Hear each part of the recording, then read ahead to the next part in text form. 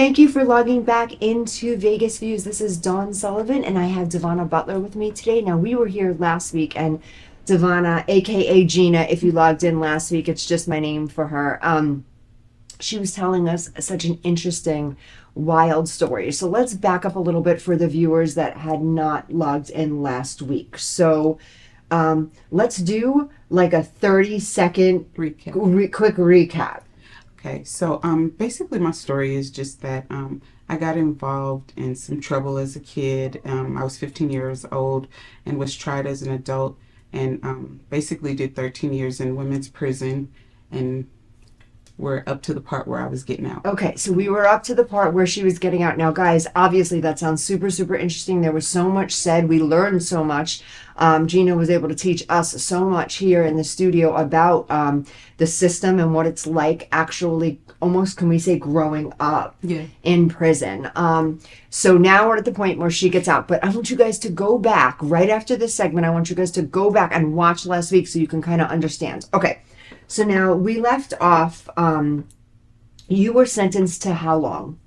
We were sentenced to 60 years. 60 years. To do 30. To do 30. Mm-hmm. And at this point, how long were you in? At this point, we were in for 13. Okay. Yeah. And how did you know that there was even a shot and an opportunity for you to get released? I actually reached out to some attorneys, and they agreed to take my case pro bono, which that means for free. So they took your case. This was out without any help. This is you just educating yourself in jail. You were in prison, educating yourself. You got yourself to understand enough that, hey, if I possibly reach out to somebody, they can help you. What was that like? It was hopeful. It gave me a lot of hope because as a kid in there who really didn't know the law, didn't know my way around it, didn't even know how to get back in front of the judge. Yeah. I was just starting from ground zero. Yeah. But I expected that. But I also didn't expect to just gain such an awesome legal team who had my back. And it was more than having my back, because you asked if I had seen like any hope. Well, there were times where they thought even we were going to get out because good behavior, went and educated ourselves and just, did everything that we could do as far as trying to correct the behaviors that we went in with. So the hope kept coming from the attorneys, and then just finding things in the case that, weren't right, weren't legal. Yeah. But there was a prosecutor who kept fighting it and kept taking it to the next level. Oh, well, this judge is going to let you out. Well, I'll just file a motion against him letting you out, saying that he's showing favoritism. So just small things. And it went on for 4 years. Yeah. So they got on our case, I want to say in 2005. Okay. We were released in 2010. Wow. Yeah. Talk to me about that. What does 2010 look like for you? And tell me about the moment where they said, like, this is it, you are getting released. What did that feel like? Okay. I always like to tell this story because it was just a normal day. But I remember just feeling mentally like, when is it going to be over? Like, just everything, everything's good as far as like my family's healthy. Like my mom is okay. She had some struggles with her health, but she was doing good. And I just started feeling like, when is it going to be like over? Like, because my lawyers kept saying, like, we just need to file this, we just need to do this, and then it's just a waiting game. So it had been a waiting game for almost 5 years. So I felt like, and also in between that last year, we moved prisons. Okay. So it was like I had moved away from my home. I had been there since I was a child, moving away from my home to serve time in a more correctional type. It just felt like a prison. Yeah. So it was weighing on me mentally, but I just had this little glimmer that, my lawyers just kept saying, because I would express to them, like, it's getting hard. Like, I'm 27 now. Like, I'm not a kid anymore. Like, I'm getting older. I'm growing up. Yeah. Like, I don't know. Like, do y'all know? Like, does anybody know? And so my counselor came to my door. It was count time. And at this point, they had moved me to the lifer dorm. So you had 25 years and up. Some people wanted to live on that dorm because people who have a long period of time to serve, they want to do it kind of chill for the most part. Like they just want to just... Is that a thing? Yes, it's a thing. But it's more like, because the rowdy ones are the ones with the short time.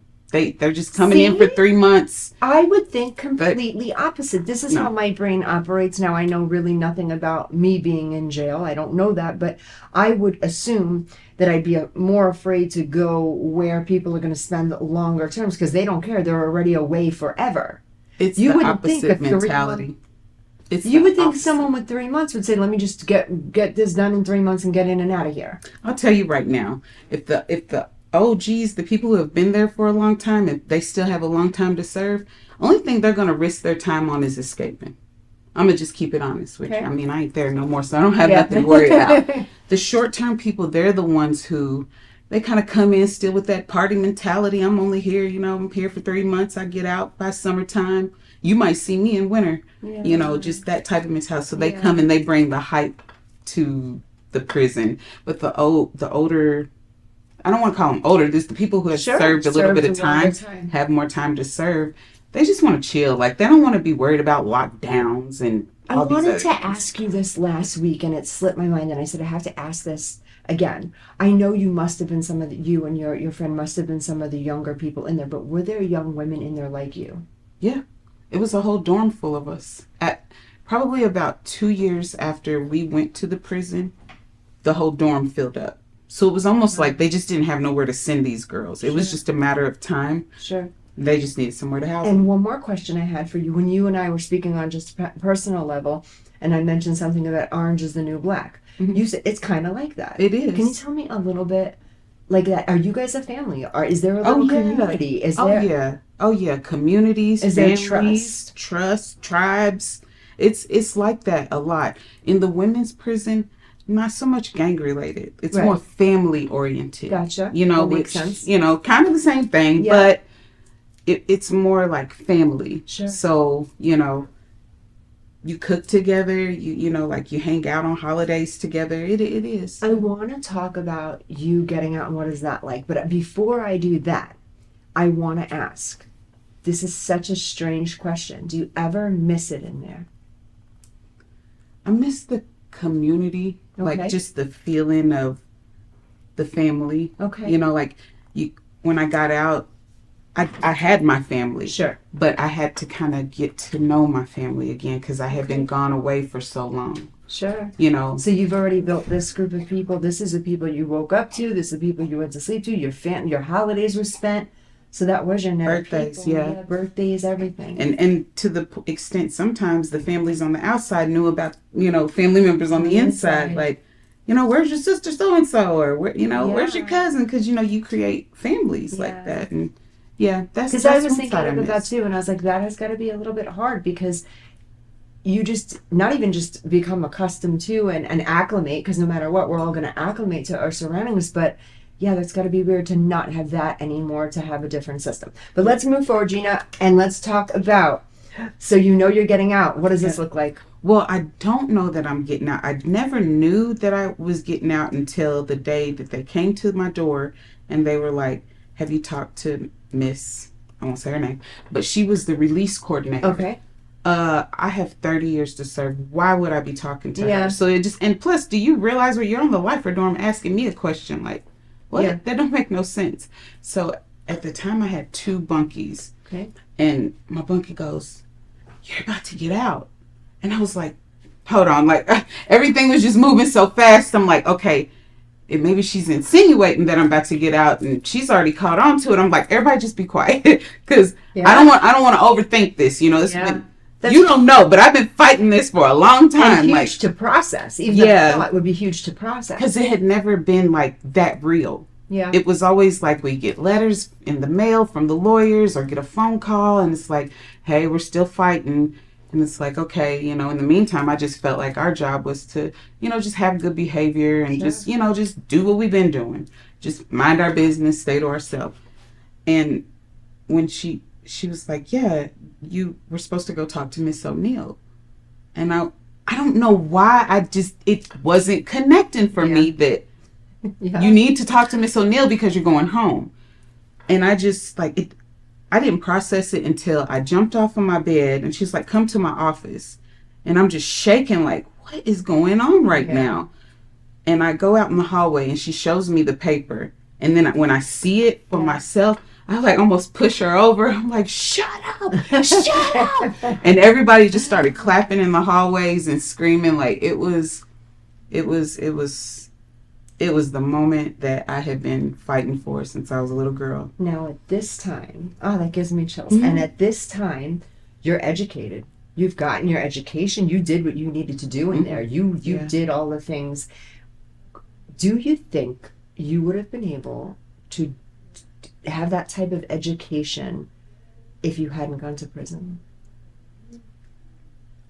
I don't think I would have taken it as seriously or focused. Like there would have been something like, and me and my family, we joke about it a lot because I was just I was such a hard head. Sure. And we all kind of think that experience for setting me down and just growing me up and molding me too. Because it wasn't just any old grow up. Like it was a glow up. Yeah, it was a glow up. That's right. It was a glow up. That's where I want to get to now with you. Okay, so you have this letter. I'm sure you're like ecstatic. You're leaving. How does that work? You pack up your stuff. Do you have stuff? Like, what does this look like? I had stuff. Well, at this point, because they had changed everything in the prison so much, we no longer had like our own clothes, but we still had like, we were able to have like a piece of jewelry if you were married, belongings. Just like very minimal though. Everything else had to come off a commissary. So like my special things that I had was a crochet blanket that I had made and some jewelry, but I left everything. Like, I don't know. The only thing I took was my letters and my pictures. I just always vowed to myself that I wouldn't take anything physical out of that place. I would leave everything. I didn't care what it was. And I did. I really like that. I only brought my pictures and letters. I really like that. That's so, I get that. I can understand. And then too, like you're leaving your family behind. Yeah. So it's almost like leaving a part of yourself with them. You know, like I'm going on to the next part. Like whatever I have, you take it. You know. So what did you walk out of jail in? What were you wearing? Tell me. I don't even remember. Okay. I think it was like, because they have a property room where for people who are getting released can go and pick them out in an outfit. I think it was like some jeans and it was some shorts and a t-shirt. Okay. I don't even know what it was, but it was so ridiculous. And you were just like, I'm out. You walked out the doors. Now, how did that work out for you? Were you able to call someone? What did that look like? That part was kind of stressful for me because during the time, I don't think my mom's car was working. Okay. And she had to get a ride up there to get me. It took her all day. Yeah. She didn't make it up there till 4 o'clock. I was released at 8 a.m. Yeah. I told her when she got up there, I said, I'm not going to try to ruin this moment right now. But I could have walked home faster than this. But they won't release you unless you have to be released into someone's custody. So you're sitting there from 8 a.m. to 4, like, Mom, hurry up. Mom, get me out of this place. You don't even know. That was the worst day of my life locked up. That was the worst. The day getting out was the worst day because I was just like, I got everybody sitting here looking at me. And every time they see me, they're like, I thought you were going home. I thought you were going home. I'm like, I thought it was too. And I'm sure a lot of time to think and reflect and to sit there and say, whoa, what is really happening? That must have been so surreal. Like, you wake up that morning not realizing you're going home. I knew I was going home. So they told us the night before. Oh. Yes. Oh. So we knew that we were going home. We just had to have our ride ready for 8 a.m. when the release coordinator gets into work. Gotcha. So my co-defendant left at 8 a.m. So back to her again. She came in with you. Mm-hmm. She went out with you. Yeah. The whole entire jail sentence, she was with you. The whole ride. Yeah. Today, do you talk to her? Yeah. Yeah. She stayed back home. She kind of moved different places to get her feet grounded. But I think home was initially where she found her place where she could grow and flourish. Sure. Where was your growth? You get out, and what did you say? What was your MO? What were you doing with your life? Did you even know? I didn't know what I was doing with my life. I just knew that I needed to stay on track. Like everything I learned in there, I need to stay on track. Because once I got home, I don't know why in my head I was expecting people to still like, I don't know, look like the teenagers that I left. I guess in my mind, I still looked like the teenager that I left them. Yeah. And so I'm like, nobody looks the same. Like, It's different. and then the sad part was like, I could tell life was lifing on all levels. And they were just making bad decisions and just like, and I won't say everybody, but 80%. And in that moment, Yeah. I knew You had to get I out knew of there. I had to get out of there. But Yeah. the first week I had to go, I was in prison in Indianapolis, Indiana. My family all lived in Kentucky. So technically there's a state line. Sure. Legally, if I was on paper, I would have to have permission to go back and forth. As crazy as it is, that's how it is. But so the first week that I was out, literally within 24 hours, I went back up to Indianapolis and I stayed with Miss Flynn for a week. She no longer worked for the prison, Sure. so it was totally fine. Yeah. And I stayed with her for a week, and she helped me get my cosmetology license because I just, I had to do things. I had to go down to the government offices and just get paperwork that I had done in prison that the government has a copy of it, but Sure. I need it so that I can actually function out here. So she helped me do all of those things that first week. The second week, I went back down home and I knew. I said, I don't know where I'm going to go, but it ain't here. And I didn't like the vibe of the reporters wanting to talk to me all the time. Like, not to mention, I was let out with $75 and one outfit. So, I mean, like, I got to get things together, and nobody's talking about And you're grown. interviewing for money. Yeah. So, like, I just would rather live a life where I can work a normal job and people not harass me on my job. So, me and my family came up with the idea of me moving out here because I had family out here and quite a bit of family. So, that was willing to help, Sure. just get me back on my feet. So you were 27 Yep. at this point. So you moved to Las Vegas when you were 27? Mm-hmm. So 27 years old, you moved to Las Vegas. What are you doing? What do you do? Nothing. Did I'm looking for a job. I just remember just looking for a job, just wherever I could go looking for a job. Did you like it here? Did you like the weather here? Did you like the people here? I remember thinking it was too bright. I remember doing this a lot, like, It is too bright. Why is It it so too bright It's out not you, it's here? bright. and then I noticed that it never rained. I'm like, okay, I like that too. I'm from the Midwest, so Yeah. rain and cloudiness is the thing. That's the vibe. Yeah. But out here, the mood is happy Huh? because of just Sunshine. the and light. sunshine. Yeah. Yeah. So I noticed that difference, and then I noticed that everybody wears workout clothes everywhere. So I was like, Hence my outfit give me today. some workout clothes. So that was the two things, and then I just knew that my uncle, he actually was the one who got me the ticket, but it was a buddy pass. If y'all don't think about buddy passes, and he just told me, he was like, he's like, I don't really see you doing you here. He's like, but take this, and if you want to come back, there's a return ticket. Yeah. Totally up to you. I never used the return ticket. 14 years later. I love that for you. I love that for you. It's so wild because me looking at you, knowing you, working with you, she's one of my actresses, one of my models as well. There's so much in you that you're such a cool, smart, awesome lady. And when you tell the story, I'm like, Gina, wow. Like,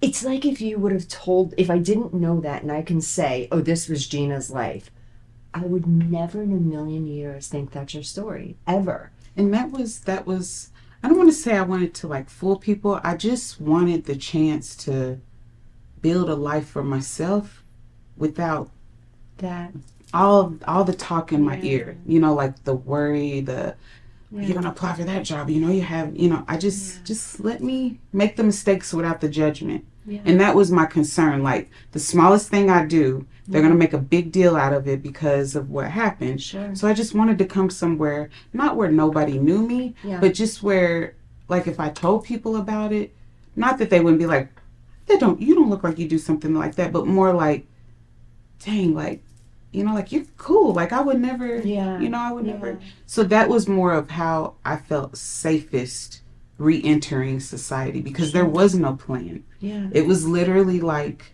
here's $50, good luck. You are such a successful woman. You have a beautiful life. I know your life person. I know your stuff. Like, you're just so beautiful and so successful. And you got everything going. You glowed up, growed up, leveled up, all up, everything up. You did. Where was a point for you where you were like, oh, I'm succeeding. I'm doing good. I'm all right. When did you say, like, all right, I did the whole jail thing. I did the education thing.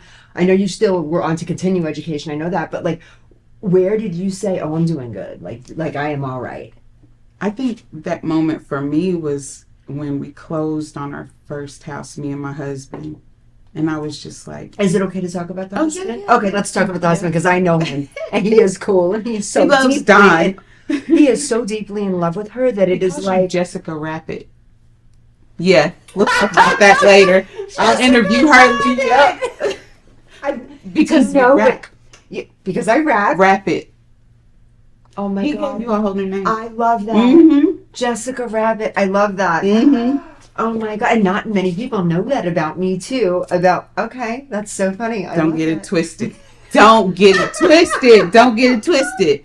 This girl was rapping with my... Okay. This girl was rapping with my husband. I was like, I don't even know these songs. Fun fact. Okay, I love this. Okay, we're sharing about me a little bit today. Fun fact about anyone doesn't really know me or know me on that personal level, because only personal people know this about me, but I know every song lyric to every single hip hop song you can think of. So if you'd like to call in, studio audience, and just hit me with 2 lyrics. Quizzer. I I bet you won't win. No, I will hit you back with any song. Her husband and I were going on and on. We were not stumping each other. He's good too. He knows everything about the hip hop game. Oh yeah, but anyway, that's so much fun. Jessica Rabbit. I love that. Oh my God, I love it. That's so exciting. So let's talk about him for a second. Where did you meet him? And he's a fantastic human being. Fantastic. Where did you meet him? So I was looking for a job, and I walked into his aunt owned a barbershop on the side of town that we live on, and it was like one of the very few Black establishments where, like, I didn't have to go and be a receptionist, where I could actually go in and be a stylist, do hair. So found her on Craigslist, and it was legit. So I went and took my resume. They lost it. He lost it. And then I went back, and I think he lost the resume again. And his aunt was just like, girl, just come on. Just bring your license and come on. I'm not fooling with them. But speed it up again. We got not locked in the barbershop, but I was new, so I didn't have a key. Sure. And he didn't want to leave me just outside in the dark without a key, not really knowing. And so he was cool enough to sit in there until my ride got there, which was my brother. What a gentleman. Yeah, such a gentleman. So we were talking, just, like talking about ourselves. And that was the first time that I had ever told anybody, like, my story. And he didn't believe me. And he went home and Googled me. And when he told me he did that, I didn't know what Google was. I was still only out for like 4 months, right? I didn't know what Google was. And I'm like, you Googled me? And he was like, you weren't lying. I Googled you. And I was like, why would somebody lie about something like that? I said, you must meet some crazy people. Yeah. So that was how we met. And he thought I was lying, which I get it, but I wasn't lying. That's another question I did have for you. Technology from the time you went in. So what year did you go in? 97. 1997 to 2010. Mm-hmm. My goodness, everything was different. Different. So when you got out, were you like even weird with the phones, with like what's going on, like what's a smartphone? Like were you... That's so funny you asked that, because I'm still weird with phones today. I hung up on you on accident. I wasn't even I was trying to answer the phone. I'm like, but anybody that knows me, like, they know that I'm still not good with phones. And my husband, he looks at my missed messages. He's like, you literally have 400 missed texts. Like, what is wrong with you? Is the technology cool for you, or is it weird? It's cool, but for me, it's like, I don't need that. I survived off pen and paper. Oh, you're my girl. You know? Gina, I just love you. I am. Don't get me wrong. So that's why when I'm in class, I have a notebook. Uh-huh. And I'm not all tech savvy. I have a am notebook. So old school like that too. Don't get me wrong. I have my iPad. You see me with all my electronics. My whole Yes. world was very electronic. Mhm. But when it comes to something important, math, money, something like that, give me Math. that pen and paper. Anything that's truly important, Give me the to notebook. give me the notebook. I'm old school like that as well because my brain won't do wrong. Like I don't trust the calculator. Yeah. I don't trust the technology. Yeah. Yeah, I'll hand you a letter than send you an email. I'd much I'll rather hand do you that, right? an email. Yes. Yes. Let me just write you back. We I need to think do we're all going to text. break. I think we have 2 minutes to our commercial break, but this story is not only so fascinating. You meet the husband, you're there, you guys get together. Did you know, like, okay, this is a good guy. This is a well-rounded, nice man. You weren't dating or anything. You were kind of just in your own lane, living your own In life. my own lane, traumatized. Okay, Yeah, I can I'm trying to imagine. learn how to drive. I'm trying to learn how to do everything. Aw. So I'm busy, but I guess outsiders don't see that because Yeah. they don't know what's really going on the Yeah. inside. But what made me fall in love with him, we weren't even talking or nothing. He was fighting for custody of his daughter. And I just was like, I've never heard a man like just going and fighting like that for a child, let alone a little girl like whose mom was fine. Like she didn't. It was just Yeah. she was trying to move out of the state, and he was like, "You're not taking my my kid." kid. And I just thought that said a lot about the person. Yeah. And so I was like, you know what, he's cool. And we became friends. But at that time, I was going back and forth. My mom still lived in Kentucky, and I was still kind of like, I'm home. I can see her whenever I want. I don't have to wait for her to come see me. I'm going home. Yeah. I'll be back. So it was a lot of that in the beginning. So we were just friends. But I think that January, I decided to kind of lock in here a little more. Sure. And that's when me and him started going out, hanging out. And I'm like, is this what dating is? Are we dating right now? I don't know how to do this. I do this. Am I doing this right? It's like, yeah, just follow me. So If we were to, I know I have some such tricky questions for you, but if we were to rewind back to when you were a teen, in jail, just surviving, living, not even growing, but not even know what's up and going on, and someone fast forwarded and said, this is your life at this age, with this beautiful husband, this beautiful life, this successful world you live in, the things you do, you're in the arts, I mean, there's nothing you don't do. Would you believe you? the only thing I believed at that point was my vision board. Like that was what I had put on my vision board, but not in such detail. Just me So being these out things you kind of knew. with the car, a little black car too. That's And so you had funny. your- My little black car. So I just the small things. It wasn't Wow. like anything. I never thought I would be married. I never thought I would have children, especially once I was still in there at like 25. Yeah. I don't know why in my head I was just like, yeah, well, you know, you'll just be a great aunt. Yeah. You'll be an awesome auntie. And so I took my role very seriously. Yeah. And then at 29, I got pregnant with my first baby. Yep. Never seen none of that coming. So for you, could you say this is like a perfect life? You must be so Yes. grateful for what you've done, for the amount of just energy that you put into being who you are. Yeah, I love that. it is. Because when you look at you, you know you put work in. Yeah. You look at you, and not only are you physically beautiful, but you know there's work put in there too. And I find that those are the best kind of people. We can all be lazy in this world and do whatever life hands us and live like that, but no, there's more. And you got to try to be the best version of yourself. And for you, I could tell there's just work, constant. Let me ask you, when you first started working, because these things are just popping into my head, when you first started working, were you a great employee? I feel like, I don't know. I don't think I was a good employee. I don't think I'm a good employee. Only because, one, I'm a Virgo. And, and two, said. like, just kind of being in the hair industry, like, you always kind of work for yourself. So every time I tried to work, like, in a hair situation, it's always been hair but it was either corporate hair or self-employed hair. Yeah. But the corporate hair was just kind of difficult for me because I couldn't just create. I had to worry about all these other little facets, Yeah. but it wasn't necessarily teaching me how to be a better stylist. It was just teaching me how to be better corporately for another person's business. Makes sense. So for that, I wasn't a good employee because I'm like, honestly, now I'm just here for the salary. Yeah. You know what I mean? ask that question because I do employ people in my business as long as there's nothing against children. That or was a trick sexual question. crimes. What, Maria? No. What? No. You're fired. No, I do. And I do have someone on staff currently and someone a couple of years ago that worked with me. And I will tell you, people in prison, from my experience, make the best employees. Oh, yeah. In that, They make yes. the Oh, no. In absolute that aspect, best employees yes. on time. Yeah. Like, I'm always like, you're here before everybody else. Everything is done. It's like We this. don't want no write-ups. It's like amazing. And I say, like, and I joke with this person and say, God, jail has done you so good, because they're not like regular people that have never been to jail. Like, they're late, they're this, my stomach hurts, never calls off sick. It's almost amazing. And I think maybe because prison is so structured that you have to learn that way. We've got to be back in 2 seconds before my commercial break happens, because my producer is like, Dawn, stop talking. We'll be right back after these messages. Traditional TV is going away.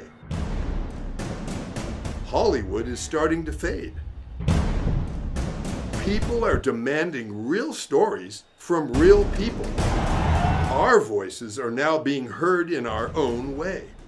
Podcasts, Facebook, Twitter, YouTube, and TikTok Live are becoming the norm. Internet TV has now reached the highest demand in human history. Social media shows is now the new media of the century.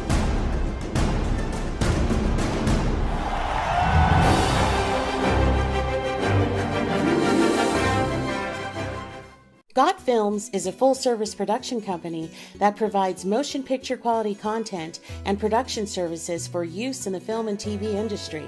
Looking for a seasoned crew, high-quality equipment, or other production services for your film, TV, commercial, corporate convention, sports, news, or interview project? Your search stops here. Some of our projects include NASCAR, American Restoration, Pawn Stars, Counting Cars, Top Chef, BattleBots, Forge and Fire, and Street Outlaws. We have also produced over 60 feature films and documentaries. We're ready for all your needs. Whatever your project, whatever your budget, big or small, Got Films got you. GotFilms.com. Welcome back, Vegas Views. I have my guest here today. We were just in an amazing conversation about a wonderful story. Actually, can I say that at this point, because of what your life is like now? You have a wonderful story. Yeah, it is. Question of all questions. I'm sure people have asked you this. Would you take it back? And I always say the same thing. No. I hate that it happened the way that it happened, but the way that life turned out in the end, I do understand why things happen. You know, just, you don't see in hindsight, like, the decision you're making and how it's gonna affect your life, because my life was kind of supposed to end there. Mm-hmm. But I just never saw it ending there. I never saw me being there until I was older, or I just knew that something wasn't right and I will get a second chance. I didn't know how it was going to come. I just knew that it wasn't going to be easy. When you were in, did you have faith in God? Did you believe in God? Did you? Okay. Yeah, I did. I had very strong faith, but I started reading the book called The Secret. And that's what really helped me hone into my faith and hone into my relationship with God, because I'm like, what am I not getting right here? Like, is my faith not the size of a mustard seed? Is it the size of a grain of salt? What do I need to do? Like, and that's a whole nother process in there. Sure. Like, your family thinks you're going crazy because, you know, you start talking religious and just different things. There's so many different levels. Yes. Is that a thing? Because I do, in my church currently, I go and represent Central Christian. I go to the Henderson campus, but we have a number of different campuses. There's one right here by my house in Summerlin, but I go to the Henderson one. I just love it out there. And we have there God Behind Bars. So they do God Behind Bars. Every week they pop on, and we are part of the God Behind Bars. And And that's kind of like a thing, huh? Yeah. People will call back home from prison and then they're like, oh, they're just in jail, so they're thinking all this stuff. But really, it's God touching them. Yeah. It is God touching them. He's everywhere. You know this. And yeah, so when we work with God behind bars, I find that as well. So, but it's a thing for you, right? People think you're losing it. Oh yeah. Yeah. Oh yeah. Yeah. On the other side. But shout out to all the volunteers, first of all. I just wanted to say that because without you guys, a lot of times, like, we don't have family in there. Yeah. And sometimes we do have family, but they just, like, they can't make it to see us, or Yeah. just things go on. And the volunteers really stepped in and just helped make doing time just a little easier. And I know that prison is not where they want it to be looked upon as like they're having too much fun or anything like that. But we will be back into society one day. Yeah. So you can't expect to treat the prisoners like animals, Mm-hmm. and then when you open the door, expect them to act like humans. Absolutely. So that's something that I just wanted to put it out there, like if you're a guard or something and you work in an institution, like, just don't leave your heart at home. Like, I know that you have a job to do, Yeah. but don't leave your heart at home, because sometimes the conversations that you have with those inmates is the very reason why they didn't take their life that night. Wow. And I'm being very That serious. is so profound, so impactful. So this is really good because not only are you teaching people right now, you're putting a word out. Do most guards? I don't want to say do most. I don't like using that. All heroes don't wear capes. Some of them wear. some Oh of them wear yes, don't uniforms. wear capes. Yeah. I love that some wear uniforms. Yeah. When you were away, would you say most guards were okay or not necessarily? You have your levels. You have your, I'm here for the check and the check only. I don't care about what you're going through. Yeah. You have the ones who do care, and then you got the ones who care too much. And then you have your power Your people. fraternizers. Then you have your power people. Yeah, the power people power are up here struggles who are is the there. worst, It's yeah. more about the money and the rules and Mhm. enforcing it, and what they look like to their captain or lieutenant. And then you Sure. have the people who, like, it's a job, but they do understand that they're working with humans. And they care. It's like a zoo. Mm. It And they is. care. It's like, yeah, it's like, we got these animals in here, but It happens. somebody's got to take care of them. It happens a lot where people do get romantically involved, guards to inmates. That is a huge All the thing. time. Yes. Huge thing. We're humans. How illegal is that? So illegal. It is. So, and it's illegal because technically the inmate can't give permission. Like, I can't consent to this relationship we have, even though I'm consenting. I'm consenting all day. I'm in love with you. consenting, but I'm not allowed to Legally, have the right. I don't even have the right to tell you yes. So that's where where the it becomes law, illegal. Yes, that's where it becomes illegal, because you're a property of the state. Or in my Wow. yeah, you're the guard. I'm the inmate. I'm property of the state, and you're taking advantage of property of the state. So that's why it's always such a big deal made out of it. Yeah. And then in our prison in particular, where the youthful offenders were housed, Yeah. it was still going on. And they're minors. So that's like a double whammy right there. Double That's whammy. like a double whammy because they're minors and then they can't even consent to their own, which I understand completely. Which also a minor child, even in that mind frame, they're still not developed enough to even know what they're doing anyway. So that's just Yeah. Yeah. And that's just something, and it happened all the time, every day. Yeah, I may get some heat for this because I get heat for everything, but that's okay. And I have a couple answers to answer questions that have been asked to me on Instagram that I will answer later today. But I might get heat for this. But what do you think about Kim Kardashian and the work that she does? Are you aware of the work she does in the jail system? I am. I actually love what she's doing. If it frees an innocent person or a wrongful conviction, I'm 100% with that, because I was guilty in committing a crime. Yeah. And I had to do the time for that. Yeah. But I knew people who did not do the crime, and they were serving time, and they were just like, it's so hard to come to grips with that as a human. Yeah. And then, you're looking at your friend and you're hoping for their freedom almost more than your own. Yeah.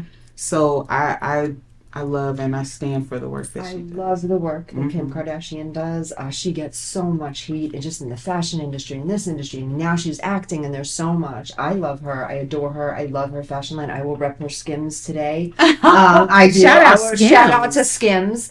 Skims. Yes, but I most of all, beyond all that, the fashion, the celebrity, and the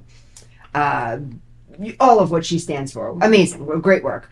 But the biggest thing is she truly cares about humans. And if you really dive deep into the things that she's doing, she is doing more than we know in this country. She is getting people out of jail left and right who should not be in the prison system. Yeah. There are some cases that I've read into, just horrific, sad stories where people are sitting there and they're in there because they just have a public defender who's just like, that's it, that's your story. I'm going to Yeah. point at you and say, that's your story. And then it takes someone like a celebrity to come in and happens say, that's not your so story. easily. And Yeah. the main attorney who took our case, she Yeah. did the same thing in Chicago. Yeah. So the attorneys that took our case were from Northwestern University Yeah. in Chicago. And years prior, she had just gotten a bunch of people for the death penalty off. She Yeah. had got, her name's Juliet Yockel, and y'all can look her up. But just like the work that she did, and when she came, I was like, it was hard for me to like fathom, because I'm like, but I did what they said that I did. Like, I don't know how Yeah. you get me out of that. Like, Yeah. how do you do that? And they were like, but you were a child. Yeah. That's all I can think. When I hear your story, I feel for you because I look at you and I say, oh, this is a beautiful grown woman. But I think of the child version of you and I think, oh, poor baby, if I had her, that I could have hugged her and said, hey, this is a different life. We don't want to make these, let's not hang out with these friends. And there's so many coulda, woulda, shouldas. And obviously it happened the way it happened and it built you. So that's amazing. But when you think of the child part of it, it's like, I just want to hug you and say, okay, we don't need to hang out with these guys right now and do these things and get Yeah. ourselves wrapped up into this and that. And it happens all over our country. The problem here is, how do we, with our country in America, how do we prevent that? How do we take some of these young girls and young boys and say, let's not hang out with this and this type of kid? But that's all you're surrounded with. You're surrounded with people that are growing up in a situation where that's what they're left. Those are the devices. Let's hang out, do this, get bored, and not make good decisions. So the mom in me, I mom that way. Yeah. I mom the kid in Do me. you mom the kid in you? Ah, And I love that. that's the parent that I am. Yeah. And I do get, I get in trouble a little bit sometimes from my husband. He's like, you need to tighten up. And his tighten up is just be a little more strict. Yeah. But I do have my strict ways. Like, Yeah. my kids don't leave my sight for the most part. Yeah. And that's just my thing. You know Yeah. what I mean? Like, How old are your babies? I have 12, 8, and 6. 12, And 23. I have 23, 12, 8, and 6. They shouldn't be leaving your sight, my opinion. Yeah. This world is so wild right now. Everything going on in America and just anywhere. Let's not even say America, anywhere. They're young, impressionable. This world is crazy. Are you a little insane with them? I am. Yeah. Because, like, they're still kids. I don't know. I never They're still talked about kids. this, but I kind of knew you were probably I a little am. insane. And I just, like, Do they I know just your want them story? to so my 12-year-old, she's starting to, like, she'll hear me talk. Because I'm not ashamed of it. Sure. But I guess I didn't realize that I'm like Beyonce in their eyes or something. Because when I told them, they were like, what? Wait, what? I was like, nothing. Never mind. We'll talk about it later. We'll talk about it at Yeah. a later date. Because I noticed how they responded Yeah. so genuinely, and they Yeah. were just like grossed out. Like, Yeah. they was like, who's this, security? You're our mom. What'd you do? Where were you, mom?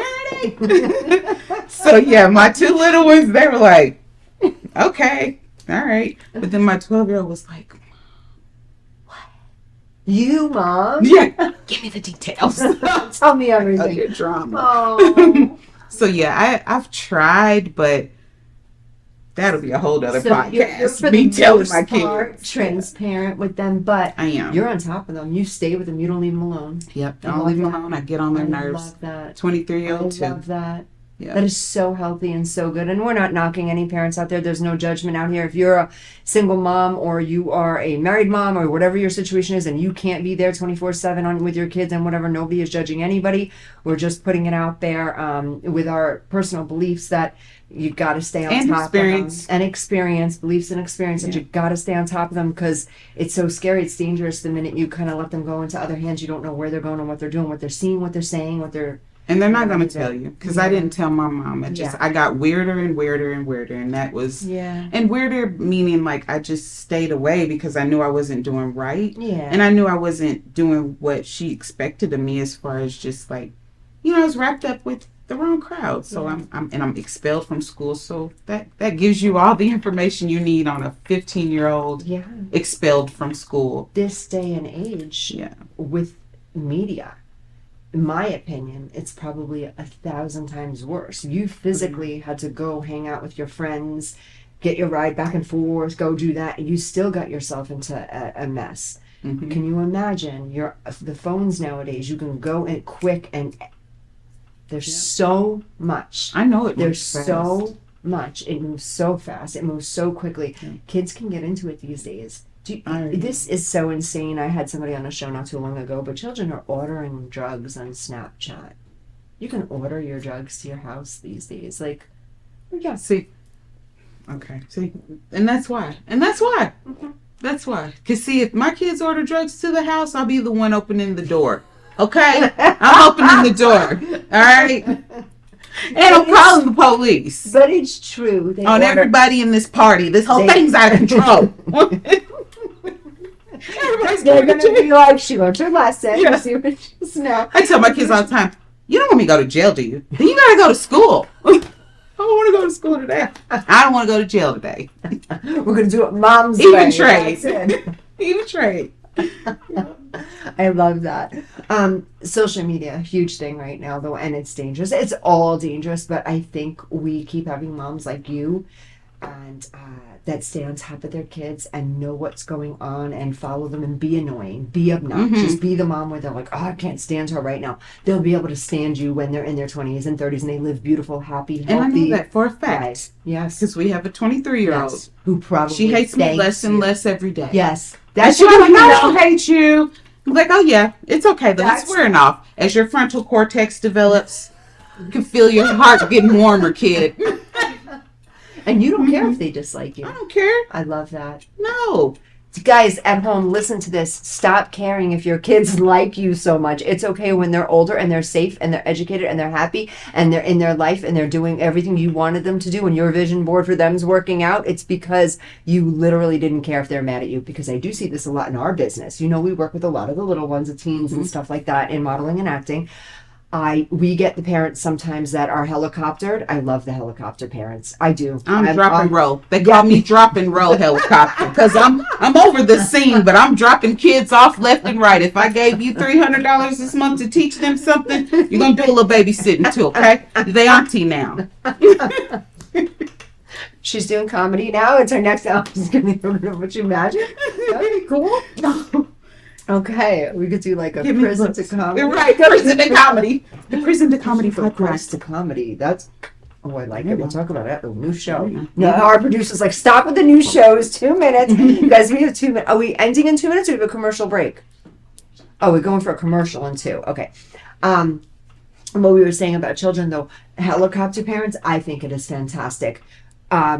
If you can't, and that's what your life is, and you can't, that's one thing, but stay on top of these babies. They're just babies until their brain is right. And For real. I see it in our business where the moms are like, oh no, but I don't want her to be upset at me. I want her to be able to tell me everything. I don't want her to be scared to talk to me. They'll tell you everything eventually. They'll tell you everything eventually, but they need a little fear. They need Yeah. a little bit of like, oh, I want a consequence. Because with no consequence, what's going to happen? Yep. You know, that's Sheltered little brats. sheltered little brats. Yep. I won't say any names, but I had a little girl this week who hit her mom in front of me. I stopped completely what I was doing, and I just said, yeah, this isn't going to work out. And the mom's like, oh, she gets like that sometimes. Not on, not in my studio. Not on my watch. On my watch, not on my TV, not on my business. No, you can go elsewhere to hit your mama. No. So that's like, there's got to be a respect. There's got to be, for the most part, we got a lot of good moms out there. We do. But, life is hard. It's not easy. And we'll get into this after our commercial break. And I know you can understand this, but we get the unhealed moms with the unhealed kids. And then we're hurting for certain. We're definitely not in a good spot. So that's where it kind of... So for me, it was the unhealed grandma for my kids. Yeah. And I was the mediator. Yeah. Because I had to be like, you can't talk to them like that. Oh, wow. You can't. So now. Hold on now. Really? Oh, yeah. Oh, yes. Wow. Yeah, I had to set boundaries coming in. So when we ask you, we hear a lot about breaking generational curses. That's you. Oh, You yeah. cut the lines. I love that. Oh, when we get back after this commercial break, can we get into that a little bit of cutting those cords and cutting those lines? Because I know that firsthand. That's amazing. We'll be right back. Vegas Views. Hi, I'm Deacon T with Modern Word Ministries. It's great to be with you today. Just a short little promo for our show. Every Sunday morning we have service, and you can follow us at 10 a.m. Pacific Time on modernwordministries.org. And if you missed us or you want to see some of our older messages, go ahead and check us out on socialmediashows.com every single morning at 9 a.m. It's a great way to kick off your day, get a little bit of the word in you, get something uplifting, get you started off on your way. If you're looking for prayer or you need some help, reach out to us. If you go to our website, again, that's modernwordministries.org, you can interact with me via telephone, via DM, text message, whatever you want. I'll get right back to you. So if you need prayer, you need help, you just need somebody to talk to, Modern Word Ministries is here for you. We are your church in the community. So until you see you next time, be blessed, everybody. Bye-bye. And welcome to the next exciting episode of Arena Wars. Fresh batch of institutionalized gladiators fighting for their freedom. Ready, here we go. You guys heard Perez? Yes, smell that. Get back! Those on the line. The parole board has offered you a ticket out. Win Arena Wars, win your freedom. 7 arenas with 7 of the most vicious killers the world has seen in the last decade. You make it out alive, you get to go home. Luke Bender. You're an innocent man. Innocent man can mean big ratings. I'll be watching. I think it's time to audition Mr. Bender. No! What was your last physical? Cell block shower this morning. Oh yeah. You ready for this?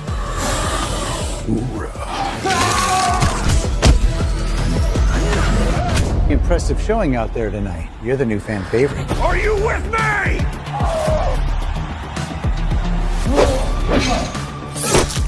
Cutie pie back for the kill.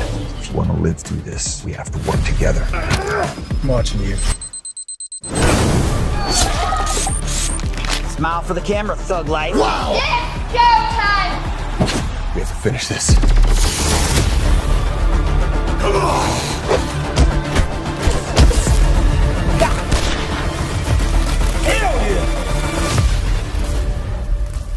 Doesn't sound much like rehabilitation, does it?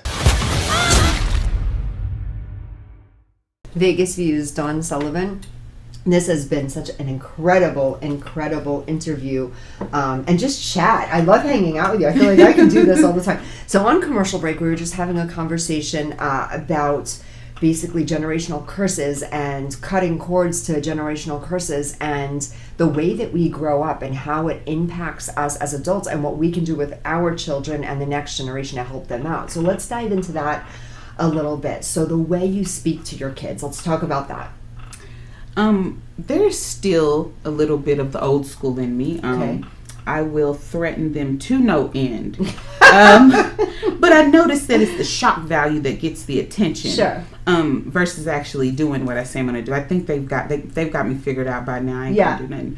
But it was just the way that people talk to my children. Sure. You're either going to speak life into them or you're going to speak something else into them, and I ain't with all that. Sure. So and just laying boundaries out. Like I mean, like, I'm not perfect. I'm a mom. Yeah. But I have to remember that. Yeah. Because even as a mom, when I'm correcting them, Yeah. sometimes I'm like, was I too hard? Yeah. Because I can get rough. Yeah. As far as like just knowing that they have to have structure. Yeah. Like, I understand the difference. I understand, and that's why I say I wouldn't change me going through that, because I needed that structure, and I just don't know in between those 13 years where that was going to come from.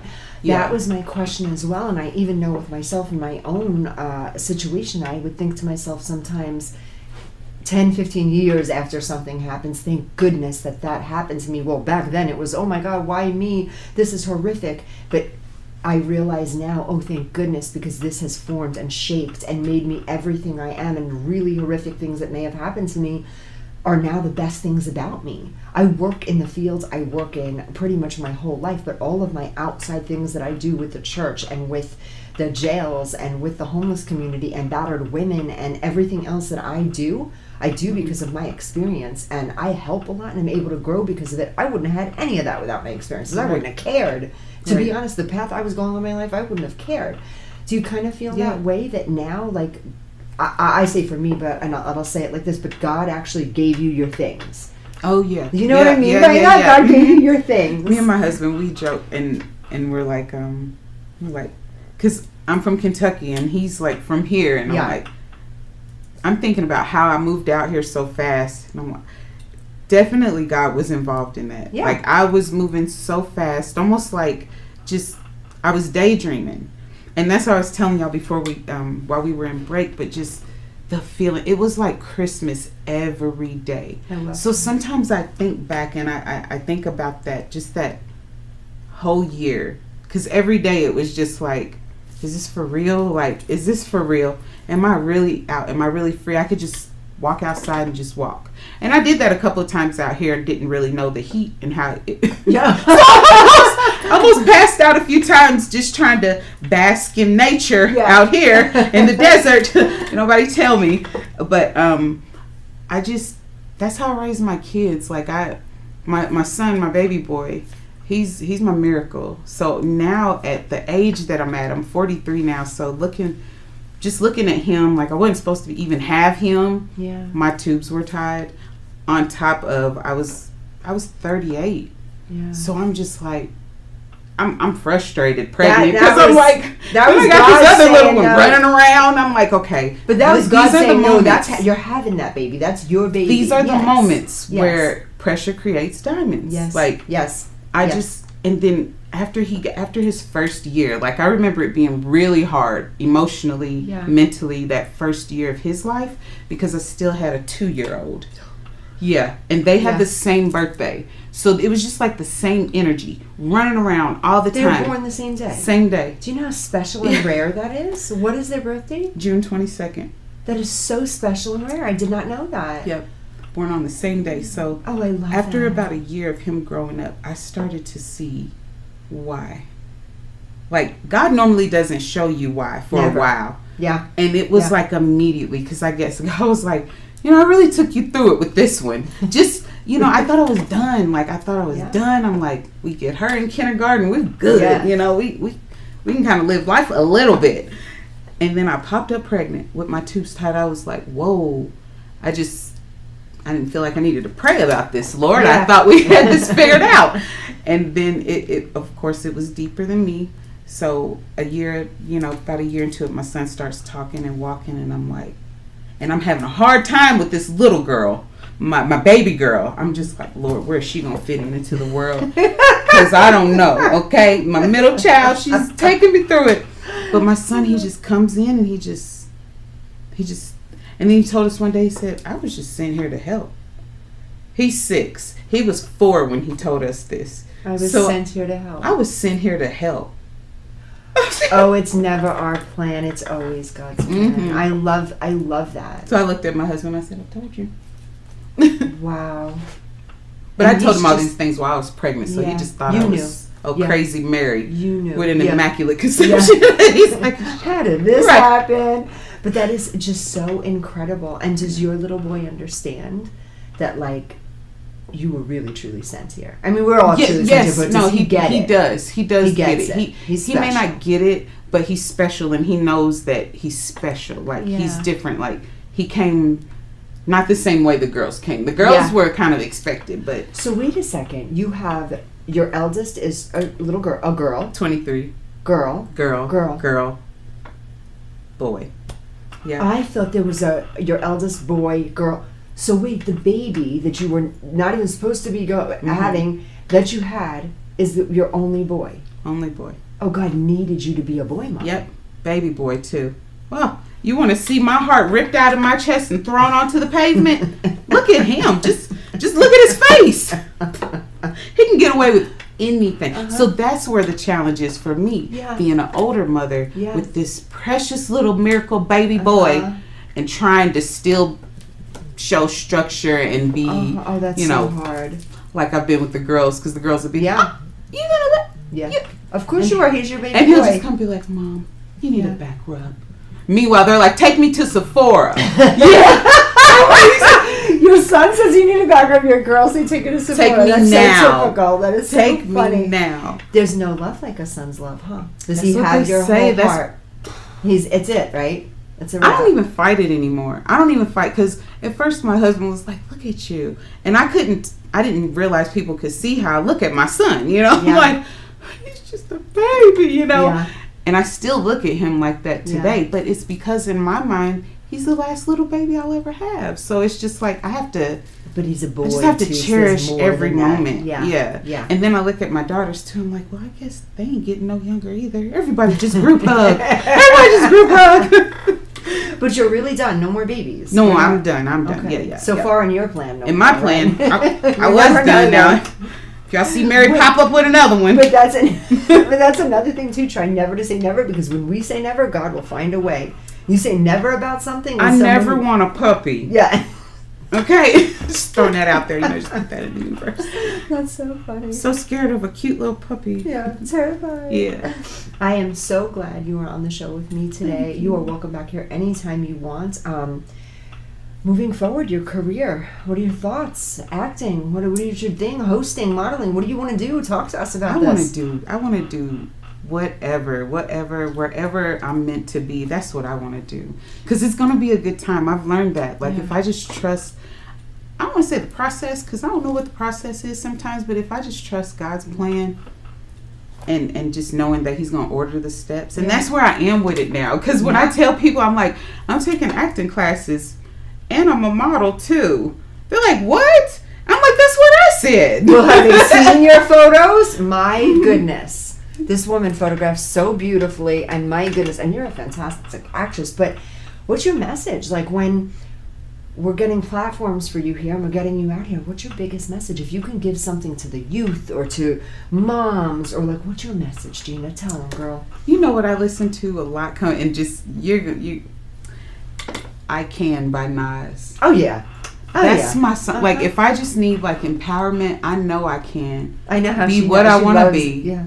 Like, if I work hard at it. Don't get me started. Don't get me started. But that's like how, like, if somebody can, even sitting in that jail cell, because I watched the AMAs, the VMAs in prison. Like, I dreamed of, I've never even been to prom. So there's an adult prom going on out here. And I'm going to go just to wear a prom dress for the first time ever in my life. I'm going to an adult's prom. I am.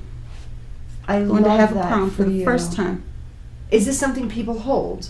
Like, it's a it's a party. It's a party. That is a guy so named Twix epic. does it. It's out here in Vegas. I don't know the exact date, but if you look it up, it's Twix, TWIXX. And how do I know Twix? Maria, how do we know? We know Twix. Because he's running for Maria and I know Twix. He runs for he's I want to say he's a barber too. That's how we know him. My husband and him are Twix. so cool. I think this is familiar. I know Twix. I don't know how I know Twix, but I do.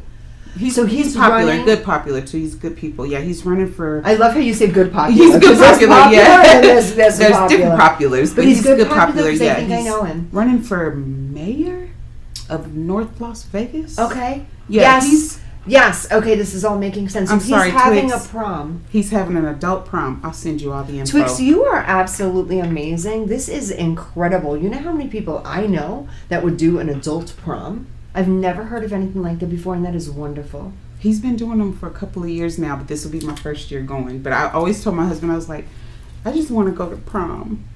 because I never got I to love go, that. you know. Yeah. And the fact that he's doing an adult one, it's like Yeah. I can't be a creep going to the high school proms. Now I do want to experience prom, but I don't want to experience it. She's not doing creepy. creepy. No, and I'm not doing creepy. Should be at the middle yes, school. right? Oh, yeah. Homecoming.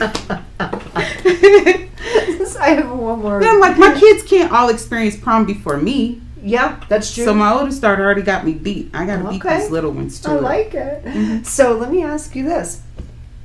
Your inner child. You grew up in prison. Today with her, are you living this through your kids, or you treat yourself like a kid sometimes? My inner child shows its face through my baby girl. Okay? And everybody that sees her, they're like, that's little you. She acts exactly like you. She's stubborn exactly like you. She has your same face. Like, so I look at I'm raising my inner child. You're mothering her. Yep. You're loving her. You're giving Yep. her everything, whether you had it or not. You're giving her the right way. You're giving her, yeah. Because I can see where a person could get frustrated, where a parent could get frustrated with that energy. Absolutely. Because I get frustrated, Yeah. but at the same time, I always check myself. Like, that's me. She's a little different from the rest of my kids because God always just kind of redirects. He's like, that's you. That's So with your children, she's your gift to you from you. So I love how you view this. So with your kids, you already know where God was going with each of your children. I love that. That is absolutely amazing. Guys, we have 2 minutes before we have to end the show. But real quick, if you have any other questions, or you even want to Google, is it okay if they Google your story? You It's can Devonna Google- McDonald. Devonna McDonald is how you're going to Google. So Devonna McDonald, Google the story. You can see what happened. Here she is today in the flesh. Stunningly beautiful inside and out with a gorgeous family. I love your husband. Amazing husband. My little rat buddy right there.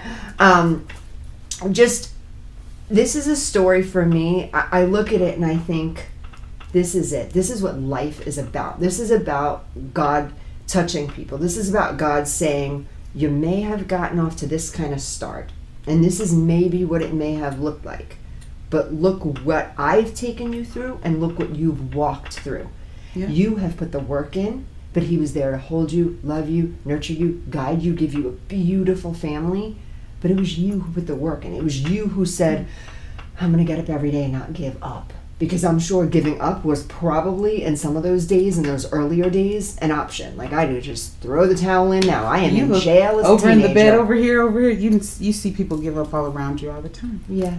It's the easiest option. Yeah. It's the easiest option. The message from me to you guys today, too, and my own personal experience is, don't give up. If it feels like, well, this job went through, or I have a drug addiction, or I'm in jail, or wherever you are, whatever you're doing, the boy broke up with you, the girl broke up with you, you don't have good parents, someone's abusing you, whatever your situation is, if you're in a bad marriage, if your kids are giving you a hard time, if you have no money, whatever your situation is, don't give up. God is right there with you.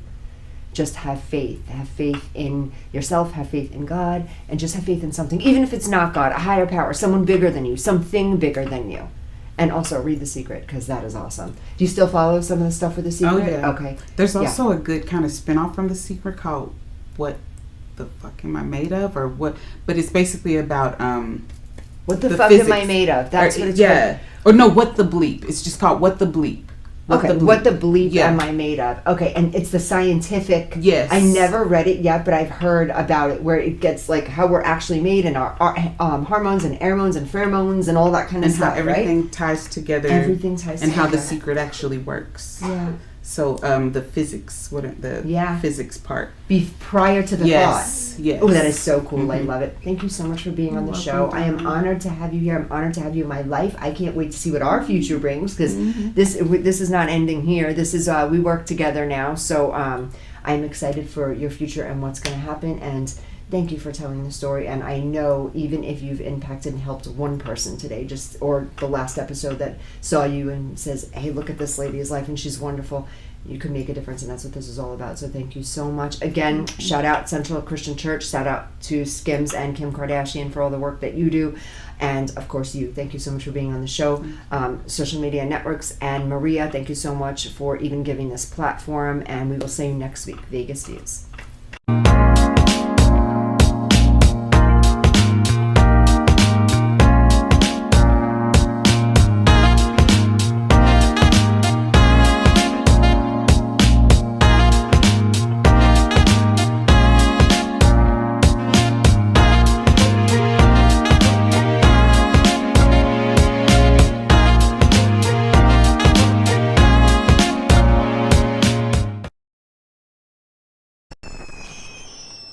Traditional TV is going away. Hollywood is starting to fade. People are demanding real stories from real people. Our voices are now being heard in our own way. Podcasts, Facebook, Twitter, YouTube, and TikTok Live are becoming the norm. Internet TV has now reached the highest demand in human history. Social media shows is now the new media of the century.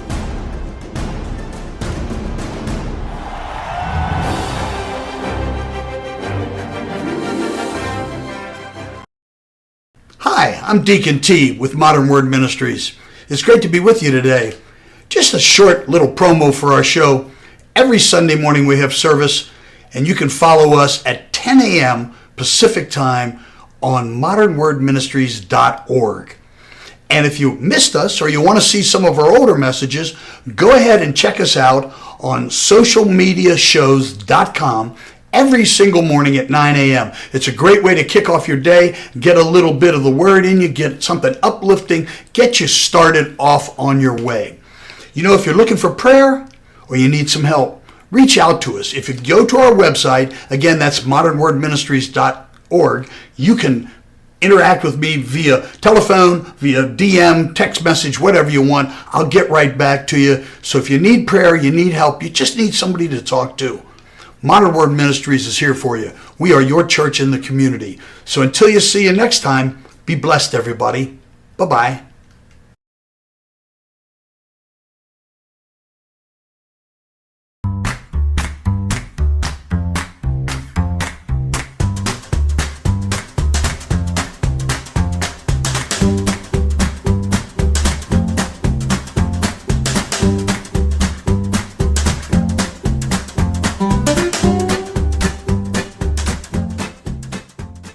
Welcome to Honeybees.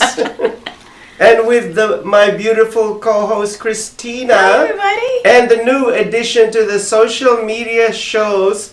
And she is from the show Arise and Shine. I said Arise and Shine. Arise and Shine. Why are we looking for the living among the dead? Anyhow, Donna. I love it. Welcome, Donna. Yes, welcome. Thank you. So happy to be with you. Oh my goodness. And today That's we awesome. have a beautiful topic for today. Yeah. And what is our topic for today? Oh, well, our topic is women who don't need men in the industry. Mm-hmm. Those women who got their start without needing the help of a man. Yes. Okay, no dig on the men, okay? We're just saying dig. that we have what it takes without the pressures of the industry causing us to lean on men for our success. Okay, Yes. so No digging not on the necessary. man because no, we're not digging on you digging guys. on you, digging on me, digging on All right, TLC. Baby, I baby. need a tender love and care. Okay, baby, baby. Hey, I love Gotta it. be Oh my love God. or something like that. Something like that. Okay, that take me way back. I'm listening to that. I'm constantly listening to That's my that. song. And then they did Way Back, of course, after the loss of Lisa Left-Eye Lopez. I love that song. But Way Back, Tian and T-Boz and Chili, they did a new song called Way Back, and I love them too. Miss Chili. Yeah, Miss Chili. Yeah. Mm-hmm. Yes, they're doing good. Okay, and so now we're going to start the show. Yeah, let's start the with show. you. Okay, well, off camera prior to beginning the show today, we had a brief conversation, and it was very interesting, and I thought it was really great. I wish the cameras were rolling because we were talking about the industry and women in the industry and how they're perceived and how they're represented, and also how they represent themselves as being idols in the industry for those up and coming. And so Donna and I had a very interesting conversation, as well as my co-host JC too. We really believe in being respectful. You know, when you come in an industry, we know that there's a lot of pressure, and there's, especially for women, and they always said it's hard for women, women, but I'm telling you about the women that we're going to discuss today as basically, women who are trailblazers, and they actually paved the way for the women that are successful, truly successful today, that did not need a man to actually build their success, pave the way for them, help them get their start, whatever, by any means necessary, whether it was money or their fame that helped boost them up and introducing them to other industry leaders to get them, into different roles that they played in the movies or what have you. And I'm going to talk about two divas, and this is perfect timing. The reason why I'm bringing this out is because the two divas I'm going to talk about today, which I'm going to talk about one is Angela Bassett. Ooh, we love Angela. Now, I'm starting with Angela Bassett because the other one, and this is... Oh, I love it. I'm talking about two divas, true divas. Okay, not the divas that we know, that phrase diva where you think you're all that. The derogatory term diva. Not the derogatory term, exactly. Yes. We're talking about true trailblazing, fire-breathing women of excellence, okay? Amen to that. Okay. The women who knew that they had what it took without having to take off their clothes, without having to use profanity, without having to shake a tail feather, and you know what I'm talking about, okay? By shaking a tail feather, you know what I'm talking about. And if you don't know, go ahead and Google that. You're gonna learn today. You're gonna learn today, okay? You're gonna get schooled. You're about to get schooled. So, I'm serious. Like, talking about Angela Bassett, Angela Bassett she's been in the film industry for decades, and she's won many, many awards and fame, and accolades for just being that trailblazer, like I mentioned, and being that diva, and being respectful of herself. In the industry, and it proves that you do not have to stoop to so many different levels as an entertainer, as a singer, as an actress, or whatever you chose to be, just to make it in this world, okay? But she had this gift since she was a child in school, and she actually went through drama classes and since she was 16 years old, and she came out of a very rough and tumultuous family life, when her mother and her father separated, and so it was like, we all want to make excuses for, why our success didn't take off or what have you. But, in the background, when you're at home and you're not, honing into your craft, you're not, mastering your craft, you can do it on your own. And there's no excuses, really, because if you have that natural innate gift, like she did, she had a natural born gift. And she's been on Broadway. She's done a lot of movies. Angela Bassett. You can Google her, so I don't even need to name the movies. But of course, What's Love Got to Do with It was highly acclaimed. And so I respected her because she actually was so classy, as we mentioned, classy, graceful, respectful, dignified, and that's what I mean by diva. She was just one of those women that you can look up to. And in the Bible, I'm a PK. God says, "Have no idols before me." I understand, but when you're talking about, I'm referring to idol. I'm talking about just someone that you can look up to and say, "Okay, I like her style. I like how she respects herself, and she doesn't need to take off her clothes." And I want to be an actress one day. I want to do this. And she didn't need the help of a man to get her there. She went to school. She got her bachelor's degree. She got her master's degree. And she worked hard to get to where she is today and to get all of those awards. And so, again, she did not need a man. And speaking about Angela Bassett, I loved her in the series American Horror Story. Right. She was just, well, first of all the actors and actresses that are in American Horror Story really bring their A game. Right. They sure did. And Angela, whenever she has a scene in American Horror Story, and I'm saying this in a good way, she just chews the scenery.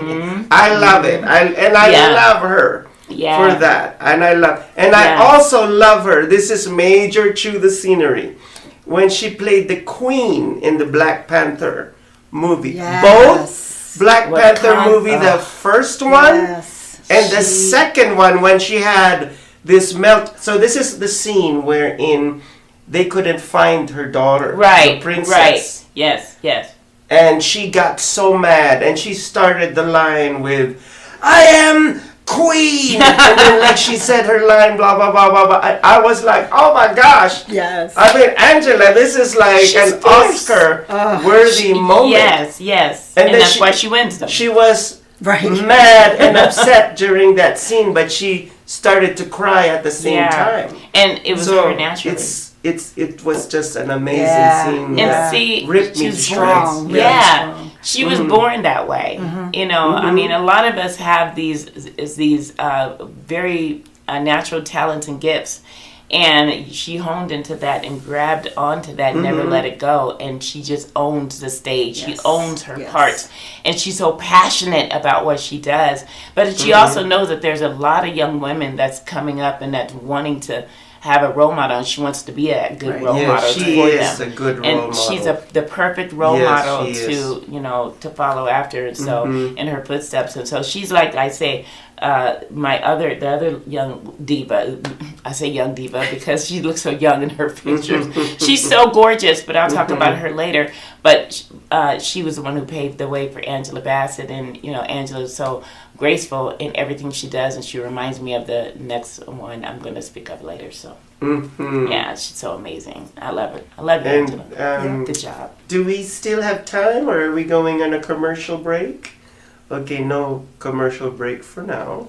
So I would like to talk about, since I, represent the fashion industry, I'd like to talk about Donna Karan. And Donna Karan, when she started in the fashion industry, she actually worked for Anne Klein back in the late 60s to the mid 70s. She worked for Anne Klein. And then she became a single mom. She got pregnant, and Anne Klein, during those days, it was a little bit conservative back in the day. Yes. So she got fired. She was terminated from the Anne Klein company. Well, Anne Klein herself fired her because she just said, this is so unacceptable. And sometimes that's your catalyst right there. Yes. You know what I'm saying? God will remove something. After many years later, Anne Klein passed away, and Donna Karan took over the company of Anne Klein. Imagine, the one who was fired took over. Wow. And she designed with Luis Del Olio, but that's another story. And then later on, they actually paid Luis Del Olio. Word on the street has it that they paid Luis Del Olio to stop working in the fashion industry because he was being a bit of a diva, but not diva in a good way. Yeah, some of us are not divas in good ways. Yeah. But anyhow, so as Donna Karan gained all that momentum, that notoriety in the fashion industry through the company Anne Klein, she decided to form her own company. And I still remember the first time that she, they opened those doors for her. She was crying, and the fashion press was there, and she became really famous, and she thought about designing clothes for women that wanted to feel comfortable all the time. She wanted to design for the New Yorker. And what is the New Yorker? They just get up and go. They move. Yes. And they have to get always there. on the go. Yes. Always. And they have to get there in a New York minute. Yes. Okay? I think that's so where the phrase came from. Therefore, designed for those women who had to be there in a New York minute. Right, and look like a diva. Who multitask. Very quick. Single moms, and you had to feed the baby while you're doing a multi-million-dollar deal. Right. While you're so on the she had those women in mind, and she became huge success. And so she had the Donna Karan label, and then after that, she decided to be more accessible, and this is when she created DKNY. And I thought that was really unique, and I mean that was like epic. To come up with a acronym for your name, your and own it name. actually just fly off the shelf. And it became because so that- iconic. Iconic, exactly. Fashion icon. I yeah. tell you, because every time I turned around and I saw someone with the DKNY, I was like, Yeah. when I first came, yeah, it was everywhere, and I knew of Donna Karen because of how old I am, Mm-hmm. but I didn't recognize the DKNY because they were quite pricey, and at the time of being a single mother of twins, I couldn't afford a DKNY or a Donna Karen. So maybe a knockoff. But when I saw them, I was like, what's that? And then it didn't dawn on me, and someone actually had to tell me that's the new Donna Donna Karen, in New York. Yeah, New York. And I was like, wow, I like that even better. Yes, So the yes. older persons were just Donna Karen. I was like, And that was I love the nice. fact that the her style is like beautiful. phenomenal. Yes. So the first Donna Karen store in New York was like a department store. You go in there and it wasn't just clothes, It was this whole presentation of the DKNY world, and I believe they had a cafeteria. Wow. They had a bookstore. So if you couldn't afford to buy her items, you could still stay there and just chill and hang out. So Yes. she created this whole cult, Right? a fashion Yeah. cult of Yeah. DKNY. Yeah. And I love her She's for still that. phenomenal to this day. And I still have not gotten my DKNY purse after all these years. I still haven't I gotten have my red Donna Karen, purse. if you're out there, you can have a little pity on me and just like sit on my mind. I was a mother of twins. Oh Come on my now. I was a single gosh. mother of twins. We'll have to go to her house in Long Island. Oh, well. Or her mansion. Yeah. Her yes. estate. Yeah, well, I would love Yes. that invitation. Uh-huh. I would love it. I would love it. Oh my goodness. And the directoire is giving us the peace sign. Peace, yes. So I can guess- you take us out? I guess that means we're going to go on our first break, our second break technically, and we will be right back. Make sure you get all your goodies and stay tuned for the next episode. Love, peace, and hair grease. Welcome to Social Media Shows. Have you been watching social media shows recently? Of course you have. We have been live streaming for 4 years across social media platforms. We produce over 70 shows with over 1,000 episodes. In the process, we've helped over 100 creators realize their dreams and start their own show. We give platforms to promote your business. If you are an artist, if you have an event, if you are entrepreneurs, or if you have a story. If you haven't done it yet, go ahead and subscribe and follow us on major social media platforms. And if you have a great idea of a show, join us. Social media shows can help you produce and live stream your own show. Let us help you make your dream become a reality.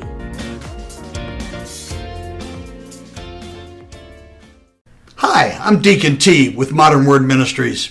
It's great to be with you today. Just a short little promo for our show.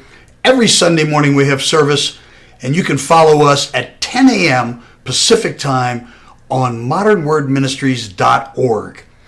And if you missed us or you want to see some of our older messages, go ahead and check us out on socialmediashows.com every single morning at 9 a.m. It's a great way to kick off your day, get a little bit of the word in you, get something uplifting, get you started off on your way.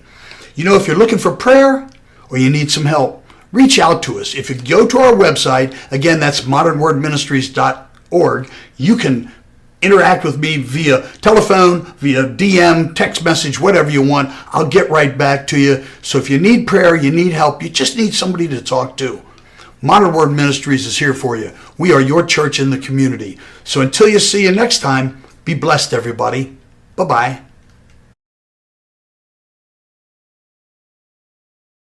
Are you looking to record or film your podcast? We have the sound room and all necessary equipment you need. Contact us for pricing and to schedule your tour.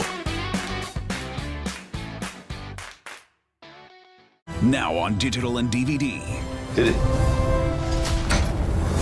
Space Wars: Quest for the Deep Star is an epic sci-fi adventure.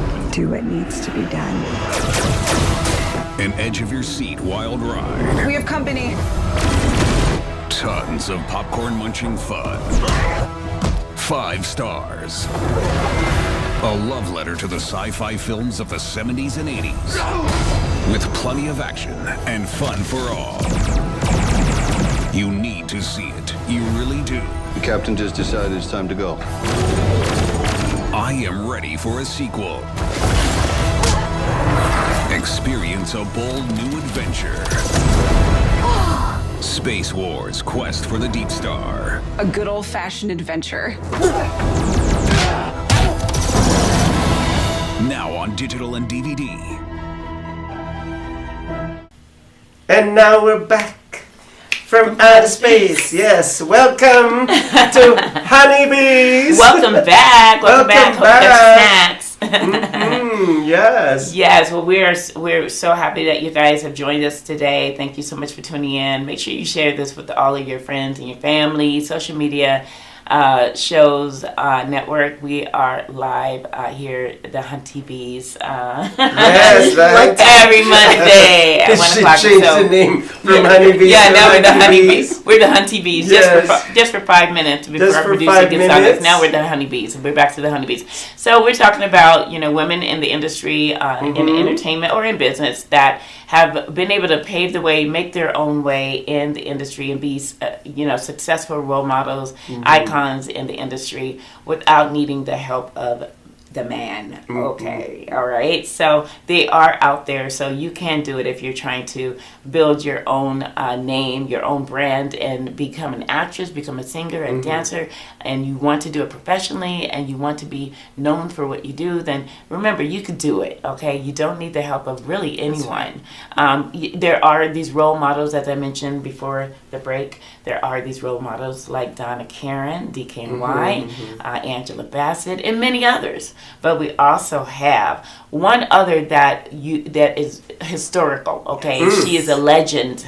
I love she is truly a legend. The Queen Diva. The Queen Diva. Okay, exactly. She is the Queen Diva. One that we all can look up to. I think men and women, because she was an activist. Yep. And she paved the way for a lot of women and because of during her era and her nationality, it was really hard for her. And her name is Lena Horne. Ooh, and, yes. Okay, so the Queen Bee. And I chose her because Lena Horne actually is one of those graceful, classic, elegant, talented, extraordinary women who was a dancer, a singer. She did it all. And she did it all without the help of a man. Wow. She had these wonderful traits and skills and natural abilities, and she honed into them. She took them and grasped them and just made them her own. She knew what she wanted to do. She had a passion and a zest for what she wanted to do, and she did that along with being an activist, for segregation and separating that, and unifying everyone during her era. And so she not only really cared about what she wanted to do as someone in the industry, being a singer and dancer and having that love and that drive and that passion for what she does, but she also wanted to be a leader, and she was just that for all of us. Everyone that is in the industry, she was a true dynamic leader, and we respect her. It's almost like Rosa Parks, another one. It's like they were true leaders in trying to unify everyone in the industry and beyond. Okay, so Lena Horne came up in a difficult life as well. She did not have grow up with a silver spoon in her mouth. If you read up on Lena Horne, she really came up with a difficult life with her parents, Wow. And so, just seeing how much she has done and paved the way for Angela Bassett and all these other actresses in the industry, it just showed me as someone in the industry that I can look up to her as well, and I just think because she was biracial, and that also spoke volumes of how she did not let that stop her from doing what she wanted to do. And even though there's a lot of people, in the industry that tried to prevent her from going further in her career, there's a lot of, potholes, you know, throughout her career.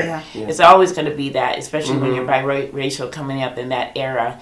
And she was born in 1917, and so you know, when I think of Lena Horne and I think 1917, I'm like, man, really? Yes, you know, yes. because I see she's absolutely beautiful. She had this classic, elegant look about herself, and she just she personified, and she emitted this beauty that just, she didn't have to go the extra mile to force it on anyone. She was just herself. It's like, be yourself and just let everything come naturally.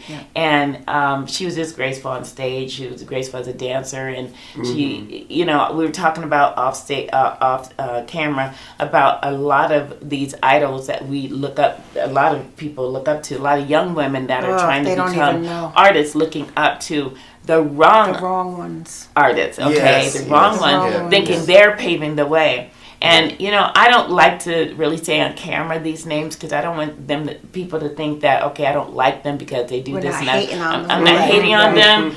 Do you, boo, as I always say. Do you, boo, okay? No hate here. No. But, you know, you have to be careful about who you idolize, okay? Yeah. And what you refer to as a diva may not be what a diva really is. Okay? There's two different sides of the spectrum of a diva. And so Lena Horne and Angela Bassett were definitely divas, and I just respect them. And so these women that are coming up, if you're trying to be an actress, you want to be a dancer, you want to get in Hollywood or wherever, find a role model that is respectful, that did it, that has, you know, credibility, and that has a reputation of true dynamic respect in the industry, because not a man and not a man or a woman can touch them and can phase them, because they didn't have to take off their clothes. They didn't have to, you know, show everything in a very disrespectful manner. They actually did it with class and dignity and still made it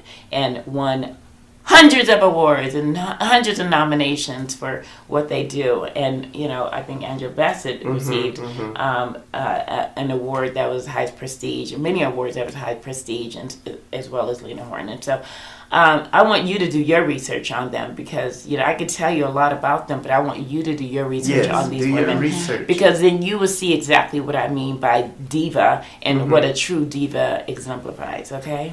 Yes. So. Oh my goodness. I love it. I love it. Love Thank Lena you. Horne. Yes. She is the true diva, the diva of all divas. So my last profile is the legendary Coco Chanel. Ooh. And you know I love my fashion. Yes, so I love when you bring on the fashion icons. I love when you talk about them. And he does it so eloquently. I love when he talks about like the angel singing when he speaks of these divas. The choir. So, I know. The big icon Chanel, and you know everybody knows Chanel by the Chanel perfume, Chanel number 5, the Chanel bags, which are so everywhere that they even make fake bags those of knockoffs. Chanel, those knockoffs. And that's how iconic the Chanel brand is. Right. And it's a $1 trillion company.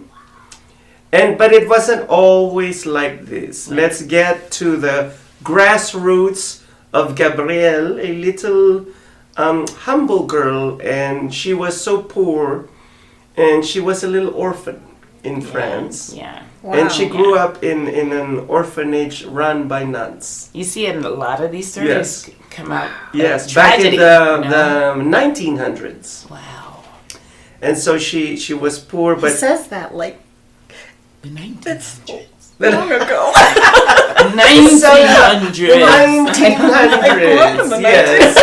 I kind of did too. Well, late 1900s, not early, but late 1900s. I'm sorry, that was or early 1900s. Was it the late 1900s? Yeah, the late 1900s.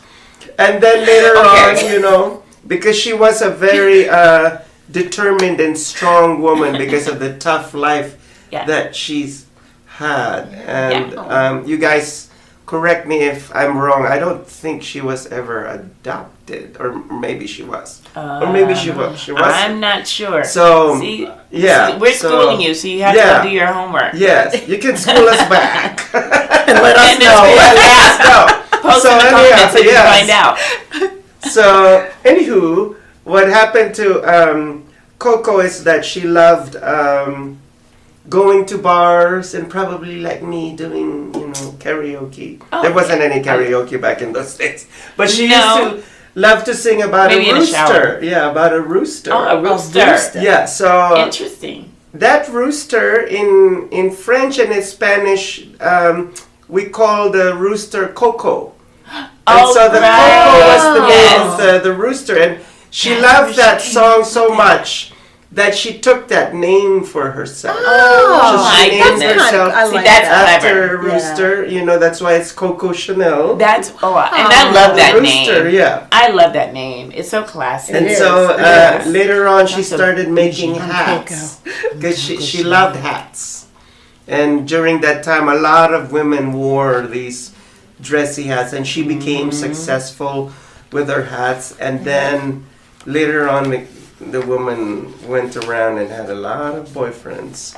So of course everyone wanted Coco Chanel. She went around and then a little bit of Coco. Yeah. She took the fabric that was used for men's underwear back in the day, and this was scandalous. Wow. This is the scandal of Chanel. So she took the fabric of the men's underwear, which was jersey, and turned it into a dress. And that was a huge scandal back in the 20s. They were like, oh no, she didn't take that fabric that's used for men's underwear, and you just turned it into a dress. Yes, and that's what became later on the iconic little black dress. Nothing. The little black dress came from that. Yes. Wow. Yes, and here's now a that little, taught me something. Here's a little poem about the black dress. Nothing touches the splendor of a slender little black dress. I love it because they're like pencil skirts when the little black dress came out like as a pencil skirt type of dress, and so then this Linda, and then she didn't end there, and then she liberated women from corsets, because back in those days women wore a lot of corsets and. For women, it was so always restricting. Mm-hmm. Yes. So she liberated it and made the dresses more relaxed and more functional. And once again, she did something highly controversial. She placed women in pants. Oh, yes. So let's thank Coco Chanel that women are now wearing pants. Yes. Women in business wear business suits that, have slacks and look good in it, Yes. I guess that's when we became liberated. And then later on, hello. I want to talk about the controversial. This woman is just filled with controversy. Wow. So during World War II, Chanel was already big in World War II. So she played two fields. According to my fashion principal back in college, that she had many Nazi boyfriends. Oh, wow. Because France was invaded by, the Nazis. So she played two fields. She was a good friend of Winston Churchill, but she also had Nazi friends. Oh. I know I'm being very controversial. She was undercover with that, because that's kind of scary. So, maybe in the back of her head, I wonder who's going to win, and whoever is going to win, I'm going to be on their side. Yeah. So she kind of played chess. And she was. And that's how she stayed afloat. And then later on, when her company reopened again after World War II, she launched Chanel No. 5. And that perfume became so iconic. Yep. Oh my God. And that is the story of Chanel. And of course, later on, ironically, the Chanel company became owned by a wealthy Jewish family named the Wertheimers, and got Karl Lagerfeld took it on another. Oh, Karl level. Lagerfeld! Yeah, I Karl loved Lagerfeld, that cologne too. Yeah, but I mean, it was a men's cologne, but I loved it. This woman was just I admire her, but at the same time, she's like controversy all the way around. See, all and the way yeah, around. politics is something, and controversy is something I always Yes. stayed away from. Yes. You know, And I know that she's a self-made woman, but everything She that handled we it. see at the Chanel brand, the Chanel store, is her love for the only love of her life. I know she had many boyfriends, but she had one love. One true love. Boy Capel. So if you notice in Chanel, there's that camellia or the white rose. Yes, it is. That was always given to her by her boyfriend, Oh, wow. Boy Capel. That is And beautiful. they had it was like a whirlwind, a beautiful love affair until one day he had a major car crash and he died. Wow. And that dress, that black dress that she wore to his funeral with chain pearls all over her neck became so iconic. Yes. And this yes. was during the time that she was That's probably grieving where that came for her from. I've boyfriend. seen that look a lot. Yeah, okay. Yeah. And this became Wow. like fashion news when she Yes. wore to It's- the funeral. And it's funny you say that because, you know, as I've grown up going on interviews to different Mhm. jobs, you know, I was always taught to wear your black dress, nylons, your black pumps, and Pearls. some pearls. Yep. I've been I worked in corporate for like 80% of my work field life, you know, working for I've been there. in others, and every interview always had either my blazer, depending on the weather, you know, but definitely a black dress, and it was always like a pencil dress, and my pearls, Yep. and my black Yes. pumps and my nylons, and that was always what we were taught, you know, growing up. Yeah. And you know, in my home, I was a preacher's kid, so my mom always taught us how to dress for church. We had to dress to the nines, and our dress down here, but but yeah, so that's probably where that came That from. it That's came from obviously where Chanel, that came but from. of course pearls when- was something that when we she always wore taught. her pearls, it wasn't really And a black conservative because she put like a ton load of Strings. pearls. I like love strings that. of pearls. I love it. Like it was a pearl overload. I love the overload thing. Oh And my God, I see- had a string of pearls that you Yeah. literally had Yes, to put. you had to twist me it, too. turn it around, twist it, Same turn it here. around. I did, Yeah. and I wore those. Yeah, with a sometimes simple in some black interviews. dress, Right. you're good to Simple go. But it black looked dress. great because then you Yes. line it Yes. up. Yeah. Yep, I sure did. I had the same thing. This long, like super long. It was super long. And then Yes. I had You to just kept drape twisting it. it, yep. I kept that necklace for like at least 20 years. Yeah. Until I lost it somewhere. I don't know. But 20 years, a long time. I think it got to the point nobody was really wearing them anymore. But they do Somehow now. they It's like went- these yeah. fashion styles Oh, I wish come I back. kept half of my stuff. And believe me, I'm gonna go get some more. And that- I found some online the other Yes. day as I'm preparing for my birthday. So Oh, I'm when is throwing that? out there. April 29th. Nice. Yeah, so I'm having a big birthday Well, bash. advance happy on the birthday. 28th. Yes, Thank you. Yes. I'm planning, preparing now. And- And I saw those pearls, big pearls, when I was Yes. looking for jewelry for the outfit that I'm gonna wear. And that was my profile celebration of this woman, that Love it. strong woman that made it to the top on her own. Another diva, Yes, another Coco diva that Chanel. did it on her own. So that is now- absolutely awesome. The directoire, the beautiful directoire is giving us the peace sign. So we're going on a commercial break and we will be right back. Traditional TV is going away. Hollywood is starting to fade. People are demanding real stories from real people. Our voices are now being heard in our own way. Podcasts, Facebook, Twitter, YouTube, and TikTok Live are becoming the norm. Internet TV has now reached the highest demand in human history. Social media shows is now the new media of the century.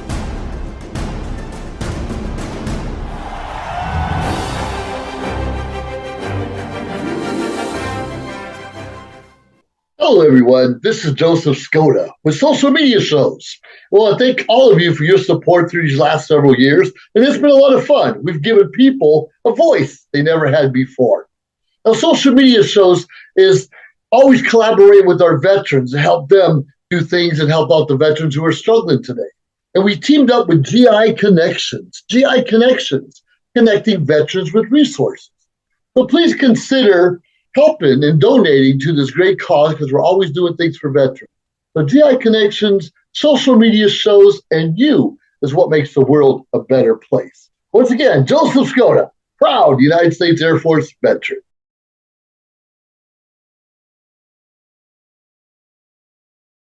Got Films is a full-service production company that provides motion picture quality content and production services for use in the film and TV industry. Looking for a seasoned crew, high-quality equipment, or other production services for your film, TV, commercial, corporate convention, sports, news, or interview project? Your search stops here.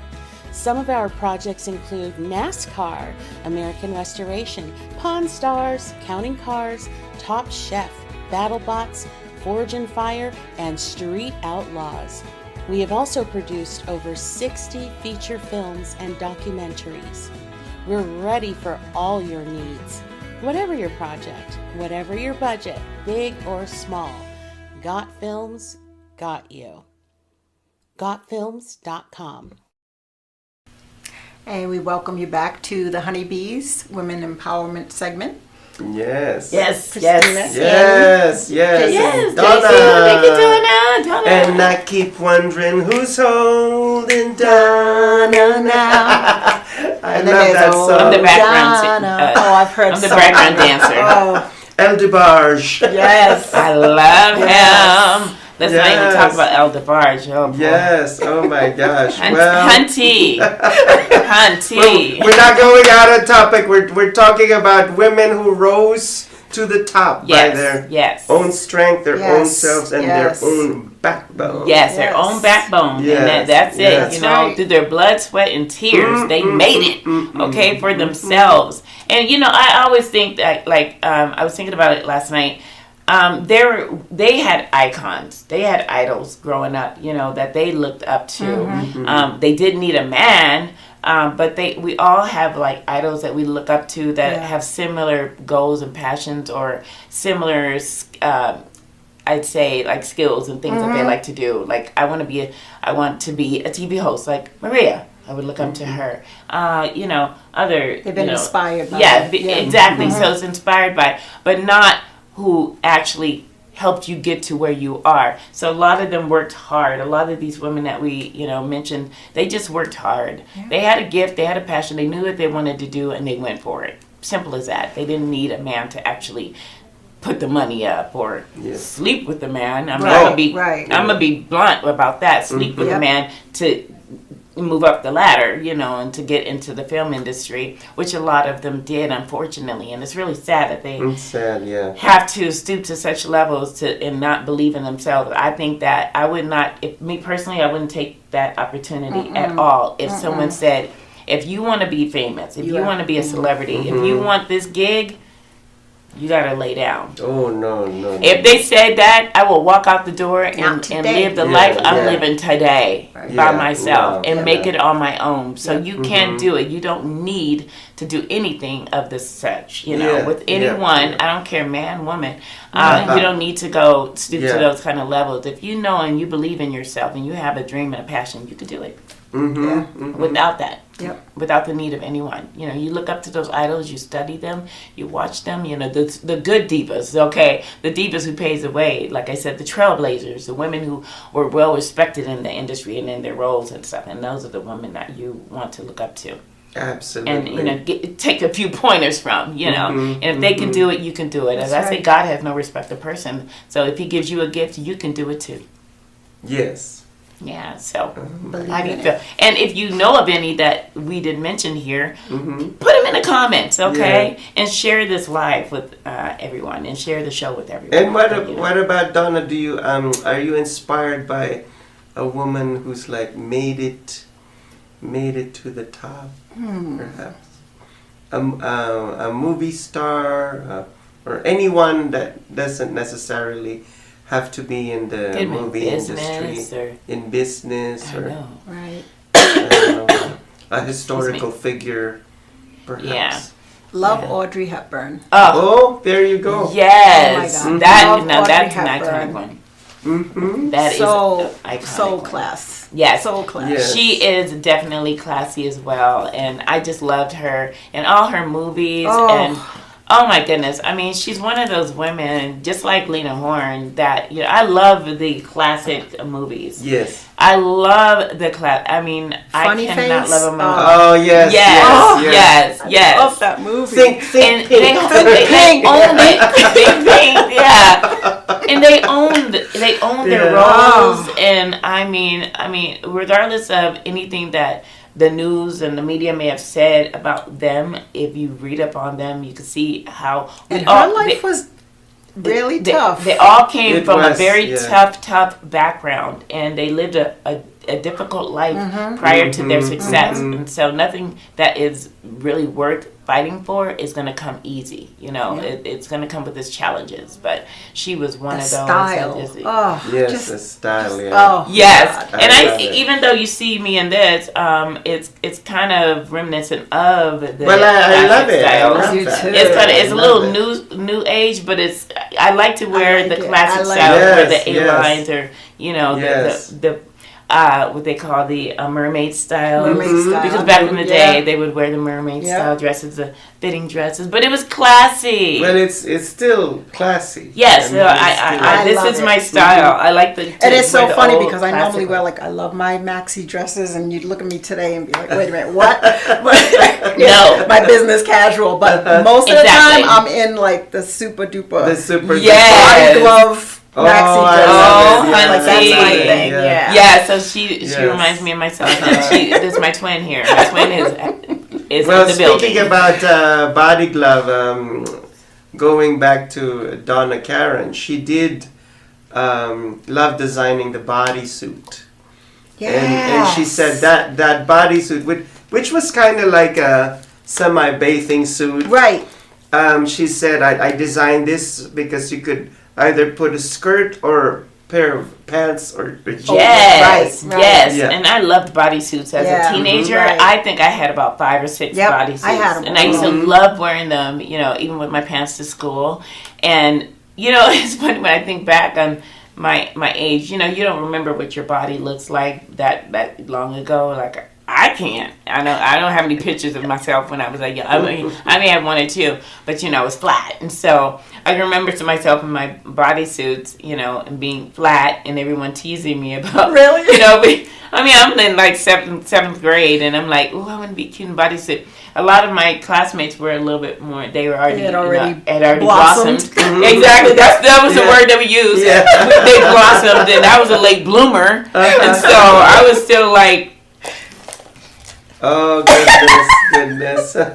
Yes, I don't know where these came from. I was just like this for most of my life. I think after my twins, that's when I blossomed. Yeah. But then when you bloomed, you were fabulous. When I bloomed, I was fabulous. Yes. I was. But I was still not as bloomed as they were, because as we grew up and grew older, they bloomed and bloomed and bloomed. I was just like a bloom. And then a bloom. And then a bloom. Gradually over like 5 years, it was just like a bloom, and they were like bloom. Like, You know what's happened to funny? me? You say that about bodysuits. The bodysuits today come way like they're Oh, they they come have over. Yes, with the string in the back. With the string in the back. It defeats the purpose. It does. Right. Because they're not like the ballerina bodysuits back in the day Yes. where they covered your towel. Yes. Now they're the stripe in the back.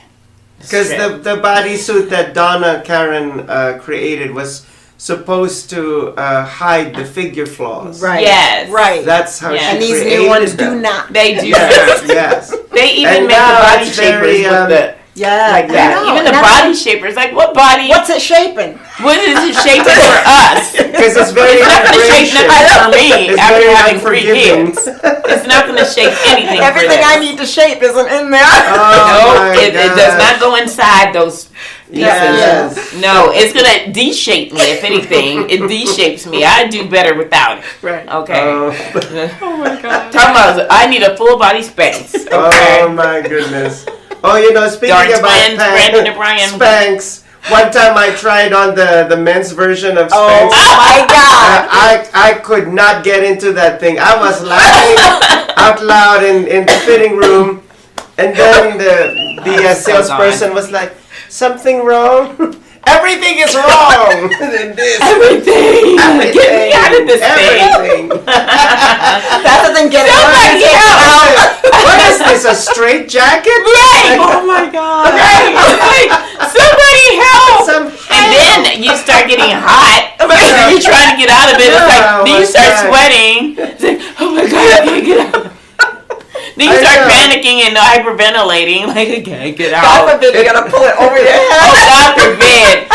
I'll pass out if I had to pull it over my head. So the Spanx is supposed to bind your body, right? Yes. In my case, it bound my face. I was like, my face was like this. Oh my the Spanx God. Was here. I was like, get me out of here. And I have a couple, I've lost a lot of weight since the pandemic. And so I have a couple I haven't tried on since the pandemic. I got them because during the pandemic, prior to the COVID, I was like 180 pounds. Now, mind you, I'm 138, 39 now. And it was all because of COVID.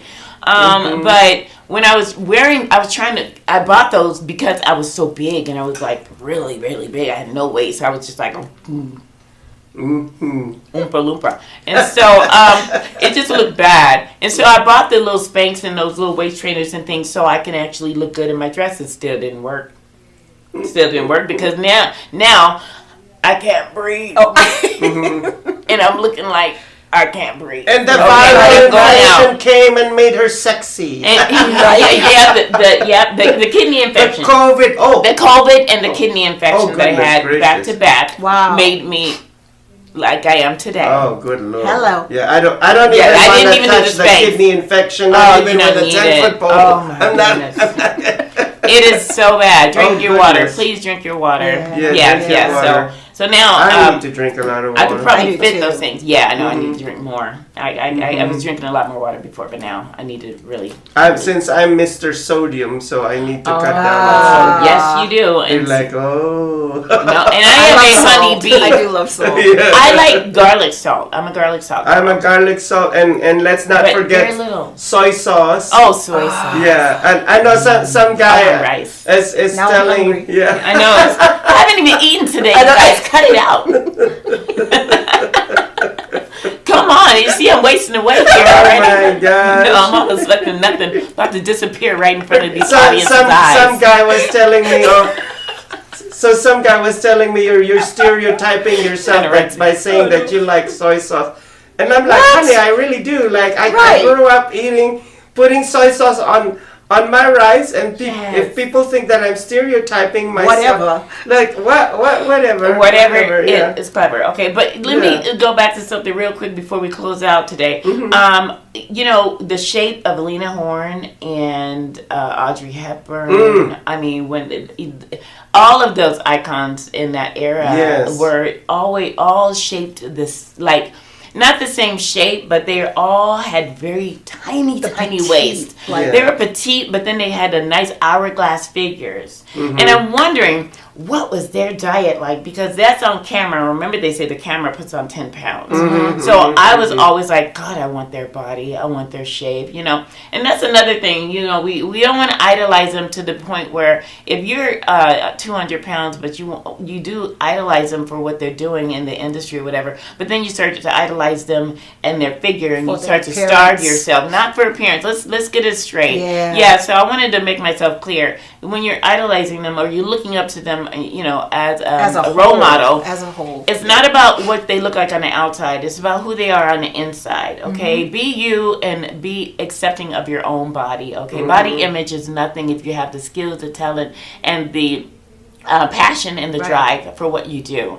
It doesn't matter, because if you see in Hollywood across all of the movie screens or TV screens, you're going to see people who have these wonderful, amazing skills and talent and gifts, being actresses, dancers, whatever, of all shapes and sizes. So you do not have to be a size 2 to be a model. You do not have to be a size 2 to be on TV and be an actress. You do not have to be a size 5 or 6 or 7 or 8 to be a dancer. You don't have to do that. Please love yourself. Okay? Yes, love yourself. And going back to what their diet was back in the day, Ann Baxter, who was one of the Hollywood goddesses back in during the times of yeah. Betty Davis. Betty Davis, I loved her too. So she said that, oh my gosh, I cried when she said it. I cut down on sodium and I was like, it hurt me. She cut down on sodium. And sodium's a killer. And she just stopped eating stuff that was fattening. Yes, That's what she said. But it was a discipline. Right. Yes, Like she disciplined herself. Yes. And then she said, I walked a lot. Yeah, so walking is a good form of staying exercise healthy. too. And healthy isn't a size 2, or healthy doesn't mean you're a size 2 and you're size 8 or size 12, and if you're size 16. Healthy is eating right, exercising, and just being healthy inside. And if it's meant for your body to tone down because of it, it's going to happen naturally. So it's just eating right, and so you can have that natural energy, and no matter what shape or size you are, but being healthy, because, you know, what comes with weight and being obese, or, you know, being overweight, even if you're like 10 pounds or 5 pounds or 4 pounds overweight, we still want to be healthy if you're planning on longevity in your career. But you're who you're supposed to be. But you're who you're supposed to be. Just eat healthy, but you're still going to be, even if you stay that size, but you're eating healthy, you're who you are, and love yourself. And also, you know, as I used to say, don't forget to eat your celery, because it's the vegetable that eats you in return. Ooh. And water. Drink your water. And don't forget. Can we add some salt? These two and their salt. You know what Ann Baxter said? These two and their salt. Okay, see, I was a top ramen eater. I had to stop because of the salt. The sodium. It's like, hold up. Wait a minute. So Ann Baxter said the moment that she cut down on salt and she got used to eating food without salt, she said everything became normal to her. And then when she used to get invited into people's houses and she would taste their food, and she'd like, oh, it was really salty. Really, this is really salty. Even if it didn't have a lot of salt, because now she was not having salt. Right, but it's like me. I stopped eating sugar, and that's another reason why I lost weight too. My boss at Wells Fargo Home Mortgage years ago, she used to nickname me Sugar. So every morning I come in, and she'd be, hey, Sugar, because everybody would see me putting 6 to 7 packages of sugar in my coffee, which is only the styrofoam cups. Wow. And everybody else is doing 2. I'm doing 6 to 7 packs of sugar. I loved my sugar. Sugar. Yes. Yes, please. And I had to. And so, you know, that's another thing I stayed away from. So now I only drink what's in my tea? Ooh. Honey. Hunty. Okay. And that's why I keep my girlish figure, because I don't eat sugar anymore. Because sugar packs on weight. It does. It goes straight here, especially in women. It goes straight here and straight here. And I lost my belly as soon as I stopped drinking a lot of alcohol, because that turns into sugar. Yep. Alcohol turns into sugar. And so, and lots of soda. Alcohol. I drink soda like it was like, oh my God. I used to buy 10 2 liters every time I went grocery shopping. 10 2-liter sodas, and would drink them within 2 weeks. Yeah. I was a soda drinker. Oh my God. My twins are, thank God for them, they're health fanatics. And they tell me, Mom, you need to stay away from the top ramen. I love me some top ramen. I haven't eaten just brought some top sodium today. I love it, but too much. So ever since I stopped that, also, I did lose a little weight prior to the COVID, because I stopped drinking soda. I stopped drinking wine every single day, all day. And I stopped drinking sugar, like pounds of sugar in my coffee. So what I used to say is I drink coffee with my sugar. Right. Instead of I put sugar in my coffee, I put coffee in my sugar. That's how I was. Yeah. I mean, I was a sweets candy. I ate candy all day, all night. Just my goodness. candy. Wow, all you'd see around my bed was like wrappers of the Hershey Kisses. I was a Snickers girl and a Twix girl. You know, you get the bag of the little mini ones. You get the bag of. Boy, I used to buy the bags. It's of funny candy. She thinks she's eating the mini ones, so it's not so bad. 20 or more. Yeah, it wasn't so bad. It's funny that you're talking about that. You know what I was eating last night while I was falling asleep? What? chocolate raisins. Oh, I love those. Raisinets? Raisinets are the but bomb. the big ones. Oh, the big my ones. God. Oh, like the ones at the Whole Foods that they have. I like I the bought ones it at at Whole Foods. CVS, like the big ones. What the hell is that, a prune? I know, right? They're like really big. Prune. Oh my goodness, Oh, that's so goodness funny. gracious. Well, this has been a great conversation. Man. This was Yes, fun today. so- This was good. And that was it for our fabulous Women Empowerment Show of Hunty Bees. Honeybees. Yes. I loved it. This was a great talk, Yes. a great episode, and thank you so much, you guys, for joining us. Thank you, Miss And Donna. welcome, Donna. Yes. Tracy, This Christina. was great. Christina. Vidiva. No. Thank you so much, and to our director Maria Pereza. Yes, thank you, Maria. We love missed you. We missed you today in Honeybees. I know. We missed Just you. behind the camera. Yes. We see her. You don't. Yes. Right. Still live. So see you next week for another intriguing episode Yes. of Honeybees. Yes, we'll see you next week. Bye. Bye. Chowder. Welcome to Social Media Shows. Have you been watching social media shows recently? Of course you have. We have been live streaming for 4 years across social media platforms. We produce over 70 shows with over 1,000 episodes. In the process, we've helped over 100 creators realize their dreams and start their own show. We give platforms to promote your business.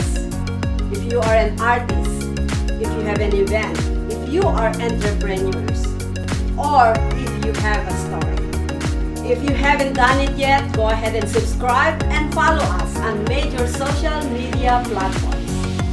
And if you have a great idea of a show, join us.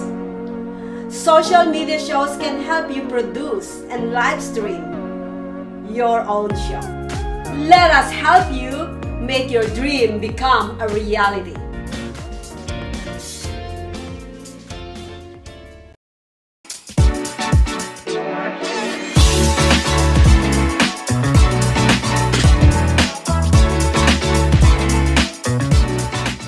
Welcome back. I know you guys missed me. I missed you guys. It's been a little while, but you know, a lot of things been going on, but we're back and better than ever. I have so many great movies and TV shows to talk about, and we're also going to get into the NBA playoffs, which is amazing right now, especially because my team, the Thunder, is in it. Finally, after, you know, some few years, we're actually doing really well right now. So, I got a lot of things to talk about. I want you guys to sit back, get your popcorn, get your drinks, whatever you need, relax, and we'll be right back. Stay tuned. Traditional TV is going away. Hollywood is starting to fade. People are demanding real stories from real people. Our voices are now being heard in our own way. Podcasts, Facebook, Twitter, YouTube, and TikTok Live are becoming the norm. Internet TV has now reached the highest demand in human history. Social media shows is now the new media of the century.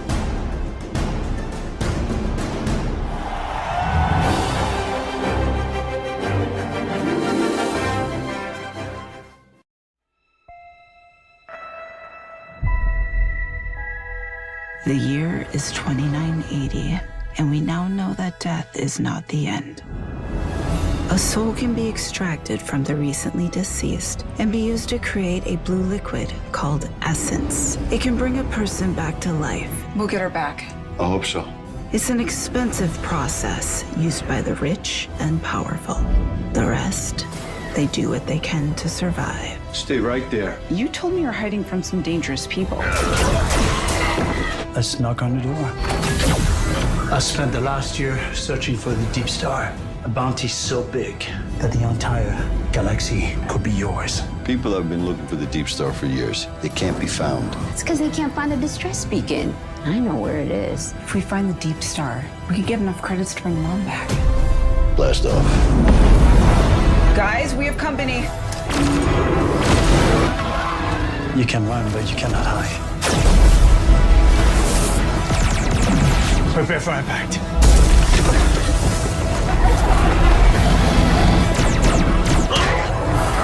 I am now authorized to take action.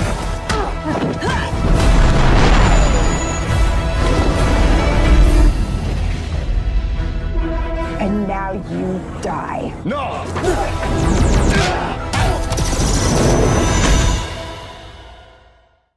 So we are back. I'm going to give you a little gist of what's been going on lately. I'm back in the gym. You know, I've been working a lot, just trying to get time in between to, you know, watch a couple things and just to come back with some energy to give you some good things to, you know, sit back with the family, with the friends, by yourself, and just you can binge watch it. I mean, if you ain't got nothing to do, just go ahead and work with that. So, first off, I'm going to talk about the Chicago series, which I'm talking about Chicago Fire, Chicago PD, Chicago Med. Obviously, they've been on for a lot of years. My favorite out of all of them would be Chicago PD. Voight is probably my favorite character that I've seen in that show. He's the main guy, the boss of everyone. They have an intelligence team that they work with. They very hard-nosed. He's super hard-nosed. He don't play no games. And if you make him upset, he gonna take you straight to the cage. That's where he takes all the criminals. He might rough you up a little bit, get the ass out of you, but at the end of the day, he does whatever it takes to get the solution to catch whoever causing the problems. And I think you guys should check it out. They have a great cast, which I love, and I can watch that show all day long. And then now we're going to move on to Chicago Fire, which is another great show. I love it because I feel like I'm a part of the team. They call it Firehouse 51. And it's like throughout the shows, throughout the years, they have a very great cast. And then you see a lot of people come in and try to take the firehouse down. And the main guy, he ain't going for it. The team is not going for it. They're like family. They stick together. It's just super great episodes. So many plots, so many twists. And I don't want to give you guys too much because I want you guys to check it out yourself. And you guys let me know what you think. Then we go to Chicago Med. I've only watched a few episodes because I'm not really into doctor shows like that. But the first episodes I did see, I liked. I couldn't really get into it like that, but I'm sure if you're into, you know, the doctor themes and everything, I think that you guys will like it. And I might give it another chance. We'll see. But right now, I'm just focusing on my Chicago PD and my Chicago Fire. But I want you guys to check that out and also check out Chicago Med for the little Ultimate Trio special. Another show I want to talk about will be The Night Agent. When I had surgery, I obviously had to sit at home all day. Man, I was just looking through Netflix trying to find something to watch. I found this show, The Night Agent. Man, I stayed up all night and finished every single episode. It was that good. It is about a FBI agent who answers the call one night, and as he answers the call, he gets put into a big conspiracy where a lot of corruption, a lot of politics, but it's so much action and it keeps you on the edge of your seat. So many plot twists. And man, I feel like I was a part of the show. I'm over there playing detective and I'm figuring things out. I'm doing this, I'm doing that. But again, I can't give you too much because you guys are going to get mad at me and you're not even going to watch it. So just take what I said and I want you guys to check it out and let me know how you feel about that one because I know that you will love it. And last but not least, a great TV show that was actually filmed out here. I wanted to be a part of it, but at that time I had got sent the casting thing for it, but I got hurt. So I was unfortunately I wasn't able to be a part of it, but I actually sat there and watched it. I finished that show. It's about a team of elite agents who think that they stopped the bomb. You know, they celebrate, they're excited and everything, throw a huge party. But at the end of the day, they find out that the bomb was fake. So now they have to go and figure out who the main culprit is, and so many plot twists and turns and that. And it's actually like an action comedy, which I liked a lot. It's kind of funny, you know what I'm saying? They got a great, nice little cast. It gets a little wild here and there, so just bear with it. Give it a couple episodes, and I think you guys will like it. Because at the end of the day, they have to save the world. So I'm gonna give you that. You take that. You watch that. Let me know what you guys think. And after this commercial, we shall be right back. And welcome to the next exciting episode of Arena Wars. Fresh batch of institutionalized gladiators fighting for their freedom. Ready, here we go. You guys heard Perez? Yes, smell that. Get back! Those on the line. The parole board has offered you a ticket out. Win Arena Wars, win your freedom. 7 arenas with 7 of the most vicious killers the world has seen in the last decade. You make it out alive, you get to go home. Luke Bender. You're an innocent man. Innocent man can mean big ratings. I'll be watching. I think it's time to audition Mr. Bender. No! What was your last physical? Cell block shower this morning. Oh yeah. You ready for this?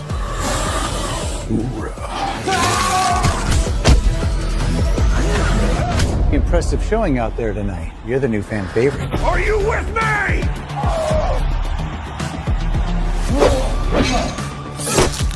Cutie pie back for the kill. If you want to live through this, we have to work together. I'm watching you. Smile for the camera, thug life. Wow! It's showtime! We have to finish this. Come on!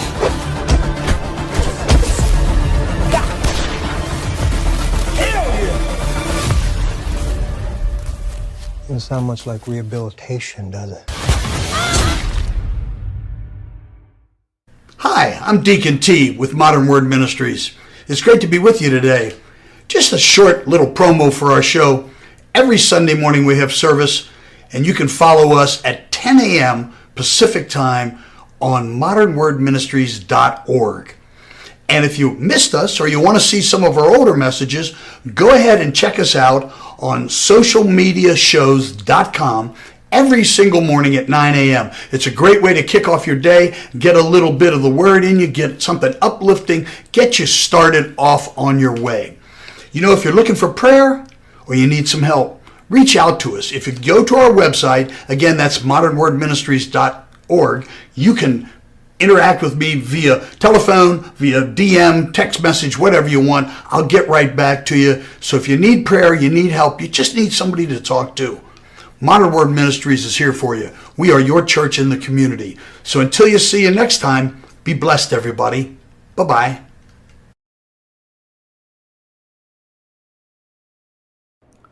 We are back for the second segment, which is the movie reviews. And I know you guys are going to love this. You know what? Let me get up out my seat to talk about this. So the first movie I'm going to talk about will be Ricky Stenicki. Super funny movie. It has Zac Efron, and then we have John Cena, which the chemistry in that movie was amazing. Super funny. It's basically about a group of guys that are like best friends. So what happens is they make up a character, which they do that just to get away from, you know, their families, to have some, you know, some guy time.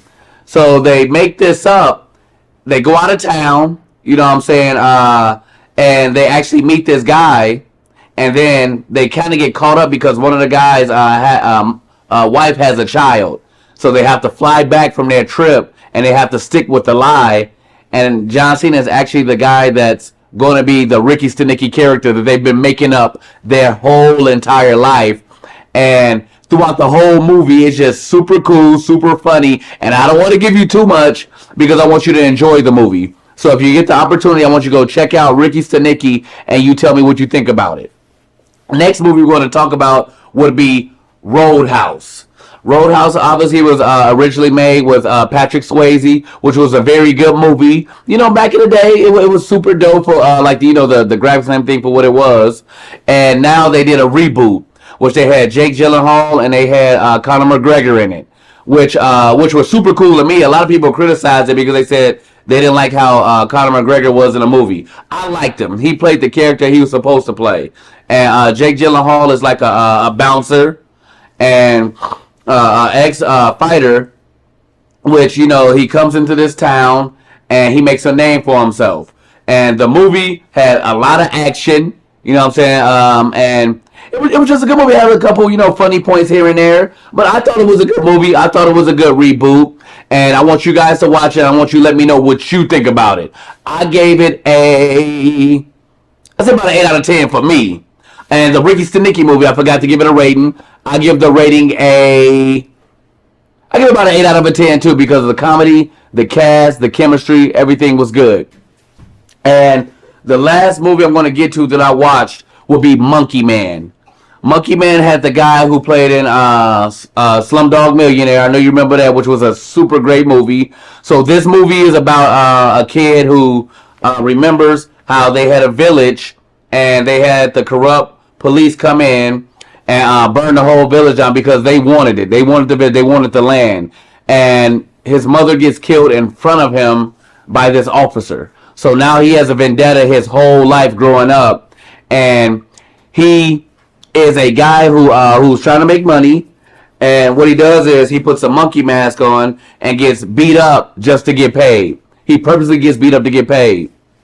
After a while, he finds the group of people who did that to his mother and his village. And he goes on a rampage and an adventure to get revenge on what they did to him. I sat back like, man, what is this Monkey Man about? I ain't never heard about this. I watched the trailer. I'm like, let me give it a shot. Great movie, great acting, great action. And I would tell you guys to go check it out because I wouldn't steer you wrong. I always give you the best movie, TV show. So guys, please just trust me. Trust me. Believe me. So I give that movie about a 7.5, 8 out of 10. I sat there. I actually watched it. And super great movie. Go check it out when you get time. Now I'm going to talk about a couple movies that are coming out that I'm super excited about because it gives me so much nostalgia from growing up as a kid. First movie we're going to talk about would be Beverly Hills Cop 4. Eddie Murphy, man. And they got some of the original characters that made that movie what it was. The 2 other cops that he worked with. Man, I am so excited because it went on a long hiatus of about 20, 30 years. And I never thought it was going to make another one. I watched the trailer. I'm already sold. I know it's going to be a 10 out of 10. Any Beverly Hills Cop fan, I know you guys have been waiting for this. I've been waiting for this. So we're going to watch this all together. And I want you guys to let me know what you think. I think it comes out in, I believe, June. Also what's coming out is Bad Boys 4. I love Will Smith. I love Martin Lawrence. And I hope this is not the last ride, but I feel like it's going to be the last ride. But I know I watched the trailer, and it's going to be amazing. What have you ever thought of Beverly Hills Cop and Bad Boys coming out in the same year with the most amazing cast and characters that we watched growing up, man? It's like 2024 is about to be so amazing movie and TV show wise. So many great things are coming out. And another movie that we're going to talk about that's coming out would be Deadpool and Wolverine. I am a big Marvel fan. These 2 guys together on camera is going to be wild. So much comedy, so much action, so much going on in one movie, which is probably setting up for other movies in the future. But this one right here, everybody's been waiting for this link up, especially, everybody who is a Marvel fanatic, especially for Deadpool and Wolverine. Wolverine is probably my favorite Marvel character of all time. I believe that movie comes out in July, if I'm not mistaken. So when that come out, I know the movie theater is going to be packed because I'm going to be one of the first ones there at the premiere because I love me some Marvel movies. So whenever you guys have the opportunity when it comes out, I want you to go watch it. Let me know what you think so we can talk about it. And the last movie I'm going to talk about will be The Old Guard 2. Well, I believe her name is Charlize Theron. You seen her in Fast and Furious. super amazing actress. She's been in the game for a long time, and I love what she does in all her movies. I think she's also going to be in the new Doctor Strange, which is coming out, I believe, next year or the year after. But yeah, I'm looking forward to that too. But the Old Guard one was pretty good. It's about a bunch of agents who can't die, and they go back and save things and prevent people from killing others and something to go on with the world. And it was a really good movie. So I know they took their time, and Old Guard 2 will be really good also. So I'm looking forward to that. I believe that comes out in, they don't even have a release date yet. So when that does come out, I can talk about that later on, which I will give you guys the release date, and then check that out because I'm pretty sure it will be on Netflix again. And that will conclude my movie reviews for today. We'll be right back. Got Films is a full-service production company that provides motion picture quality content and production services for use in the film and TV industry. Looking for a seasoned crew, high-quality equipment, or other production services for your film, TV, commercial, corporate convention, sports, news, or interview project? Your search stops here. Some of our projects include NASCAR, American Restoration, Pawn Stars, Counting Cars, Top Chef, BattleBots, Forge and Fire, and Street Outlaws. We have also produced over 60 feature films and documentaries. We're ready for all your needs. Whatever your project, whatever your budget, big or small, Got Films got you. GotFilms.com. Are you looking to record or film your podcast? We have the sound room and all necessary equipment you need.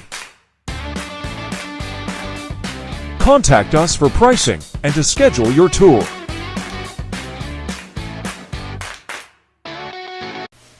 And we're back to one of my favorite topics ever, which is sports. We're going to talk about the NBA playoffs. So, let's get to it. There's the semifinals right now for the East and the West. For the West, you have the Timberwolves versus the Nuggets, which are the reigning champs.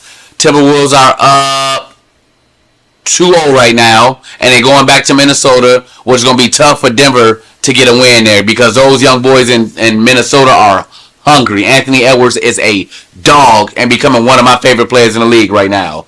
We have my team, the Thunder, which I'm playing the Mavericks, which is a tough team. You got Luka, you got Kyrie they're playing against, and they're no slouches. But we picked up the W yesterday. We got the win, a really good win that we needed to kick off the series right.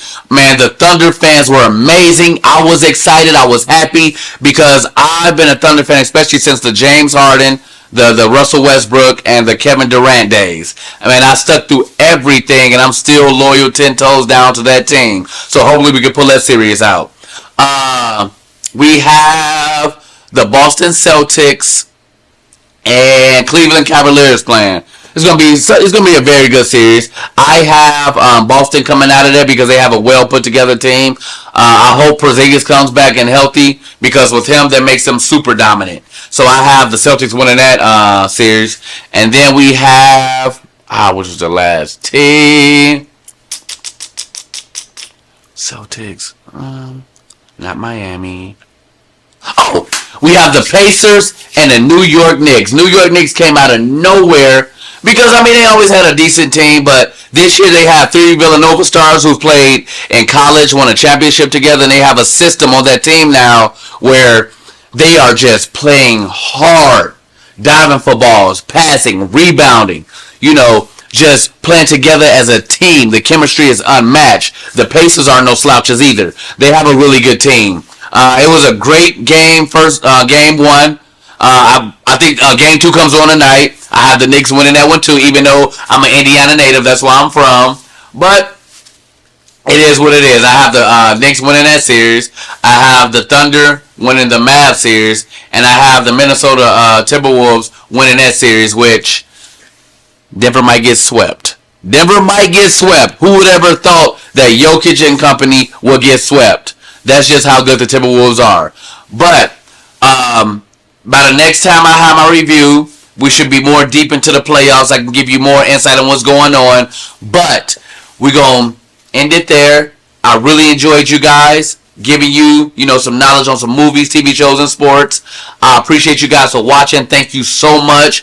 I am so humble and grateful for you guys. Shout out to Maria because she's so amazing for giving me the opportunity to even do this. So I want y'all to sit back, relax, just watch some of the movies and TV shows that I gave you. Comment, like, subscribe. Give me your input if you want me to talk about anything, and then we can just go from there. Thank you, and I'm out, and I'm going to shimmy out.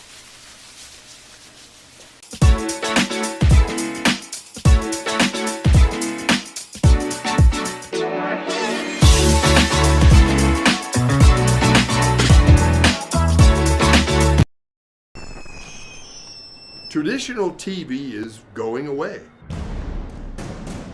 Hollywood is starting to fade. People are demanding real stories from real people.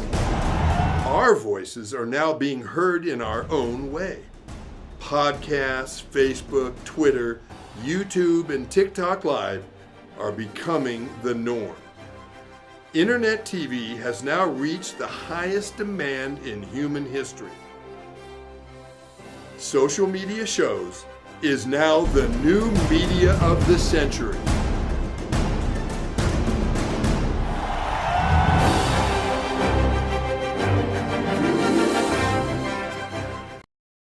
Hi, I'm Deacon T with Modern Word Ministries.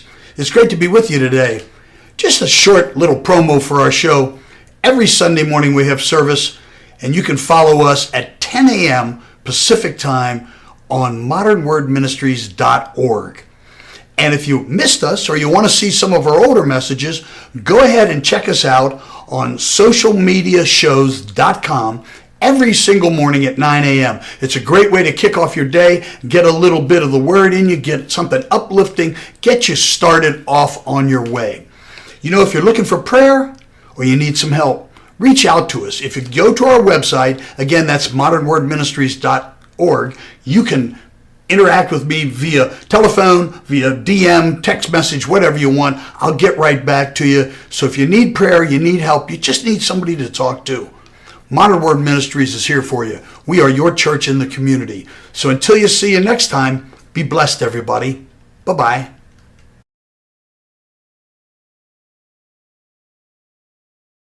Now on digital and DVD. Did it? Space Wars: Quest for the Deep Star is an epic sci-fi adventure. Do what needs to be done. An edge-of-your-seat wild ride. We have company. Tons of popcorn-munching fun. 5 stars. A love letter to the sci-fi films of the 70s and 80s. With plenty of action and fun for all. You need to see it. You really do. The captain just decided it's time to go. I am ready for a sequel. Experience a bold new adventure. Space Wars: Quest for the Deep Star. A good old-fashioned adventure. Now on digital and DVD. And welcome to the next exciting episode of Arena Wars. Fresh batch of institutionalized gladiators fighting for their freedom. Ready, here we go. You guys heard Perez? Yeah, smell that. Get back! Those on the line. The parole board has offered you a ticket out. Win Arena Wars, win your freedom. 7 arenas with 7 of the most vicious killers the world has seen in the last decade. You make it out alive, you get to go home. Luke Bender. You're an innocent man. Innocent man can mean big ratings. I'll be watching. I think it's time to audition Mr. Bender. No! What was your last physical? Cell block shower this morning. Oh yeah. You ready for this?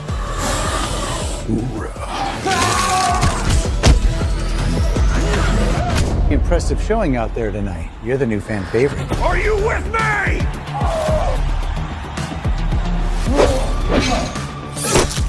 Cutie pie back for the kill. If you want to live through this, we have to work together. I'm watching you.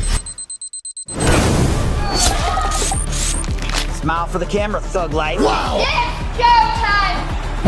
We have to finish this. Come on!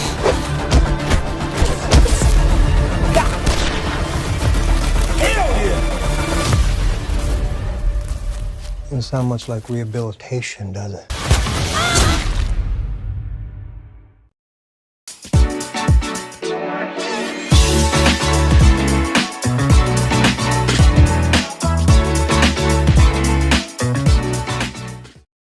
Welcome to another episode of Boogie's Reviews. I got a couple movies that we can talk about today. I got a couple TV shows we're going to talk about today. One of my favorites that I didn't even know that was back on, what the fake people didn't tell me. Yeah, I got some good things to talk about today. One movie in particular, Rebel Ridge. We're going to get into it when we come back from this commercial break. So stay tuned and be ready. And welcome to the next exciting episode of Arena Wars. Fresh batch of institutionalized gladiators fighting for their freedom. Ready, here we go. You guys heard Perez? Yes, smell that. Get back! Those on the line. The parole board has offered you a ticket out. Win Arena Wars, win your freedom. 7 arenas with 7 of the most vicious killers the world has seen in the last decade. You make it out alive, you get to go home. Luke Bender, you're an innocent man. Innocent man can mean big ratings. I'll be watching. I think it's time to audition Mr. Bender. No! What was your last physical? Cell block shower this morning. Oh yeah. You ready for this?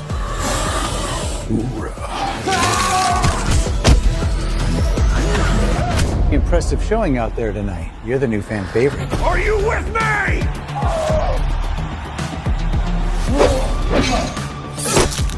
Cutie pie back for the kill.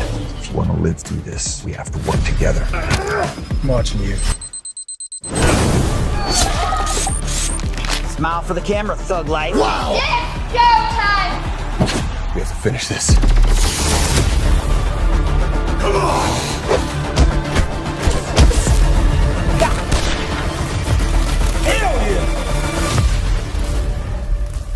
Doesn't sound much like rehabilitation, does it?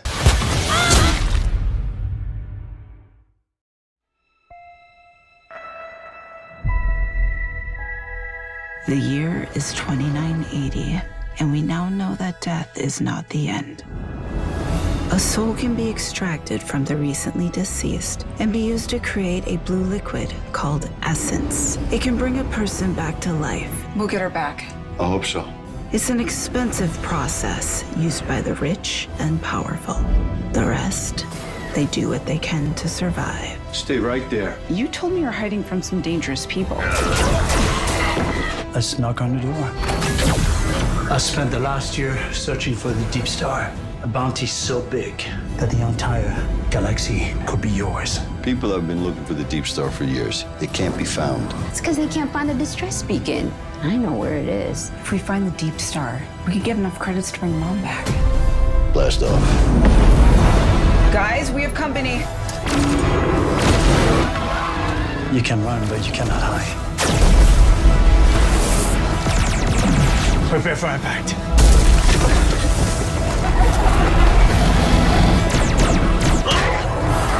I am now authorized to take action.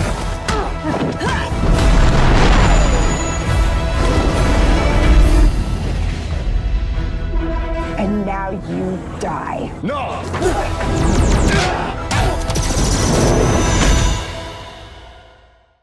Welcome back. Are you guys ready to hear about some cool little movies we have today? So the first movie we're going to talk about will be Rebel Ridge, or starring Aaron Pierre and Don Johnson.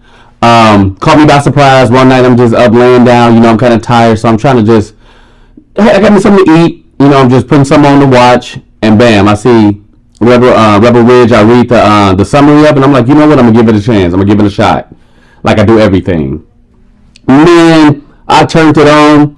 I put my phone down. I started like focusing in, and that was a heck of a movie. I'm not gonna even lie to you, man. Like, it caught me by surprise of how good it actually was, how engaged I stayed during the movie, because sometimes I tend to, veer off onto my phone or doing something else. I stayed locked in the whole time. Basically, I'm going to just give you a little bit of it. I'm not going to give you too much. I don't want you to go watch it. But it starts off like a man riding a bike. He's coming in town, and he encounters some racist policemen. They start questioning him. They take his money. And they kind of try to lock him up, but he gets out of it, and he's trying to go bail his cousin out of jail. He gets there, he tells them, hey, I don't have the money, the cops took it, blah, blah, and it just transpires into something crazy, a long, crazy road of just treachery, racism, action, everything. It was super, super good for to me. It was really good, and I think you guys will like it too. Lots of action, very good characters. The chemistry was good, and like I said, I don't want to give you guys too much, but definitely check out Rebel Ridge. You can watch it on Netflix. I will give it literally a 9 out of 10, and I think you guys will too. So just check it out. Let me know what you guys think, and we'll get on to the next movie. The next movie we're going to talk about is going to be Borderlands. I believe it derived from a video game, and they made it into a movie which stars Kevin Hart, Cate Blanchett, and Jamie Lee Curtis. Basically, is this girl that's in, I don't know if she's locked up or held into a cell or something, but Manning pays to get her, taken out of it. So they go and rescue her, and then it trickles down to like, they get double crossed, and they have to fight to, save her and protect her. And it comes down to a whole, how can I put this? A whole thriller, and it comes to, how can I put this? A lot of twists and turns. The plot twist, I am so sorry. The plot twist was insane. So yeah, check it out, Borderlands. I give it about maybe a 7 out of 10. It's some cool action. The ending kind of could have been a little bit better, but it is what it is. Take it for what it is. And yeah, go check it out, Borderlands. And I watched it on, I believe, the Fire Stick. But yeah, whatever streaming platform you're watching on, go check it out. I think you'll like it. The next movie I'm going to talk about is, what do we want to talk about? Will be The Union with Mark Wahlberg and Halle Berry. Super good movie. The chemistry between those two were insane. Basically, Mark Wahlberg's living a regular life, and then we come to find out that he was some like agent back in the day, and they come back and recruit him because they need some help with something that's going on in the country. I'm not going to tell you guys because I want you guys to go watch it if you haven't already seen it. And it's just super good. I mean, lots of action. Like, I like every Mark Wahlberg movie. I'm not going to even lie to you. And Halle Berry did her thing in there. Lots of good characters. The cast was super cool. The movie was very interesting. The plot was interesting, and it kept me engaged also. So if you get a chance, go check it out. I know you guys like Mark Wahlberg. And let me know what you guys think. I gave it a 9 out of 10. A lot of comedy in it too. I like action comedy. And there's lots of plot twists in that too. So go check it out. Let me know what you guys think. And then we'll be right back with our TV shows. I was not ashamed of the hatred that I had to bear. I shared it with them. They just didn't know. From their point of view, I was just some savage crusader, devil sent by a country of devils to kill. And that's what I did. So, you just, Traditional TV is going away. Hollywood is starting to fade. People are demanding real stories from real people. Our voices are now being heard in our own way. Podcasts, Facebook, Twitter, YouTube, and TikTok Live are becoming the norm. Internet TV has now reached the highest demand in human history. Social media shows is now the new media of the century.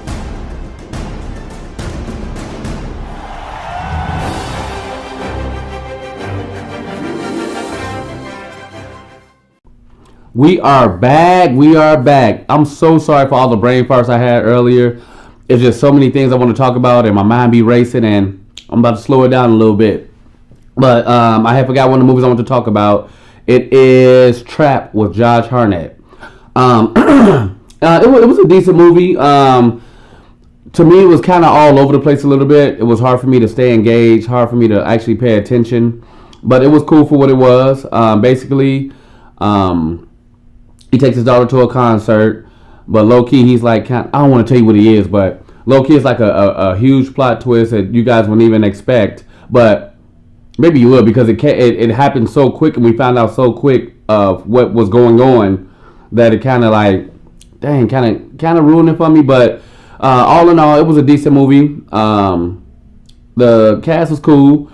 The storyline was decent, but for me, I'm going to give it a 6.5 out of a 10, just because it was kind of like all over the place. It's hard for me to stay focused, but you guys might like it. It's a thriller, you know. It's a little bit of action, but mostly like for me, like a psychological thriller. And if you're into that, if you like them type of movies, then check it out. Yeah, like I said, I give it a 6.5 out of a 10. You guys might like it more than I did, but it was cool for what it was. And now we're going to move on to a couple of TV shows I want to talk about. Obviously, I talked about Power before. Now the second half of the final season is on. And even that is a lot of plot twist. Because at first I was getting kind of like, man, what's going on with it, man? Is it going to get, you know, they add so many characters, this and that. But now it's all unfolding and it's turned into something that I'm loving again, man. You know, you have Michael Ealy now, and he's doing his thing as a cop. Obviously, Mary J. Blige. You know, they got Tariq still doing his thing. So, yeah, man, the last couple episodes were really good. Lots of, like I said, lots of treachery going on with this. Lots of plot twist and, you know, just a lot. It's a lot going on. So, I know you guys are obviously watch. A lot of you guys do. Keep checking it out. Obviously, it's one of my top TV shows. 10 out of 10 as always. And just let me know what you guys think. Stay tuned with it, because like I said, this will be the final season. So just, you know, rock with it and just tell me what you guys think. And last but not least, we're going to talk about Cobra Kai. I love this TV show. It's like a spinoff of The Karate Kid. How, you know, the two guys that were beefing in the movies back then, they older now, and now, you know, they run this karate gym, and it's just hella funny, man. And now they into the, I believe this is the last season.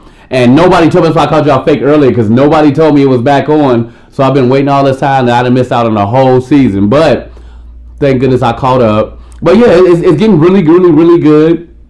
I've always thought it was good from the get-go. Like, I never had a problem with it. The cast they have, the chemistry they have, everything is super dope. So, yeah, go check it out. I know you guys already watch it.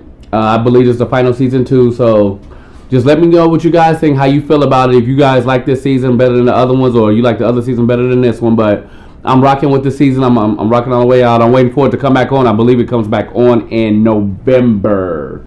So stay tuned, be patient, and we'll be right back with our closing statements. Got Films is a full-service production company that provides motion picture quality content and production services for use in the film and TV industry. Looking for a seasoned crew, high-quality equipment, or other production services for your film, TV, commercial, corporate convention, sports, news, or interview project? Your search stops here. Some of our projects include NASCAR, American Restoration, Pawn Stars, Counting Cars, Top Chef, BattleBots, Forge and Fire, and Street Outlaws. We have also produced over 60 feature films and documentaries. We're ready for all your needs. Whatever your project, whatever your budget, big or small, Got Films got you. GotFilms.com. Traditional TV is going away. Hollywood is starting to fade. People are demanding real stories from real people. Our voices are now being heard in our own way. Podcasts, Facebook, Twitter, YouTube, and TikTok Live are becoming the norm. Internet TV has now reached the highest demand in human history. Social media shows is now the new media of the century.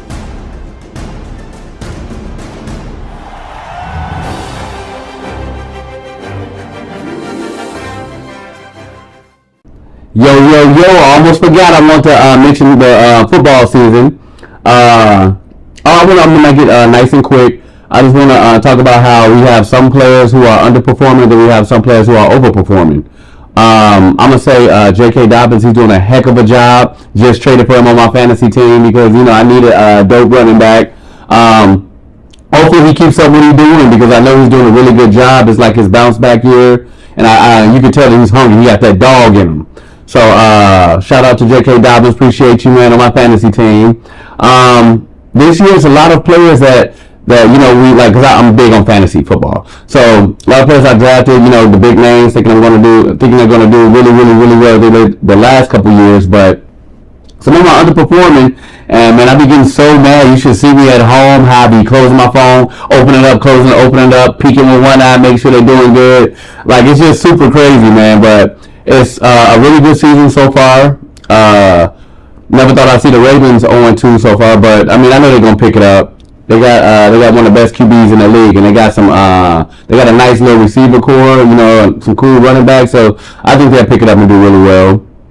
Eagles, Chiefs, we got some good teams going on this year, man. Some good things. I don't want to talk too much about it because I want to wait and let the season get a little bit further because I want to put it all together. But I just want to just let you guys know that some people are underperforming, some people are overperforming. But just if you got them on your fantasy team, just stick with them. Unlike me, because I like to trade. If they ain't doing it too good, I'm getting them on up out of there. As soon as I get them on up out of there, they start doing good. That's the story of my life, man. But yeah, I'm gonna have more sports for you the next time I film, and you guys just be patient with me. I'll be right back.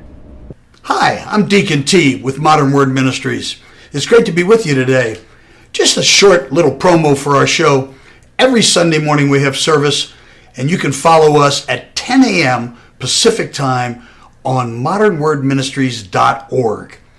And if you missed us or you want to see some of our older messages, go ahead and check us out on socialmediashows.com every single morning at 9 a.m. It's a great way to kick off your day, get a little bit of the word in you, get something uplifting, get you started off on your way. If you're looking for prayer or you need some help, reach out to us. If you go to our website, again, that's modernwordministries.org, you can interact with me via telephone, via DM, text message, whatever you want. I'll get right back to you. So if you need prayer, you need help, you just need somebody to talk to, Modern Word Ministries is here for you. We are your church in the community. So until you see you next time, be blessed, everybody. Bye-bye.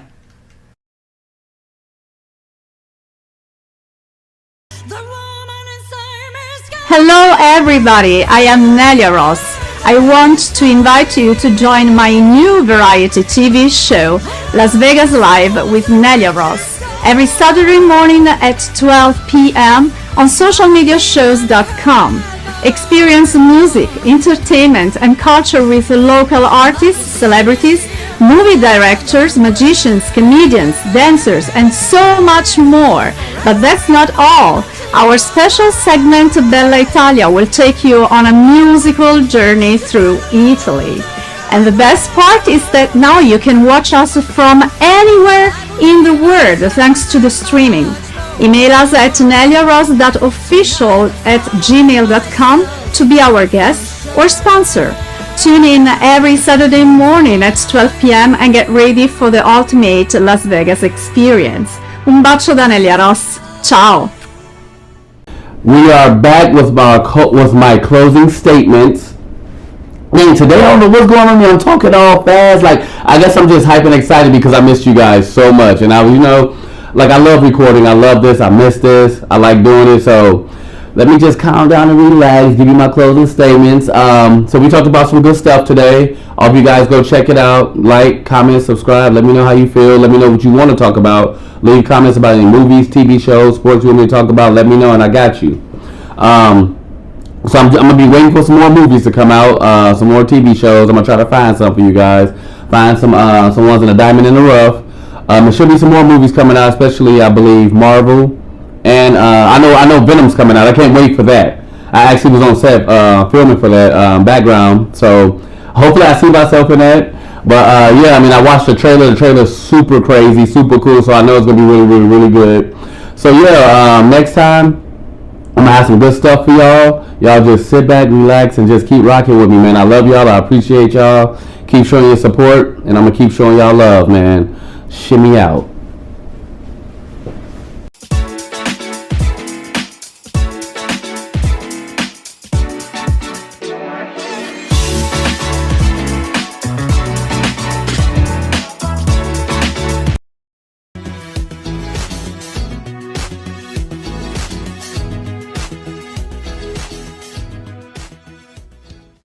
Hello world, it's your girl Lil Sonya with Let's Talk World, and I'm here with the beautiful and bossy and sassy chick I've met thus far, Miss Taylor. Hi. World. Taylor is our extreme and extraordinary beauty pageant teen idol for Las Vegas. Tell us a little bit about it. Tell us about your ensemble, your crown, and what comes with that. Well, I'm your junior teen United World, your first ever junior teen United World, and I'm just so happy to be here. And my title, what it represents is to share my platform all over the world, and not just me, but my sister queens too. And so yeah, that's what my title stands for. And what is it that you want to share all over the world? Well, I have 2 platforms, and I also do a lot of things with my community, and I love to help, and I just love everyone. I love it. I love it. Tell us a little bit about Taylor. And before we started recording, she gave us permission to call her Tay. So I'd like to fall into that and call you Tay. Okay? So tell us a little bit about Tay. How did this all started? Where did your passion come from? What drives you? So it originally started with dancing. I've been dancing since I was 3. And then, yeah. So 10 years, yeah. And then my mom got like a link and saying try out for Cinderella. So after that, it just blossomed. So now I do pageants and dancing too. So you were Cinderella? Yes. Wow, our own personal Cinderella in studio. Beautiful. And then that you just develop a passion from there. Yep. And you knew at 3. Yep. And then I started you wanted to do this. Yes, and then I started like actually doing like regular pageants instead of like beauty pageants. I did regular pageants. So I started with NAM, National American Miss, and RIM, Royal International Miss, and then United World, and then just blossomed. Tell us a little bit about those pageants. So what's the difference between a regular pageant and... Okay, so a regular pageant like this is when you get to do like fun fitness, gown, you get to show off your fun fitness and gown. Also, you get to do interview, you get to talk about yourself. And beauty pageants is just like looking beautiful. You got that. And also, regular pageants is more of like bringing people in and being united, and beauty pageants is just separate. So that's what are like the difference between regular. So beauty is more commercial, yeah, so to speak, and yeah, the regular pageants are, you know, team building and meeting one. I love it. I love it. Which do you prefer? I prefer regular pageants because I love to help my community, and I love to like bring people in and be united and tell them that they're not alone if they have any issues. Yes. And it's just my thing now. And you're 13. Yes. Wow. Give us some examples of some of the community building skills that you have, or some of the things that you do in the community. Yes, I've worked with Shade Tree for Abused Women and Children. When I was younger, I started my first ever platform, which is Taylor's Closet. And the reason why I did that was because I've seen so many like homeless people out, and it's really, really bad now. So I was like, I just want to help. So I decided to get gently used items like clothes, hygiene, blankets, towels, body wash, etc. And I decided to give them the Shade Tree for Abused Women and Children's Shelter. And it's just been going on since then. Now I'm doing a podcast. I Talks with Taylor, where I interview those in the big community who are making a big impact. And also Dancers Against Cancer, who like choreographers, where we collect fundraisings and give them to families and teens and choreographers who were impacted in cancer. So. Oh my God. Talk about proud mommy moments, and I'm not even the mommy. It's okay, you can be my second one. It's beautiful, thank you, I love it. You're doing such amazing things. If we had more children like you in the world, we'd have a great future to look forward to. I can tell you that. All right, so, any siblings? I'm an only child. Only child. Tell us a little bit about that.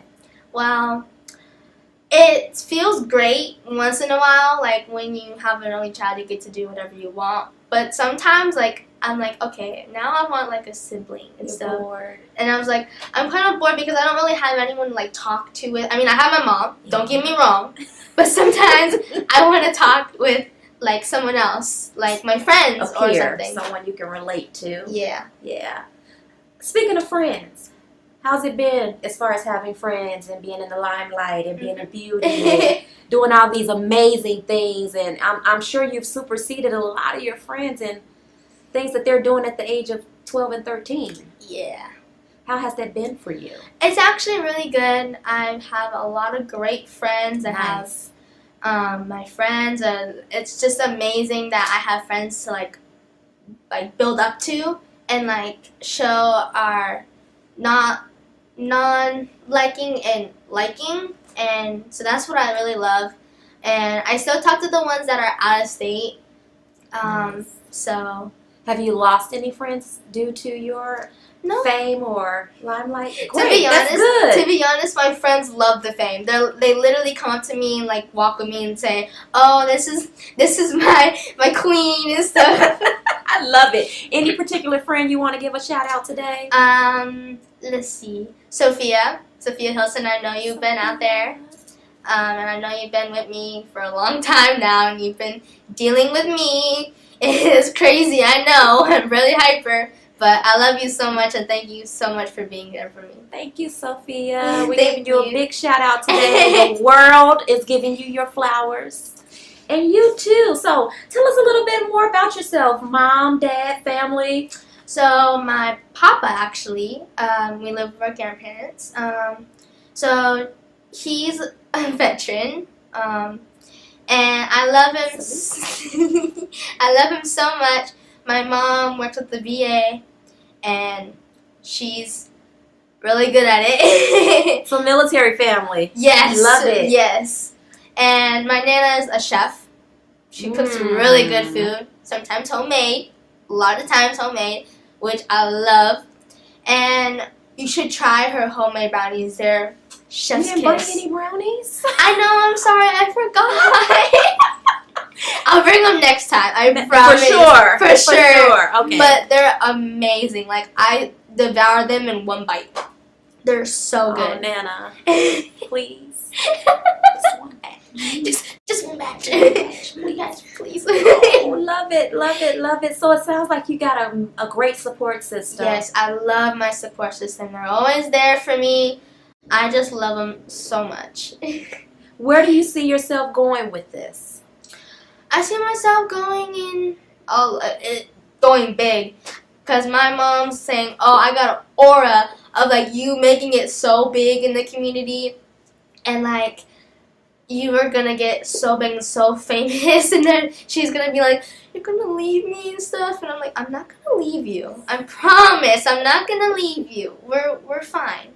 I'm gonna go out of state. I'm gonna come visit you every month, and I'm gonna give you some food. And you better hold her to that. I pinky promised my mom, actually. I pinky promised her. So I see myself going big. Really, really big, like on TVs and shows. And yeah. And what grade are you in? I'm in 7th. I feel like I'm talking to a young adult here. This is 7th grade. Yes, I'm in 7th. Are you looking into high schools now? Yes, I'm going to Las Vegas Arts Academy for the dance team. And yeah. That is an amazing school. My daughter tried out for their dance team. Oh my God, the orientation, I felt like I was at a Broadway theater show. It's an amazing school. And Good. your bubbly personality and your spirit, you would fit in perfectly. Perfectly. Yeah, I'm excited for you. Yeah. Okay. I'm really excited for me too. So you want to dance? Yes, I want to dance and make it big. But when I get older, I'm probably not going to be dancing anymore because I'm probably going to be really old. But I'm going to stay young for right now and then worry about that later. Keep your knees good. Yes, I'll keep my knees good. Keep your knees good. I think you'll make it. I promise. So dancing. What type of dancing are you into? What style? Jazz. Because I love to be very sassy to my friends too and my mom. Because I know my friends are saying, you're the boss and stuff. And I was like, I know. You do have boss aura. I said that when you walked into the studio. It gives me a little boss. I love it. I love it. So do you want to be like, do you want to go into choreography? Actually, Broadway? Yeah. All of it, huh? Yeah, but mostly like choreography and choreographer to like teach. I really like to teach. My friends say that I'm a really good teacher. So you've had those opportunities already to teach? Yes. It's 7th grade, 12 years old. My friends are like, when you get older, you should be a college professor or something because they know that I love science. And that's what I want to be when I grow up, a college professor. So wait a minute. We got a jack of all trades here, guys. So we got dancing. Mm-hmm. We got beauty, of course. Scientists. And a college professor. Yeah. It sounds like you're going to be the first billionaire in your family. I mean, don't get me wrong. I'll give my some money to my mom, but I'll keep the rest. Okay, I'll give half and half to my mom. Mom, hold her to it. Love it. You love your mom. I love it. I love my grandparents. I love my Nana. I love my Papa. And I know Nana's watching this right now, so I love you. So, any pet names in the house? No, sadly, but just Tay. Yeah. So what do you like to do when you're not glammed up and being a beauty? I like to bother my mom a lot. And I love her so much. She's just the best in everything she does. She looks good for being 39 years old. Yeah, 39 years old. She looks like she's 20. She does look good, world. She does. She looks like her. She takes good care of herself, like me. Good role model, huh? Yes. Great mom. I look up to my mom a lot, and I love her very, very much. That's good. Did mom inspire any of the dancing or? Yep. Got it. We get it from mom. My mom is a cheerleader. Used to be a cheerleader. And my mom was like, "Do you want to cheerlead?" I'm like, "No. I don't want to do cheerleading. I don't want to ruin my knees. I don't want to ruin my whole body and my whole career. I don't want to lose that because I worked really, really hard for it." But no offense to, but I love my mom so much. All right. Well, we'll hear a little bit more about Miss Tay when we come back after the break. Don't go anywhere. We'll be right back. Hello, everyone. This is Joseph Skoda with Social Media Shows. Well, I thank all of you for your support through these last several years, and it's been a lot of fun. We've given people a voice they never had before. Now, Social Media Shows is always collaborating with our veterans to help them do things and help out the veterans who are struggling today.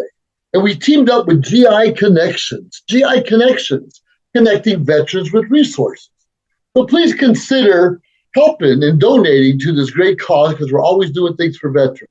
So GI Connections, Social Media Shows, and you is what makes the world a better place. Once again, Joseph Skoda, proud United States Air Force veteran.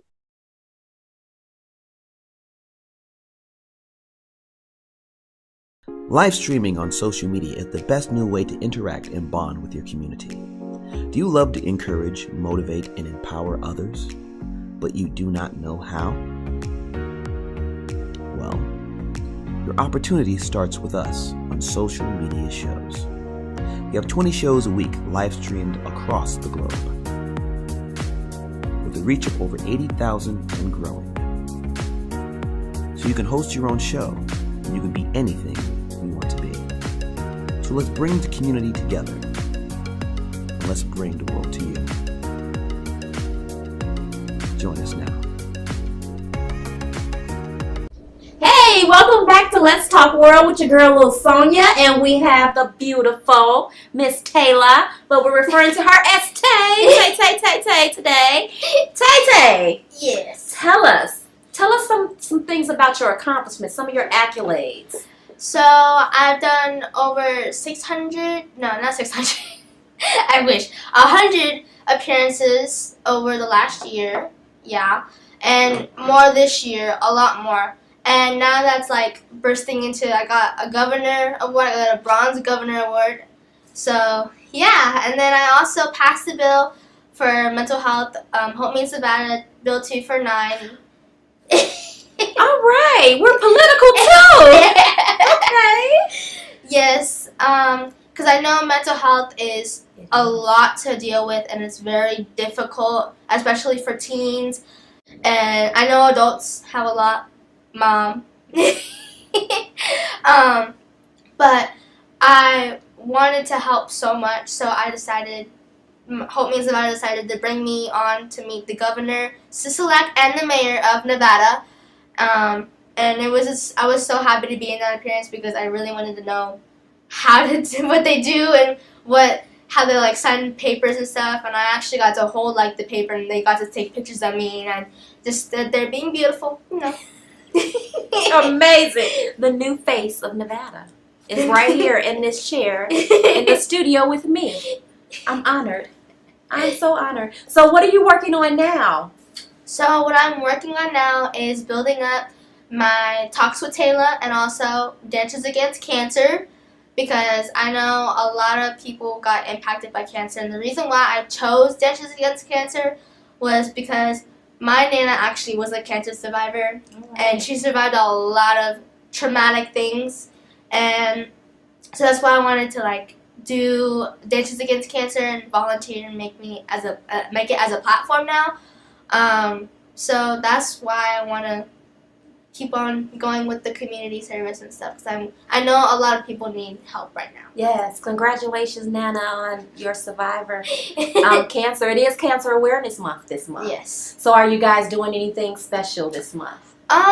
Yeah, we're gonna have a really nice dinner and stuff, and we're gonna talk a lot, and we're gonna just love my Nana. That's important. That love. Yes. Nana, you got some stuff to look forward to. I'm jealous. All right. So, what about any future projects coming up?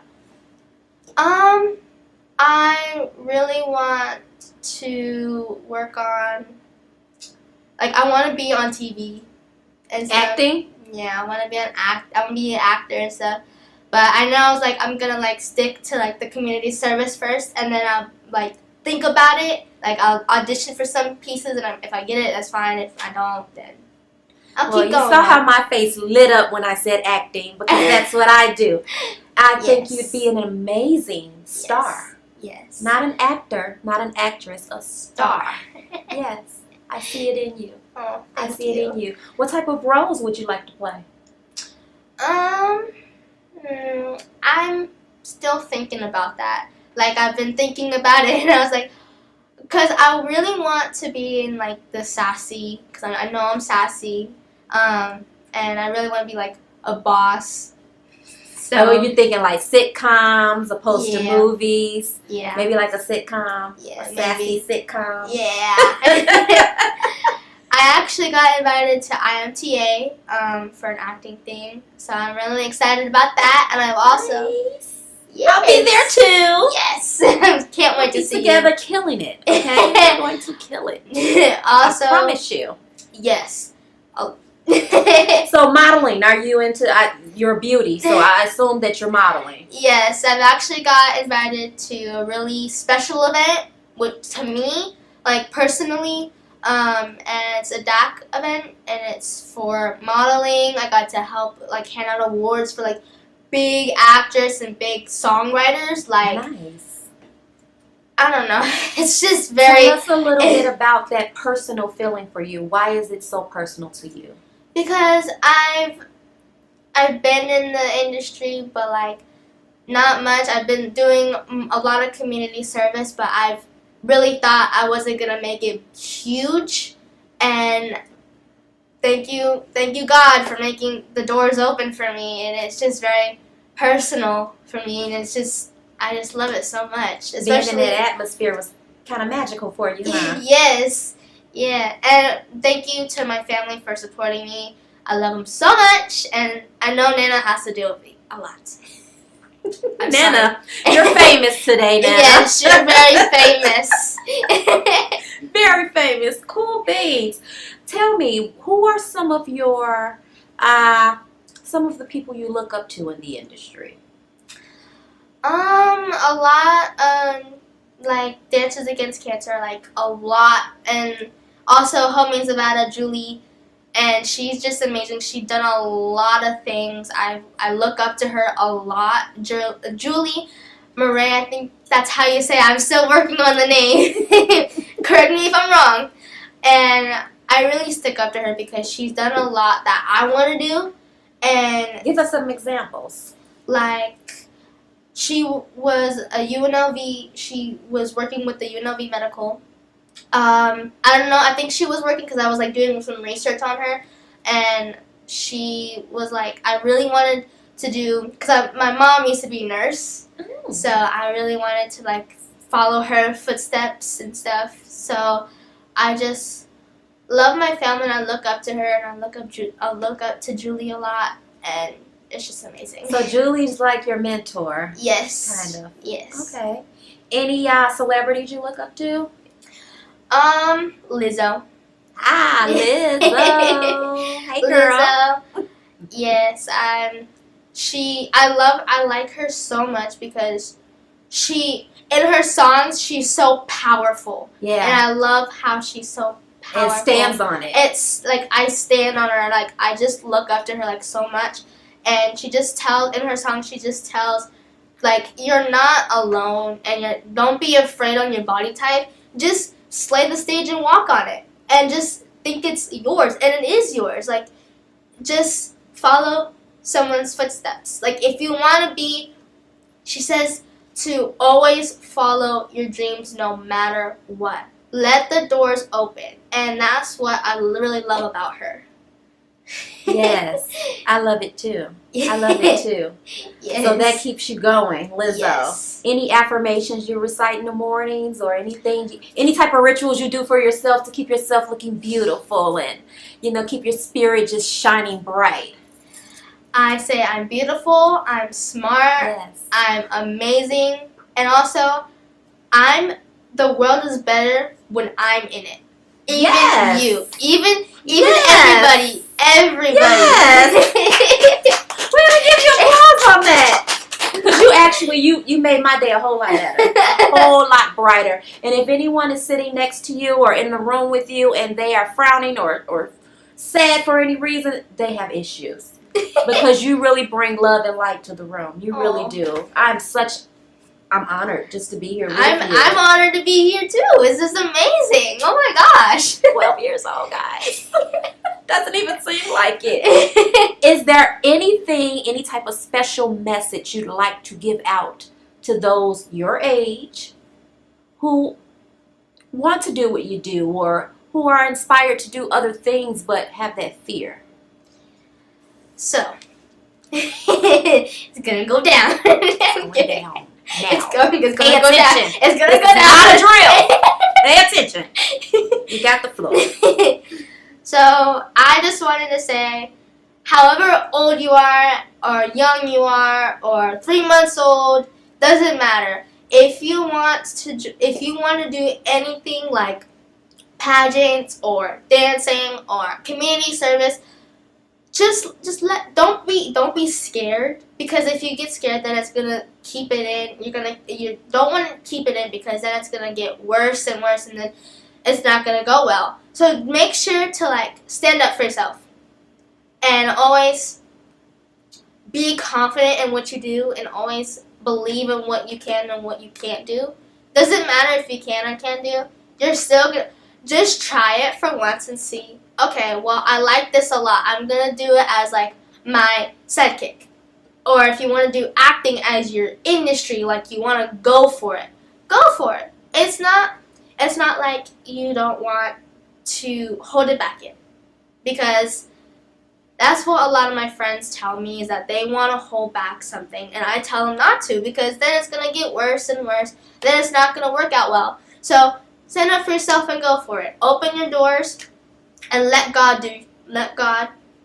do His thing, and see if it works. If it doesn't, it's fine. We actually have openings for our state pageant, Nice. United World. Debbie is the state director, and Jessica is our international. So, and how can they get in contact with either Debbie or Jessica? There's a link, I think. Yeah, there's the link, and there you can like sign up and see if you guys want to do pageants. I'm here. You can ask me and see if you like it or not.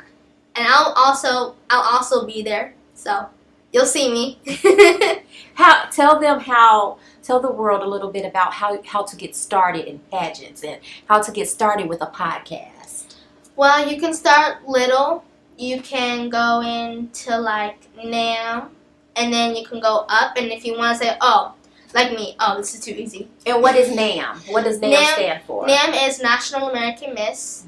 So if you want to join, you can start little. You can start with like a little group, and then if you want to go big, then you can make a posting, like a lot of postings, and you can see if anyone wants to join and stuff, you can. Okay, so do you get like bonuses or points based off membership or anything? No. Okay, gotcha. You heard her. You heard her, guys. NAM. And where can we find you? Where can we find your podcast? Where can we tune in and check you out? So it's talks_with_Taylor, and then you'll see like a little neon color, and it's pink and blue. It's like a little profile picture. And what platform is that on? It's on mental health and on my podcast. It's on first. Sorry. No worries, take your time. It's on Instagram. And then you can look at, because I have a lot of postings on there and stuff. So give it to them one more time, just so there won't be any confusion. We can find you where? It's talks_with_Taylor, and then you'll see like a little profile picture with like blue and some neons, blue and pink. So on Instagram, guys, go and check her out. How often does your podcast stream? Once a month. Once a month? Yeah. Any particular time of the month or day of the month? Yes. Basically, like if it's Mental Health Day, or if it's Mental Health Awareness Month, or is it Cancer Month? It's just okay. So, yeah. Okay.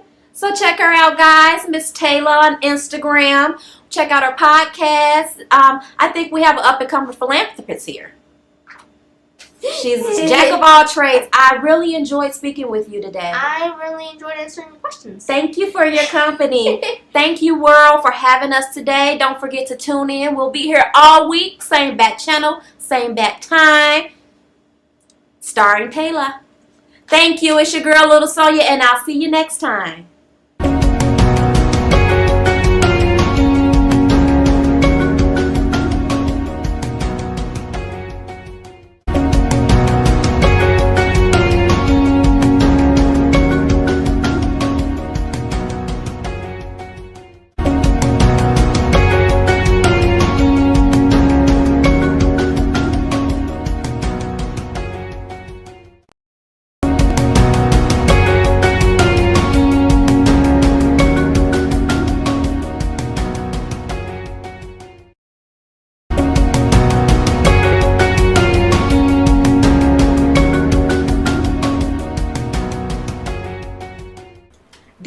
Let's Talk World here at Social Media Shows, the #1, the first and only internet TV network that broadcasts live in real time. There's no secrets. When you see us, you'll see all that's what happening around us. But anyways, guys, thank you so much for tuning in today. It's been a while since I'm back in camera interviewing people because I have so many TV hosts who are so amazing to actually talk to all the guests to promote and advertise their passion, their skills, their talent here on our TV channel. And you know, it's really amazing that a lot of people in Las Vegas and outside Las Vegas reach out to us because of what we do to every single artist that you can think of around the United States. And even some people from outside the United States is reaching out to us to be on our TV shows. We've been broadcasting live for over 5 years and been doing the same thing over and over again. And you know what? Because we want to bring to you guys the different talent or different artists that every single person has. We want to bring it to you guys. We want to show it to you. We want to showcase you every single talent that we have around the world.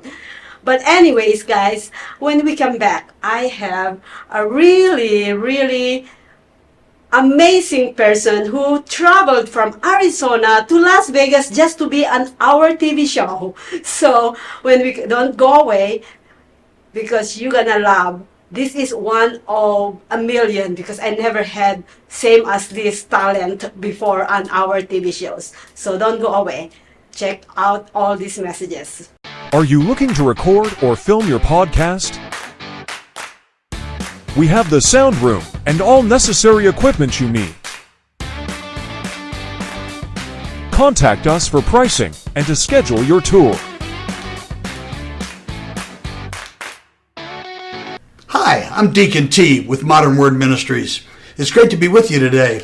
Just a short little promo for our show.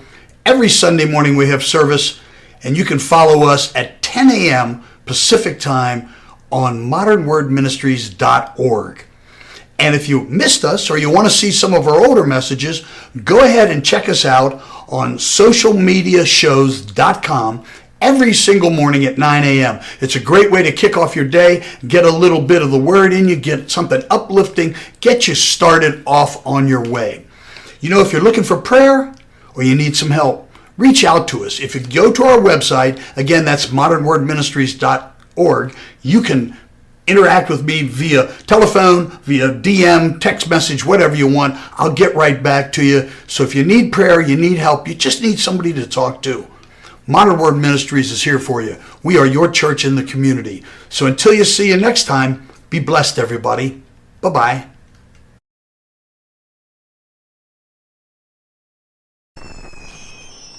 Traditional TV is going away.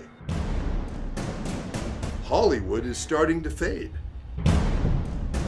People are demanding real stories from real people. Our voices are now being heard in our own way.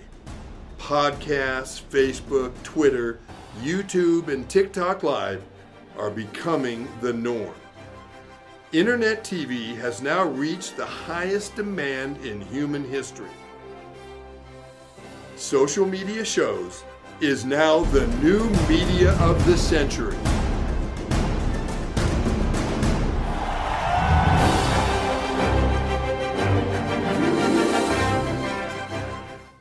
Welcome back to Let's Talk World. And like what I promised you guys, I have Jay Butler here. He is a poet. And he just published the book, Yes. Broken Pieces. Yes. Broken Pieces. I like that title. I wish that Jay actually brought me the book because the title alone is actually makes me moving. But anyways, thank you for coming to our show, Jay. Yeah, no problem. Thank you for having me. Our pleasure. Anyways, Jay, so you actually a poet. Yes. How long have you been doing poetry? Like 10 years. 18 years. How many books have you actually published so far? 2. 2. The first one's named 7 Day Confessions, and this one is called Broken Pieces. Wow. What? Okay. As an artist, like what I mentioned on our first segment, I never actually met a person who is a poet before. You're the first one that comes to our channel that is a poet. So, what makes a poet different from from a writer, singer, a comedian, or sing? What makes it different? Poetry is raw emotions that you articulate, words that make people feel something, or you create a universal language that people can understand. It can be somebody's going through abuse, addiction, cancer. So I wanted to be a voice for those people who are going through things like that. Awesome. Well, so do you actually write based on experiences, emotion of people, or where do you get the motivation to write all those poems? My motivation or inspiration comes from things I've been going through, or emotions that I'm going through. What makes this book so unique, I was going through most of those emotions that you see in the book. I was going through anger, self-hate, low self-esteem. What makes this book so good, because I have got understanding about who I was as a person, as a man. Most of my life, I was a coward. I used to run from responsibilities.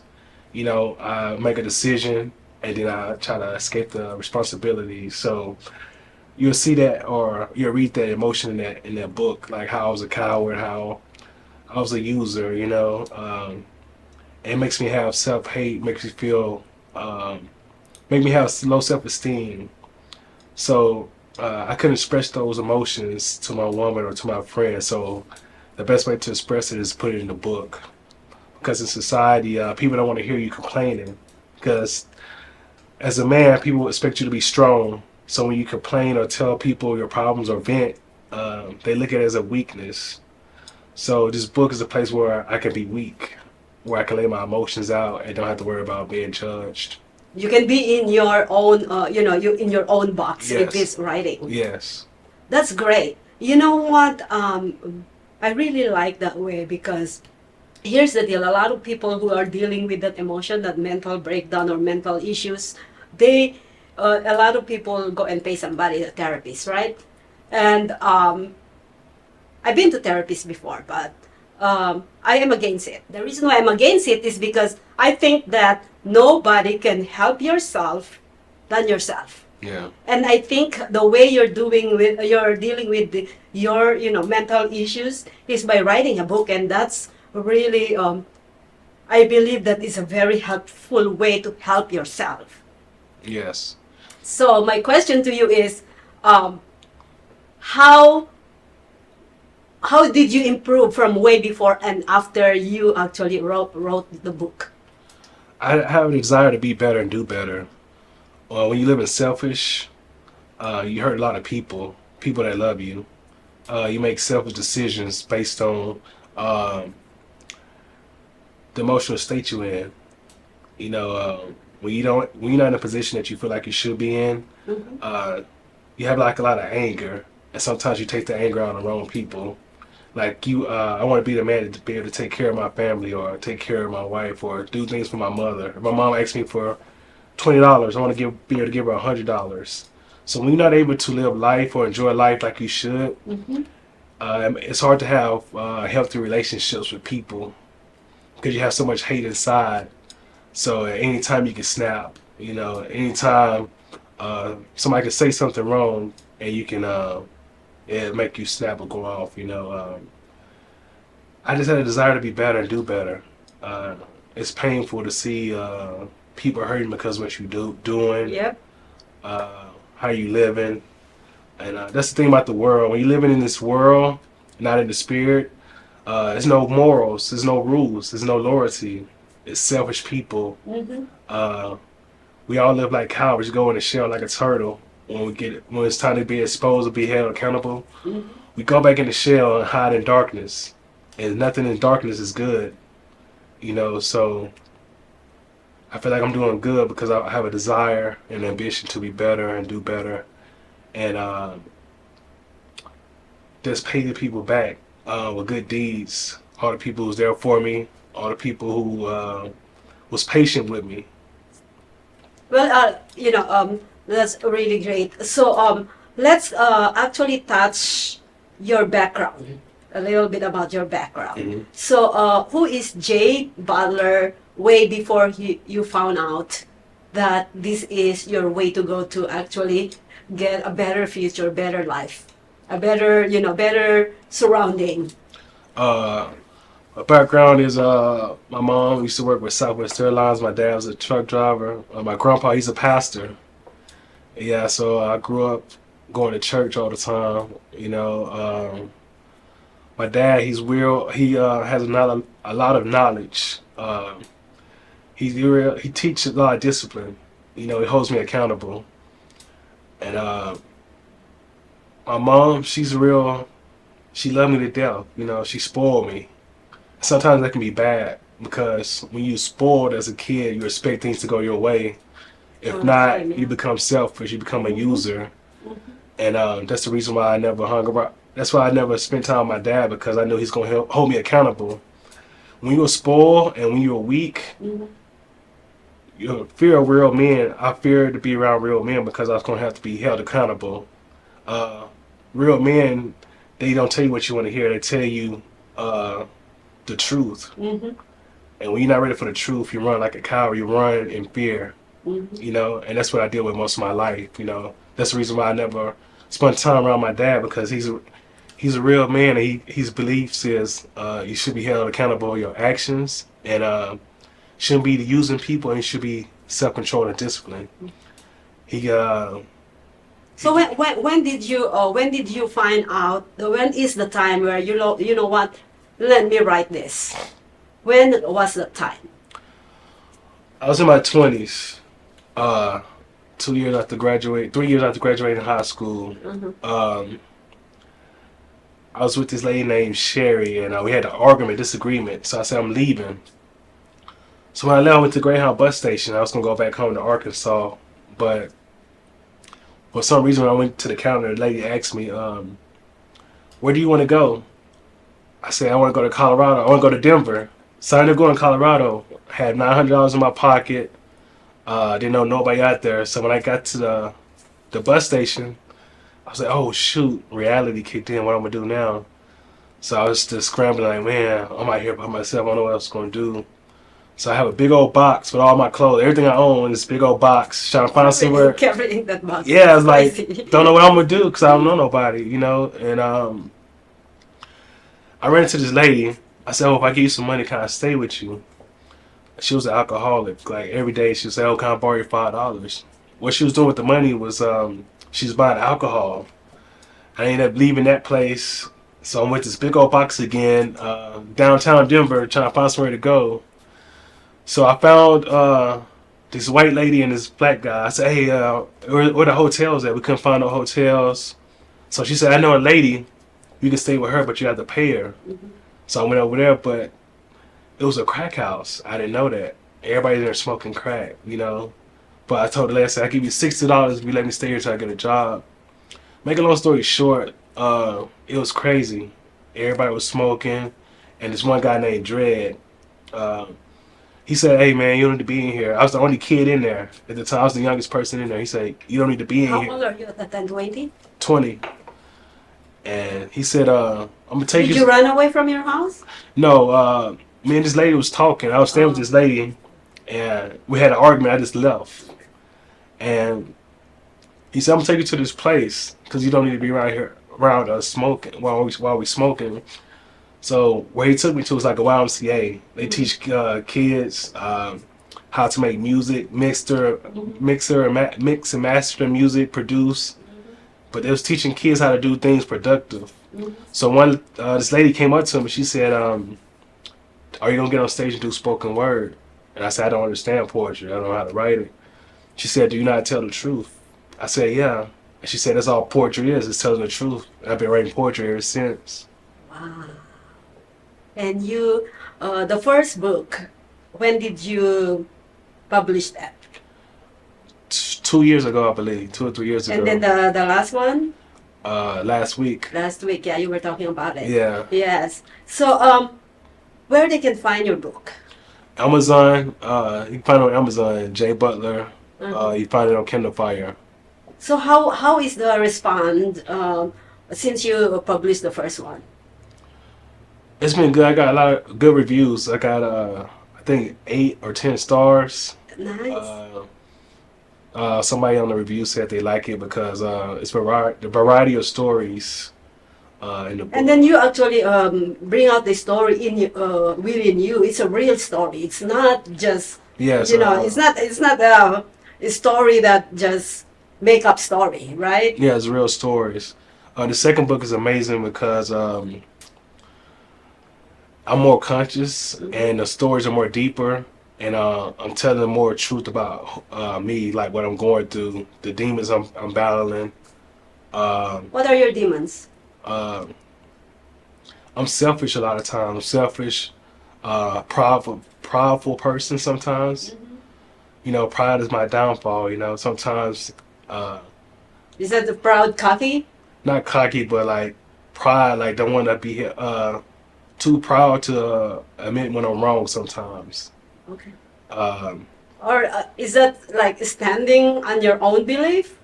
Because sometimes we actually misinterpret being proud. I'm very proud yeah. because of my accomplishment on my own. That's and also as being a single mom. Yeah. And I am not apologizing for being me. Yeah. So that's the reason why I'm asking you. No, that's a good pride, you know, proud, you know, but when it when it affects people in a negative way, that's when it becomes bad.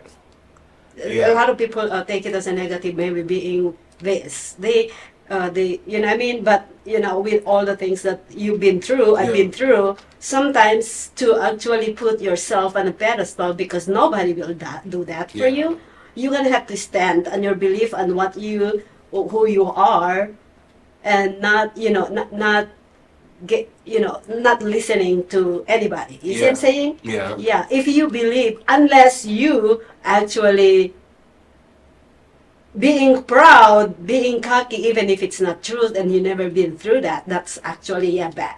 Yeah. So which one are you? I wouldn't call it cocky. I would say selfish. You know, selfish in my actions, the way I think. Sometimes I'm not conscious of how I make people feel. Sometimes we're so lost in our own world, we don't realize we hurting people.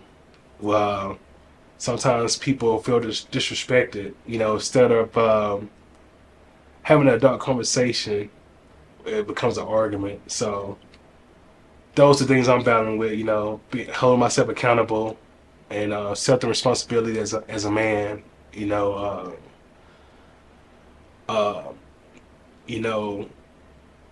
part of me, I'm broken. You know, what I say by broken is like I've been living so wrong backwards all my life. You know, so it's hard to feel whole. You know, so it's like I'm picking up the pieces along my journey, putting myself together. You know, my dad is helping with that. You know. Are your parents still alive? Yes, my mom and my dad. They live in Arkansas. My dad lived in Memphis and my mom lived in Houston. Oh. Yeah, so I want to give my dad credit and I want to give Pepper credit. There's a lot of people I want to give credit that's helping me along the way, you know. When I mean helping me, I don't mean Go like... ahead and tell your dad that. I want to say thanks, Pops, for everything you done for me, holding me accountable, and continue to love me. Thank you. I love that. I love that. I lost my dad a few years ago, and you know, parents will be always parents no matter what. Yeah. But anyways, Jay, you know, I am learning so much from you. Honestly, I am a good reader of a person, and I'm also a motivator. I don't do it officially, but I love to talk to people. That's the reason why I have this show, Let's Talk World, is because I just love to learn from people. because I know that I know a lot, but then there's a lot of room to know more. Knowledge is power. Yeah. And you saying this while I'm giving you kind of like feedback, also actually I'm learning. Yeah. You see, I'm learning, like you're saying selfish and being pride, the pride and the selfishness is, I felt like I am that person, but I stand in my grounds all the time. Yeah. I'm doing this, I'm being selfish to love you more. Yeah. Does that make sense? But Yeah. in your case, is you are taking that responsibility. I'm selfish. Yeah. You see, I'm saying, Yeah. so that's what I'm learning. Yeah, Oh yeah. my God, you're gonna make me cry. I don't cry. Well, anyways, where they can find your book again, Jay? On Amazon. Under Jay Butler. Yeah, Jay Butler. Mhm. No, yeah, Jay Butler on Amazon. Yes. And that's the only way they can find it. Yes, I'm posted on Facebook and I also posted on And Instagram. where they can find you on social media. Jay Legendary on Instagram, Jay Legendary 84, Mhm. and on Facebook is Jay Legendary. The J Legendary. I spelled the Legendary. Legendare. That's where you can follow him. Go ahead and support Jay Butler. It seems that this guy is a real deal right here. He actually write his poet based on how he feels and real time stories of his life, which is, we can always kind of learn from each other, like what I just said, figure out today. I just learned a lot from Jay. But anyways, guys, we are not over yet because we're gonna have Jay perform some of his poetry. I cannot wait to see this. So please don't go away. Welcome to Social Media Shows. Have you been watching social media shows recently? Of course you have. We have been live streaming for 4 years across social media platforms. We produce over 70 shows with over 1,000 episodes. In the process, we've helped over 100 creators realize their dreams and start their own show. We give platforms to promote your business. If you are an artist, if you have an event, if you are entrepreneurs, or if you have a story. If you haven't done it yet, go ahead and subscribe and follow us on major social media platforms. And if you have a great idea of a show, join us. Social media shows can help you produce and live stream your own show. Let us help you make your dream become a reality.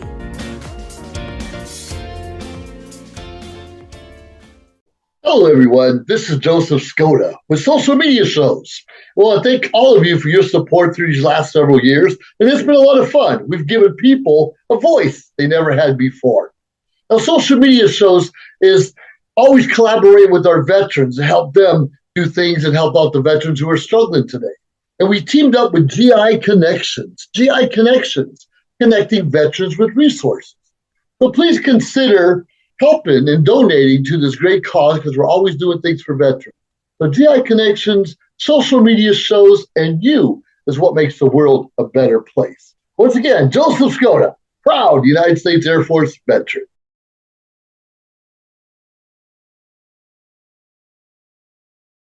Got Films is a full-service production company that provides motion picture quality content and production services for use in the film and TV industry.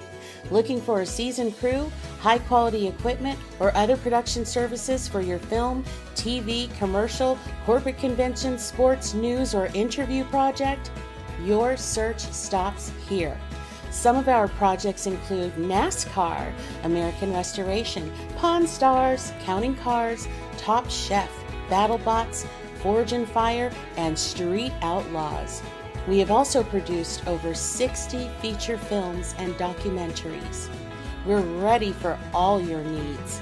Whatever your project, whatever your budget, big or small, Got Films got you.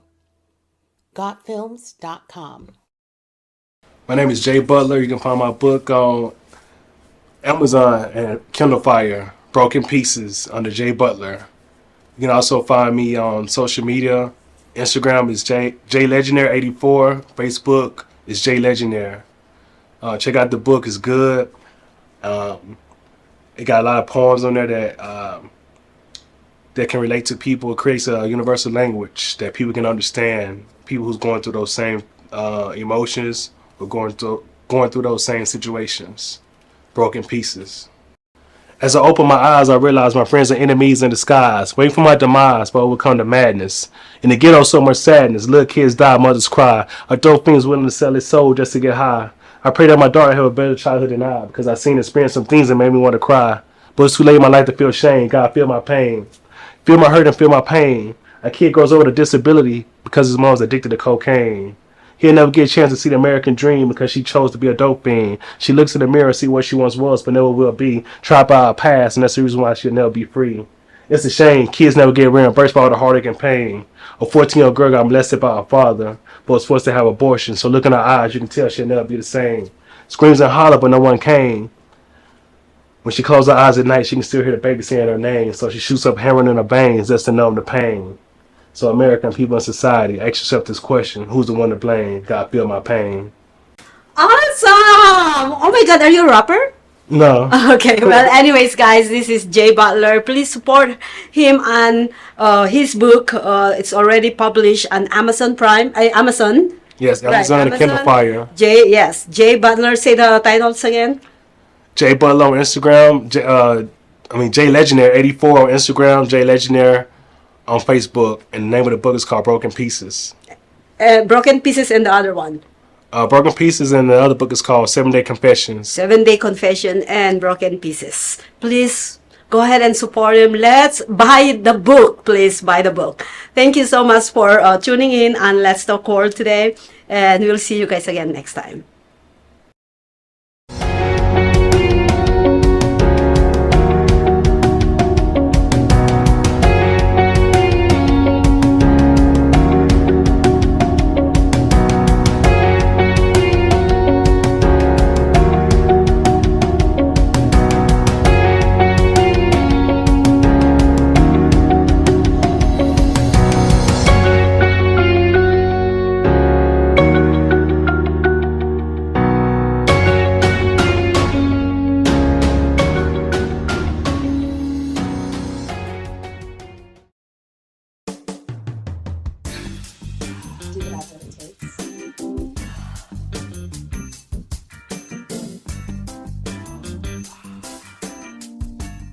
Hi guys, and happy Wednesday! It is your favorite day of the week because the hot seat is live in studio at Social Media Shows. Every week I come to you live introducing new people to you, and we sit here and we interview them, knowing about their journey and why they do what they do. It inspires me every week to hear their passion and their motivation to continue to succeed here in the beautiful city of Las Vegas, and we are trying to expand and make it beyond that.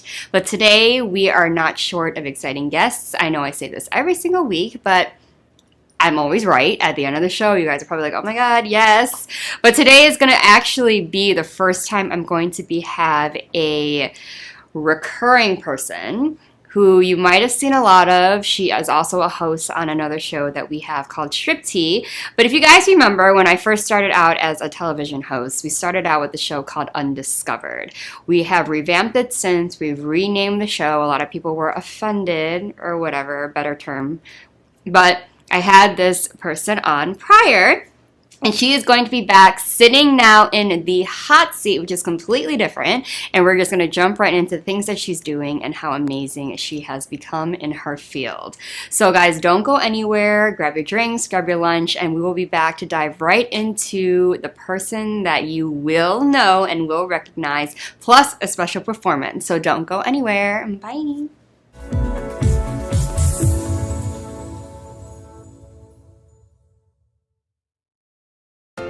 What affects your credit? The answer can be many things. Let's take a look at a few of the most common factors and how they can impact your credit. Credit history.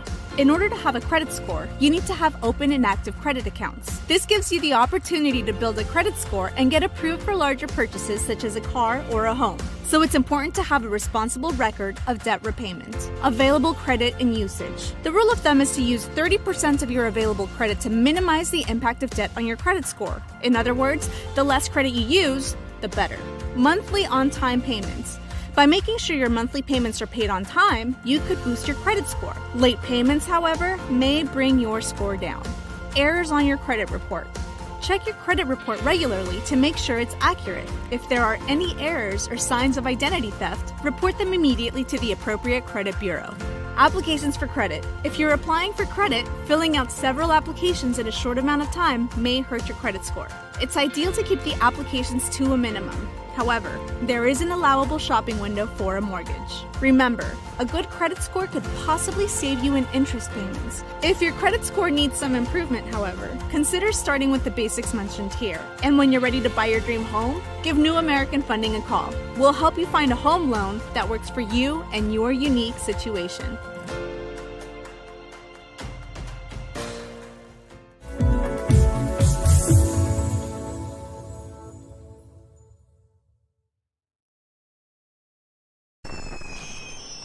Traditional TV is going away. Hollywood is starting to fade.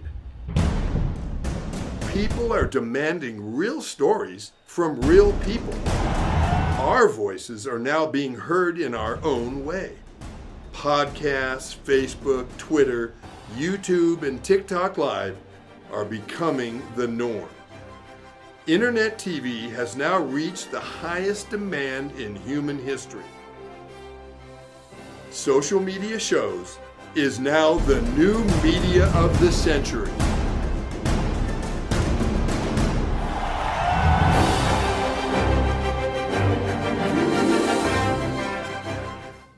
Hello, everyone. This is Joseph Skoda with Social Media Shows. Well, I thank all of you for your support through these last several years, and it's been a lot of fun. We've given people a voice they never had before. Now, Social Media Shows is always collaborating with our veterans to help them do things and help out the veterans who are struggling today. And we teamed up with GI Connections, connecting veterans with resources. So please consider helping and donating to this great cause because we're always doing things for veterans. So GI Connections, Social Media Shows, and you is what makes the world a better place. Once again, Joseph Skoda, proud United States Air Force veteran.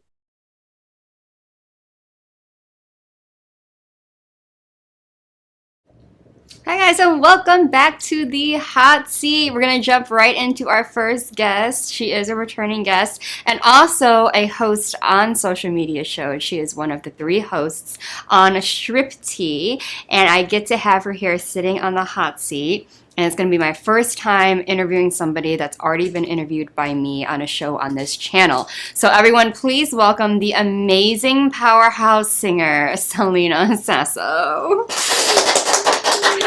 Yes, queen hug. Thanks for having me. Of course. Take a seat. Okay. So we actually just got done filming another episode of Shripti, which was beyond amazing. Yes, we did. It was brand new. It was great. It was revamped. It was everything we could wish for. And the last episode when we all met you, we kind of went into how you started, what you normally sing, your residency at the time. But let's get into something different because everything's changed. That was 9 months ago. Yeah. Right? Oh my God. And, you know, your residency came and unfortunately went. Mm-hmm. And so now you're kind of pushing towards new things and you've become a host in that time. So let's fill in people on what you've been doing and we'll go from there. Yeah. So with a lot of things in entertainment, whether you're a singer or instrumentalist, what it could be, we've gone through some slow times, so I ended up becoming a music teacher, which I always wanted to be ever since I graduated high school. So I'm really glad I'm like living one of the dreams that I always wanted to do. And now I'm also front desk at a salon with my bestie, who does my hair too. So I am fully booked and picking up gigs as they come, and I'm really grateful to be able to do 3 things at once. But as tiring as it is, I'm here, I'm hanging in. So where do you teach music and what grade? I teach at the School of Rock. It's a franchise where they teach drums, piano, voice, and I'm one of the voice teachers. Also, I teach not only one-on-one, but a group of kids in the morning and afternoon, depending on the age. So the ages I teach are between 5 to 16. Wow. And then I get adults for one-on-one every now and then. Wow. But yeah, so you all have ages. to know how to alter your teaching ways Yeah. to make it make sense for different age groups. Because Yeah. it's not going to make sense for a Mhm. 5-year-old and then someone who's 13 who thinks they're the next American Idol, right? Yeah. It's going to be a little different. So have you had teaching experience before this? Not really. I mean, I did. I did when I was like 18. I worked at Gymboree for like 3 days.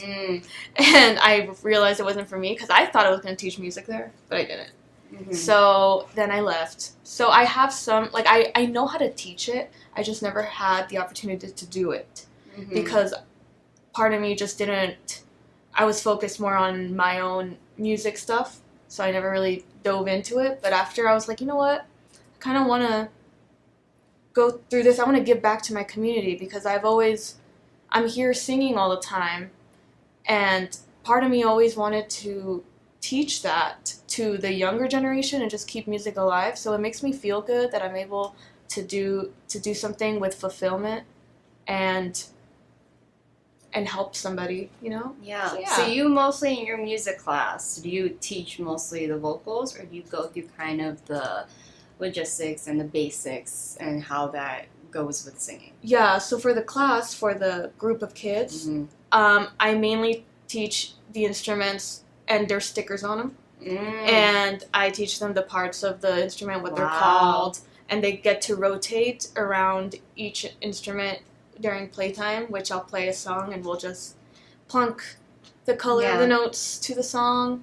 And then I do one-on-one voice, mainly for the one-on-one students that sign up for lessons. Yeah, so they're a little bit older. Yeah. So what have you learned while teaching? Has it taught you some new things that you wouldn't have known prior?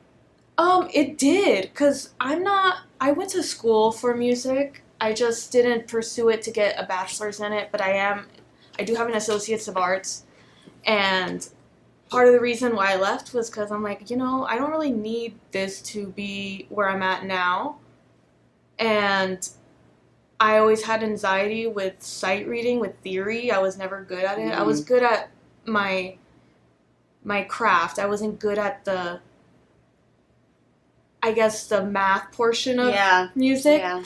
So while I'm here teaching this to kids, I'm actually understanding it a lot better. Like, I always had the basics down. It's just now that I have to explain it, I'm actually getting it myself. Yeah, I realize when people ask you certain questions, and you don't realize this when you're a student, you realize this when you've worked in your craft, and you have to break it down. You kind of stand there and you're just like, okay, how do I explain this? And then you realize you're going back to what your professors did, and you're just like, dang, now I'm becoming what I was rolling my eyes at years ago. Yeah, and I got a little more proficient with the piano. Like, I'm playing chords without looking at them now because I'm a singer first. I taught myself bass during COVID, but I always wanted to play a little, and now I'm able to. I'm not great, but like I'm getting something from it, you know, so I feel really good. Yeah. So when it comes to singing, what are your goals for that? Right now you've always wanted to teach, you're doing that now, and the Tuscany unfortunately went dark on Thursdays, and that's kind of where her residency was, which is why she no longer does it every other week. Yeah. But what are your goals with that? Are you still separating them? Are you just going to combine them? What are you I'm looking combining. at? I'm taking everything as they come. Right now I am going to be, luckily I have been getting called from Tuscany to do every now and then some pop-ins. And I'm always there every Friday for Kenny Davidson's show too. And yeah, I'm taking gigs as they come. And I have 3 lined up, which I have a link on my Instagram if you want to check that out. gigs as they come. And lined up.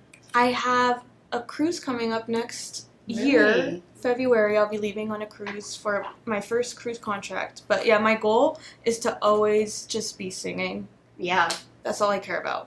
Especially because of that, you're such a powerhouse that to lose all the traction that you've built and kind of, in other artist terms, settle and then kind of no longer do the art, I don't think is really in your spirits. It's not at all. That's why I'm like, if as much as I always wanted to teach, I was always stubborn because I'm like, oh, I can't because I'm too passionate about music. And I'm like, the thing is, I'm never going to lose music. So just because I'm working here or there, it's still there. Yeah. I'm just trying to, like, get by in life because, you know, sometimes we need to do that. And unfortunately, they don't pay artists enough. And I'm sure you've been through that. All of us have been through that. So it's okay to, I guess, enter another environment where we're not doing our passion, but at least we're opening our eyes to other areas. Like, we're experiencing different things, and that's a lesson in itself. And I'm grateful to have that because I'm never going to lose music. Right. Like, I'm still doing it. Yeah, and as you should. And at least you're not stopping, because I feel like there's a lot of people that do stop because they feel like, oh, this is more stable. Oh, because no. every artist's fearful word. Like, everyone fears that word. And that's why. This is stable. So I can just do this at least like it's an all-the-time thing. I'm getting paid, whereas the gig life comes and goes, and people are scared of that. Right? Yeah, and what's scary is just relying on the gig life because honestly, they can call you the next day and say, hey, it's canceled. Yeah. And there goes the check that you wanted for something, I don't know. But I learned to look at it as like I would live on gig life because there was no responsibility for me. So I was able to live on the gig life. Now that I do, as I get older, more responsibility is going to come. I need to have something else set. And I'm building that because once I get on the cruise, that's where it's at sometimes to pay. So I don't mind doing those for a few years. As long as I get to keep singing is where I'm happy. I can be at a salon, I can be teaching, but I'm still in the middle ground of music always. Yeah. And I'm still putting out my passion, my craft out there. Yeah, because what you're teaching isn't far off from what you're doing. You're still immersed in it, and you're just kind of sharing your knowledge. I'm just sharing it. Yeah, and that's still, I would feel, in your field. Yeah, so and it's I love something doing different. it. Yeah. It's just working a salon is different, but it's fun. Like, I'm learning about, I'm in beauty, and I love beauty, so there we go. Yeah, and you're there with your best friend. So my it's just bestie. something that you're just chilling. Because I feel like, get your hair done often. Either as a blowout, either as a touch-up dye, touch-up bleach, all the right? time. So you're there, girl. So For you real. chilling. I am chilling, yeah, because I'm like, if I'm gonna work, I'm gonna work in a field where I want to work in, and that's always gonna be entertainment and beauty. Yeah. That's my life. I love that. Yeah, thank you. Now, another thing I want to talk about is on Strip Tea, one time we were discussing agencies, something like that, and you were talking about your experience being in music and how agencies, we were all kind of different at that time on what we did in the field and how agencies play a part in what we do. And you had mentioned how with singers, to the general public, how they will see it is you're successful if you can carry a tune, you not be tone deaf. And I remember making a comment saying like, well, in general, there are people that cannot sing. There's people that can sing, they can carry a tune, they can carry a note, and it's not like hurting anyone's ears. And you had made a comment saying, well, generally that's not always the case, right? When it comes down to if you're a great singer, you'll succeed, or if you're an okay singer, you only go so far. Like, what are your views on the artists that make it and what it takes to actually be different than all these other artists? I think, you're asking, what it takes to, succeed in a way, because a lot of people are probably being like, okay, well, artists like Whitney Houston obviously can sing, there's no doubt about it. But then you have other artists that can argue, please don't kill me, Taylor Swift, where a lot of people can argue about, whether or not she's a powerhouse singer. And so to you, you'll be like, yeah, it doesn't really matter if you're a great, great, great singer, because you can still really just stand out as this amazing singer. So I feel what Whitney Houston and Taylor Swift are not the same person, of course. Right. But they have a fan base, a strong fan base. They have their own uniqueness. They both have something different that people like. So as long as you are true to yourself, and I think they're both very authentic in their craft, they have great hearts. I don't know much about their personality. I can't speak for a celebrity I never met before, but I know that they have their foundation that they built, and that's what makes you successful, I think. And success is defined in so many different ways, but that doesn't mean reaching fame. Success just means you being happy where you are. Like, yeah, they're both successful. Whitney has done a lot before she passed, you know, like she's a legend. She has, and so is Taylor Swift. Like, as much as she's not my taste, but like she is a legend, and people love that. Like, they both have their authenticity. But truly, you can be the best performer in the city and with the perfect tone, but if your attitude is not it, there's not really much to impress anybody with. I don't know. Like, yes, voices are crazy, and I always gravitate towards that. But once I talk to that person one-on-one, it's how they are that really gets me. And I feel if you have an artist heart, like compassion, emotional, like just kindness is really what makes you successful too. Like, you just have to have a good attitude. Yeah, what would your take be on, I'm sure you've witnessed this, where you see yourself putting all this work in, you know your talent that you have, but you see other people that might not have done as much as you or do all this stuff bypass you or might not have the best attitude. Do you kind of take that to heart, or do you feel that, you know, at the end of the day, you're very confident in what you bring to the table? I used to take it to heart. It took a lot for me to get to where I am now, but I'm glad that I can say that I'm in a position where it has nothing to do with me. Like, I'm putting myself out there in my truest form, as true as I can be, because I know some of us have to, like, adjust to situations. But for the most part, I'm just being myself, and if somebody is threatened by it, that's not anything to do with me. If someone gives me a look or talks to me funky or gives me something weird, I'm not gonna give it back. I'm just gonna walk away, because, like, that's what I can do. I'm like, there's no point. But I mean, as long as you're true to you, I don't think you can go wrong with that. Yeah. I know you mentioned at one point where in music, the beauty standards are wild. They're all over the place. Oh, yeah. Do you think they're changing at all, or do you still feel that you guys have a long way to go? I feel like there's always going to be a long way to go, but I don't think, I would hope that it's minimized. I do notice that, because that's difficult for, like, me to answer for my perspective, because I've been denied because of the way my body is, but I'm getting different treatment now because I have lost a few pounds, but that's not intentional. That wasn't because, oh, I need to do this for my work. That just happens. Bodies fluctuate, but I have noticed that I treated better the more I meet the standard. Yeah. And it sucks, but I would hope that it's minimizing, because I do see all kinds of bodies out there, and that's what drew me to this industry, especially burlesque. Like, burlesque is not about your body. It's about how you make yourself sexy with the body you have. It's the art of tease, and that's what I love about artists and performing. Nobody's copy-paste. Nobody wants to see copy-paste. I don't want to see copy-paste. Yeah.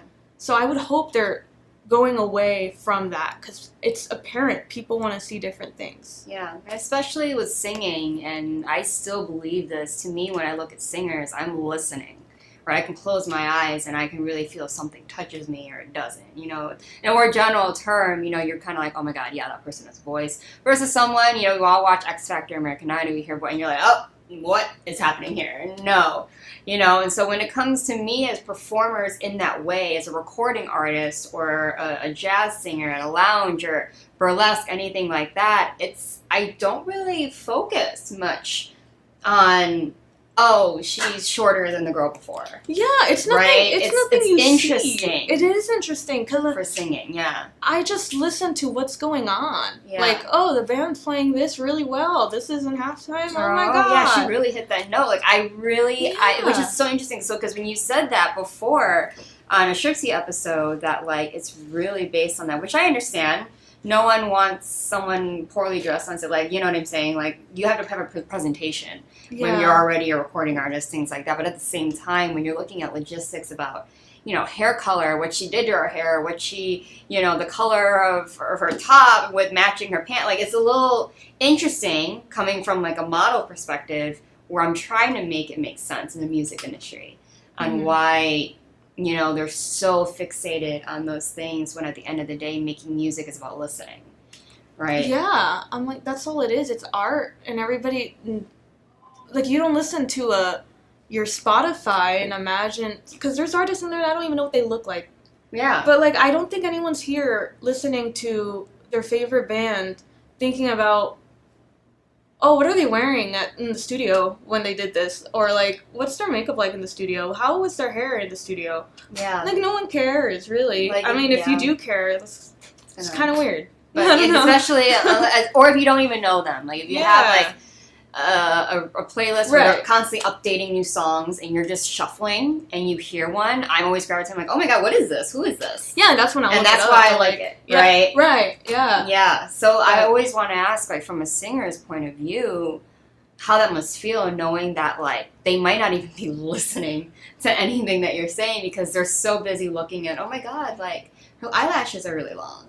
Yeah, I mean, and I've been told that, and I take it. I'm like, thank you, yeah, they are long. Like, I put them on for a reason, yeah. But because I enjoy what I put on myself. But I'm glad to know that there is people listening to me because I'm told all the time, and that's the most rewarding thing for me is that I'm doing my job right. And because as much as I love music, I do it for my feelings and my emotion. But the fact that I can awaken a memory or touch a heart with it is what matters to me the most. That's the most rewarding thing. Yeah, that's a true artist. Yeah. You know, we do things to strike emotion, to tell a story. And another thing that I want to ask you is, because we talked about this last time, you know, we talked about whether or not you write your own music. And then you had said that you do, but you're not that confident in it. Have things changed a little bit? I'm proud to say it has. Oh, wow, okay, yay! It's just, you know, years go by and, like, you learn so many lessons in growth and stuff. But I wrote a song, like, last week, and I just mixed it myself. I haven't released it yet. I'm still working on it. It's a work in progress. But I'm really happy with how it turned out. So in October, I'm shooting to, like, release it. I have no help with it right now, but I'm kind of letting it come to me, and I'm going with the flow of it. You can't and that's force the most the important. song. Yeah, and that's what I noticed. I'm like, you know what? This one just came out, so I'm meant just to be. EP soon, guys. I don't my know. First EP, but maybe, and then a first music video is Selena Sasso. Maybe add in a little bit less. I don't know. Yeah, we love We'll it see. because I know you've been through a lot of different things. So I'm sure that kind of inspired a new wave. You entered a new era of life. Yeah. Your birthday was this past June, so you know you're entering new different times of your life. Or, you know, your mid-20s. Year of the rabbit. Period. But then also I know that you are so passionate about burlesque. If anyone will go to your page, you see that you do a lot of things that really show how confident you are in yourself, your image, your brand, and things that you do. So can you maybe really quickly talk about, because I'm sure people see a lot of things when it comes to bondage or lingerie, how that can be very misleading because people take that as something so red, scarlet, right? So, like it's... I don't know how to explain it other than I enjoy it. I think I've lived a life where I did not like what I saw in the mirror, and that is very unfortunate, and it makes me really sad to think that I used to think like that. And I'm a lot more than my body, truly. I'm an entity at the end of the day. Like, we're all souls. So what I am doing in those photos is loving myself. And I'm posting them for myself. It is not for anyone. It is not an idea of that I'm a certain way. Whatever idea you have, you can have it. But that's not who I'm trying. I'm not trying to rise anything from anyone. That's just me saying, like, hey, I don't think there's much you can say to tear me down anymore because I lived my life like that already. I love that. I love that for you. It's a moment. It's a now, moment. you also gained hosting. Is there anything that you're learning a lot about yourself and a lot about on-camera work and all of these things while being on a host for a show? A lot, because I feel like you even know, but when I first met you, I was very like timid, very soft-spoken. Still am soft-spoken. It takes a lot for me to just yell. It's hard, but I feel a lot more comfortable, and I think that just has a lot to do with shadow work, my self work. Because now I can actually get my points across without thinking too much, like, oh, did I say something dumb? You know, anxiety follows all of us. But now I can say that I feel really good, and I feel like I can actually do things. Yeah, it's a new avenue. It's new, that's so within your art that you can use your voice. Right. Speak your truth. Entertainment. Yes. Yeah. And one more question before we wrap up, but because I know you have a performance with us coming up soon, but I've been asking this on everyone that sits in the hot seat, and the question is there a motto or a philosophy that you live by? Yeah. What was it? I will say, in the simplest terms, you do you. Yeah, that's Selena. That's me. Yeah, because I thought I had something like longer, because I typed something in my notes app, and I don't know what it was, but I just rather just say you do you. Yeah. That's my mantra right now. Everyone who answers that question, it sums up their interview, and it really comes as a whole, because they hear everyone talk about themselves, they're hearing the story, blah, blah, blah. When they answer that question, it's kind of like, yeah, that does make sense for your whole situation you got going on. And that's your whole personality. You know, you're just doing you and loving yourself in the process and letting that guide you in your decisions in your life. So, yeah. What are you singing for us today is the question everyone wants to know. So, I'm going to do a rendition of My Way, Celine Dion's rendition, originally by Frank Sinatra and all the other jazz singers, but I'll be doing Celine's rendition of My Way. I've been trying to get her to sing anything Celine Dion on this show because it's insane. Not that you sang Barbra Streisand last time. So it's just, and she wasn't even prepared. She doesn't need to warm up. She's like, oh, I guess I can perform. Then all of a sudden she like hits every single note. And it's just like, well, dang, that just really just showcases how much we all suck. But you're just like, dang, I thought I was cute when I was singing the shower this morning, and then we hear sitting like, yeah, well, let me just exit the room. But let them know your handles before we leave. Update them on what they are. I am Chorus Faye on Instagram, and you can just search Selena Sasso for everything else, like Facebook. Selena with a C. Selena with a C. CELINA SASSO. Sassy Sasso. Sassy Sasso. That's how is what they call you me. remember it. Yeah. But yes, thank you so much for coming back on the hot seat. Thanks for having me. Oh my god, it was lovely. I'm so glad we just popped right back into your story, your journey, and everything that you're doing. I'm sure this is not the end. This is just you're just opening doors. This is the beginning. You're opening doors for yourself and just expanding your knowledge and your reach across everywhere. I mean, I can say around the world because she's going on a cruise, but, you know. Been around the world and Anyway, when we come back, you're going to hear that rendition of My Way by Celine Dion by Selena Sasso. So don't go anywhere.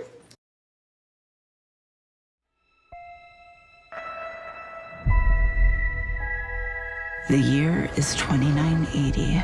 And we now know that death is not the end. A soul can be extracted from the recently deceased and be used to create a blue liquid called essence. It can bring a person back to life. We'll get her back. I hope so. It's an expensive process used by the rich and powerful. The rest, they do what they can to survive. Stay right there. You told me you're hiding from some dangerous people. Let's knock on the door. I spent the last year searching for the Deep Star, a bounty so big that the entire galaxy could be yours. People have been looking for the Deep Star for years. It can't be found. It's because they can't find the distress beacon. I know where it is. If we find the Deep Star, we could get enough credits to bring Mom back. Blast off. Guys, we have company. You can run, but you cannot hide. Prepare for impact.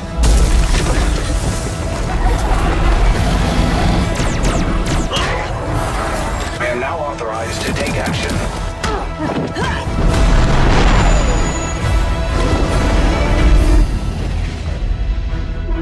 And now you die. No!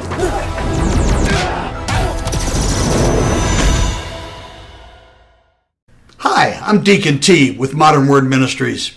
It's great to be with you today. Just a short little promo for our show. Every Sunday morning we have service, and you can follow us at 10 a.m. Pacific Time on modernwordministries.org. And if you missed us or you want to see some of our older messages, go ahead and check us out on socialmediashows.com every single morning at 9 a.m. It's a great way to kick off your day, get a little bit of the word in you, get something uplifting, get you started off on your way. You know, if you're looking for prayer or you need some help, reach out to us. If you go to our website, again, that's modernwordministries.org, you can interact with me via telephone, via DM, text message, whatever you want. I'll get right back to you. So if you need prayer, you need help, you just need somebody to talk to, Modern Word Ministries is here for you. We are your church in the community. So until you see you next time, be blessed, everybody. Bye-bye. Got Films is a full-service production company that provides motion picture quality content and production services for use in the film and TV industry. Looking for a seasoned crew, high-quality equipment, or other production services for your film, TV, commercial, corporate convention, sports, news, or interview project? Your search stops here. Some of our projects include NASCAR, American Restoration, Pawn Stars, Counting Cars, Top Chef, BattleBots, Forge and Fire, and Street Outlaws. We have also produced over 60 feature films and documentaries. We're ready for all your needs. Whatever your project, whatever your budget, big or small, Got Films got you. GotFilms.com.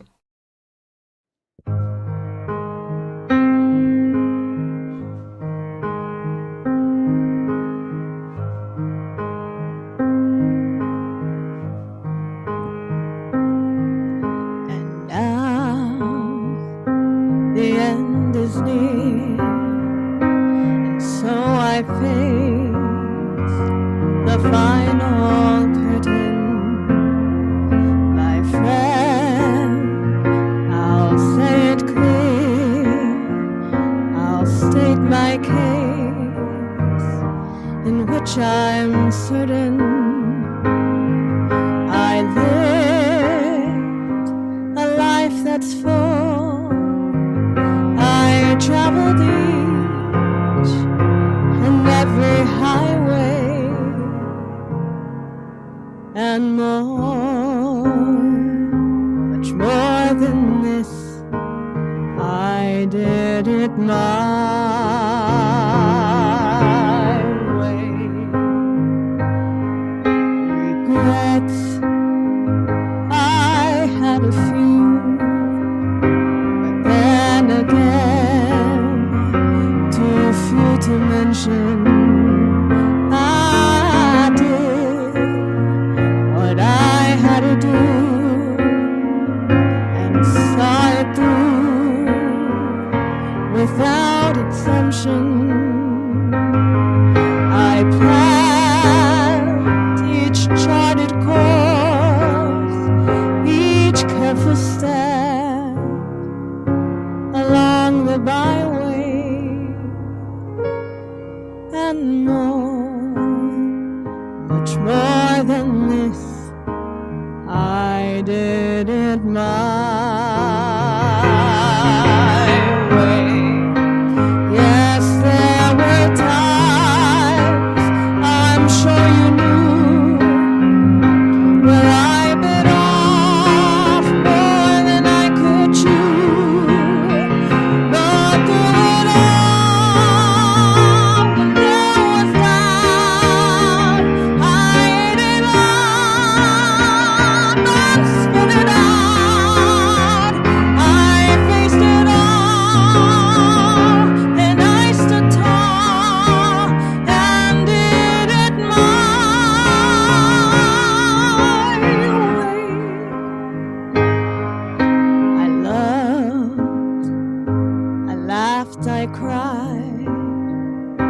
I had my fill, my share of losing. And now, as tears subside, I find it all so amusing to think I did all that. And may I say, not in a shy way, oh no, oh no, not me, I did it my way. For what is a man? What has he got? If not himself, then he has not to say the things he truly feels, and not the words of one who kneels. The record shows I took the blows and did it my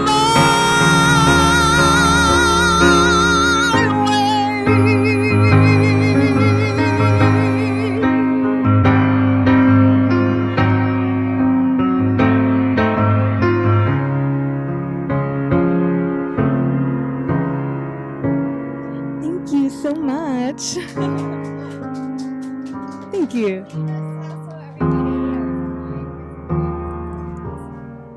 To look out for her, support her shows, keep up with the events that she's doing and when she's performing, and follow her. Please, please, please give her all the support she needs for her to release her next EP. Everyone, when we come back from the break, we have one more guest, so don't go anywhere. Traditional TV is going away. Hollywood is starting to fade. People are demanding real stories from real people. Our voices are now being heard in our own way. Podcasts, Facebook, Twitter, YouTube, and TikTok Live are becoming the norm. Internet TV has now reached the highest demand in human history.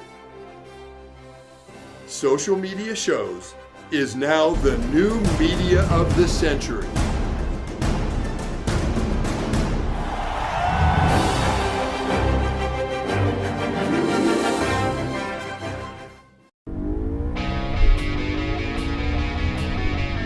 Las Vegas, here we come! I can't believe we're all moving to Vegas. I know, right? It's a dream come true.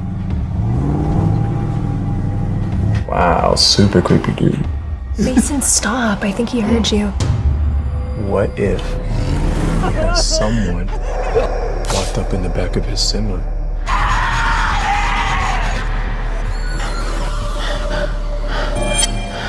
She's gone. Someone took her. Who's that creepy trucker?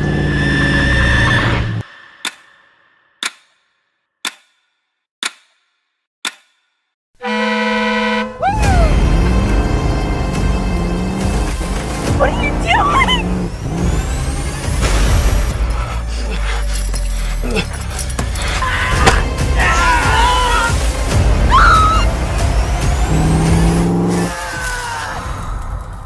They call me Mother Trucker.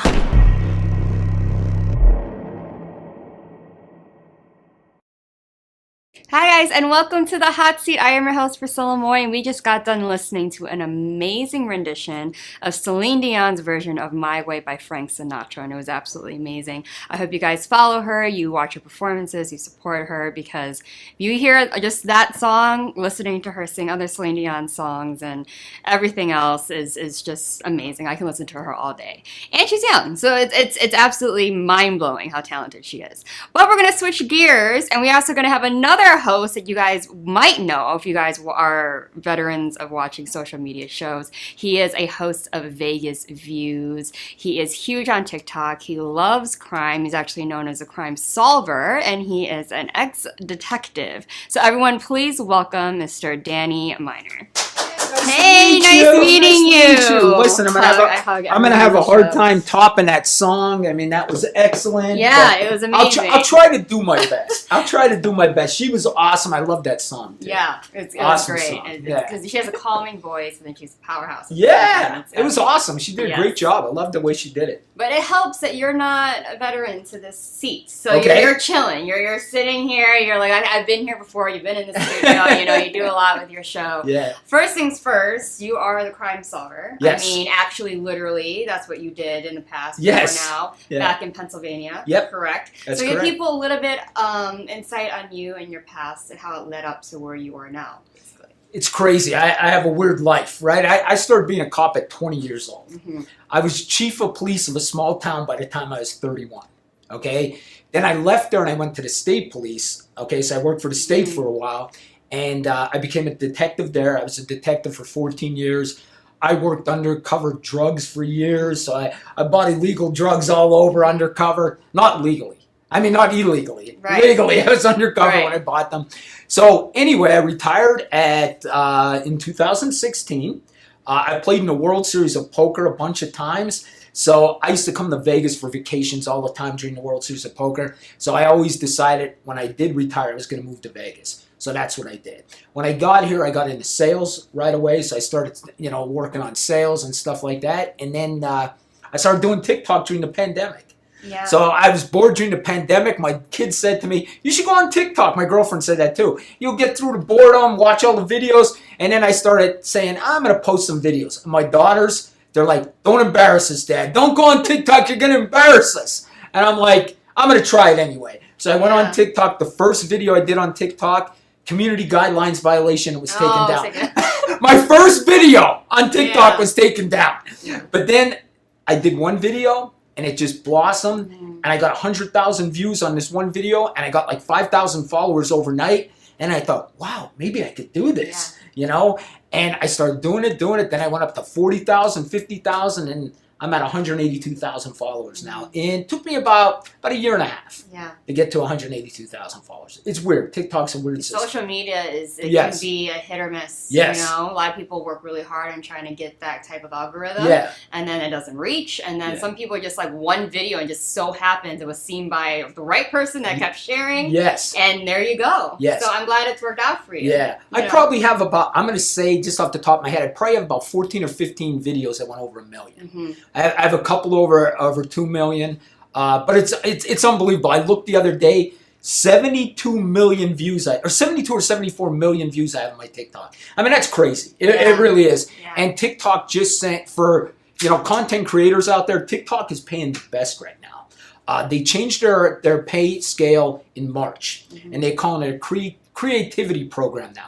They pay you approximately $1 for every 1,000 views, which is pretty good. If you think you get $1 million video, it's $1,000. Yeah. You know what I mean? So if you keep going out there, putting videos out there, there's a good way to make money. Plus all that, collaborations with different companies. I got men's shampoo, stuff like that. So I got all kind of different things. Hey, there's perks. I get free shampoo, everything. It's amazing. Yeah. Now, do you ever miss the East Coast? Because it's entirely different. I'm from Chicago, so I know the culture is completely different from the Midwest and East Coast versus the West Coast. Yes. What's that like? I'm going to tell you this. The East Coast, we're loud. Okay, as you can see, I'm loud. Yes, we're arrogant. And when I came over here, people are quiet here. They're very. I'll tell you this. Before I came out here, I actually interviewed for a sales job back in Pennsylvania. The guy hired me on the phone because he said to me, "Nobody has personality here. So you have personality. I love hiring East Coast people." He hired me on the phone before I even came out here. So the difference is I feel West Coast people a little more reserved. East Coast people, East Coast people are loud. They're obnoxious. You know what I mean? And I accept that badge. Yeah, they're expressive, and they're to the point. I realize a lot of West Coasters. It takes a while for them. For us, it's a little quicker. Yes. Right. At least Yes. on the other side of the country. Yes. And so another thing I want to dig deep in is, so my father was also a detective. He was Jason Warrens in Chicago, and he worked for the county. Okay. And he retired the same year as you did. Oh, and so wow.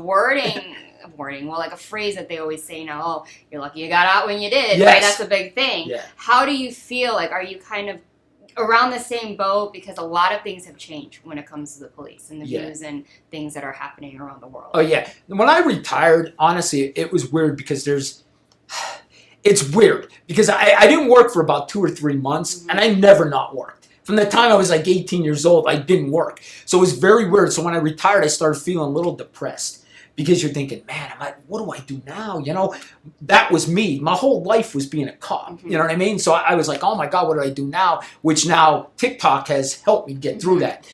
But to your point is, would I be a cop now? Because I think that's what you're asking me. Never. Yeah. Never. I wouldn't even recommend somebody be a cop. Honestly, I wouldn't.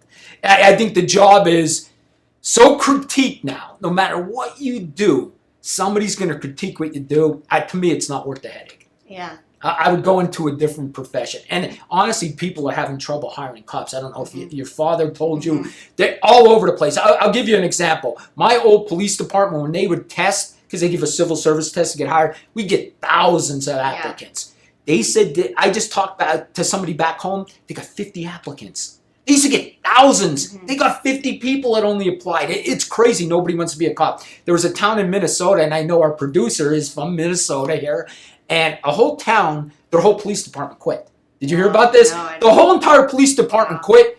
It's been 3 weeks. They didn't even get one applicant. Not one person applied to work there. So the police work is in trouble, is what I'm saying. Yeah. It really is. It's in trouble. Yeah, they always say, because I know my dad and a lot of they all retired out here. They're always like, back then, that was the job. Anyone wanted to be a cop. Everyone was trying to get. It was hard to be a know cop. someone that can get them in, to go to the academy, right? To get those things. It was a privilege. Yes. Now it's like, whew.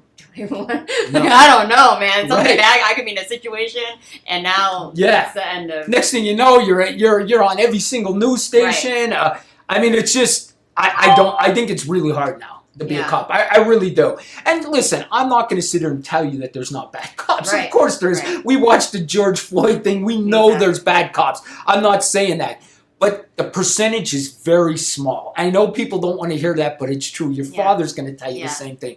The percentage is they're going to highlight the bad things. Right. Okay? They're going to highlight the bad things. But it hurts now because you're going to get people that don't want to be cops but just need jobs. Mm-hmm. You know, because cops are paying $70,000, $80,000 a year now. So somebody's going to say, hey, I'll take that job. I don't really want to be a cop, but I could use a $70,000, $80,000 a year job. And that's what's going to happen. You want people that want to be cops, not just need a job. And that's just my opinion. And that's how they're going to make their decisions. Yes. Based on like, oh no, what do I do in this situation? Yes. It's going to make the whole thing look really, really bad. Yes. For the whole city, and then the whole defunding thing is going to highlight those things that everyone's like, yeah, see? Yes. And then that's something we see are things that are bad. We don't see the good things because no one talks about those things. Nobody talks because it doesn't sell. Yeah. Bad sells. Mm-hmm. So yeah. So for you as a cop, like, you've done many different avenues of police work. Yeah. How do you think that shaped you living your life during that and after? Was there a time in your life growing up, because you started when you were 20, that you just start to look at things completely differently? Yeah. And you know what? I've been asked that's a great question. The one thing I could tell you what police work did to me, it shows you that death is real. Mm-hmm. Like, because we all don't face that. Like, I was seeing death every day. Okay, so at least 5 times a week I'm seeing death. Because cops get called to people just that passed away because you got to investigate the death. It's a death investigation, okay? So you're seeing this every day, so you start worrying about your family members because death is real to you. A lot of people don't see death, but as a cop, you're seeing death on a daily basis. So I could say that death is real. That's what it put into my heart. I'm going to tell you a quick story. I'm born and raised Catholic, okay? Mm-hmm. And I was raised in a strict Catholic family. The one day I went to, this is a true story, my friend passed away from cancer, and then That night, I was working a detail where I had an internship, a female intern that was in college. She was doing an internship with us. We got called to a car accident where they said there was a body in the middle of the road. We get to this car accident. I asked her if she wanted to stay in the car because when they're saying a body in the middle of the road, I know it's bad. Okay? So I look at this body. I see the person. I could tell they're dead. I tell the other cop, get a blanket on them. Next thing I know, the cop says, hey, this looks like one of our cops. Believe it or not, it was one of my friends, and they didn't even recognize him. He was in the car accident. So I went to his car accident, one of my friends that passed away in the car accident. That night I went home. I said to now my ex-wife, but she was my wife at the time, I told her I didn't believe in God. So it did change you. I came home that night, and I said, I just don't believe in God anymore. I see these horrible things happen every day. I don't believe in God. And she said to me, what are we going to do about this? I said, something I got to work out, which I did. But I mean, yes, is there stress in police work? Yes, I'm sure your father tells you that. You don't leave that job every day. That job goes home with you. Yeah. You know, and you try not to, but it does. Yeah, because you see things, you know, you Yeah. don't want to see, and that's just everyday life, and you become numb to it in a way where this is your job. But if you really sit back, I'm sure after your time, you Yeah. think about the things you've heard, you've seen, the type of criminals you've met, Yeah. you're like, oh my God, I like, know. how do you even, you know, Yeah. materialize that, work through it to live a normal life where you kind of have hope in society in Yeah, a way? I agree with you. Yeah, you start seeing all the negative things, so you Yeah. become a negative person, and that happens to cops. They become negative because everything's negative. Their whole day's negative. So you got to try to turn that into a positive. I never really let it get to me. I'm going to be honest with you, I didn't. And one thing about cops too is we are offered help. We're offered therapists. We're offered everything. Every time we see a bad thing, they'll come to us and say, hey, listen, do you want to talk to somebody about this? And 99.999, your dad will tell you, there's no cop that's going to get help. Yeah. He's not gonna, because if he is, they're gonna say, hey, and I was a sergeant, they'd say, Sergeant Minor's crazy, he's getting help. Yeah. So you are tarnishing yourself if you get help. I know it's not right, but I'm telling you that's how it is. And you don't want to look Yes. weak because something affected you that badly. Yes. Right, especially back then, too. Yes. The times Oh, maybe back have then, yeah, changed. it's better now. Yeah, maybe. We talked about this on our show today. The younger generation is better now. They're better about mental health. They're better about accepting everybody. Back then, if they would call you crazy. Yeah. Nowadays, people go out there and they want you to get help. They encourage you to get help. Look, I talk on my other show, I have ADHD, right? Back then, you wouldn't even talk about ADHD back then. But now it's all over. Yeah, that's a lie. You're just a bad kid. You know what I mean? That's what they did. So, yes, times have changed. The younger generation, you guys are better than us. You just accept everybody. You encourage getting mental health. Yeah. You know what I mean? So the younger generation is better than us. Yeah. You had it touched with this last story, but I was going to ask you, is there something that even though you don't let it get to you, there has to be at least one case or one instance where it's stuck with you? If you ever think back on your how many years that you worked in the force, you kind of like, there was this one time, man, I'll never forget that one time. Yeah. Do you have one of those moments? Yeah, there's a couple times through your career that you want to quit. Honestly, you want to quit. And most cops will quit in their first 2 years. If they don't quit in their first 2 years, they're going to make it, okay? But in them first 2 years, I've wanted to quit so many times, I can't even tell you, okay? That I would come home at night and think to myself, what am I doing? This is ridiculous that I put myself through this every night. I mean, honestly, you get to that point, but then you get used to it. And your father's going to tell you it's just what it is, you know, and you just deal with it. But if I think of one story that almost made me quit, and this story's going to shock you, okay? We had a business owner in town, okay, that he owned this little restaurant, and he hired this little boy that was like 11, 12 to come in there and help him clean the place. This little boy didn't have a father. He was raised by a single mother. And I'm going to be honest with you, he took advantage of this boy, and he ended up molesting this kid. The kid was only 10, 11 years old. We arrest the business owner, okay, take him to jail. He goes to jail. Trial comes. A lot of people like this guy because he's a big businessman in town.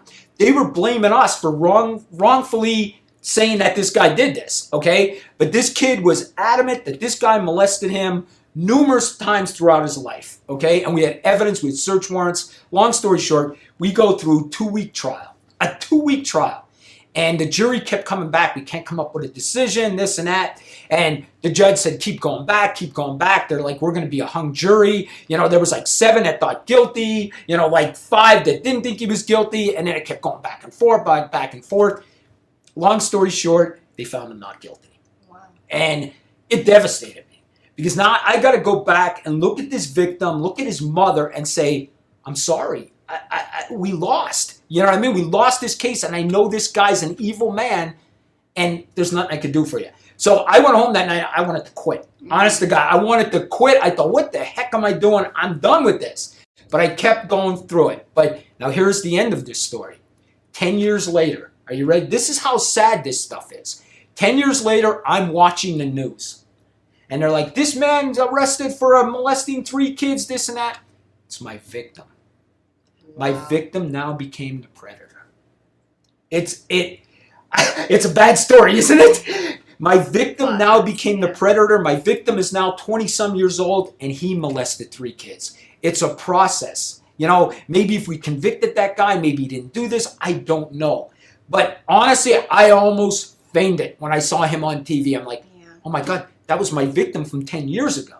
So that was one of them cases like, you throw your hands up and you think, this world's awful. Yeah. You know what I mean? Sometimes you just feel this world's awful. Yeah. Do you ever feel like you're guilty in a way for not doing more? Oh, Sometimes, yeah, even though of you course. did, you're kind of like, maybe I could have changed Yeah. the narrative. Because Yeah. this could have all been a psychological thing where, you know, he lost hope. Yes. Right? You see a lot of times when people see it, it becomes a trend that Yep. those people normalize this behavior, be like, okay, well, if no one believed me and this was okay to the Right. public, Right. then clearly that's normal. Yeah. Right? Yeah. And he had a real good defense attorney. And his defense attorney in closing, I'll never forget it. And when he said it, I'll be honest with you, I knew we were in trouble. When he looked at the jury and he said, listen, there's smoke. I'll admit there's smoke. There's smoke that will fill this whole room. But there's not fire. And if there's not fire, you can't convict them. And I'll remember this forever. Yeah. And I remember sitting there next to the DA and thinking, we're in trouble.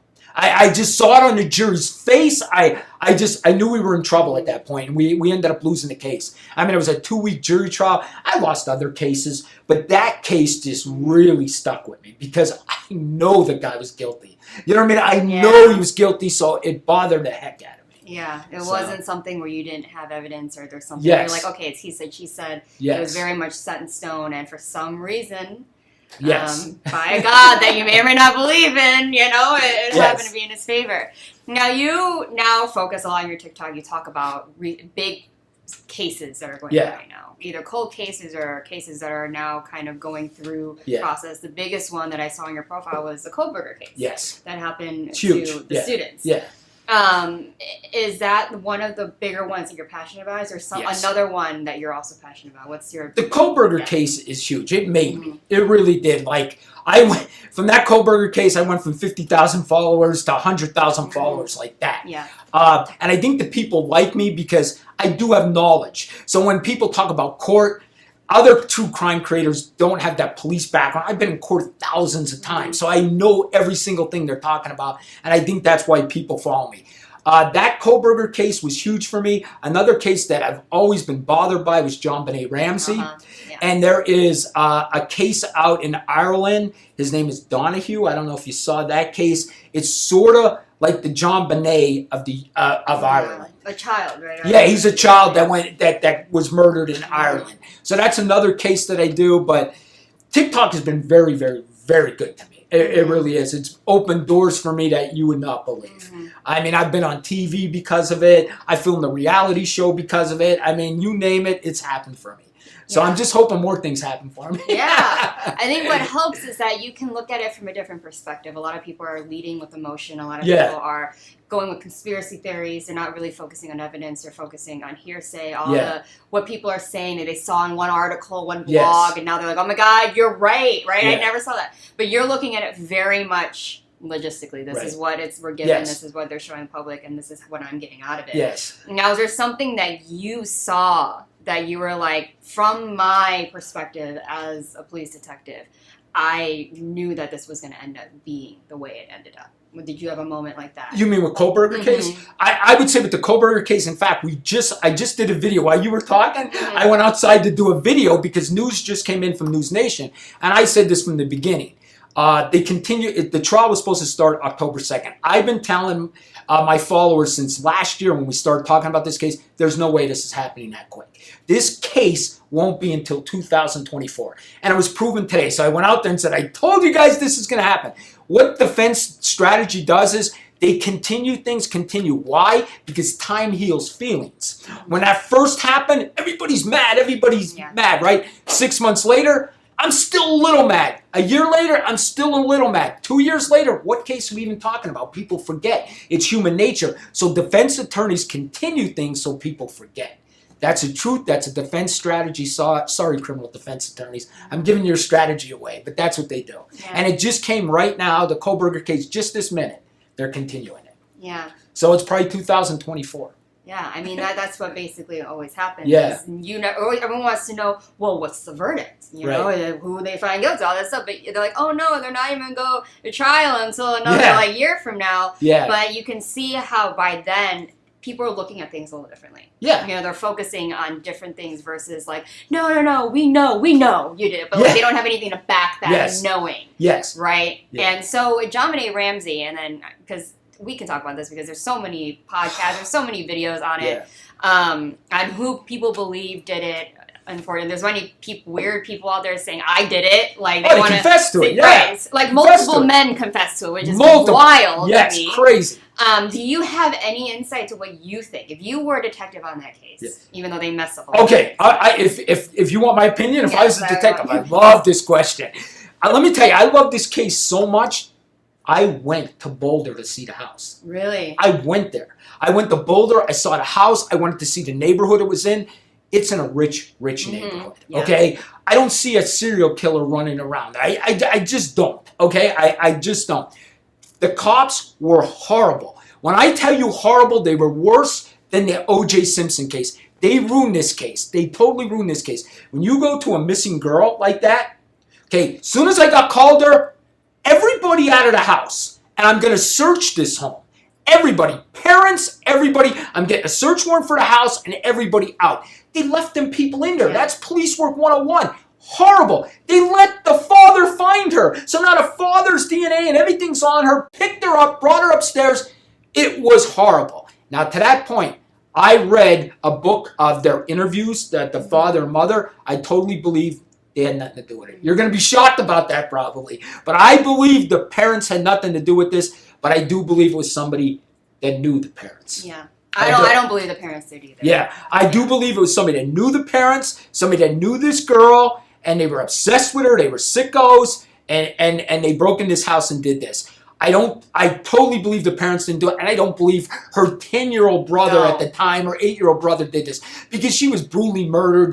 They choked her with that thing, and her brother at 8 or 10 years old did not do this. No. You know, I hate when they blame him for that. I feel bad. Could you imagine growing up and being blamed for your sister's murder when you had nothing to do with it? Exactly. You know, so that case bothers me. Yeah, and then, like, to this day, like, and it's upsetting because I know her mother did pass, and she never really kind of got peace with that.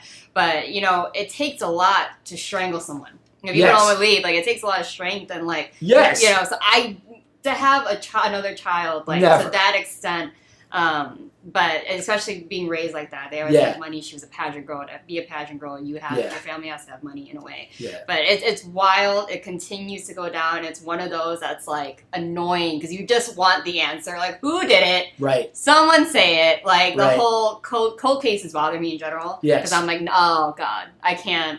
Yes. So. Totally. That case bothers me, the Natalie Holloway case. Yes. We kind of know who did that, though. Mm-hmm. You know, we know that guy did it. They just can't convict him on the murder charge. But this case, I'm going to be honest, I don't think it's ever going to be solved because they made too many mistakes. And it's so important that first cop at any crime scene, he's got to do his job. If he doesn't do his job, the crime scene's going to be messed up. Yeah. That first officer on that scene's got to do his job, and they didn't in this case. Yeah. Yeah, I'm really glad that you voice those things on your channel and you're able to voice it now, so you can kind of really not stick up, because a lot of people are like, oh no, like no one's gonna blame their fellow cop, they're gonna, you know, cover them up, all that stuff, but you're literally blatantly saying, no, like, you messed up. They messed up big time. I call me from another cop, you failed and it's your fault. Like, yes, they messed up big time. They missed the bit. And I will call the cops out, but I will also say the cops are right if they're right. Yeah. I mean, I'm the same way, and I tell my Exactly. followers that, right? And as you should. Yeah. You don't want to feed a narrative that's not true, but you Right. also want to pinpoint, hey, like, we are Right. human at the same time. You guys aren't entirely wrong. Right. But you guys aren't also entirely right. Exactly. Right? Like, Yes. and you're changing the way of that whole view on using social media to your advantage. Yes. You know, I'm sure you get a lot of haters. Oh, God. I was viewing you, like, sometimes pinpoint and you do a video based on what people are saying. Did you see that? I've seen multiple. You have multiple out there. I'm like, I don't know who you're talking to, but that's not my name. Like, I was kidding, yeah. Yeah, Guy I called me remember that. Jesus. Yeah, like, I don't know He who said, this "Will you person shut is." up already, Jesus?" And I'm like, "I'm not Jesus, I'm Danny." Like, what do you mean? Like, I don't know who you're talking to. You must have commented on the wrong video. Yeah. But there's one more question that I do ask every one of my guests because it kind of sums up them as a whole and their passion for what they do. But is there a philosophy that you live by? Yeah, and I heard you ask the last guest, so I was thinking, hey, that's a good question. I love that question. This is what I always say. Did you ever hear a song that Garth Brooks said, The Dance? I don't know if you ever heard that song, The Dance. He's basically saying, if you get a chance to dance, you dance. Okay? Okay? And he talks about when he misses a loved one passed away. Listen, I miss you, but I'm always going to remember to dance. This is the way I look at things. If you get an opportunity in life, you take it. You take every single opportunity. Every time somebody asks me to be on a show, I do it. I don't care if it's the smallest show. I don't care if it's the smallest podcast. You don't know who's watching. You don't know what's going on. Take every single chance that is offered to you. A lot of people live in fear, okay? You live in fear, you're going nowhere in this life. You have to take chances. You have to be a gambler. You have to be a hustler. Or you know what? You're just going to be sitting on your couch watching TV. Right. And that's the truth. You have to be a hustler. Mm-hmm. So my thing is take every single chance that comes. I tell my kids that. Yeah. I said, even when I'm gone, take every single chance that ever comes your way. Yeah. So I love that. Yeah. That's a good thing to push people because you're watching someone else live your dream. You're Yes. sitting at home being like, dang, I could have done that. And you could. Yes. It's not limited to any one gender, anything like that. If you're a able person, you're out here. You know, no excuses. But maybe this is more of the East Coast, Midwest mentality. Maybe, you know, when we're like, what's the problem? What are we doing here? And Like, just what I say to you now, you know, I never in my life thought I'd be a content creator, Mm-hmm. you know, but now I'm making a living doing social media. I mean, never, ever, ever did I think that you would could do happen. that from home. You Yes. sit there in your office or something, Yes. just like us, or you walk out, you're on the go. Yes. You step outside. That's what I just did. Right. I thought, oh, something You know? came up. I zoomed right out and did a video, you know, so you just don't know. So take every chance. Yeah. And That's now my you're philosophy. hosting. Yes. And now it's great. And you're just learning more. You're meeting new people. Learning more. You know, my goal is, you know, I would love to be like on a news station. I'd be like the guy that the news calls in and says, we got an expert on this case. That's what I want to be. Something like that. Some kind of news guy. Something like that. Yeah. That's my goal. That's my hope. Or the guys that go to like meet and they're the cops that are finding Yes. bodies like meat. I feel like that's something that you would do. What, like David. meat? So, yeah, because there are some cops that I know that go out and they're finding bodies on like meat. Well, you know I went viral over that, right? I went I didn't viral see over the it. Lake Mead body. I ended up having a reality show that we filmed, but it wasn't picked up. Okay. Because I know that there was the cops that were doing. I saw there was an Yeah. article of you talking about those things, Yeah. but I can see you being definitely one of those people that are going to continue to push that. Yeah. And going out there, finding it, Yes. solving these cases from back in the day. You know, Yes. digging The up mafia. Right. Yeah. But thank you so much No, for no everything. problem. Have a Tell good people where to find you, what your handles Listen, are. it's simple. I'm only on TikTok. I am on Instagram, but I only really focus on TikTok. It's at The Crime Solver. Make sure you put the Crime Solver. And that's it. You'll find me. And listen, you'll be entertained. You might hate me. I might be too loud, but you'll be entertained. You do scream. I do scream, but I'm entertaining. I just don't give you the news. You're entertained. Yeah, I mean, you know, this is just your style. This is how you talk normally. Right. It's not a show. It's not a show. I was thinking of asking you, is it a persona that you also put on? But I realized it's just you, and I love That's it. me. Yeah, it's even it's not better. a It's even persona. better that it's just you're authentically yourself. You don't have to put on an act. You're just like, anyway, guys, here I am. Wait to hear this. That's what I usually do. Everyone, Danny, the crime solver. Thank you so much for being on my show. It's your first appreciate time it. on the hot seat. I'm glad to have you here. I hope that you had a great time. Awesome. You're, exposing yourself in your truest form, talking about you and your passions, and we love to hear it. So, All right, thank you. Yes. So when we come back, I'm not done talking, so don't go anywhere quite yet. The show is not over. But make sure to follow The Crime Solver. Thank you.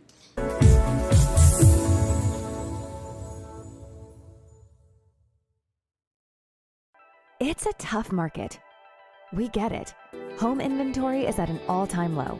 It's a seller's market, and cash buyers have the advantage. Recently, cash buyers made up more than a quarter of all home purchases. But we have the solution. New American Funding's Buyer Accepted program allows your buyers to compete with all cash offers by becoming cash buyers themselves. Here's how it works. Buyer Accepted LLC, an affiliated company of New American Funding, will purchase your buyer's new home with cash and sell it back to them for the original purchase price, plus a fee that can be added to the purchase of the home once they secure mortgage financing with New American Funding. The best part is that they don't need to sell their current home first. This is a true cash offer. Clients who use our Buyer Accepted program can secure financing using a conventional loan and even VA. Plus, there are no fees for agents and no sacrificing commissions. Buyer Accepted even offers a free 1-hour certification course that will make you the expert. You want to close more deals and help more clients? New American Funding's Buyer Accepted program is the answer.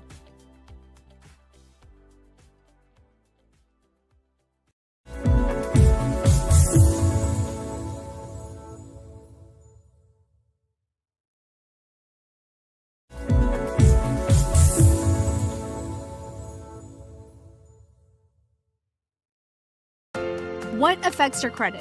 The answer can be many things. Let's take a look at a few of the most common factors and how they can impact your credit. Credit history. In order to have a credit score, you need to have open and active credit accounts. This gives you the opportunity to build a credit score and get approved for larger purchases such as a car or a home. So it's important to have a responsible record of debt repayment. Available credit and usage. The rule of thumb is to use 30% of your available credit to minimize the impact of debt on your credit score. In other words, the less credit you use, the better. Monthly on-time payments. By making sure your monthly payments are paid on time, you could boost your credit score. Late payments, however, may bring your score down. Errors on your credit report. Check your credit report regularly to make sure it's accurate. If there are any errors or signs of identity theft, report them immediately to the appropriate credit bureau. Applications for credit. If you're applying for credit, filling out several applications in a short amount of time may hurt your credit score. It's ideal to keep the applications to a minimum. However, there is an allowable shopping window for a mortgage. Remember, a good credit score could possibly save you in interest payments. If your credit score needs some improvement, however, consider starting with the basics mentioned here. And when you're ready to buy your dream home, give New American Funding a call. We'll help you find a home loan that works for you and your unique situation.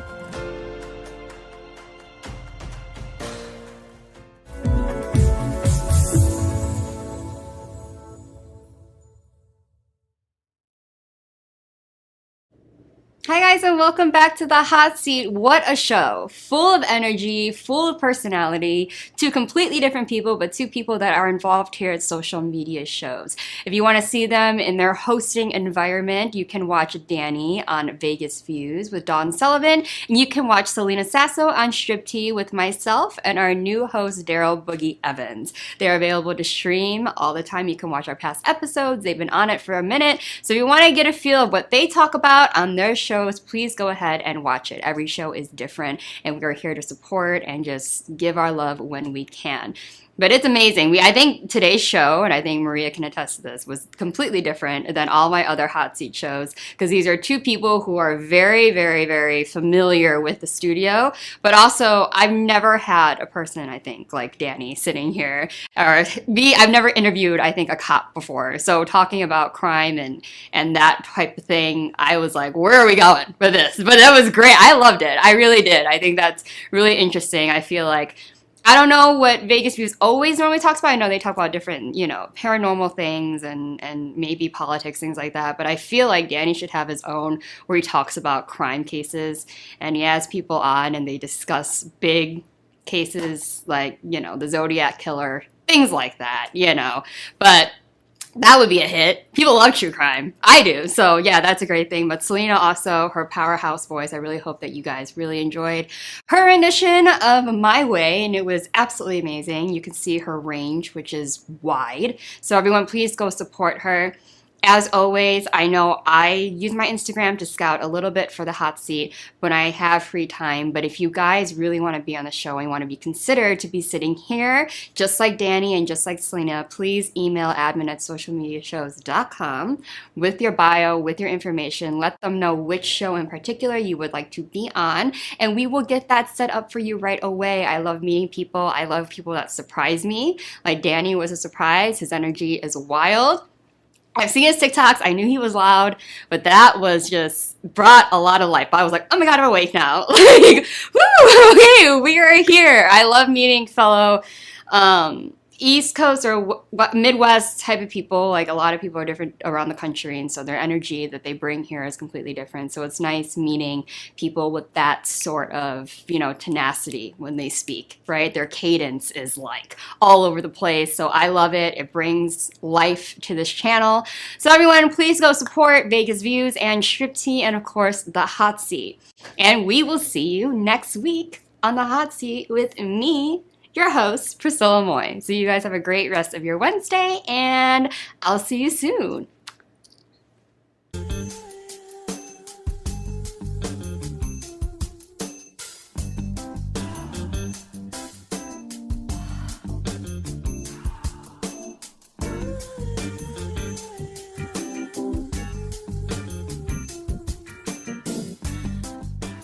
This show is brought to you by Michelle Kubiak. If you want to buy or sell a home, call Michelle, 702-683-6576.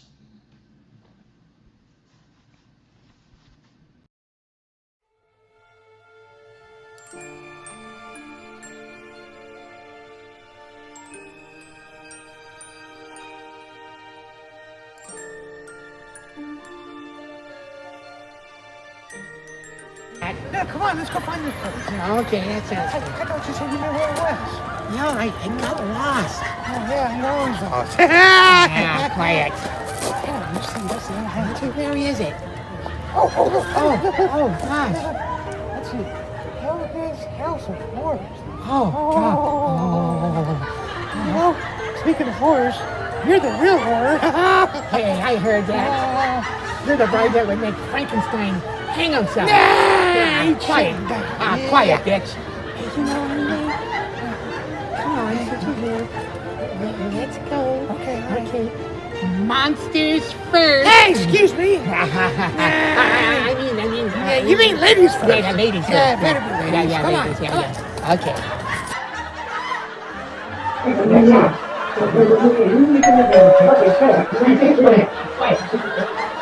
Trick or treat, if you please take your mask off. Yeah, I'm not wearing a mask. You sure fool me, and you fool him too.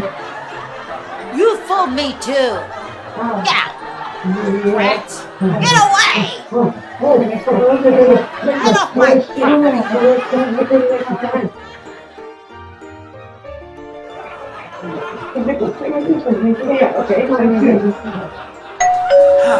Trick or treat! Come on, yeah. Why don't you come right in? We're having a Halloween dance tonight. Oh, okay. You mean I have to go in with him? No! I have to go in with it. Cousin it! Yeah, shut up. Yeah, quiet down, bitch. I think you did quiet this one. You're gonna ruin the whole party. Quiet down. Yeah, dang it, bitch. It's gotta be some good house. Let me find a good house. No, let me just go to that one right there. Are you sure? Yeah, let's give it a shot. Seems like that's a good one. Yeah, let's try this one. No, come on. We just went down. Yeah. Oh, let's go over there. Try that one again. Oh, this one.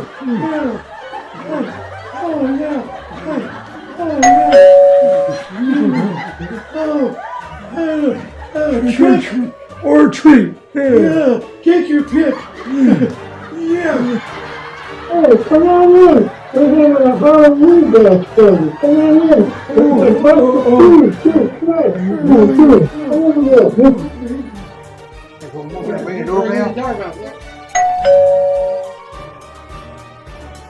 Well, hippity-dippity trick.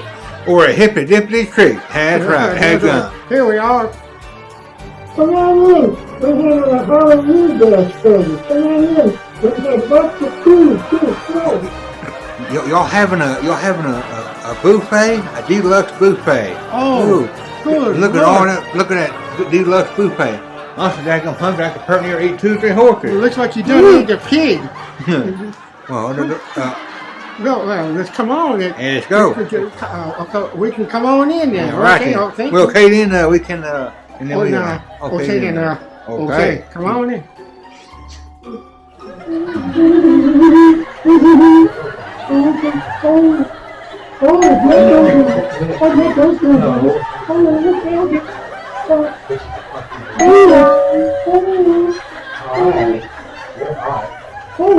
You're not. This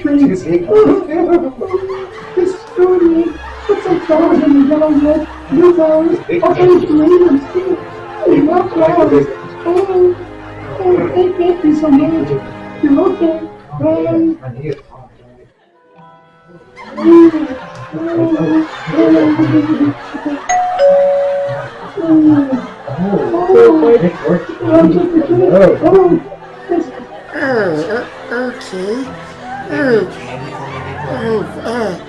Why did you come in? We're having a Halloween bash tonight. Oh, this is your life. Hi, Mitch. What are you doing?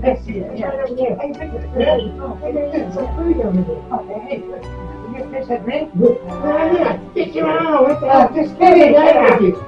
Looks like you already ate the win up there.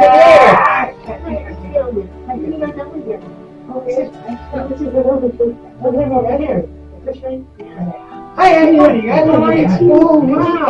You guys are over here, too.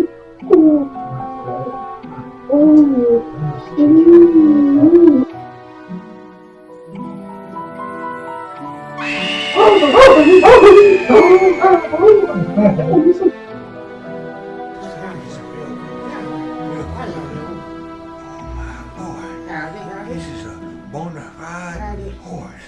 Yep. I wonder what happened if I ride it there. There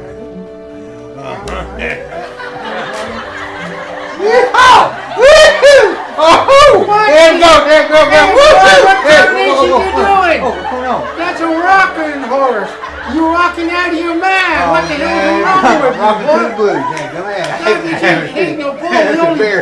Good Lord, what the heck's going on? The only bulls I thought that was a real bull. bullshit. Oh, It's bullshit, boy, but it's not a bull. Come on, boy. Let's go. That's Oh, God, let's go bingo with these How y'all doing? Sorry about that, y'all. Sorry about that. That's a bear.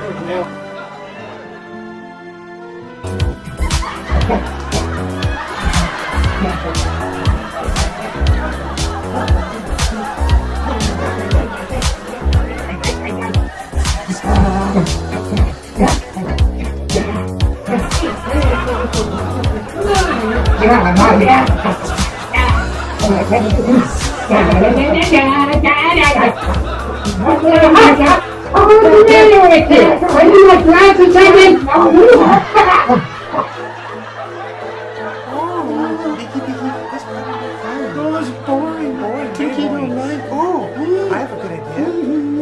Biggie, play hide and seek.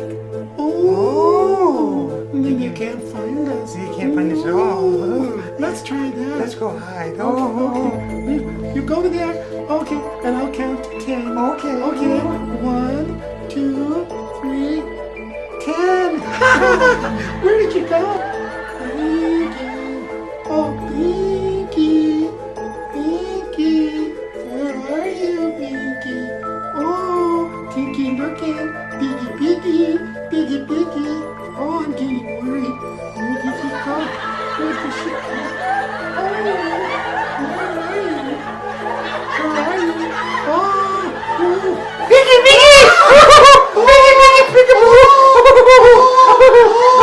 I nearly lost my boobies. Sorry. You crazy bitch. Stop it. Crazy bitch. That's a good hiding spot. You know what I should do? What's that? You're gonna piss me off. I did. Yeah, I thought you were dead, but now I'm gonna make it so. Oh, God.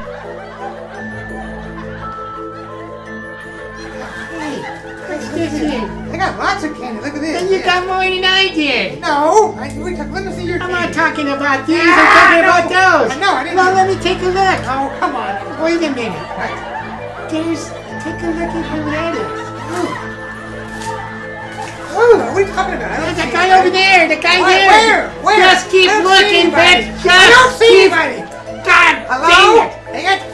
There's What no one the hell? there. Quiet down. We'll just keep looking. Hey! Wait.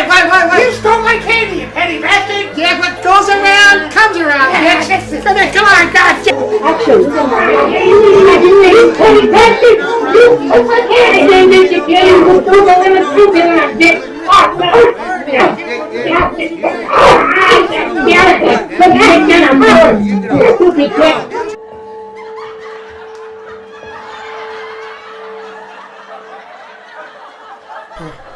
Oh my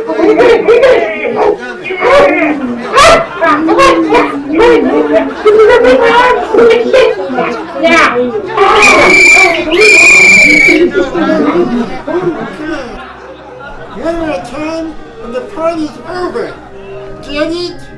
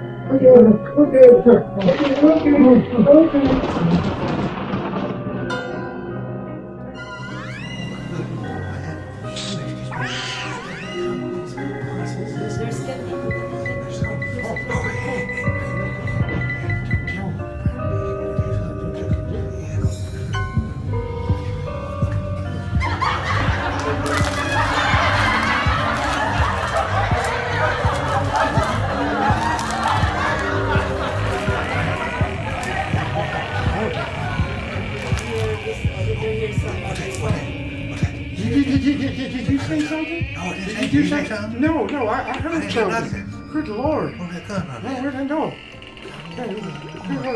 What's happening here? Oh, my God! Shit. Oh, my God, go! What the hell is that? Go, Oh, go. Jack, man. You've been here the whole time. Yeah. Are you guys blind? You're deaf, dumb, blind, and stupid. How long have we been here for a long while You've now? been here forever. What's the matter with you? What's the matter with you guys? Jeez, you guys are like cuckoo. Crazy. I can't believe this. You're here alone. We've Flesh and blood. been eating the food and Flesh and everything. blood, yeah. Oh, you scared her. Oh, man. Wait a Only minute. half the thing. Wait. Only half the thing. Oh, Yeah, I just joking. okay. How would you like half of this? Oh, no, thank you. Wait, no, wait, still no candy. Ain't no candy. What you talking about? And where the hell did you come from? Where you been all this time? Well, if you take a look at him, I love candy. You know that. he likes candy that looks like he eat all the candy in all the stores. He eat all, take a look at it. He half I ain't candy. half, you ate the whole dadgum thing. No, did not, dadgum. Oh, come on now. Oh.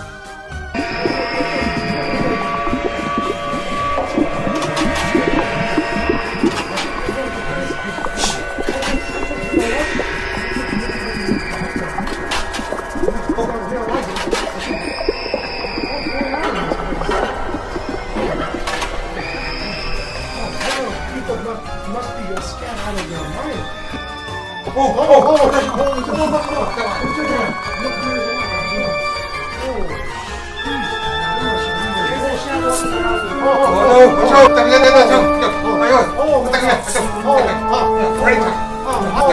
I never trained for this in medical school.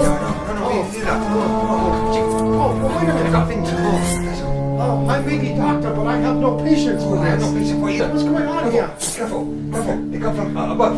Wait a minute. Ready?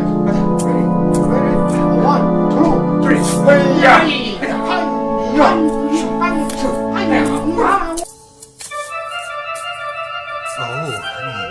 Oh, Miss Sunshine Light. Me too. I saw him first, honey. Oh, listen, girl. Anyone you see first, you want them all. I'll take the one over there. That's the one I'm talking about, silly. That's mine. You take the one on the left. Listen, honey. Miss Sunshine, can you bring Miss Sunshine flowers? Red, yellow, blue, Just bring pink. it yourself, honey. Oh, no. Miss Sunshine needs flowers, honey. Oh, he's got a big petal. Oh, you leave his petal to me. Put the petal to the metal. Oh, that was quite funny. Miss honey. Sunshine I like like. it. Oh. Oh, what's his name? You said you had him? I did, but I have him too. No. Yes. You can't take them all, bitch. I want all of them. What's wrong with that? Well, You you know like what? all of them? No. Miss Sunshine that one's mine Light. for sure. We have some red, yellow, blue flowers and geraniums. You're hot. Oh. Oh my God! A masked man. Oh, Is will he you see single? that? Oh, call me sometime, please. He's single. He's a monster. You're married. You're not married? Oh, even better. He's a monster, bitch, That's okay. just like you. He's cute. Oh, no. Oh, my gosh.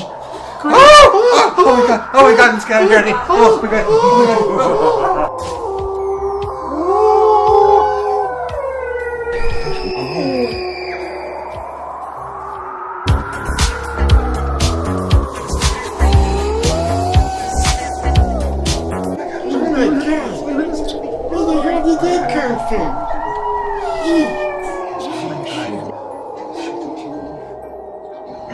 Oh my Lord! Looks like this priest is possessed. Oh shit! Yeah, maybe possessed. Cause tonight, Halloween. Halloween. Oh my She was Lord! possessed by hot men.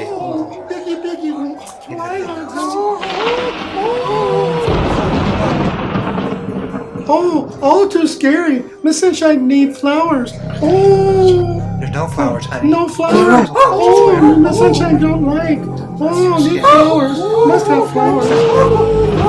Oh my God.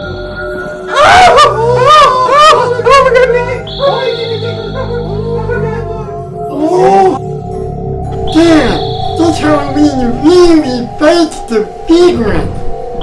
Oh my God. Oh, shit. Oh, let's get out of here. Come on.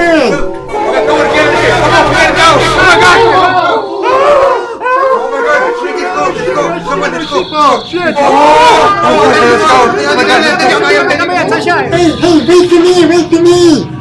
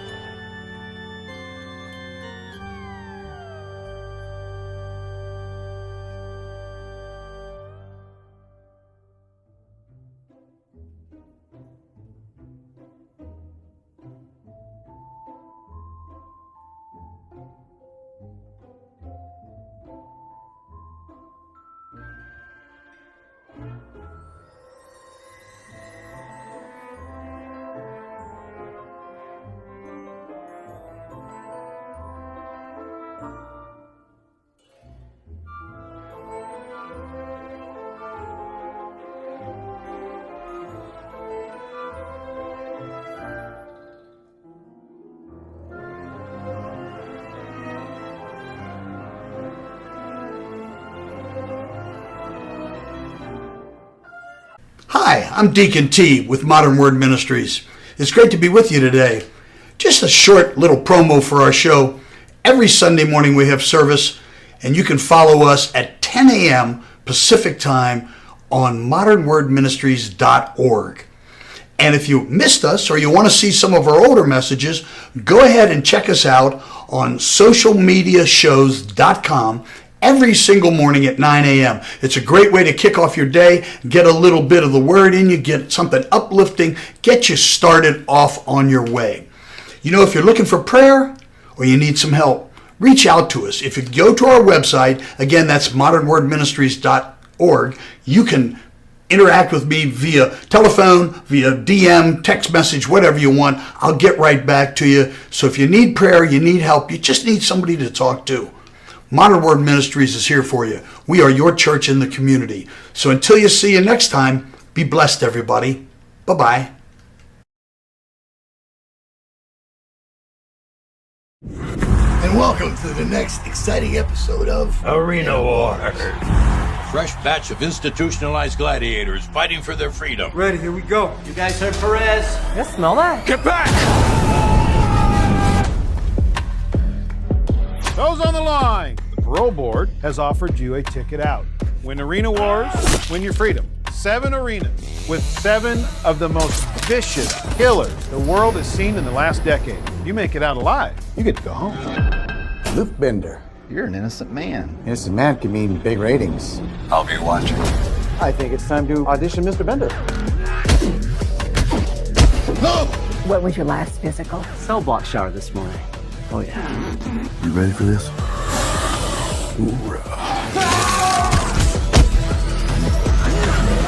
Impressive showing out there tonight. You're the new fan favorite. Are you with me?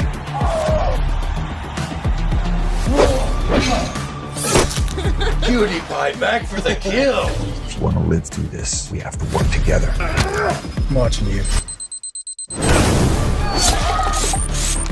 Smile for the camera, thug life. Wow! It's showtime! We have to finish this. Come on!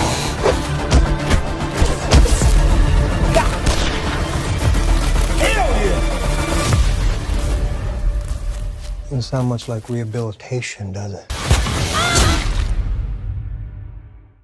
Got Films is a full-service production company that provides motion picture quality content and production services for use in the film and TV industry. Looking for a seasoned crew, high-quality equipment, or other production services for your film, TV, commercial, corporate convention, sports, news, or interview project? Your search stops here. Some of our projects include NASCAR, American Restoration, Pawn Stars, Counting Cars, Top Chef, BattleBots, Forge and Fire, and Street Outlaws. We have also produced over 60 feature films and documentaries. We're ready for all your needs. Whatever your project, whatever your budget, big or small, Got Films got you. GotFilms.com. Traditional TV is going away. Hollywood is starting to fade. People are demanding real stories from real people. Our voices are now being heard in our own way. Podcasts, Facebook, Twitter, YouTube, and TikTok Live are becoming the norm. Internet TV has now reached the highest demand in human history. Social media shows is now the new media of the century.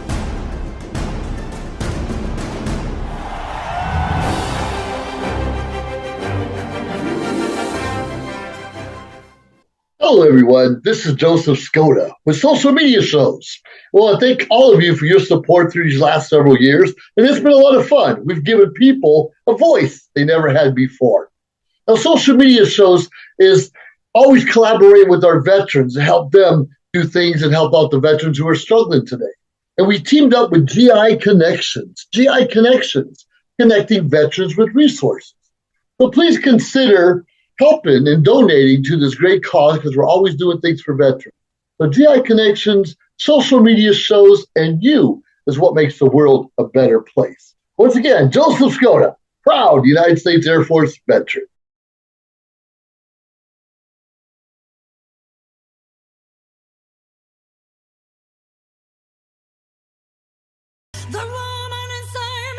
Hello everybody, I am Nelia Ross. I want to invite you to join my new variety TV show, Las Vegas Live with Nelia Ross, every Saturday morning at 12 p.m. on socialmediashows.com. Experience music, entertainment, and culture with local artists, celebrities, movie directors, magicians, comedians, dancers, and so much more. But that's not all. Our special segment, Bella Italia, will take you on a musical journey through Italy.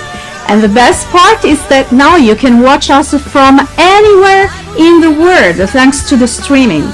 Email us at neliaross.official@gmail.com to be our guest or sponsor. Tune in every Saturday morning at 12 p.m. and get ready for the ultimate Las Vegas experience. Un bacio da Nelia Ross. Ciao!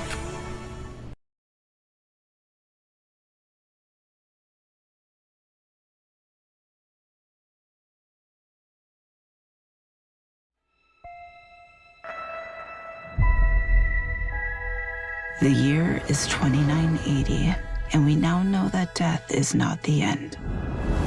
A soul can be extracted from the recently deceased and be used to create a blue liquid called essence. It can bring a person back to life. We'll get her back. I hope so. It's an expensive process used by the rich and powerful. The rest, they do what they can to survive. Stay right there. You told me you're hiding from some dangerous people. Let's knock on the door. I spent the last year searching for the Deep Star. A bounty so big that the entire galaxy could be yours. People have been looking for the Deep Star for years. It can't be found. It's because they can't find the distress beacon. I know where it is. If we find the Deep Star, we could get enough credits to bring Mom back. Blast off. Guys, we have company. You can run, but you cannot hide. Prepare for impact.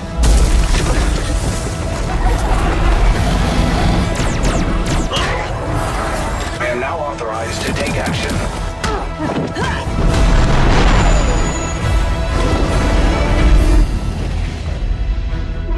And now you die. No!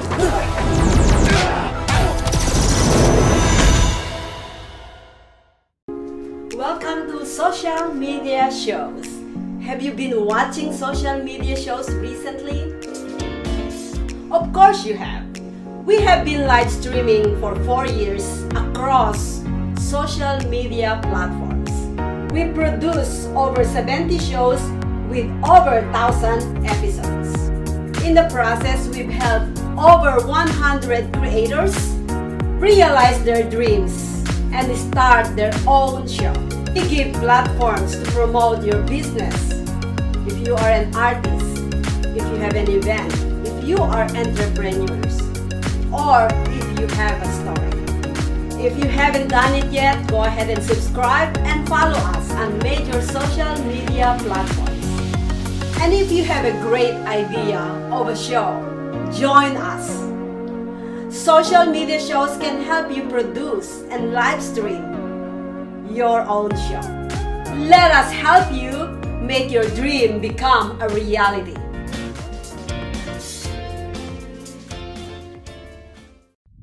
I was not ashamed of the hatred that I had to bear. I shared it with them. They just didn't know.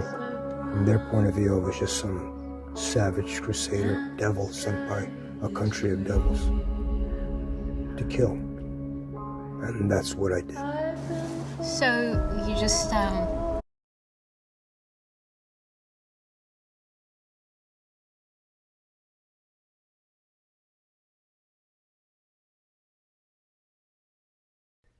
Oh, come on.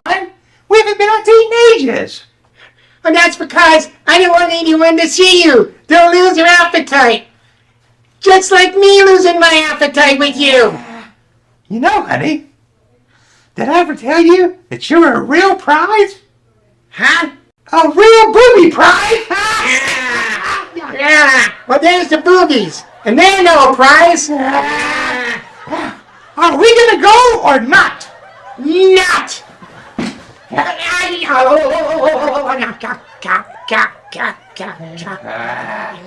That's what I thought. Yeah. Are you gonna order already? Oh, look, you're on the menu. Yeah. Huh? Fried pig. Look who's talking. Porker. Yeah, you're a porker. Stand quiet now. Quiet. Oh, happy Valentine's Day, you lovebirds. More like hey birds. Yeah. Oh, lighten up, buttercups. I have two. We have two holiday specials.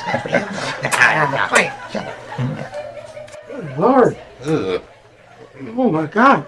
Look at what the cat dragged in. Can you believe that? I can't believe it at all. Oh, good Lord. Oh, by the way, I'm still single. Hey, you gonna take that way too? Good Lord. You kidding me? Lord, she's got away forever. No kidding. Oh, good Lord. What, man? Oh, God. What about that day on Valentine's Day? Oh, yeah. Yeah, make sure we go over there. Yeah, we gotta go. Check that out. Exactly. Get them some of their Phillies, you know? And get to the Valentine's Day. Y'all heard about the Valentine's Day, right, y'all? Huh? Yeah. Yeah, y'all heard about it. Yeah, y'all heard about the Valentine's dance, right? Oh, I'm going. There'll be hot men all over me. Only in your dreams. I don't think you won't get them. Oh, good Lord. Hi, I'm quite hungry. What do you say we get a bite to eat? Yeah, that sounds good. All right, let's go. Okay. Hi, what a pleasure it is to be seeing y'all here. How you doing? Nice to see you. How you doing? How you guys doing? Good. Nice to see you guys. Nice to see you guys. Huh? Yeah.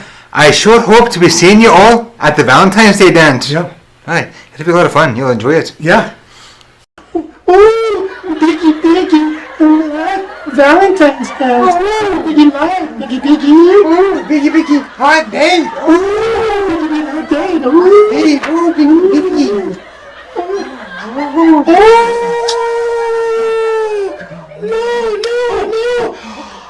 No.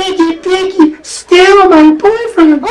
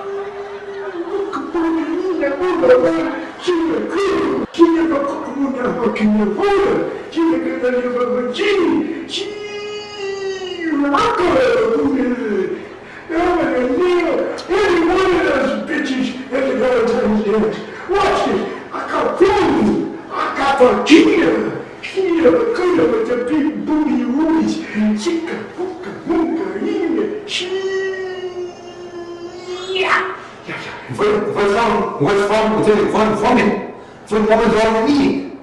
Maybe one is all you can get. Even that. On your faces. What's wrong with you? You're nothing but a big sex addict. Yeah, I'm a sex addict for kicking your ass, bitch.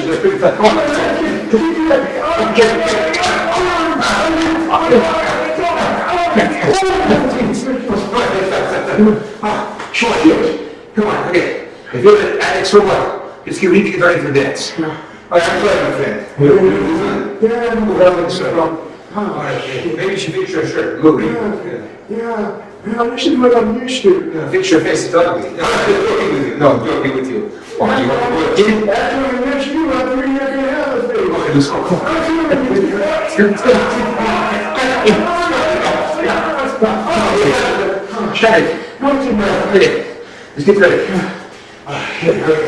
Oh, shit. He makes my head. Shit. It's hurting this shit. Excuse me. It's already good. Yeah, okay. Okay. Okay, let's go. Where in tarnation are we? Good Lord, we should have been there pert near 25 minutes ago. Well, you made a left, right? Huh? What you talking about? Back yonder. You made a left, right? Will you please get things right? Huh? Hey, watch out! Oh, good. Oh, shit. Oh, my goodness. Wow. You know, I pert near ran over Bambi. I think it daggum broke my brain. Oh, you gotta have one first, boy. Come on now. We gotta get this daggum dance. Yeah. Lord Almighty. Yeah, alive. Oh, Lord Almighty.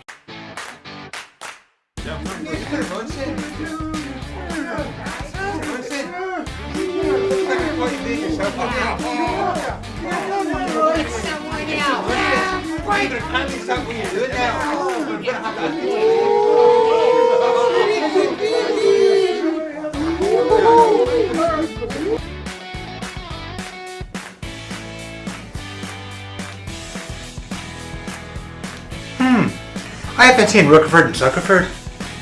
I wonder what could be keeping them. Hey! Wanna fool around some? Yeah. With someone else. Bite my ass. It's too damn big. Let's snap this.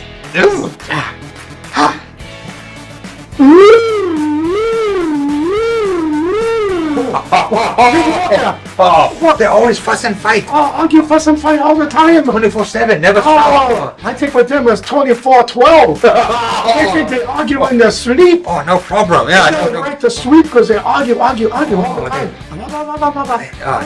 Constantly. Bitch.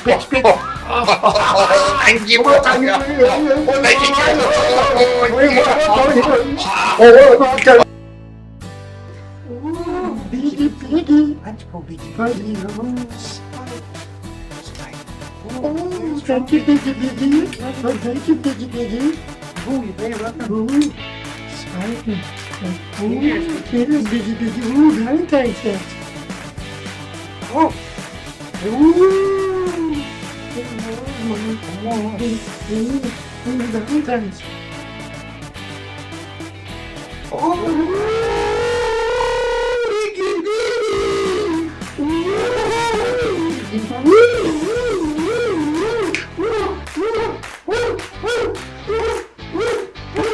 That's it.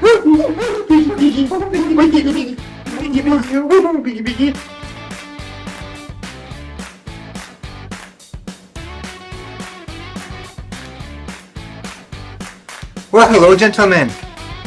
It's a pleasure to be seeing you here tonight.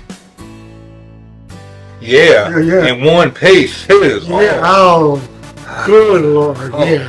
Good Lord. Well, gentlemen, please be advised. The punch bowl seems to be heavily spiked, as you can plainly see. If you don't believe me, you can look around. Yeah, right. We ain't gonna have any. Come on, yeah, right. Don't worry about that. Dig in, boy. Excuse me, gentlemen, but I have an announcement to make. Ladies and gentlemen, may I have your attention, please? My name is Mr. McPotty, and I'll be your host for this evening. Welcome to Wakadadale's annual Valentine's Day dance. As a friendly reminder, there is a jar full of half hearts at the entrance of the auditorium. Please take only one. Your matching hearts will be your dance partner at the end of the night. Also, our punch seems to be heavily spiked, as you can plainly see. Oh wait, hold on, what's this? So please, take it easy.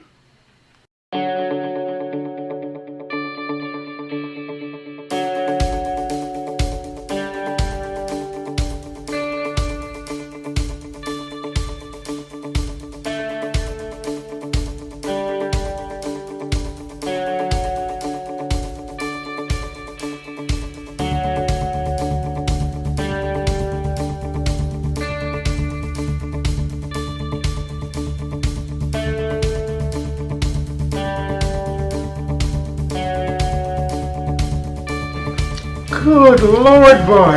This is a dance, not a dadgone strip club. What the hell is wrong with you? Oh, excuse me. You too. Miss Sunshine, go away.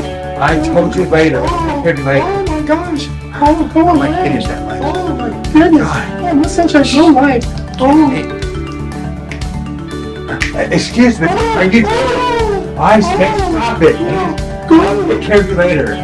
Hideous man. Oh my God, go away, go away. Oh. Excuse me. Not now. How many times have I tell you, honey? Later time is later, okay? Oh my God. Creepo. Oh, crazy.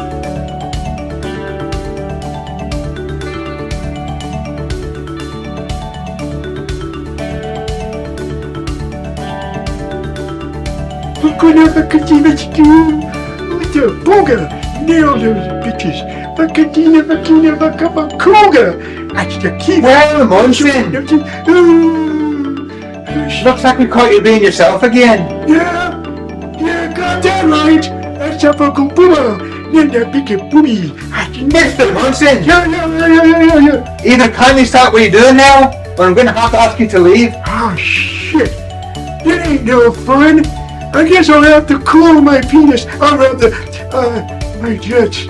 Aye, you better be doing that. If you want to continue to have a good time tonight. Oh, shit.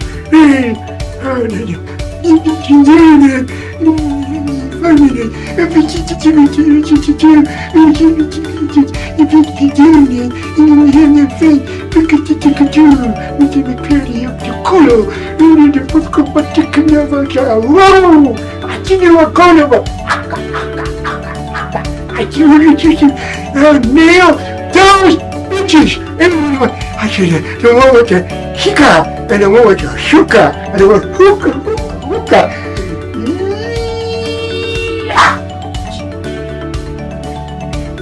Oh, God. I'm not sure if I made a mistake coming here tonight. Oh my God, you're crazy. Oh, gosh.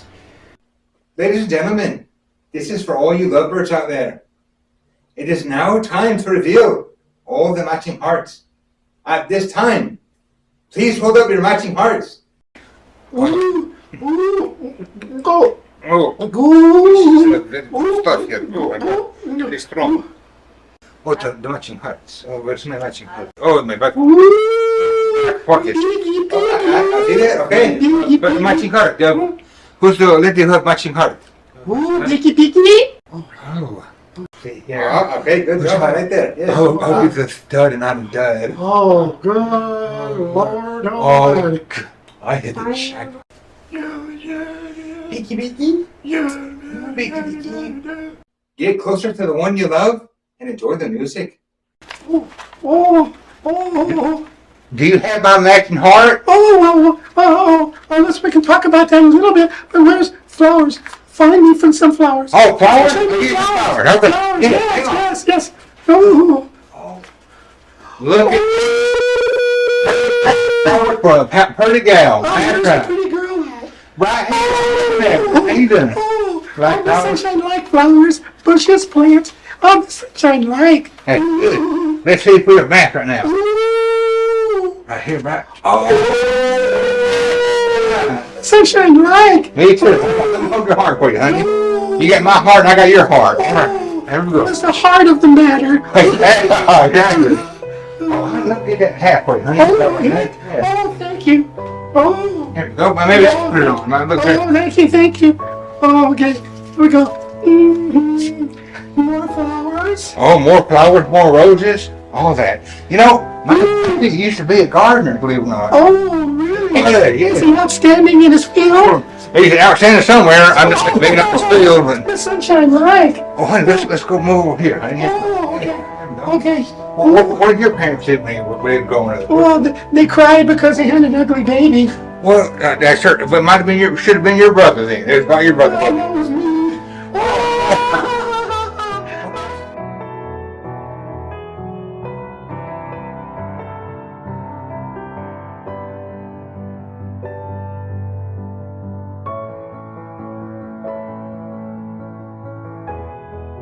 Oh, let me see here. Oh, very much. Oh, nice to meet you. Nice to meet you. What's your name? Biggie. My name's Tiny. No, just joking. Tiny. Oh, no, excuse me. Let's have another drink, please. Oh, yes. Oh, that's good. Too much. Big onion domes. Oh, no, sorry. No, sorry. How about we dance? Let's dance. Biggie. Oh, it's good stuff. Very strong stuff. Oh, yes. There we go. Have you? What are you doing? You need to dance. Where are you from? I'm from Russia, actually. Oh, looks like you're Russian right now. Oh, no, I'm trying to take time. Well, you know what? What's that? Roman hands and Russian fingers. Oh, that's good. You are not like other ladies, I tell You're you. not like other men. Oh, that's true. It's very unique, yes. So very unique. Yes. You're a beautiful lady, though. Yes. Biggie like. Oh, yeah, I like you too. You especially your onion domes. Okay. I'm sorry. Onion No. domes? No. Tootsie Roll.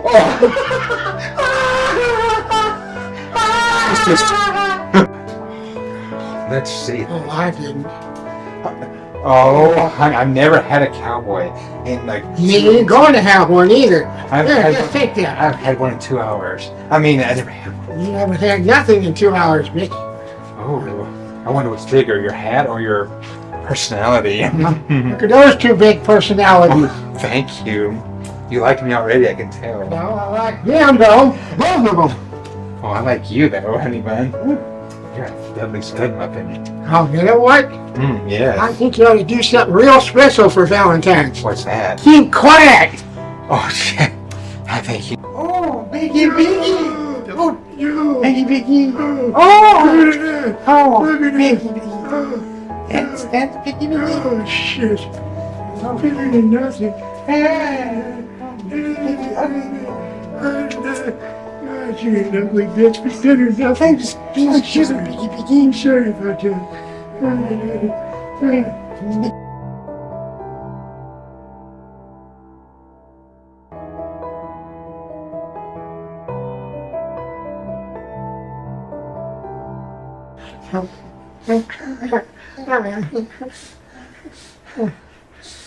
You know, I'm sorry for being such a big asshole for all these years. Well, you should be. Well, you know, I've been a big bitch all these years, so I'm sorry too. Yeah.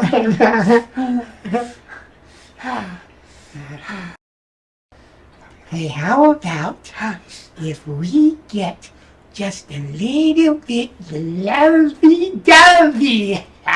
Oh, that sounds great. Yeah.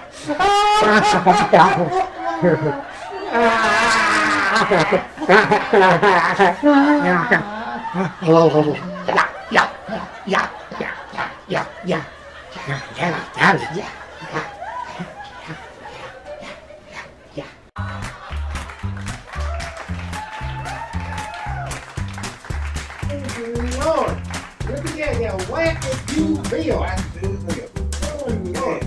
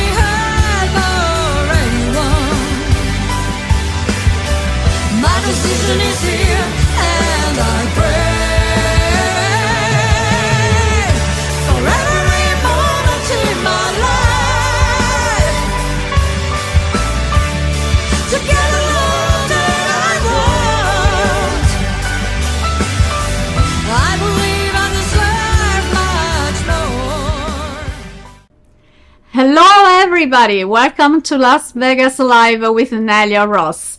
Every Saturday morning at noon and from Monday to Friday at 6 p.m. on social media shows and also on my website neliaross.com, we are bringing you the biggest and brightest stars, from world-renowned entertainers to magicians, dancers, conductors, movie directors, actors, comedians, and so much more. But now, let's start with an amazing special guest. She is an amazing, talented pianist. She comes from Russia. She performed tours to the former Soviet Union, Germany, and France, besides in the United States. She provided piano accompaniments for students participating in the National Association of Teachers of Singing.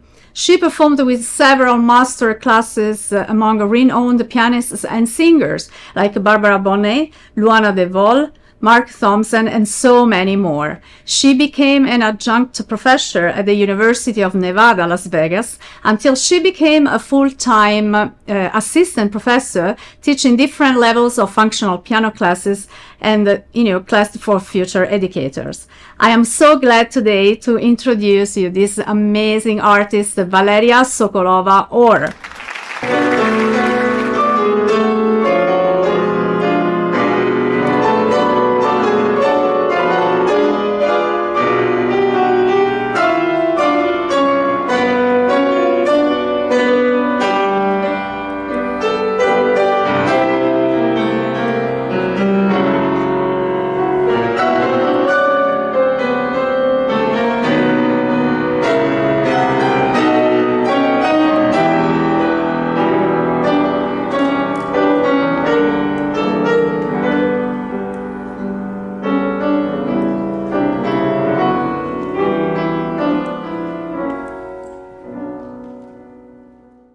Hello, Valeria, and thank you for coming to Las Vegas Live with Nelia Ross.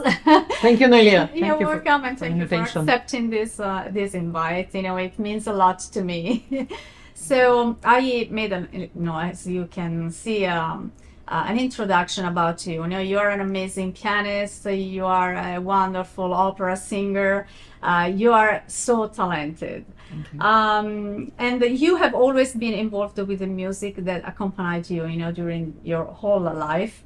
You come from Ekaterinburg, right? Yes. From Russia. Yeah. Mm-hmm. And how was your approach to music when you were a child? And what kind of music you were listening to at that time? It's interesting. Yeah, I was kind of thinking about that too, about music, what we used to hear in my house, because my both parents, they're musicians. Wow. They graduated from the same conservatory in Ekaterinburg, Russia, Ural Mussorgsky State Conservatory.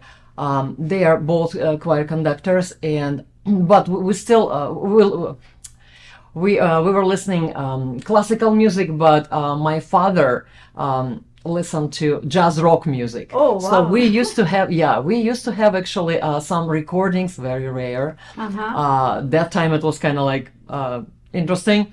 Yeah, I imagine. Yeah, Earth, Wind and Fire, for instance, or Chicago. Yeah, or Doobie Brothers. Yeah, so it was like, I was listening to that when I was 7 or 8 years old. Basically you were exposed to any kind of music, even if your general background, your family background is a classical music, right. Both conductors, and that's amazing. So and we are really lucky and blessed, So in regards to your origins, you performed the Russian gypsy song Ochi Charnie. I don't know now if I pronounce it well, because it's a little bit difficult. Ochi Charnie. And it was during the celebration, during the concert, An Afternoon of Gypsy Culture, in celebration of the release of the book American Gypsy, a memoir by Oksana Marafiotti. Yes, Is it correct? Okay. She's a writer. And it was performed in the Flamingo Clark County library. Yes. So I would like now, the audience to listen, to this video and to watch you performing. So let's move on.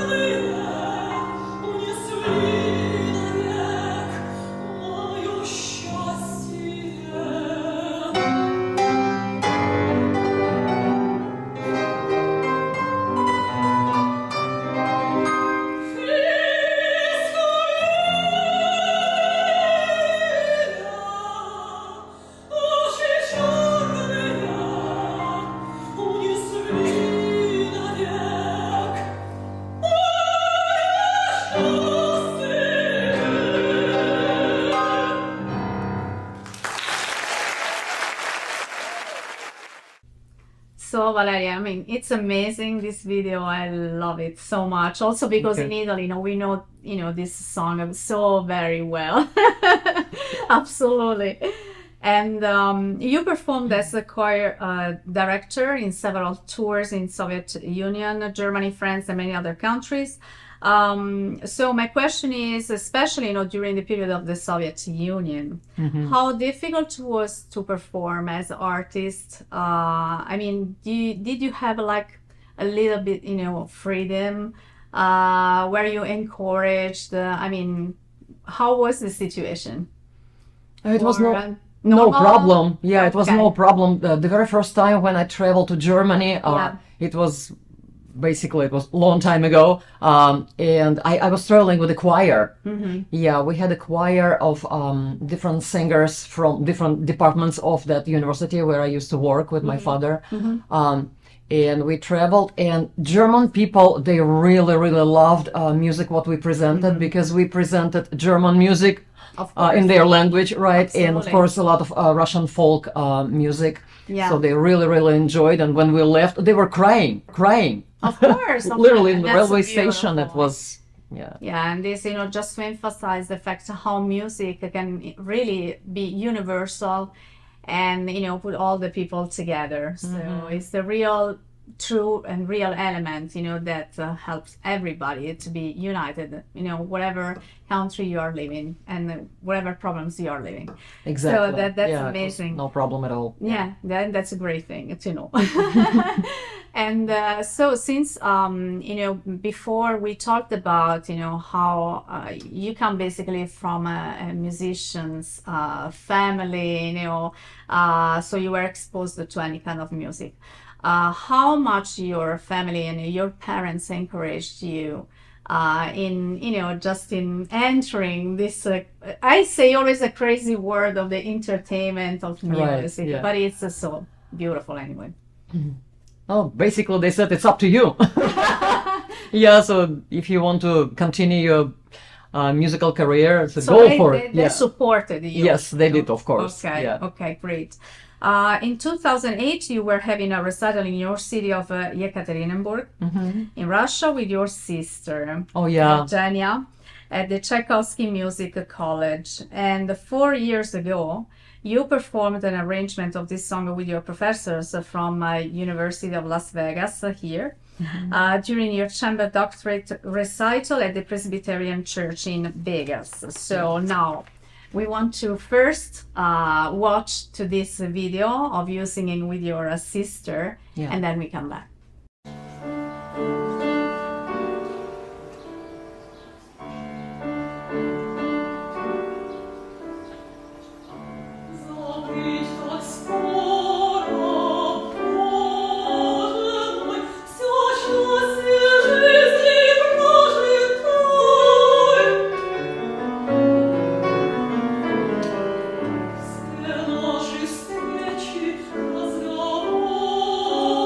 Разговоры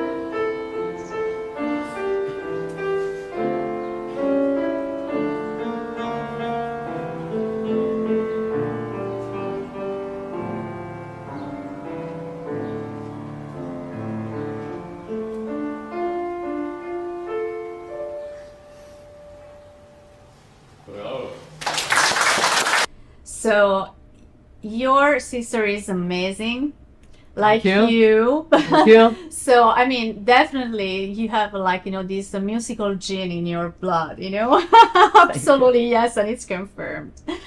So is your sister actually? I mean, in the States, or is she in Russia? Where she is right now. Where she is right now. Right. She is in Czech Republic right now. She lives in Prague. And, as a matter of fact, she changed her occupation. So right now she is in computers. Oh, okay. So she decided to do design, different. like still something with the art. Yeah, that's right. She plays a little bit, but just for herself. Yeah. She's not doing this like for career. She made a different choice, definitely. Right. So you are an unbelievable pianist, and we saw it already. You were selected in the summer of 2007 as one of 10 pianists out of 35 cities in the United States of America and Canada to attend the American Institute of Musical Studies in Graz, Austria. When did you start to play the piano? And did you start immediately taking, piano lessons? Did you start by ear? Because for example, me, I started by ear, but I was only 5 years old. I mean, you started pretty early as well. Around 6 maybe? 6, yeah, I think I was 6 or 6 and a half. And my mother's friend, she was teaching me because Mama kind of refused to teach me. She said, I will find somebody. So she was teaching me, and then I went to musical school, and then already musical college and conservatory and continue education even in the United States here in Las Vegas. And how was this experience, in Graz? In Graz? Yes. Oh, it's amazing experience. It's great program, and it's still going every summer. Yeah, as a matter of fact, my professor I studied with, Dr. Alphonse Anderson, he's going there all the time teaching young students, young talented students. Yeah. So it's excellent program, and I always recommend that. Wow, of course, absolutely. And where that, just, other students, etc., eventually, can go. There is like a website page where they can subscribe. AIMS, I think it's AIMS, American Institute of Musical American Institute of Musical Studies, Okay, perfect. So as I mentioned at the very beginning, besides being an amazing pianist, you are also an exceptional opera singer. Thank you. The mezzo soprano, and I heard your Habanera from Carmen by Bizet. I mean, it is one of my favorites, I have to tell you. Mine too, I love it. Yeah, it has something peculiar, that it's always fascinating to hear. And you received the Master of Music with a dual emphasis in vocal performance and piano accompaniment. When did you realize that you wanted to also become an opera singer? And there was like a peculiar event related to this choice eventually? Well, honestly, I'm kind of like using both sides of me. Sides of me, Yeah. So basically, when you started playing piano, you realized immediately that you could be also an opera singer? Oh, no. I mean, so here I probably realized that, what you meant. Yeah. Sorry. When I was at school, I like to sing, and actually I really love to play by ear in all of our songs, what I heard, every day. I was just basically performing for myself and singing. So it was kind of my thing. Yeah. Then I really wanted to sing, but I never had the opportunity in my country. So when I came here, and I really pursued that career, so I was very happy that I could do that. Yeah, it's amazing, and you did very well. Thank you. You have performed numerous concerts in Las Vegas, Los Angeles, Boston, and many other American cities. How difficult it was to move from Russia to here, and to the States? And why then you chose Las Vegas? Well, it was my fate, because I got married, and my groom was basically from Las Vegas, but originally he's from Kansas. Okay. So it just happened. Yeah. And how it was difficult the move? I mean, this change of life, from Russia to here. Lifestyle. It's totally different. Oh yes. Yeah. And life is in America, it's just very intense, very fast. So you have to kind of get ready all the time and be in the moment. And, yes. Yeah. Be ready always. Be ready, exactly. Yeah. I mean, I cannot say that I was not like that in Russia, but it was kind of maybe a little bit easier life because I had both parents with me, and they always supported me. And that's right. My sister, and actually my father's sister, she's a pianist as well. Yeah. So I mean, yeah, I had a whole family, but here I don't have anyone. That's just true. That's true. My future husband. That's, right. That's all. It was That's kind of right. a little bit Yeah, tricky. yeah. But then, it was easy for you, just to feel comfortable in this city, with these crazy times and, yeah. Okay. It's always in a rush. Yeah, it's okay. Yeah, we can do it. Yeah, it's that's no problem. right. So music is music. Music right? is music, absolutely. Yeah, it's yes, all over the world. absolutely. It's yeah. You can make it here, you can make it there, and absolutely, absolutely. A couple of years ago, you had the chance to be a part of the UNLV Chamber Music Society. Yes. And Andrew Smith, cellist, Spencer Baker, pianist, and yourself performed the 4 Armenian songs by Arno. Now it's difficult to me. Babajanyan. Babajanyan, yeah. Okay, that's right. Absolutely, Wow, yes. It was celebration of that interesting composer. Yeah. Yeah. And so I would like to, our audience watch this video of Return Music to Me. Sounds good, thank you. Yeah.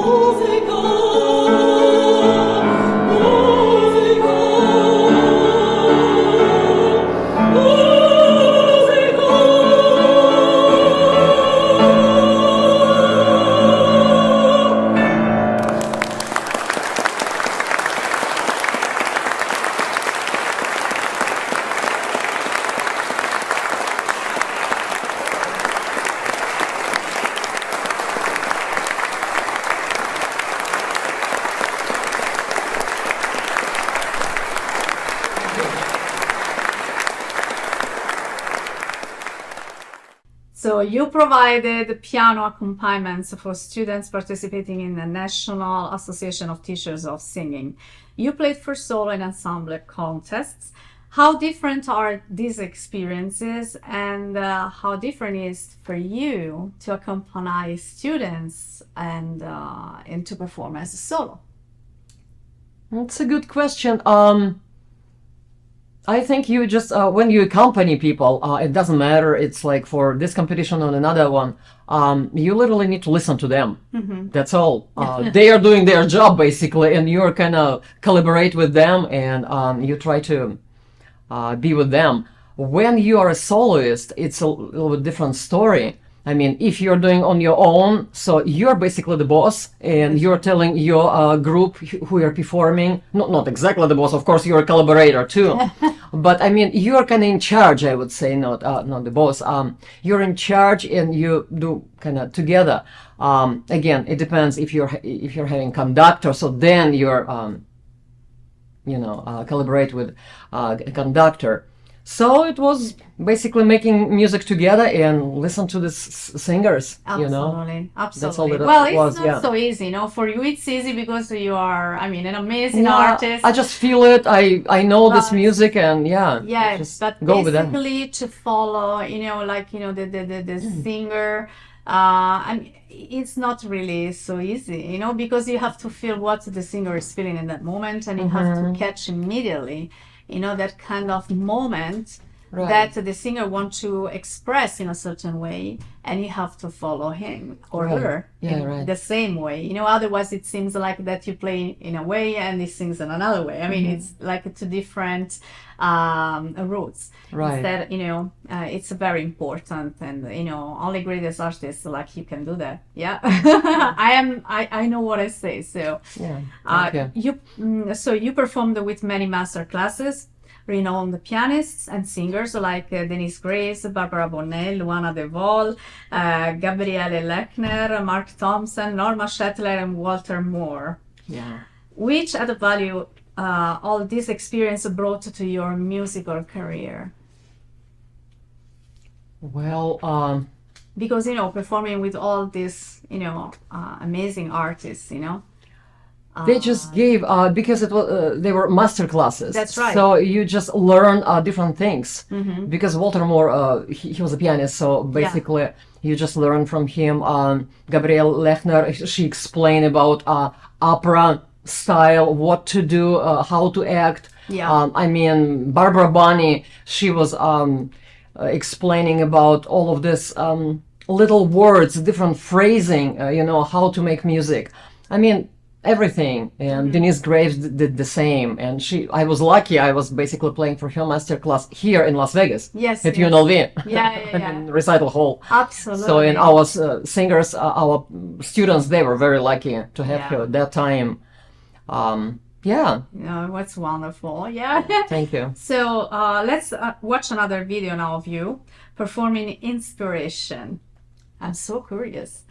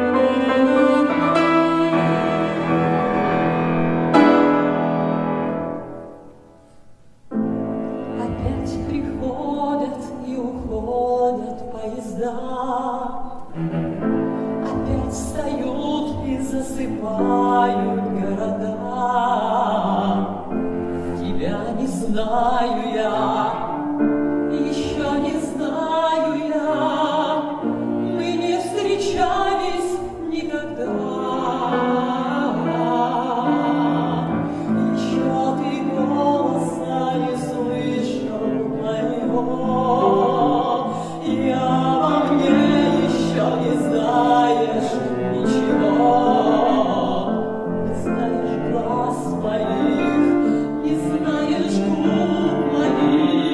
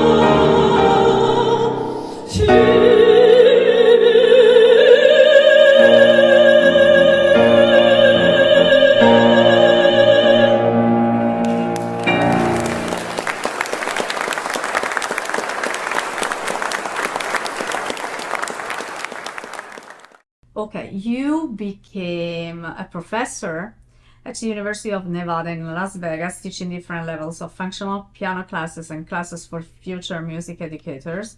And you have so many degrees, my God, masters and doctoral degrees, which is unbelievable. You can't even imagine. I think around 7, I'm probably, it's something crazy. 6. 6, well, I mean, I was close, pretty close.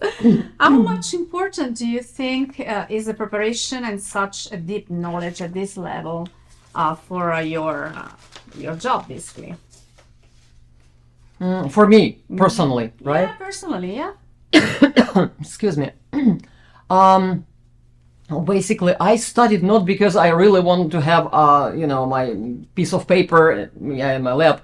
No, I just studied because I really wanted. I wanted to learn different things, and I didn't speak English when I came to this country in 2000. So it was actually a challenge to go to school to learn English, ESL at first, and then go back to basically my stuff what I already studied in Russia, but just go back and learn in English. Mm-hmm. So it was a challenge. So that's why basically I wanted to learn even more, more things too, Yeah, and that's why I keep doing that.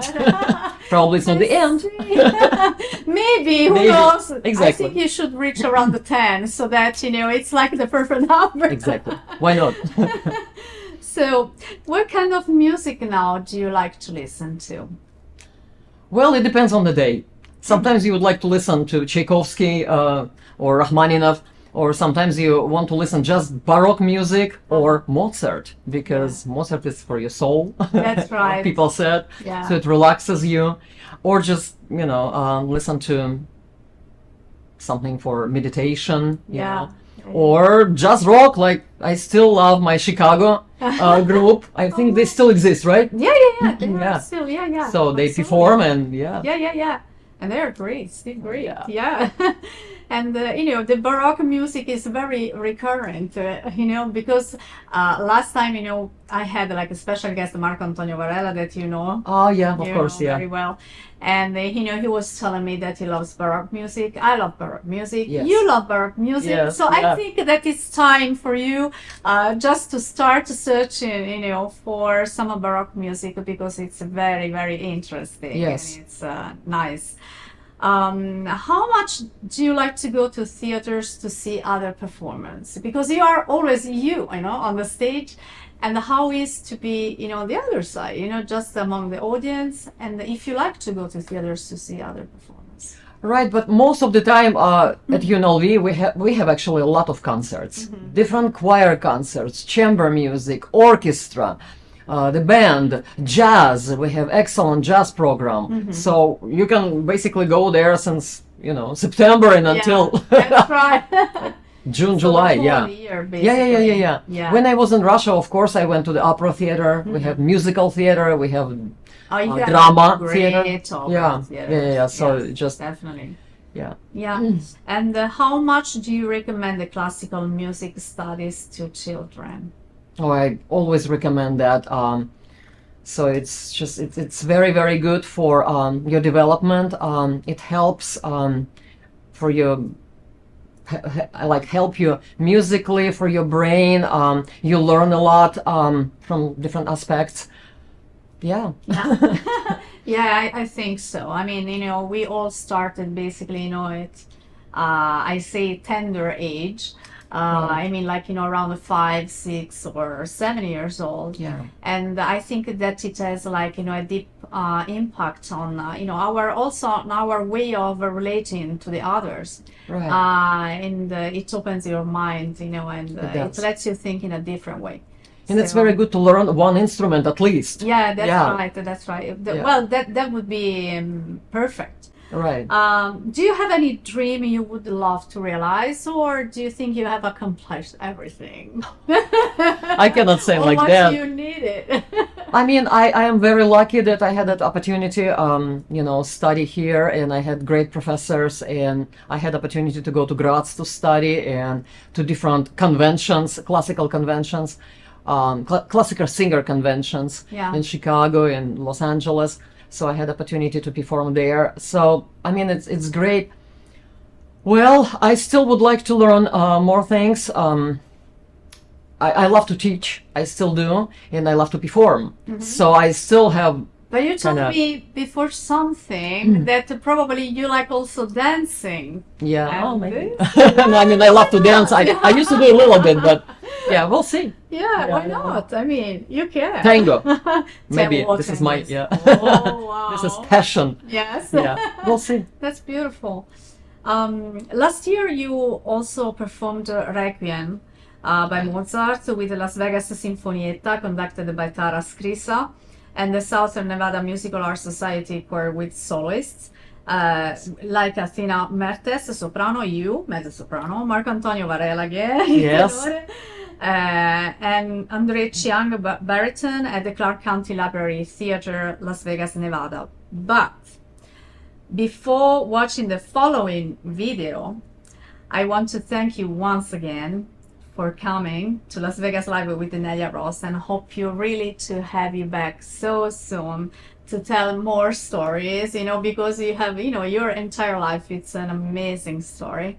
It's a journey. And it's, definitely, yes, it's a journey, a continued journey. So, and I would like to know more about your next, probably upcoming performances. Do you have some eventually? Yeah, we are having a concert like with you together. Yes. Yeah, so we are having 21st of September, so I will be accompanying Nelia Ross and Marco Varela. Yes. And then I will have some choir concerts coming next month in October. Then I think we have performance with Philharmonic, Handel Messiah in November this time. Wow. A little bit earlier in the Smith Center. Earlier. So, the Smith Center. Yeah, so it's kind of interesting. Yeah, I will come for sure. Yeah, and I will let you know, of course. See you. Yeah, thank you. Yeah, you're welcome. So I thank you again, Valeria. You are an amazing guest, amazing pianist and opera singer. So really, I hope to have you back soon. And thank you again, and thank you all for watching, this first part of Las Vegas Live with Nelia Ross. Now, see you immediately after some commercial, and then we see our new segment, Bella Italia. See you in a while.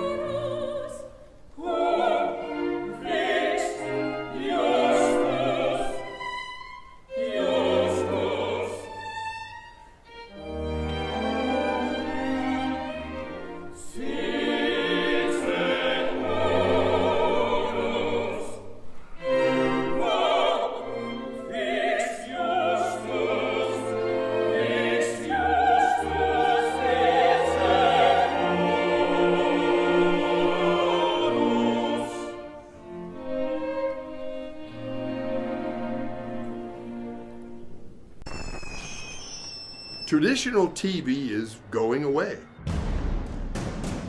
Hollywood is starting to fade. People are demanding real stories from real people. Our voices are now being heard in our own way. Podcasts, Facebook, Twitter, YouTube, and TikTok Live are becoming the norm. Internet TV has now reached the highest demand in human history. Social media shows is now the new media of the century.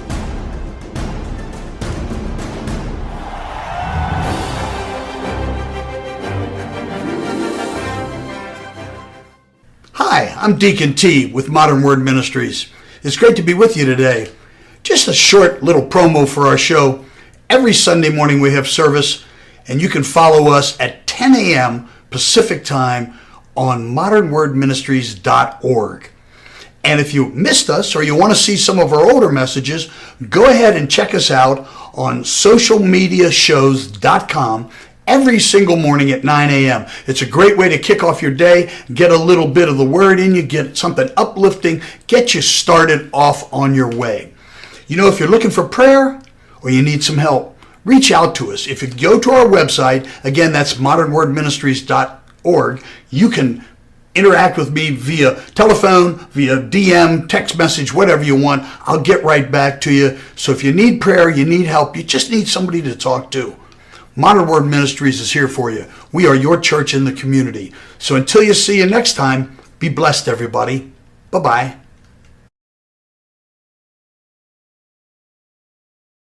Your love is like a shadow on me all of the time. All the time. I don't know what to do. I'm always in the dark. You're living in a bother. Can I give it a spark? I really need you tonight. Forever's gonna start tonight. Forever's gonna start tonight. For every moment in my life.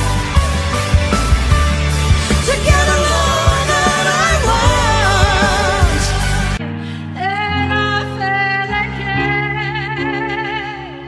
hai acceso noi. Sento che ci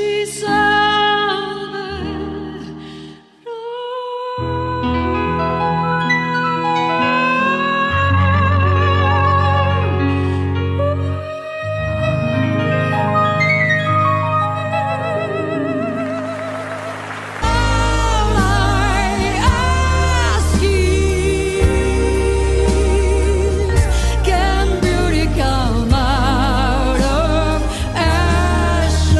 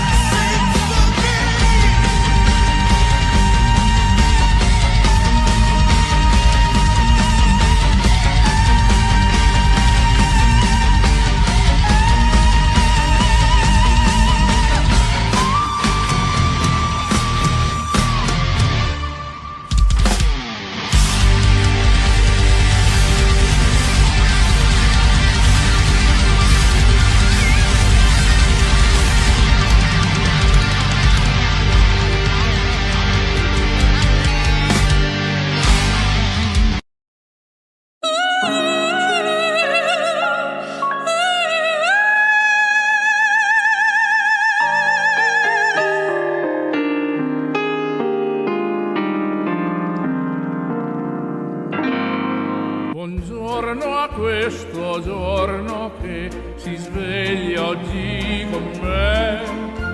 Buongiorno al latte e al caffè. Hello, dear friends, and welcome back to Las Vegas Live with Nelia Ross. I'm so excited to take you on a captivating journey throughout Italy with my new segment, Bella Italia. In this series, we'll dive into the rich tapestry of Italian music, tracing its evolution from 1918 to the present. We will explore the vibrant styles, iconic artists, and memorable songs that have defined the generations. Along the way, I will share performances of some of the most beloved Italian songs from various decades to give you a delightful taste of our rich cultural heritage. Join me as we celebrate the magic of Italy.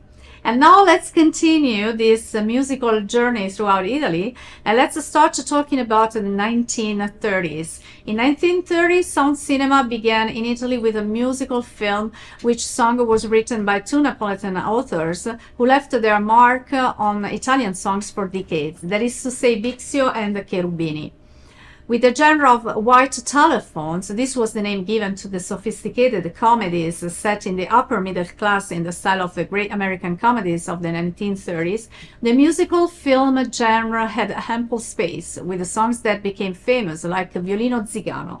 Let's listen to it. O zigano dall'aria triste appassionata, che fai piangere il tuo violino tra le dita, suona ancora come una dolce serenata, mentre pallido nel silenzio ascolterò questo tango che in una notte profumata. The song Non ti scordar di me, sung in the film of the same name by the famous tenor Beniamino Gigli. Let's listen to it. Tirano la rondini dal mio paese freddo senza sole, cercando primavera di viole. And listen also to Voglio vivere così, performed by Pavarotti.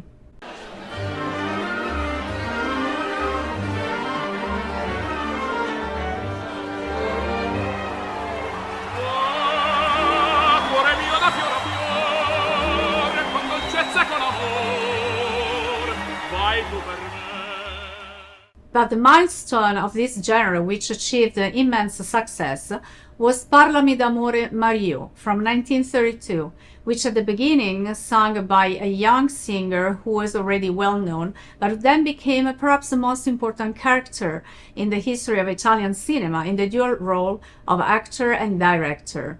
Vittorio De Sica. Let's listen to it. Typical singers who until then had only been voices on records and on the radio also became well-known faces. Many of these singers actors came from the genre of the revue theater, which in those years supplanted operetta, resorting on the one hand to comic sketches and satire of customs, on the other to striptease queens of the genre were Wanda Osiris and Isa Barzizza. With the male protagonists bring De Sica, Macario, and Totò and Rachel. So we are at the end of this second episode. I want to thank you for watching Las Vegas Live with Nelia Ross. Hope you enjoyed it. And if you are interested in booking an interview with me or sponsoring our program, please reach out to us at neliaross.official@gmail.com. Once again, thank you for watching us, and I look forward to seeing you next Saturday at noon, and basically every single day from Monday to Friday at 6 p.m. on social media shows and neliaross.com. Have a great day. Un bacio da Nelia Ross. Ciao. The woman inside me is coming out. I feel like a bird that is flying. All along the soul's a reaching soul. I don't need any help or anyone. My decision is here, and I pray for every moment.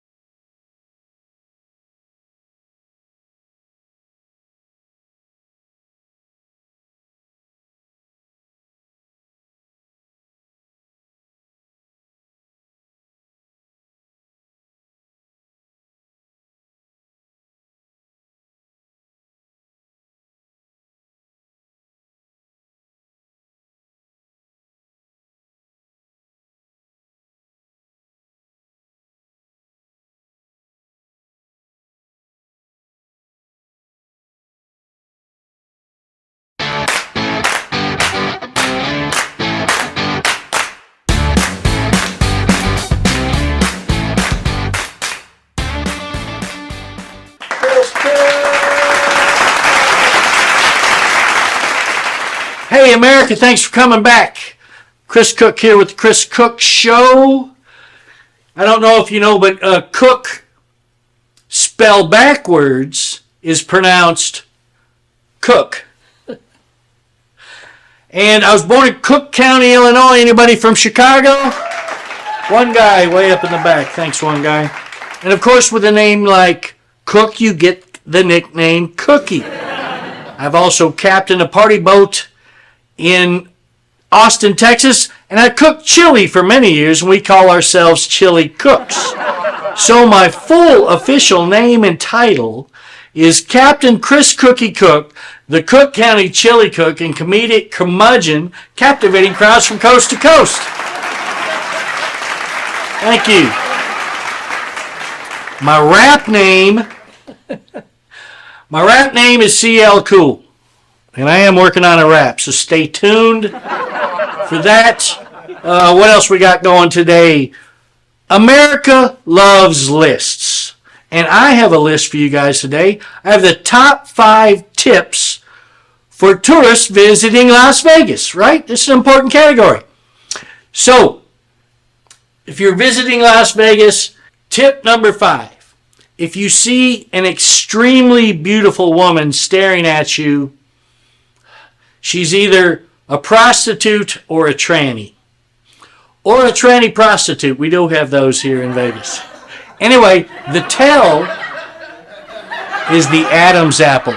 Look to the Adam's apple.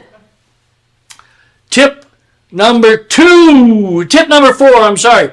The weed here is very strong in Las Vegas. I've been getting high since, the first time I got high was December 14th, 1978. And I've gotten high almost every day since then. Since I got to Vegas, I said these 7 words I never thought I would say. I don't want to be that high. My advice to you is proceed with caution. Tip number 3 for tourists visiting Las Vegas. If you see a puddle on the sidewalks of the Strip or downtown, don't step in it. It never rains here. It's not water. Tip number 2 for tourists visiting Las Vegas. Leave your children at home. If you bring your children to Las Vegas, we consider that child abuse, and your children will be taken from you at the airport. Heed my warning. And the number 1 tip for tourists visiting Las Vegas, we have a problem here with the homeless. So the city of Las Vegas has a new program. It's called Take a Homeless Home With Ya. That's right. So all of you tourists, you get to take one homeless person back with you. So what happens in Vegas stays in Las Vegas, except for the homeless guy that's now living in your garage in Des Moines, Iowa. All right, that's it. Top 5 list for the top 5 tips for tourists visiting Las Vegas. I do love living here in Las Vegas. I think the city has a great sense of humor as a whole.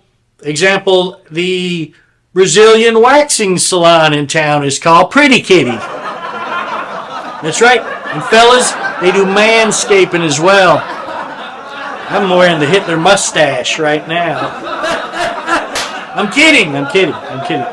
Actually, it's a landing strip that goes all the way up to my navel. Leave you with that image. No, I do love this town. I started a new diet last week. I don't know if y'all have heard of this one. It's called the Vodka Diet Tonic Diet. Have you heard of this? It's great. Just last week, I lost 2 days. Again, thank you, one guy up in the back. He must be high. He's laughing at everything. All right, we're going to get to the show now. Thanks for coming back for the Chris Cook Show. We'll be back right after this message. Are you looking to record or film your podcast? We have the sound room and all necessary equipment you need. Contact us for pricing and to schedule your tour. Hi, I'm Deacon T with Modern Word Ministries. It's great to be with you today. Just a short little promo for our show. Every Sunday morning we have service, and you can follow us at 10 a.m. Pacific Time on modernwordministries.org. And if you missed us or you want to see some of our older messages, go ahead and check us out on socialmediashows.com every single morning at 9 a.m. It's a great way to kick off your day, get a little bit of the word in you, get something uplifting, get you started off on your way.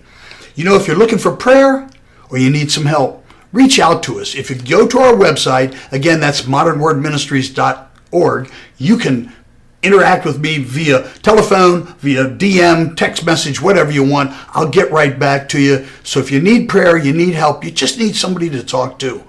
Modern Word Ministries is here for you. We are your church in the community. So until you see you next time, be blessed, everybody. Bye-bye. Hey, America. Chris Cook here with the Chris Cook Show. We are out in beautiful Henderson, Nevada. About 10 miles over my shoulder is the Las Vegas Strip. We're out here. I like to get my cardio in the mornings. It is mid-February, and I'm out here in shorts. I'm out here to do what I call a trash run.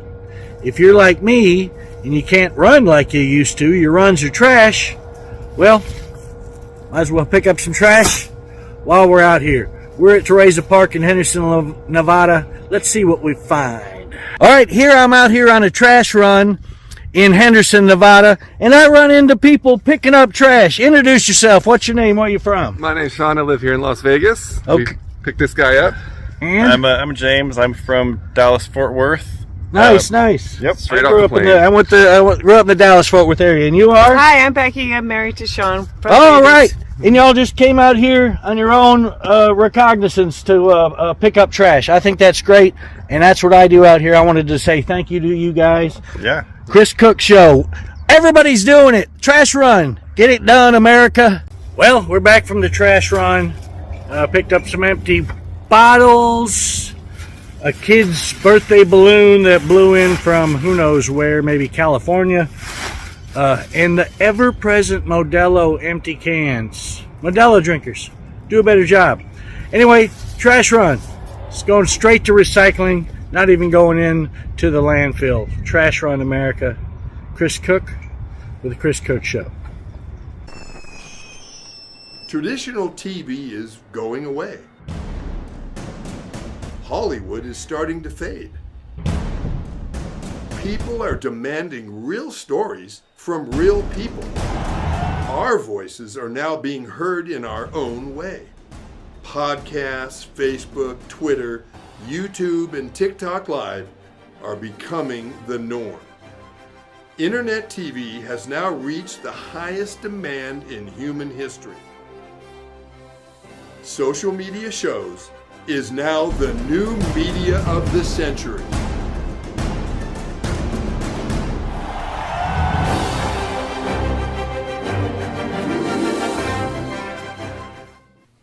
Welcome back to the Chris Cook Show. This is In the News. In the news today, our favorite Lauren Boebert is back in the news. After she said, take your children to church and not drag shows, her son was arrested on 17 counts of stealing cars and property. But it was nice of her to take time out of letting men fondle her breasts in the movie theater. And she was also recently, she missed a political event, political fundraiser, because she was busy looking for clothes that her husband had thrown in the pond. Thank you for writing the jokes for me, Lauren Boebert. Speaking of angry Trump supporters, I just got back from Texas, and boy, are Texans angry right now. I don't know what makes them madder, the vote Aquí signs or the roundabouts.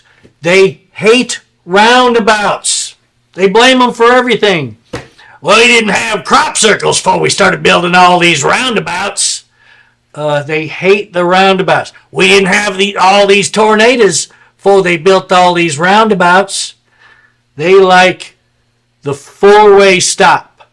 My daddy died in a T-bone crash. My granddaddy died in a T-bone crash. And by God, I'm going to die in a T-bone crash too. Well, we hope your dreams come true. But you can't blame Dallas Cowboy losses on the roundabouts. That's you've gone too far. That's the news. We're going to take a break. We'll be right back. Now on digital and DVD. Hit it. Space Wars: Quest for the Deep Star is an epic sci-fi adventure. Do what needs to be done. An edge-of-your-seat wild ride. We have company. Tons of popcorn-munching fun. 5 stars. A love letter to the sci-fi films of the 70s and 80s. With plenty of action and fun for all. You need to see it. You really do. The captain just decided it's time to go. I am ready for a sequel. Experience a bold new adventure. Space Wars: Quest for the Deep Star. A good old-fashioned adventure. Now on digital and DVD. Hey America, Chris Cook here with Chris Cook Show, live on the Las Vegas Strip. I am here celebrating a big event. I'm from Texas, as you know, and I am here in Las Vegas at Whataburger. I'm so excited. Let's go inside and check it out, man. All right, America, here we are. Whataburger, Las Vegas. Bacon, jalapeno cheese.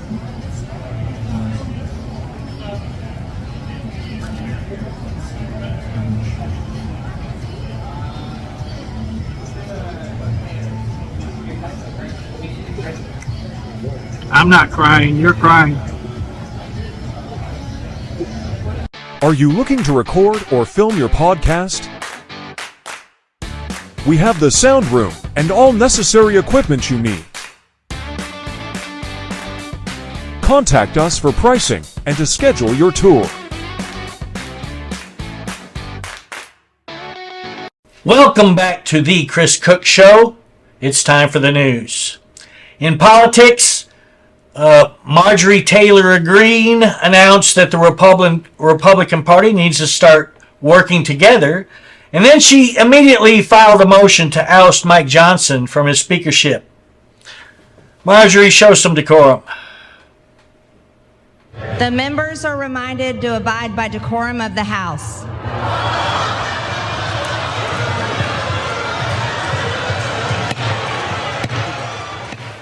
I love that clip. Biden's State of the Union address gave way to a really bizarre response from Katie Britt, who came to America from her kitchen. Anyway, she complained about the unsafe border with Mexico. The ironic part is that Katie Britt is the chairperson for the subcommittee on Homeland Security.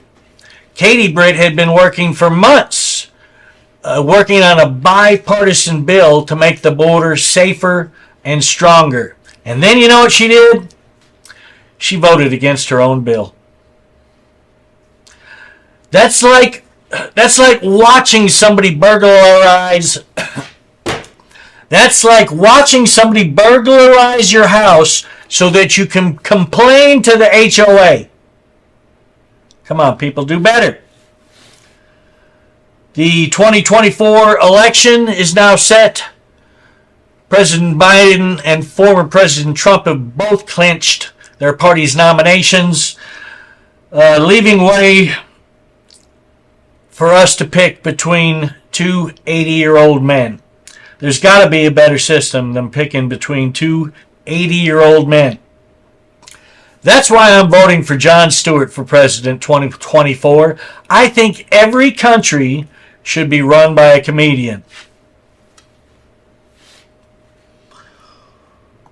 The solar eclipse, the big news story.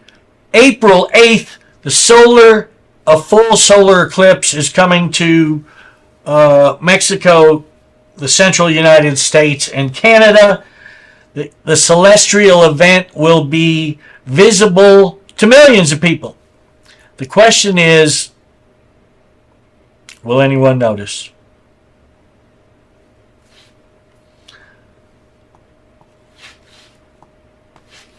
In sports, the NCAA is in full swing right now. I love me some March Madness.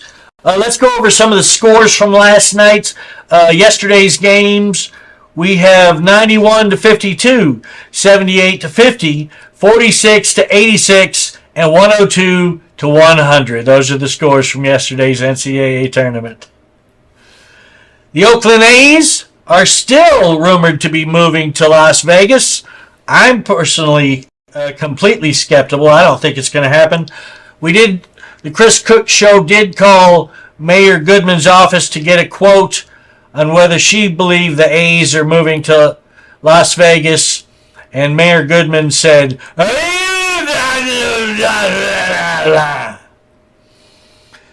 she has a drinking problem. Allegedly. All right, that's the news and sports from the Chris Cook Show. Thanks for stopping by, America. Welcome to Social Media Shows.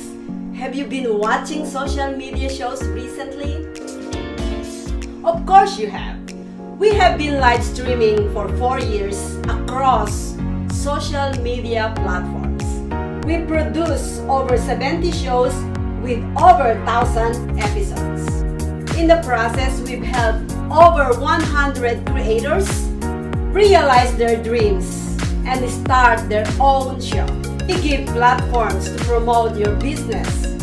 If you are an artist, if you have an event, if you are entrepreneurs, or if you have a story. If you haven't done it yet, go ahead and subscribe and follow us on major social media platforms. And if you have a great idea of a show, join us. Social media shows can help you produce and live stream your own show. Let us help you make your dream become a reality.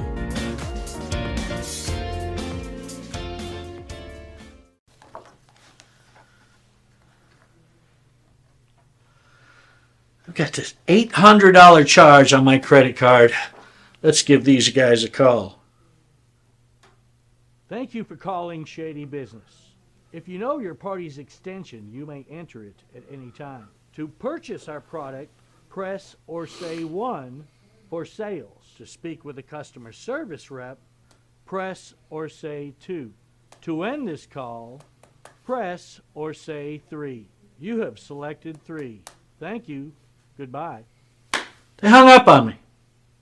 Let's try that again. Thank you for calling Shady Business. If you know your party's extension, you may enter it at any time. To purchase our product, press or say 1 for sales. To speak with a customer service rep, press or say 2.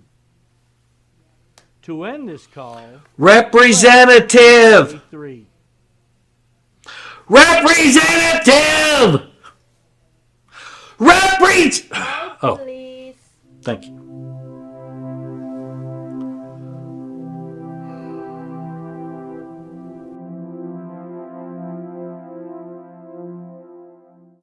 Thanks for calling Company Shady Business. Yeah. My name is Chris Cook. There's a charge for $800 on my credit card. Why did you guys charge me $800? Yes, you called Shady Business. Yes, thank you for the business. Wait. No, you haven't answered my question yet. There's an $800 charge on my credit card. Why is there an $800 charge? Yes, thank you for the business. You come back soon. No, wait. You haven't answered the question. Why is there an $800 charge on my card? Hold, please. Americans.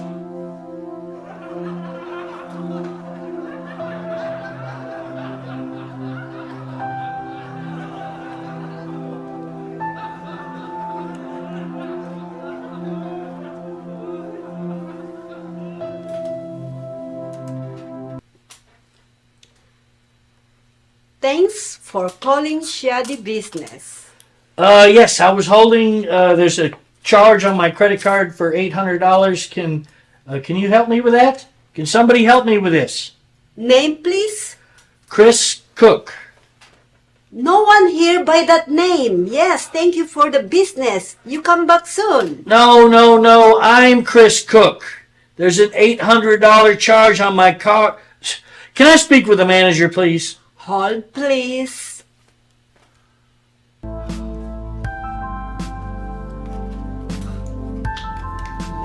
Americans.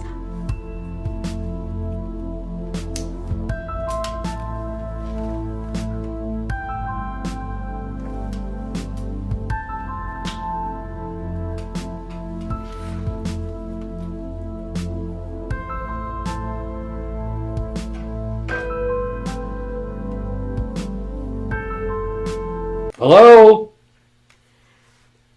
Thanks for calling Shady Business. Yes, I was holding for a manager. Yes, I, manager. No, this is the same person I just talked to. Look, why did you charge my credit card $800? Shady Business. Shady Business. Yes, I know what the name of the company is, but why is there an $800 charge on my credit card? Name, please? Chris Cook. Credit card number. I'm not giving you my credit card number. Credit card number. Lady, I was born at night, but not last night. I'm not giving you my credit card number. No can complete transaction, sir. I don't want another transaction. I didn't want the first transaction. I want to know how I can get this charge removed from my credit card. Hold on, please. Ah! Magtigil kayo, punyeta! Shh!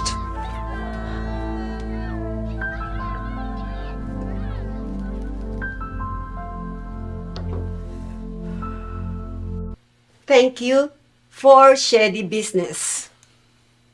Yes, it's Chris Cook still. I've been holding. So, I'm never going to see my $800 again, am I? Yes. No. Thank you for calling Shady Business. Hello, everyone. This is Joseph Skoda with Social Media Shows. Well, I thank all of you for your support through these last several years, and it's been a lot of fun. We've given people a voice they never had before. Now, Social Media Shows is always collaborating with our veterans to help them do things and help out the veterans who are struggling today. And we teamed up with GI Connections. GI Connections, connecting veterans with resources. So please consider helping and donating to this great cause because we're always doing things for veterans.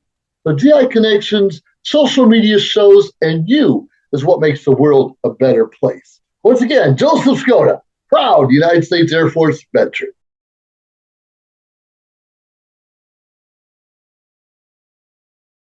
Hey, that's our time for tonight. Thank you again for stopping by the Chris Cook Show. We'll be back next week. Say goodnight, Maria. Good night, Maria. Good night, America.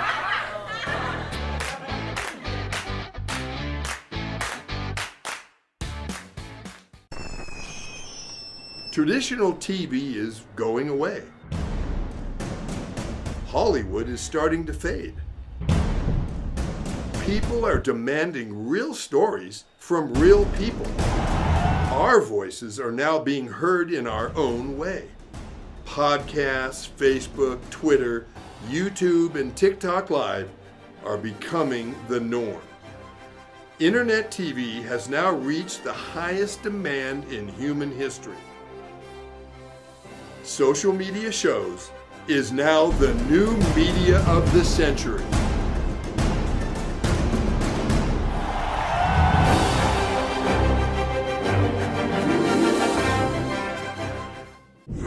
And welcome to the next exciting episode of Arena War. fresh batch of institutionalized gladiators fighting for their freedom. Ready, here we go. You guys heard Perez? You smell that? Get back!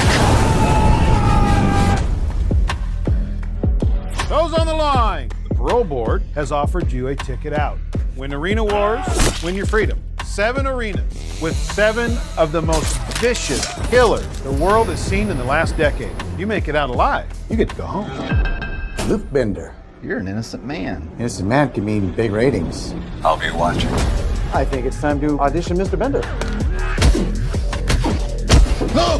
What was your last physical? Cell block shower this morning. Oh yeah. You ready for this?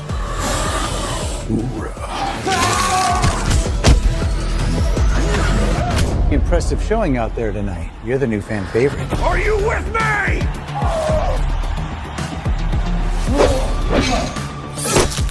Cutie pie back for the kill. If you want to live through this, we have to work together. I'm watching you. Smile for the camera, thug life. Wow! It's showtime! We have to finish this. Come on!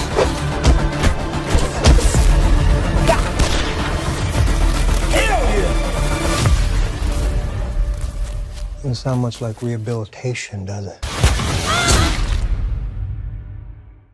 Got Films is a full-service production company that provides motion picture quality content and production services for use in the film and TV industry. Looking for a seasoned crew, high-quality equipment, or other production services for your film, TV, commercial, corporate convention, sports, news, or interview project? Your search stops here. Some of our projects include NASCAR, American Restoration, Pawn Stars, Counting Cars, Top Chef, BattleBots, Forge and Fire, and Street Outlaws. We have also produced over 60 feature films and documentaries. We're ready for all your needs. Whatever your project, whatever your budget, big or small, Got Films got you. GotFilms.com. Welcome to Social Media Shows. Have you been watching social media shows recently? Of course you have. We have been live streaming for 4 years across social media platforms. We produce over 70 shows with over 1,000 episodes. In the process, we've helped over 100 creators realize their dreams and start their own show. We give platforms to promote your business. If you are an artist, if you have an event, if you are entrepreneurs, or if you have a story. If you haven't done it yet, go ahead and subscribe and follow us on major social media platforms. And if you have a great idea of a show, join us. Social media shows can help you produce and live stream your own show. Let us help you make your dream become a reality.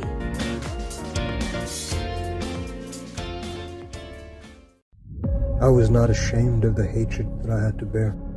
I shared it with them. They just didn't know. From their point of view, I was just some savage crusader devil sent by a country of devils to kill. And that's what I did. So you just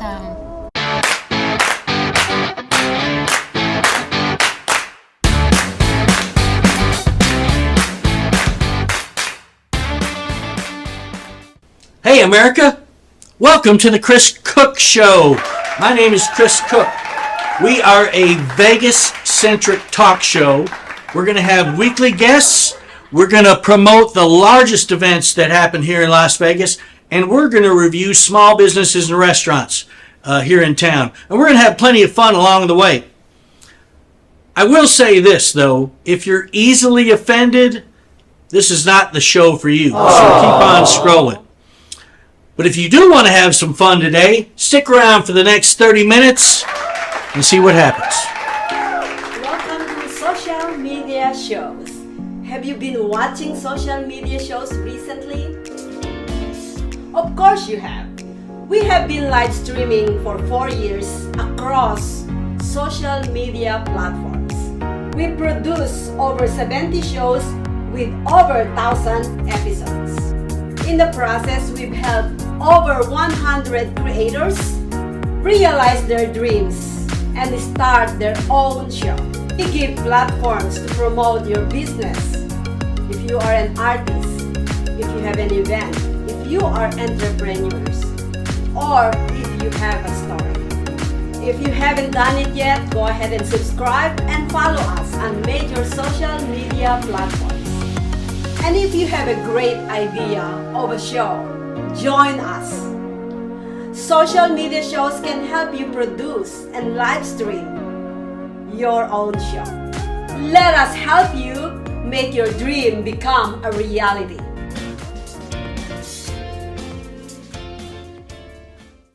Okay, let's start with the Vegas traffic report. Clearly the list of roads under construction is too long, so we're going to list the roads that are not under construction.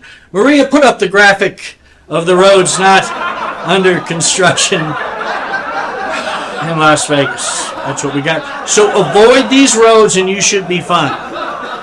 We're not going to do weather on the Chris Cook Show because it's always the same in Las Vegas. So we'll do it one time right now. The weather forecast for the next 8 months, sunny and hot. There you go. This old dude here is down in the 89101 with the pimps, hookers, and crackheads. I have the ass of a 16-year-old boy. So, get you some cheesecake. I had to watch porn at the office. They paid me to watch porn at the office. Up is down, black is white, porn is good again. Hooray, porn! Official name and title is Captain Chris Cookie Cook, the Cook County Chili Cook and comedic curmudgeon, captivating crowds from coast to coast. Hey, Chris Cook here with Chris Cook Show. We met some great people this weekend out at the Container Park in downtown Las Vegas. The company is called Shades Deluxe. We met, it's a couple that owns the place, Scott and Stephanie. Take a look, America.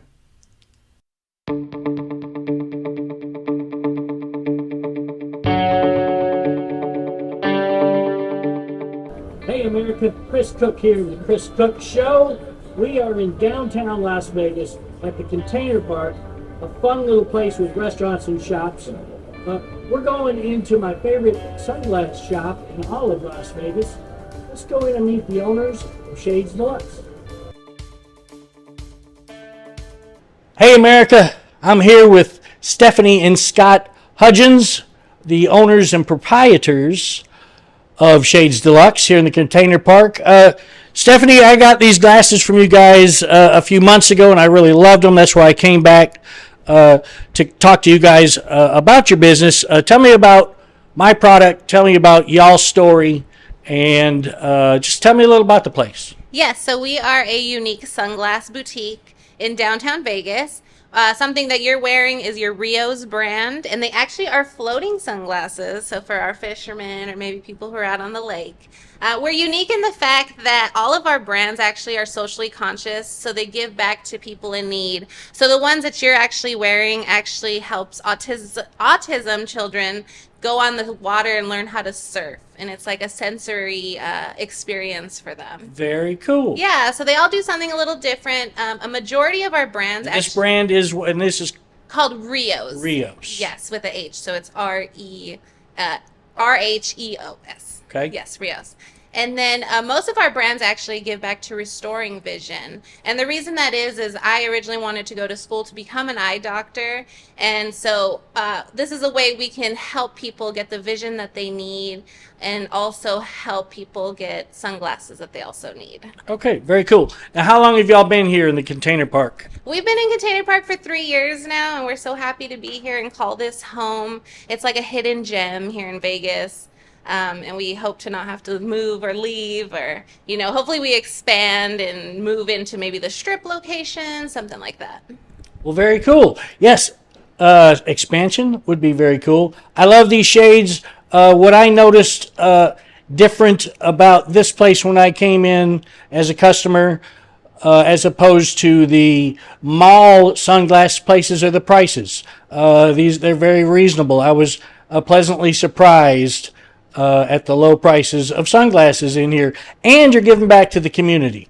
All right, what else you got? Tell us some more about y'all's story. Well, our glasses are fun, affordable, and of course they give back, so that's always a plus.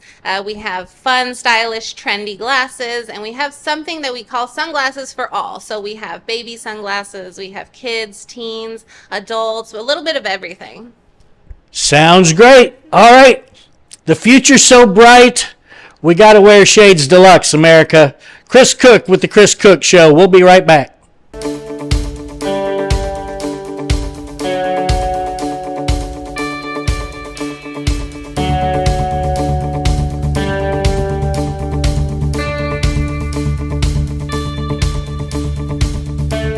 See, I told you, want those great people? Shades Deluxe in the Container Park. I wear them, you should too. Thanks, America. Hi, I'm Deacon T with Modern Word Ministries. It's great to be with you today. Just a short little promo for our show. Every Sunday morning we have service, and you can follow us at 10 a.m. Pacific Time on modernwordministries.org. And if you missed us or you want to see some of our older messages, go ahead and check us out on socialmediashows.com every single morning at 9 a.m. It's a great way to kick off your day, get a little bit of the word in you, get something uplifting, get you started off on your way. You know, if you're looking for prayer or you need some help, reach out to us. If you go to our website, again, that's modernwordministries.org, you can interact with me via telephone, via DM, text message, whatever you want. I'll get right back to you. So if you need prayer, you need help, you just need somebody to talk to, Modern Word Ministries is here for you. We are your church in the community. So until you see you next time, be blessed, everybody. Bye-bye.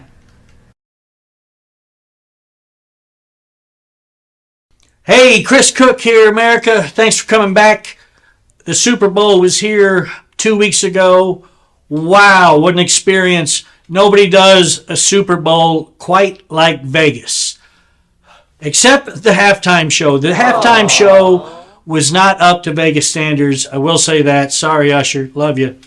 But I think the halftime show was lacking a little. But let's check the numbers. So 330,000 people came to the Las Vegas for the Super Bowl. Ironically, that's 5 times more than the stadium holds. Tailgating for the Super Bowl, $1,000 just to get into the gate, and it was sold out. Every ticket was gone by game time, sold out event. The estimated economic impact of the Super Bowl in Las Vegas is $1.5 billion. It's the largest economic impact ever for a Super Bowl because Vegas does it different. You don't go to Atlanta for a Super Bowl and go to the casino and blow a bunch of money. So that's why the economic impact is larger here. I think we should do the Super Bowl every year here in Vegas. Probably be more feasible if we didn't have a team here already. But wow, what a fun time was had by everybody. Congratulations to the Chiefs on winning 2 in a row. That's our sports snorts for today.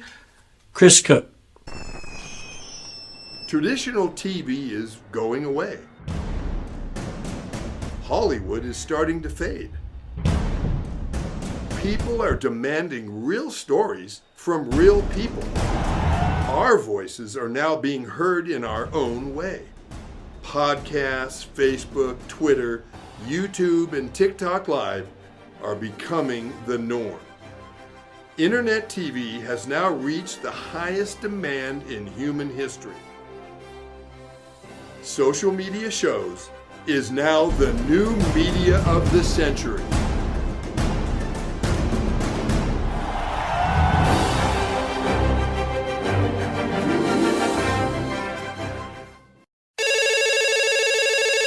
Thanks for calling Walmart. This is Chris. You left your underwear in the bathroom. Ma'am, we recycle those that we find back in the stock. I suggest you look in the bargain bin, but you're going to have to buy them back. Thanks for calling Walmart. Thanks for calling Walmart. This is Chris. You're in the store and you can't find your wife. Did you try calling her cell phone? You didn't. She's not answering. No, sir, we can't page her. But I suggest you check the bakery. We have delicious croissants. Thanks for calling Walmart. Thanks for calling Walmart. This is Chris. You left your child here this afternoon. Well, ma'am, we don't call them lost children. We call them junior employees. What's your son's name? Orangelo. You named your son Orange Jello? I'm sorry, ma'am. Well, Orangelo is busy cleaning up a mess on aisle 6, but he'll be ready for pickup right after that. Thanks for calling Walmart. Thanks for calling Walmart. This is Chris. You bought sod for your garden from our garden department, but it died? Can you return it? Well, sir, is it still on the pallet? You already installed it. Sorry, sir, that grass was alive when you bought it. It's yours now. Thanks for calling Walmart. Thanks for calling Walmart. This is Chris. You'd like to return a sweater? You bought a XXX and it's too small. Our sizes don't run true. Well, ma'am, sounds like our sizes aren't the only thing that ain't running. Thanks for calling Walmart. Now on digital and DVD. Hit it. Space Wars Quest for the Deep Star is an epic sci-fi adventure. Do what needs to be done. An edge-of-your-seat wild ride. We have company. Tons of popcorn-munching fun. 5 stars. A love letter to the sci-fi films of the 70s and 80s. With plenty of action and fun for all. You need to see it. You really do. The captain just decided it's time to go. I am ready for a sequel. Experience a bold new adventure. Space Wars Quest for the Deep Star. A good old-fashioned adventure. Now on digital and DVD. Hey America, welcome back to the Chris Cook Show. I am here with magician / comic Dave Johnson. He's a very funny guy, a very talented magician. I'm kind of fascinated by magic because I don't know how it works. So that's frustrating to me. But give a big Chris Cook Show welcome to Dave Johnson. Dave, welcome to the show. Thank you. Glad to be here. You're over here. I'm over there. All right. Glad to be here. Tell us a little bit about yourself. Where are you from? From California, from Northern California. Okay. I've been out here in Vegas for 20 years. Wow. Moved out here back in 2004. Love this town. It's the greatest thing I've ever done is move out here. It is a great town. And yeah, I do comedy magic and mainly corporate events, but sometimes some different things too. Right, we performed on a show together at Rick's Rollin' Smoke. Yeah. Fun venue. That was a great night, lots of fun. Well, why? They always ask comics, why are you a comedian? Why are you a magician? I'm a magician. I think a lot of people are magicians because they need attention. They need that validation. And yeah, I think that's probably the same thing. It's really no secret here. It's there's a lot of what I do is getting other people involved and getting them to have fun. Right. And when they have fun, I have fun. Right. So agreed. That's it's kind of the same reason a lot of comics do what they do. Yep. So We take enjoyment in watching other people have a good time and laugh. So I get that. Now the Super Bowl was just here. Maria, we did a big Super Bowl wrap up here. Tell us about that experience. How did you find that gig, and how were the crowds? You were in the parking lot? I was out in the tents? The Touchdown Club, yeah. Very It was cool. a lot of fun. What happened was an event planner here in town, Steve Byer, called me up, and he says, hey, you want to work the Super Bowl? And I said, yes. We don't have to negotiate. I'll just do it. Right. And so, yeah, it was great. I had a lot of fun.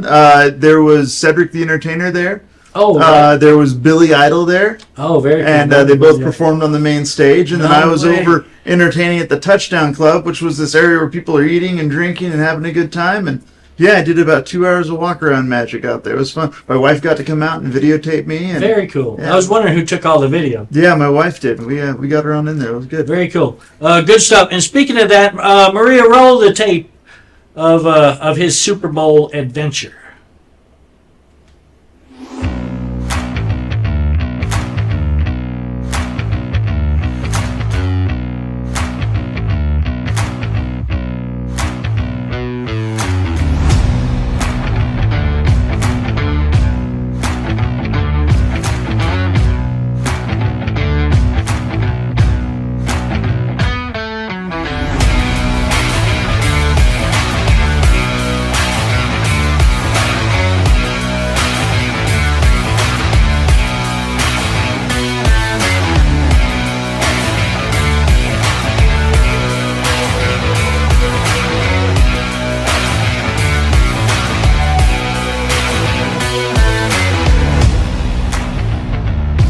All right, we're back. Wasn't that cool? How much fun was that, man? That just looked fantastic. Do you see that guy hug me? No clue who he was at all. No clue at all who he was. It was good though. No, great video. Lots of fun. Great event. The other thing I wanted you on the show for is I want to learn a magic trick. So, all right, can you help me? Teach me one of the simpler ones because I'm a simple man. All right, you bet. What do you got? Yeah, so I brought this trick right here. This will be a fun one. Chris, basically, here's a real simple principle right here. If I wanted for you to go ahead and take a playing card out of the deck, I can go ahead and just give you any card I want to. It's called making you take whatever I want. Okay. All right. That's really not the technical term. We're not getting into technical terms. That you're sliding out there with and your so thumb. I can do whatever I want to. So if you were to go ahead and have me take any card you wanted to, and it was your choice, don't pick something simple like the Ace of Spades or the Joker. That's not funny anymore. But any card you want, name it out loud. What's the card?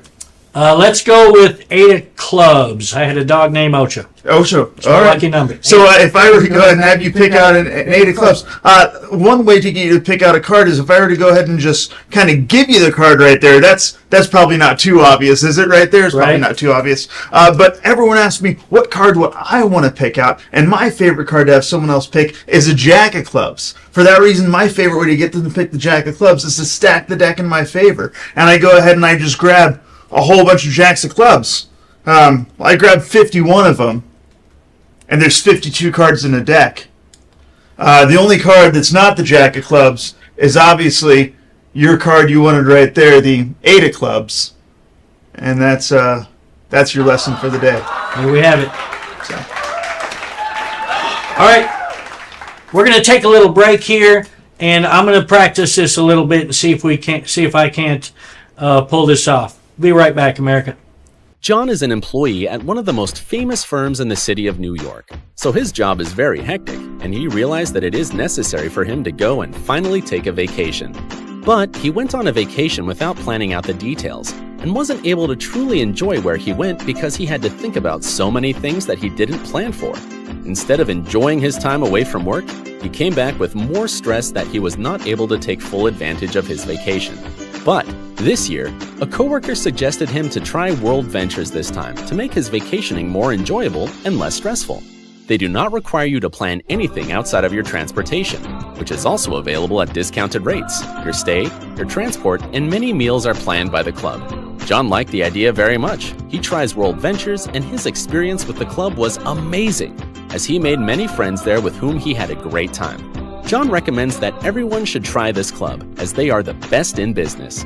See how the VIP-vacation-club.com can give you the right experience without all the hassle. Enjoy the VIP experience that only World Ventures provide. Welcome back, America. We're back at the Chris Cook Show with Dave Johnson. He's going to show us another trick. This will be fun. Floor is yours, Mr. Johnson. You said you liked the 8 of clubs. You had a dog named Ocho. Yes, I did. Yeah. Was it a black dog? Is that why it was a... Or was it? No. She was all white with one Marilyn Monroe black spot on Oh, it. there's that club right there, huh? She was so gorgeous. All right. If I wanted you to go and pick out an 8 of clubs, reach in there and just grab out any card you want to. Go ahead. Just in there, grab out a card. You got one? You know what it is? Take a look. You get the 8 of clubs again? Of course you do. I'll show you how it works out. This one's really easy. Here's a real simple lesson for everybody.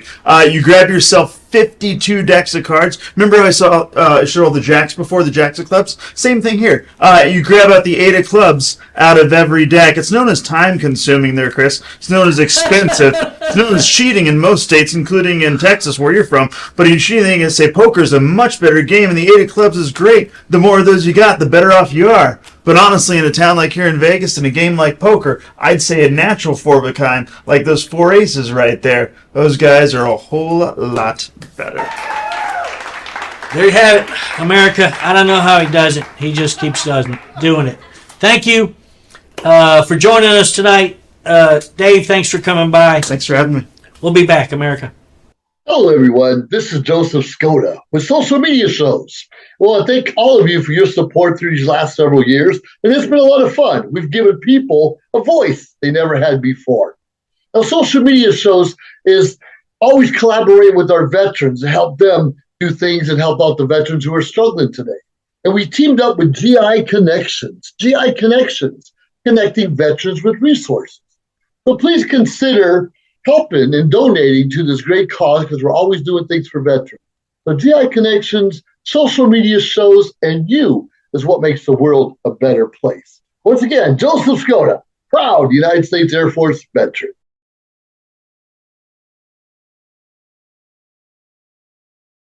Hey, America. Chris Cook here. My producer, Maria, has agreed to join me for his segment. We like to have a little fun. Maria, you were telling me your foot hurts. What's going on? I think I have a stress fracture in my foot. A stress fracture? Those are mostly for runners. You're not a runner. I stress a lot. Chris, your show went so well. Oh, thank you. It's like shooting monkeys in a barrel. I don't think that's the phrase. It's fish in a barrel. You never heard barrel of monkeys? Yes, I've heard of a barrel of monkeys, but nobody's shooting them, Maria. Maria, I heard you broke up with your boyfriend. I thought he was like a trophy boyfriend. He was, except he was third place bowling trophy. Chris, I heard you making street tacos the other day. How did it went? Oh, they were delicious. They were so authentic, they gave me the shits the next day and everything.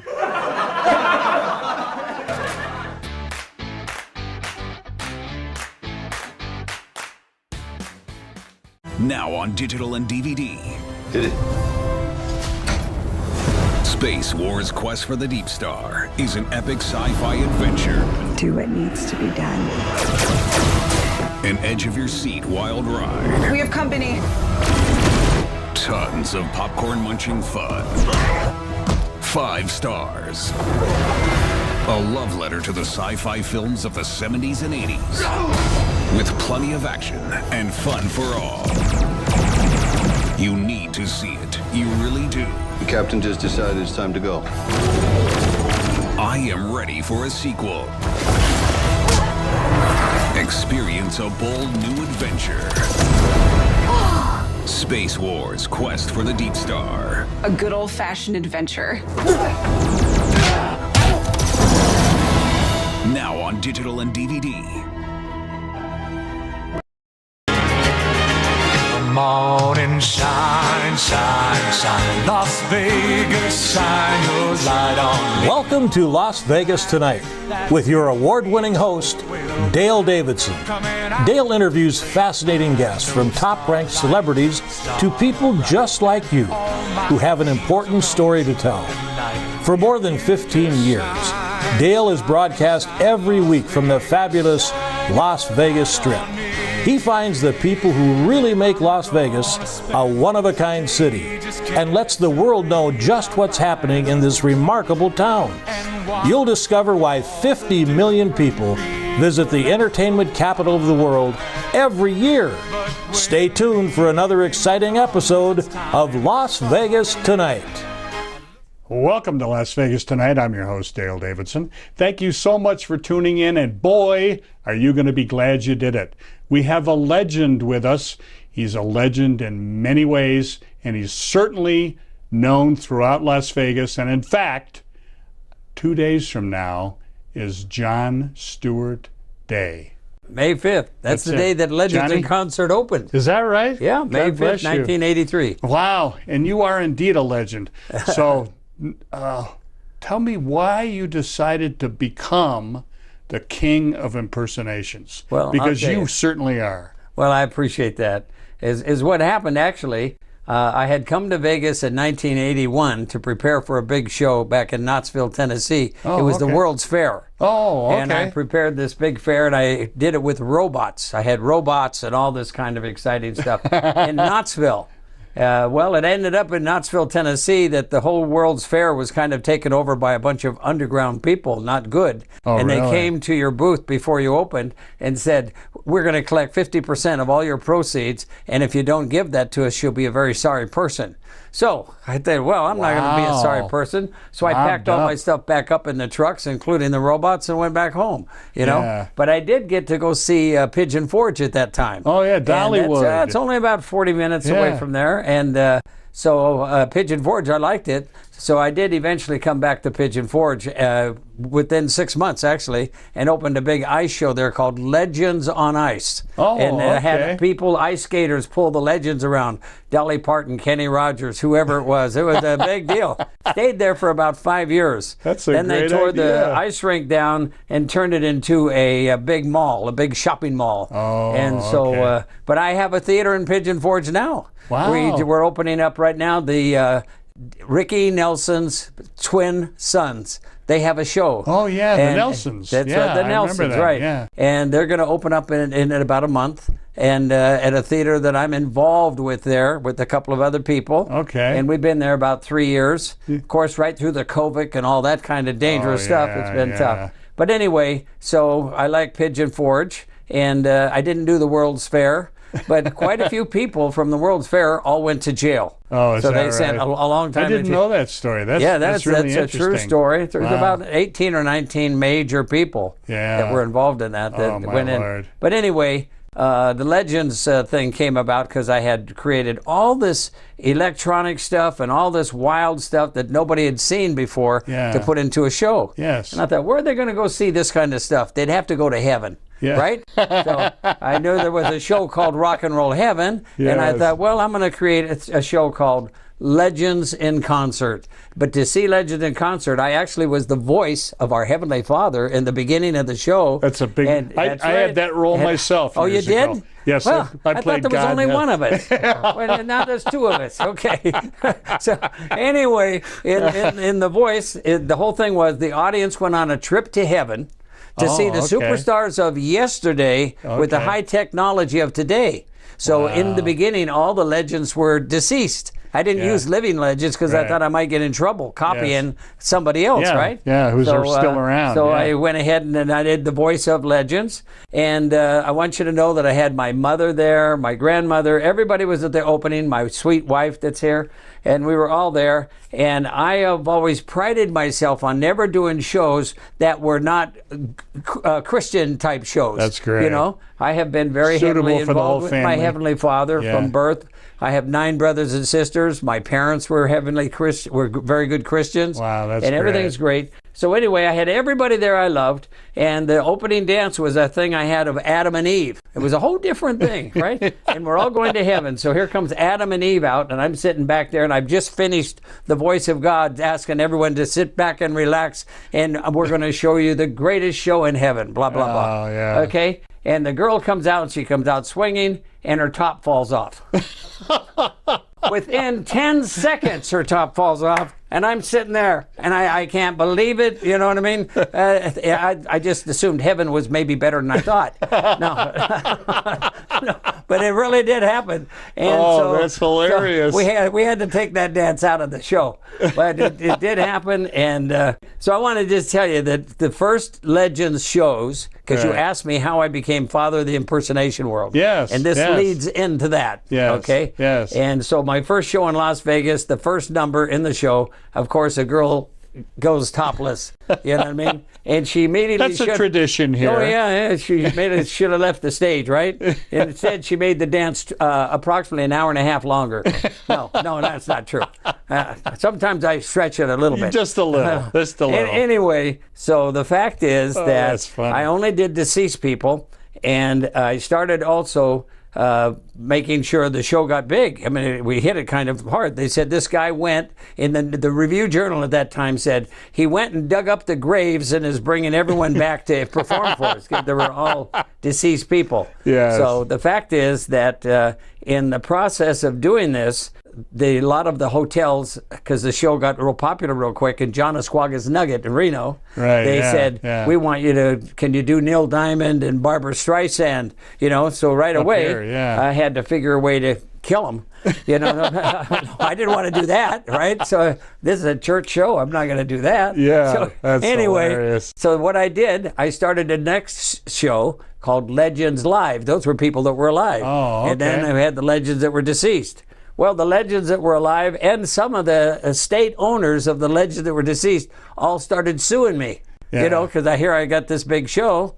And I'm doing more numbers than they did when they came to town. Yeah. So the fact is what we did on that thing. I did get sued in the Elvis estate, and I tried to become friends with everybody. And so we went to Carson City, and we had a major lawsuit and here. And I won the lawsuit because in New York, the rights of publicity is as long as you tell somebody that you are not the real person in the promotion and marketing and that you're doing it, then it's okay. And it's you have the right legal. to impersonate because everything almost is And an they're impersonation and of they're somebody. public figures, right? And they're you're protected. I would think. I spent a couple of $100,000 trying to resolve that, and I won the case. Right. So when I won the case, I ended up having 25 shows around the world. Wow. You know what I mean? And in the process of that, the Oscar Goodman and those that were here. That gave me a star in the Walk of Fame. Oh, that's... And in that star, you were the they first called, producer to get Yeah, one, yes, right? and they called it Father of the Impersonation World. So I've had that ever since. What an honor! What an honor! That's how that happened, and it's gone on forever. Let me ask you a couple of questions about your early life. What possessed a young man with as part of a large family to decide to go into show business? Well, actually, my folks were in show business, kind of like the Osmonds, right? Oh, I had 9 brothers and sisters. My parents sang. They did duets everywhere. We were in Pocatello, Idaho to begin with. Then we went to Sacramento, California. Oh, okay. And they sang, and we had our own TV show called The Singing Stewards. Oh, is that right? And we had the TV show there, and on that TV show, I was Banjo Johnny. And during that process of being Banjo Johnny, I won a big award on the Arthur Godfrey show as Banjo Johnny. I was only like 7 years old, 7 or 8 years old. That's of course, huge. it was in our blood by then, right? Oh, I sang with my brothers and sisters, duets and trios. Burl Ives, I heard. right? Burl Ives. Yeah. Burl Ives. I did that in Sacramento too, at the Sacramento State Fair. I actually was kind of on the lap of Burl Ives doing, I know an old lady who swallowed a fly, but why, oh, why'd she swallow the fly? Perhaps she'll die. You know, that was his song. So anyway, I did that with the banjo and did sing some songs with Burl Ives. That's cute. And so I've been... So it was in your blood, right from go? I went from there to the Vienna Boys Choir, and from there I went down and got a job on the Bob Hope Show. Oh, is that right? So we moved to California because of that. Oh, okay. And when we moved to California, I started doing the Bob Hope Show and the Cliffy Stone Show, Ted Mack Amateur Hour shows. I was doing shows a long time. Oh, and in Audubon Junior High School, that's when I first met Mike Love and Brian Wilson and all those guys. I lived in the same Beach area Boys. where they all lived. Oh, okay. And they all went to church with me. Is that right? Yeah, they did. They were about 5 years older than me. And my brother also, he's about 3 years older than me. he was the first singer with the Pendletons at that time. They weren't quite the Beach Boys yet. Oh. And then he went on to college because they hadn't made it that big yet. Yeah. And I went on to, I got lots of offers to go out and do jobs in like Broadway shows and stuff like that. That's because I was a singing tenor. And so the fact is that I joined them, started singing with them, and then I was on the road so long that they finally became really big, right? Really big. The Beach Boys instead of the Pendletons. Huge. And I wasn't there. I was out doing my shows thinking, oh, I'm going to be a lot bigger than these guys. You know, this is going to be nothing. Well, that was what they call a mistake. No. But actually, as it is now, You're still the way things have turned out, I turned out okay. Yes. And they're having a little bit more trouble than I'm at. Anyway, but I love them. Yeah, that's a wonderful story. Now, tell me about Steve Martin. Steve Martin went to high school with me, Garden Grove High School. Okay. And I was the president of the drama club there. Wow. You know, the senior class play was being presented. So I got Steve Martin, and he was a friend of mine. He wanted to be in the play. So he ended up, I gave him a part in the play. You know, and we did that, and he wasn't a performer at the time. Oh, he is hadn't that been right? doing anything. Okay. You know, so in the process of doing that, he got to be in the play. I got to know him pretty good. Then I ended up being an entertainment director out at Knott's Berry Farm, which is in Orange County. Yeah, you know, sure. and the process of that Huge. was that the Birdcage Theater, I started writing and directing and putting all those shows together. Wow. So Steve And you Martin were wanted to get still a involved. kid, yeah. I was a senior in high school. Okay. Wow. Yeah. Wow. So the fact is that Steve wanted to be out there too. Yeah. So we hired Steve, and I introduced Steve to Don Galvin. He's the world's class banjo player. Okay. And Steve got hung up with Don Galvin and started playing the banjo. And he's In good fact, at it. My wife and I, when we went through the dressing rooms, you had to go through his dressing room every day to get to the stage. Yes. He was practicing the banjo every day for 5 years that he was there. It's amazing. But the fact is that Steve played the comic and the hero, and we also did an oleo together. Oh, I yeah. played the guitar and he played the banjo, and we sang and did this and that and whatever. You know, so we became good friends. That's great. Then when I came here to Vegas and became a show producer doing shows, Right. I might as well tell this part of it because it leads into it. Sure. You sure you don't want to talk more? But anyway. I don't want to interrupt. The stories are too great.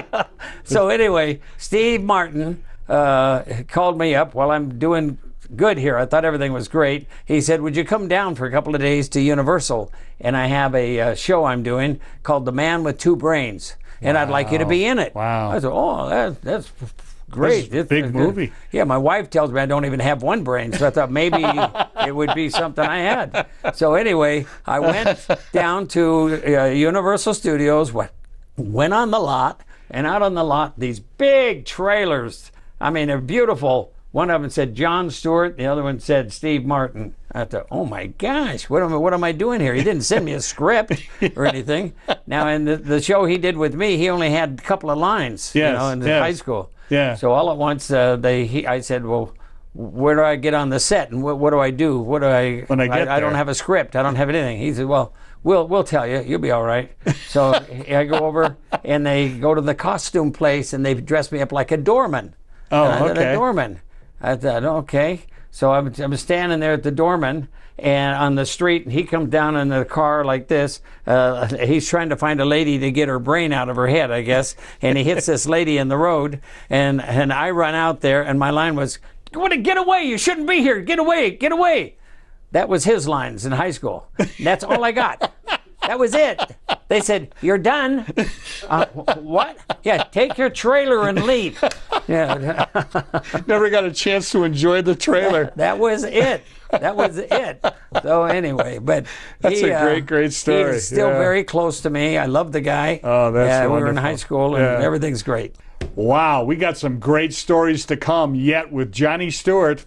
What a great guest. You're going to want to stick around because there's even more. Yeah. We'll be back right after this.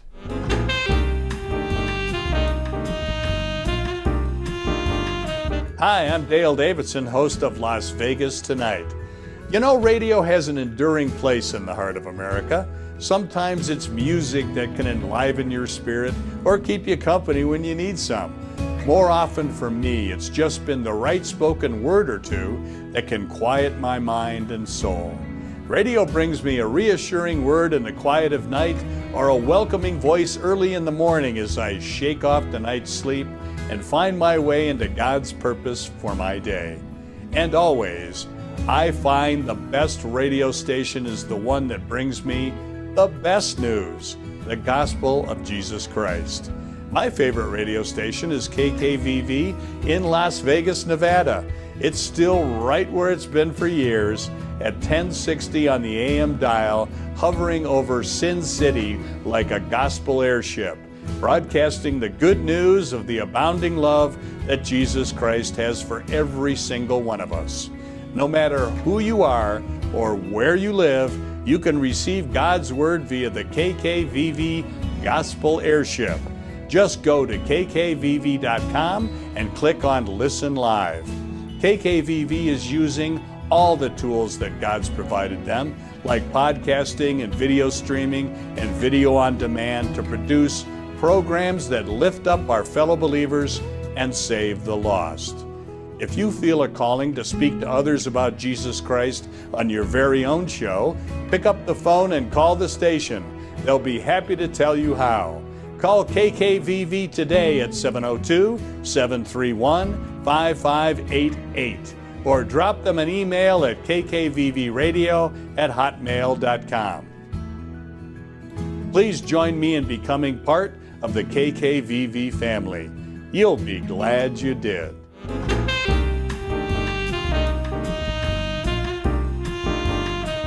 And welcome back to Las Vegas Tonight. I'm your host, Dale Davidson. We have been regaled by Johnny Stewart, and he's got more regalement in mind for us. Some terrific stories. We so appreciate having him on the show. Thanks again for coming thank on. you. We appreciate it. Thank you. I want to talk to you about your lovely bride. You said you've been married for 58 years to Alex. To Alex. And there she is. Yeah, Hi, Donna Alex. Alexandria Alt. Now it's Stewart. Yes. And tell us how you met and all of that. Actually, I went from Knott's Berry Farm, Right. where I was doing lots of entertaining and all that, out to a church dance in Long Beach. Okay. And in that church dance, I go in there, and I was an entertainer for it. So I sang for about 20 minutes and did a show. Right. Did that for lots of church dances, Right. right? And so then I went to leave, and my buddy that went out there with me says, "Oh, you got to go in and see this girl. She's unbelievable. You got to go see her." Yeah. You know, well, I was just 18 at the time, right? Yeah. So I already had 12 children. No, I didn't. No children yet. Okay. Anyway, That's hilarious. So I was 18. I go in there, and this girl that he pointed out, she was already dancing with some guy. But at the church dance, Dale, you can tap them on the shoulder, and they got to give up. You know what I Yes. mean? That's so, good. They gave up, and then I danced with him. Then it was her. It was her I danced with. I knew it was. I knew I was making a mistake here. Anyway, so You danced with somebody. You're I pretty danced sure with- of that. So anyway, I danced with her, and she was everything this guy told me. And I danced with her. And Dale, this is the truth. In an actual formal dance, just dancing with somebody. Yeah. Other than my mother, I think once, I've never danced with another girl. We went together from that dance on, Yeah. and got married about a year later. Got married at 19, and we've been married ever since. Congratulations. We have 11 children, 2 of our own, and then we've assisted through adoption and other things, raising other children. Okay. So we really credit ourselves with 11 children, Right. and we're still gratefully, legally, blissfully married. Oh, okay, that's so great. What a wonderful story. yeah, I am afraid of her. Otherwise, I would have left her a long time ago. But she is dangerous. But anyway, she's actually here in the audience, so I have to be careful what I say. Yeah, be very careful at all times. Yeah, great lady. That keeps you married. Keeps it. Let's talk a little bit about Kenny Rogers. Tell me about Kenny Oh, Rogers. this is a riot. Okay, so the show Legends became so good that now if Kenny Rogers came into town to perform over at Caesars, which he did at times, or the Mirage or whoever came into town, I didn't put them on the stage. I didn't put my people on the stage impersonating them.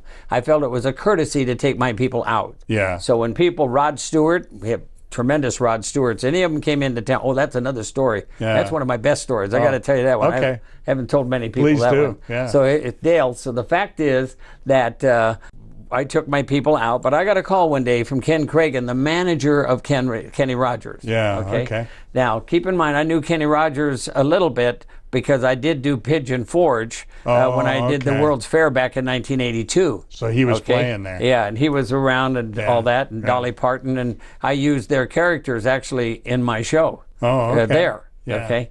But the fact is, Kenny Rogers' manager said, hey, Kenny Rogers would like to come into town and do your show. He wants to be in your show as an impersonator. And Jay Leno. That's a great idea. We always closed every year for the Jay Leno show. When it came to Las Vegas, we were the closing act. He loved legends, okay?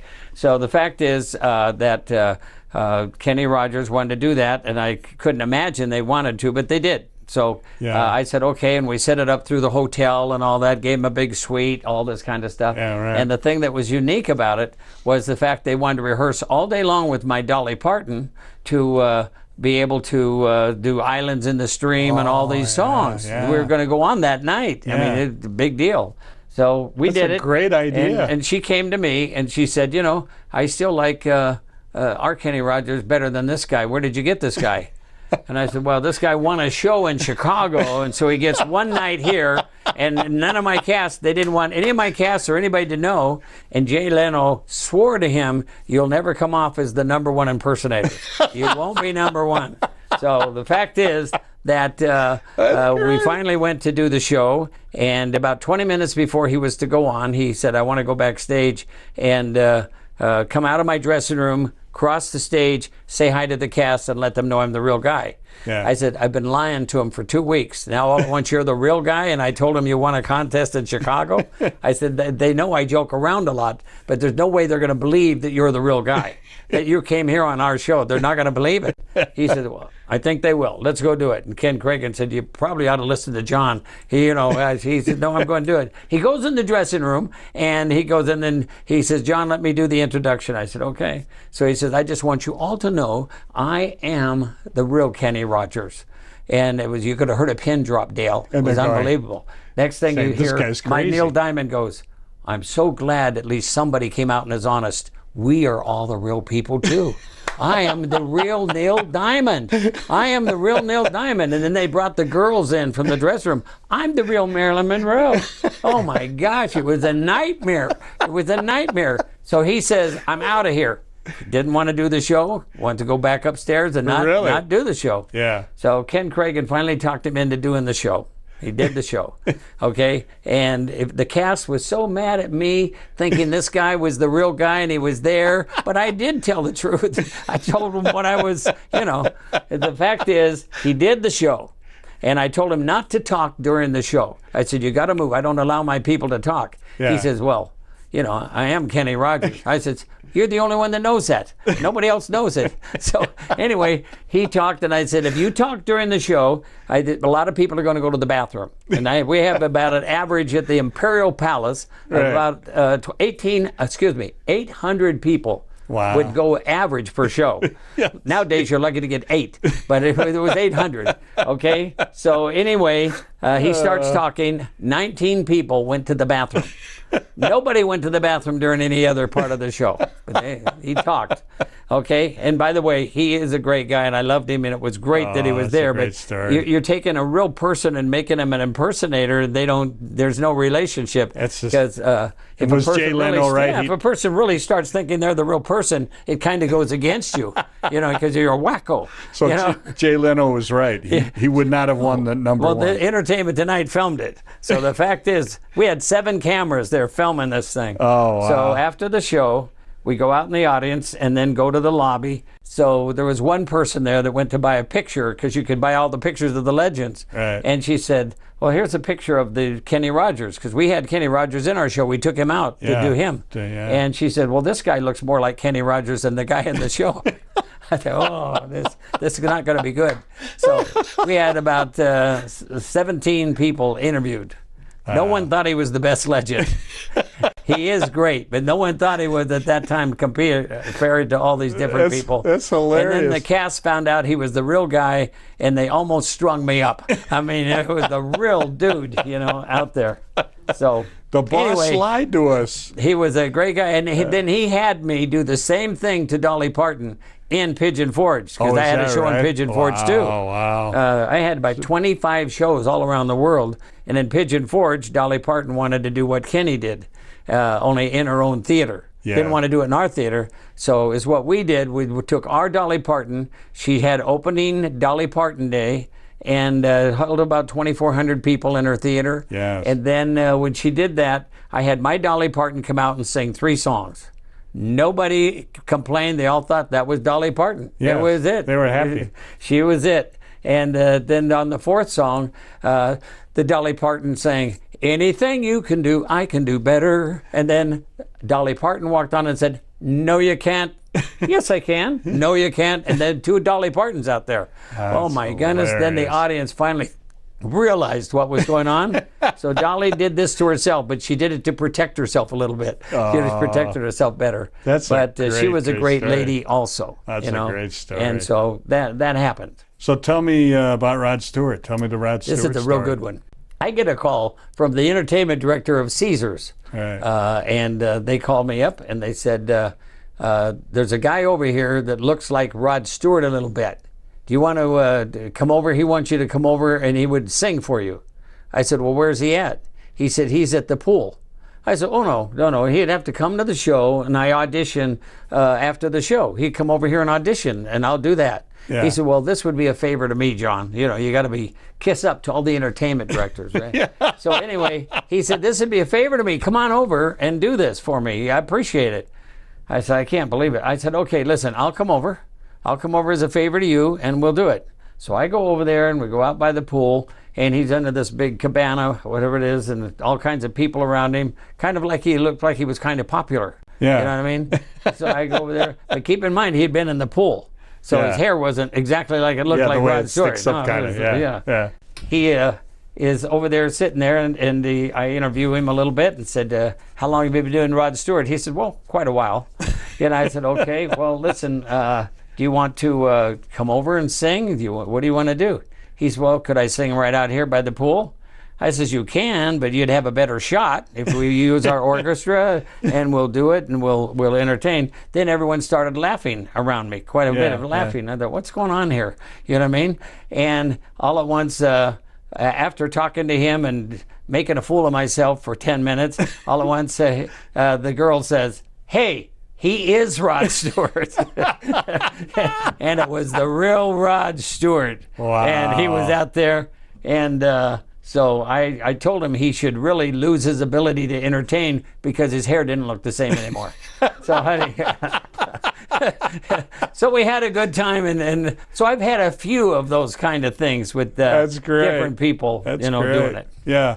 There's a former entertainer who's now a pastor, Bill Walker, here in town, who was a dead ringer for him, and he used to be in a He's a dead lounge ringer act. for Rod Stewart? Yeah, and they had an act called The Walkers, and they were a lounge act here in Las Vegas years ago. But he's a pastor now. But he said that he he wears his hair the same way and everything. And he said whenever Rod Stewart's in town, he gets stopped multiple Yeah, I can mess my hair up and kind of look like him too now. Tell me about where the shows are right now and how many shows at the peak around the world. Well, about 17 years ago, involved in some things that were going on, and I went public and all this kind of stuff. Anyway, I ended up selling Legends in Concert, right.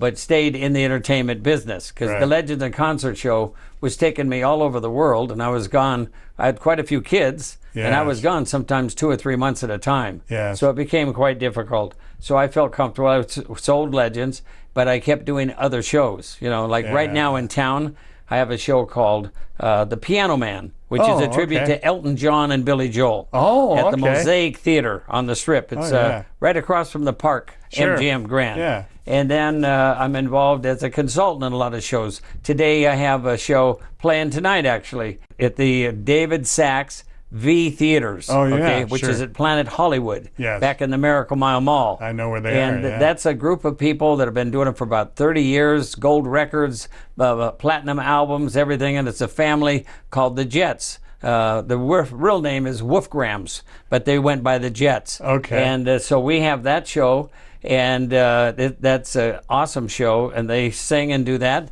and I'm the manager and put that show in there, as a thing. In doing shows right now, I told you about the one we have with the Ricky Nelson's twins in Pigeon Forge. Yeah. So they have talent. I like them. Yeah. I'm still doing shows and consultant for shows and all that kind of thing. That's fantastic. Yeah. My wife said, if you ever get out of show business, I'm leaving you. So I just stayed in it. I think she's going to stick around. 58 years, I think she's going to stick around. Speaking of which, we're going to need to take a brief break, and we're going to come back with a surprise guest. We'll be back right after this.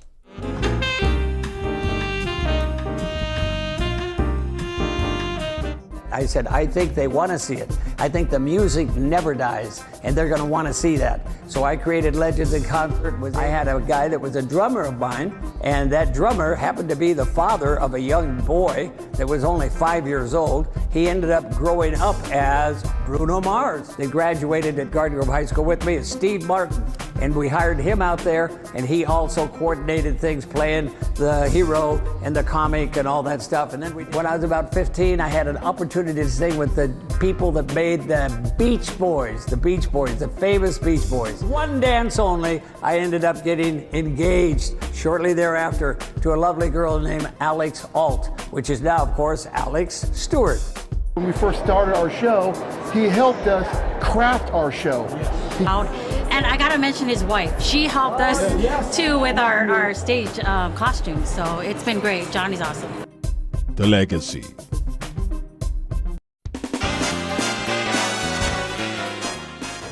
Jon Stewart is one of the greatest men I've ever known in my life. He's the best. I love him. Yes, Jon Stewart, the father of legends, and Mr. Vegas. That's why he is Mr. Vegas. It's obvious the constitution of the title, Mr. Vegas, applies as a perfect crown that sits upon his head. It's elegant, it's meaningful, and it's direct to a man that carries that title, Mr. Vegas, Johnny Stewart. The sign on the main building, which is the barn. Welcome, come on in. Okay. Welcome JT. I think he's a wonderful man. I think he has good heart and good strength, good morals. He's a wonderful gentleman with our family, our children. Here's the Jon Stewart Star and the Walk of Fame, which I would not have if it wasn't for this beautiful lady here. That's my wife of 58 years. She came here to me in Vegas with me on May 5th, 1983, and you helped create that star and the Walk of Fame, okay?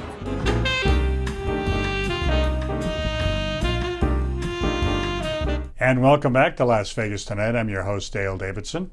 Before we went to break, I said there was going to be a surprise guest, and there is a drop-in of a star, the lovely Alex, who is Mrs. Jon Stewart. Thanks for coming on, Alex. Oh my goodness, I don't know how to handle this whole thing. You look very nice. You're very sparkly. Am I sparkly? Yeah, you're sparkling. That's very pretty. Oh, very thank pretty. you. I have a few more sparkles at home. Gotta be, she's an angel, always up in the air and harping about something. Bada bing. So that's one of his favorite jokes. That's a good one. That's a good one. Speaking of which, what's it like living with an entertainer 24/7? Very difficult. but somehow you've made it work for a long time. He makes it work because he just thinks he's the funniest ever.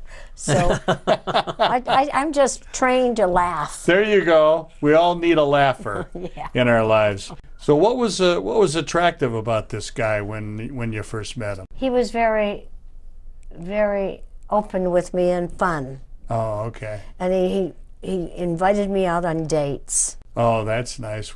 What kind of places did he take you in the early days? Wherever they do the... No, remember I took her to the theater where I did the show, the Right. Birdcage Theater. Yeah. Oh, and I did yeah. an oleo, and I said, I'm dedicating this song to this new girl I just I took got out. to be on the oleo. Okay, and remember that song? She's hated that song ever since. It was called When I'm Not Near the Girl I Love the Girl I'm Near. From Finian's Rainbow. That's what he did. That's right. He says, we were having a kind of a little date, and he says to me, I've got this song I'm going to sing to you. During the oleo. He's the song. And he got me up on the thing for them Saying, to when I'm sing. not near the girl I love, Oh, I and you love the came up girl on I'm near. stage. He invited me up on, that was his big deal. Sang directly to you. Yeah. That's hilarious. I'm not with the girl I love the girl I'm near. I was So- heartbroken. Dale, to get I even was with me, heartbroken. she wanted me to go over and see the alligators at Knott's Berry Farm. I did. This is the truth. So I go over to the alligators, And they bit him. and we go up to this little alligator that seems to be sleeping. Yeah, I see. And she says, flick it. Oh, it's okay. We wanted to wake it up. I flicked it, and I almost lost this whole finger. It bit my finger completely. I still got it scarred. The alligator bit me right through my did. finger. That's a great way to get even with this smart aleck guy. That was your fault. Oh, that was my fault. Yeah, kind of, maybe. Tell me about raising all those kids. Well, What was that like? it was a wonderful thing. But we had so many people within our church whose families, they didn't have room for their families. Oh, really? And so just one by one, I started taking them. Taking them in. A lot of families who decide they want children, then they change their minds. Then then the children are left homeless. Yes. So here I am. Yes. I gathered them and raised them. Wow. And still are you raising them. They still are calling us, wondering, are we going to come and get them more stuff?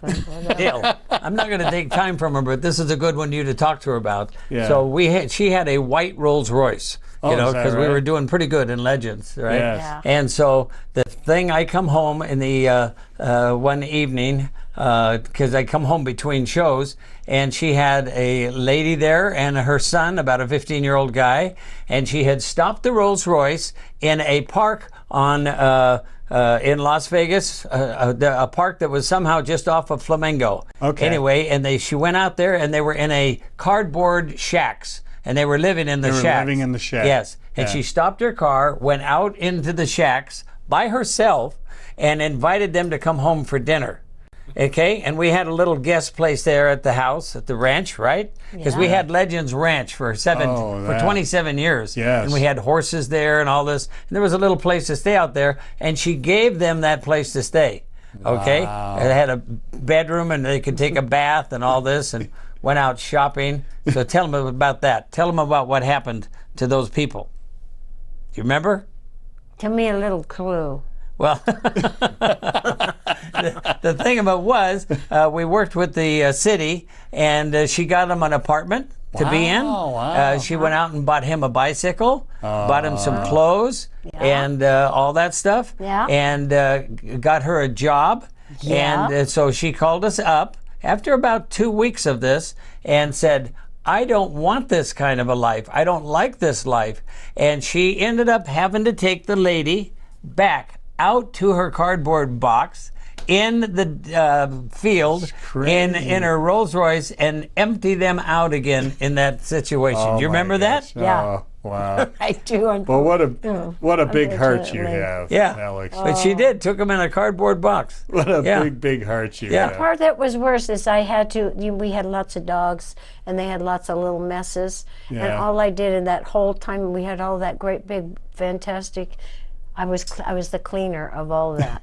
Yeah, one of the nicest ranches. And I told her, what would happen yeah. if we got divorced? And she gave me a cardboard box. I couldn't believe it. It was but nothing. I couldn't find the lady. I didn't have anybody to be with. Yeah, there you go. Oh, that's funny. That's too funny. You always were able to find the beautiful women. So the kids still come by, all of your children. Yes, they that you call took us in? and remind us if we haven't gotten back to them and given them more clothing, more things like that. More stuff. Johnny, I've been calling. This is really the truth. I've been calling, and I can't get anyone to answer me, and I need some more things. Really? Needed more clothing. Wow. Well, And both of you have big So hearts. we had a young girl, since this is kind of Alex's part of it, we had a young girl that came to Legends all the time with her mother. Yeah. And this little girl, her name was Crystal. Yeah, Crystal. Okay. Yeah. And Crystal adopted her as her mother. And so Wow. Crystal had a baby eventually, but when she was first started going to our show, her mother was pregnant with her. She wasn't even born yet. Wow. Then all at once, Crystal's all at once now 18, 19 years old. She has a baby. And so Crystal couldn't take care of the baby, didn't have the ability to do that. And she went out and found the baby a home and got her legally adopted. And that boy now has graduated from college and has kind of we know him very well. And, Yeah, and Crystal, we do. he now knows as his mother, but we all became friends. But she goes around finding people homes and do whatever she can do. She's that kind of a heart and that kind of a woman. What a sweet Oh, that lady. was sweet, Johnny. Yeah, you owe me. I do. And I she needs her own star Okay, on the okay, Walk she of Fame does. too. Well, they Yeah. still call me, and they still want their surprises to come in to the children. Oh, that's They're not nice. children anymore; they're adults. but- That's sweet. Yeah. So do you guys really love Las Vegas? You are Mr. Yeah. and Mrs. Vegas. Yeah. But you still like this town? I love it. Do you? I love this town. Yeah. we tell- lived tell at me- the Imperial Palace 6 years up Oh, in is the that suites right? with Wow. Ralph Engelstad. Yeah. Wow. And that was fun and wonderful. Was it? Mhm. What's it like living in a hotel? Wonderful. Is it? They Yeah. take care of all your needs. Yes, they do. Yeah.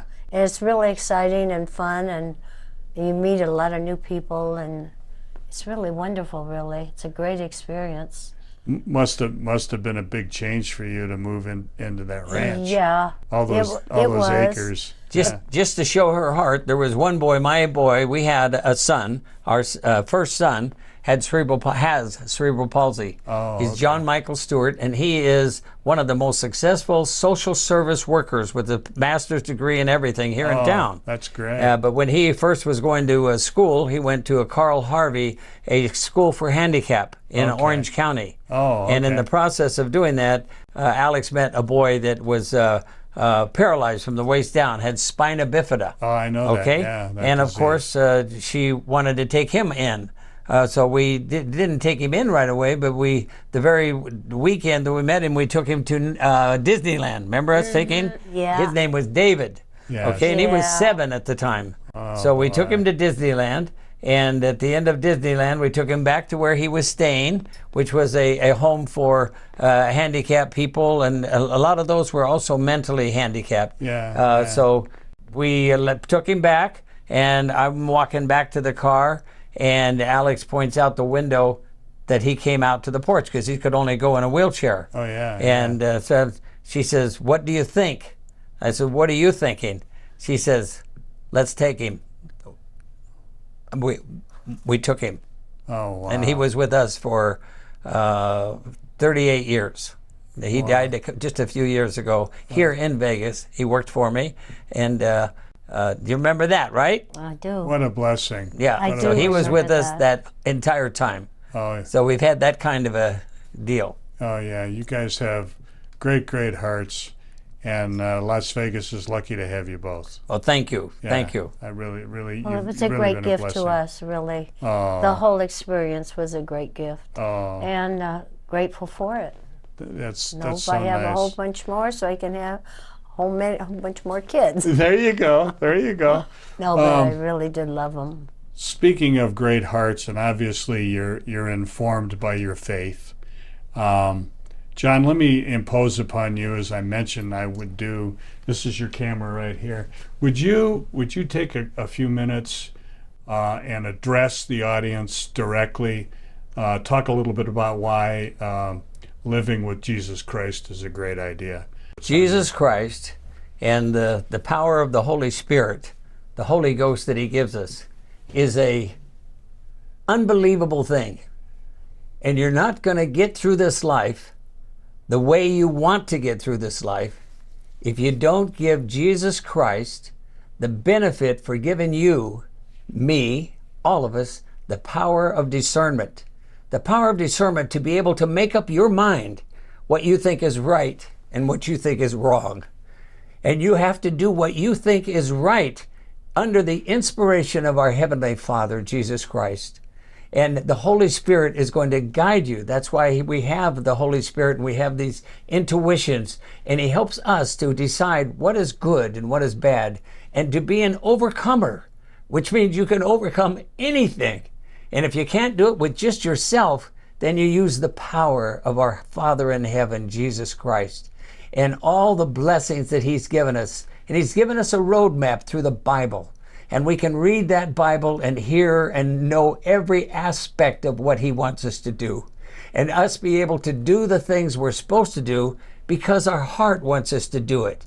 And no matter what it is, he is going to take care of us. He's going to be there for us. So no matter what you've done in your life, no matter what it is, if you will all at once give your heart and your mind and your soul to Jesus Christ and share that with those around you, and use that power of discernment to overcome anything that you need. Test the water, see what it is, and if you don't feel comfortable and you wouldn't want to do what you're doing in front of your Heavenly Father, then don't do it. To be the power of discernment, to be an overcomer. And that's what I would give you as something that I feel with all my heart, my mind, and my soul, is that you need to be a follower, a believer, a lover of this world and Jesus Christ. And all the things that are going on, remember, no matter what happens to you, however old you get or however when you die, you pass on. But passing on is just taking a trip to a better and bigger place and put you back in the prime of your life, and you're going to be able to spend eternity with your Heavenly Father because he died for you, he died for me, and he rose again and is going to make it so that we all have eternal existence. So be an overcomer and use your power of discernment and be a lover of Jesus Christ. Oh, thank you so much, Johnny. That was very touching. That was beautiful. Oh, wasn't it beautiful? Yeah. Would you close us in prayer? We have a couple more minutes left, and I know that you've already touched our audience, and you'll really take us to a whole different level if you close us out in prayer. Okay. Our dear, kind, gracious Father in heaven, we come before thee here as a group of Christians that believe in thee and all the purposes of thee and thy Son, Jesus Christ, and God the Eternal Father. And through the power of the Holy Spirit, we reach into our hearts and our minds, and we thank thee for every possible blessing we have. And we ask thee to bless all the people related to this Christian show, that this Christian show will go out and reach the hearts and minds of those that watch it and those that look for something that is very special, and be able to do it in a way that would be acceptable to our Father in heaven. That we will always think and believe and know that our Father in heaven gave us the greatest example on earth. And we appreciate all of our blessings. We appreciate all the people connected to this show, the technicians, and all the people in promotion and marketing and directing and producing. We appreciate all these wonderful, wonderful things. And we appreciate the fact that Rick and Terry that are associated with this show are going to be able to continue to deliver this wonderful message. And we certainly appreciate the person that is bringing this show to you from a visual standpoint, Dale Davidson, that he is going to be able to continue doing great blessings upon all of you by being able to bring people on this show that will inspire all of us to do the right thing for the right reason. Now we ask for these blessings, and we thank thee for everything. We ask thee to bless the world, that it will be overcome some of the horrible things it's going through.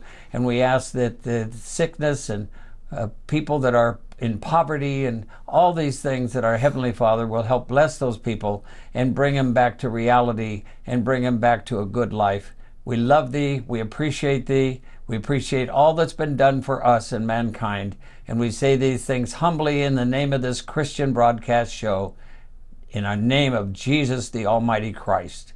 Amen. And amen. Wow, that was wonderful. Thank you. Brought me to tears. Thank you, That was a Johnny. great, great That prayer. was beautiful. Thank you. That was beautiful. And now you know why Johnny and Alex Stewart are legends here in Las Vegas. Thank you both buddy. for coming on. Wow, great guest. He's my Great, working great guest. man. Isn't he? He's the Yeah. best. Yeah. God bless you both. Thank And as you. I try to remember to say each and every episode of Las Vegas Tonight, when it comes to our Lord and Savior Jesus Christ, please walk with him. God bless you.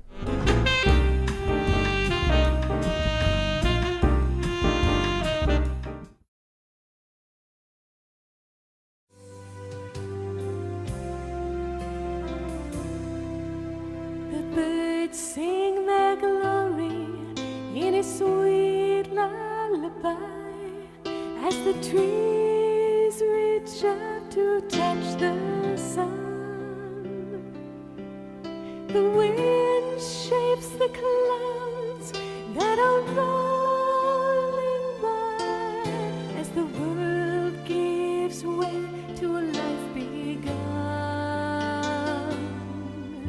The seasons change and life is what it brings, showing beauty that surrounds us all and gives us a reason and a song to sing.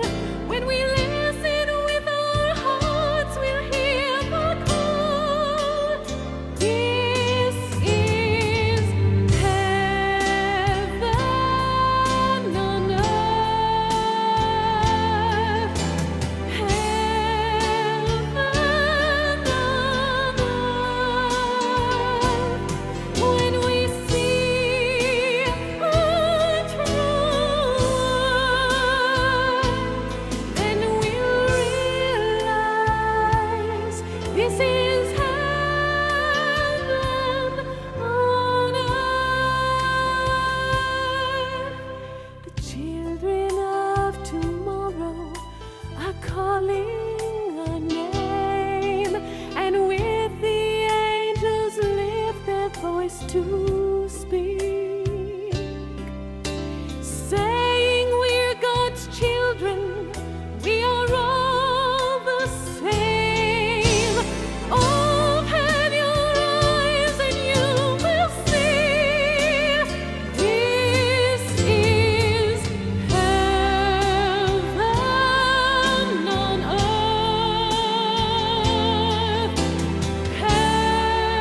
Heaven on earth.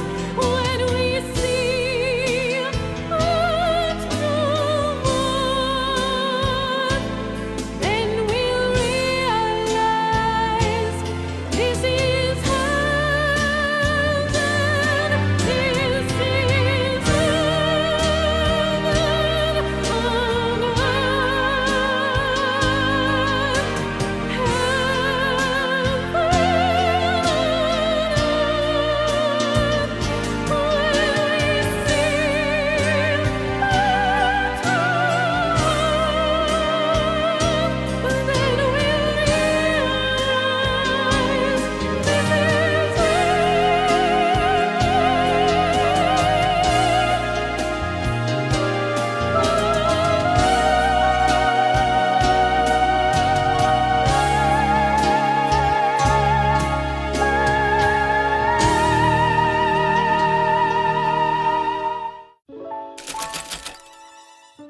What is the Bible? What does it say? Why do people care about it? And what does it have to do with you?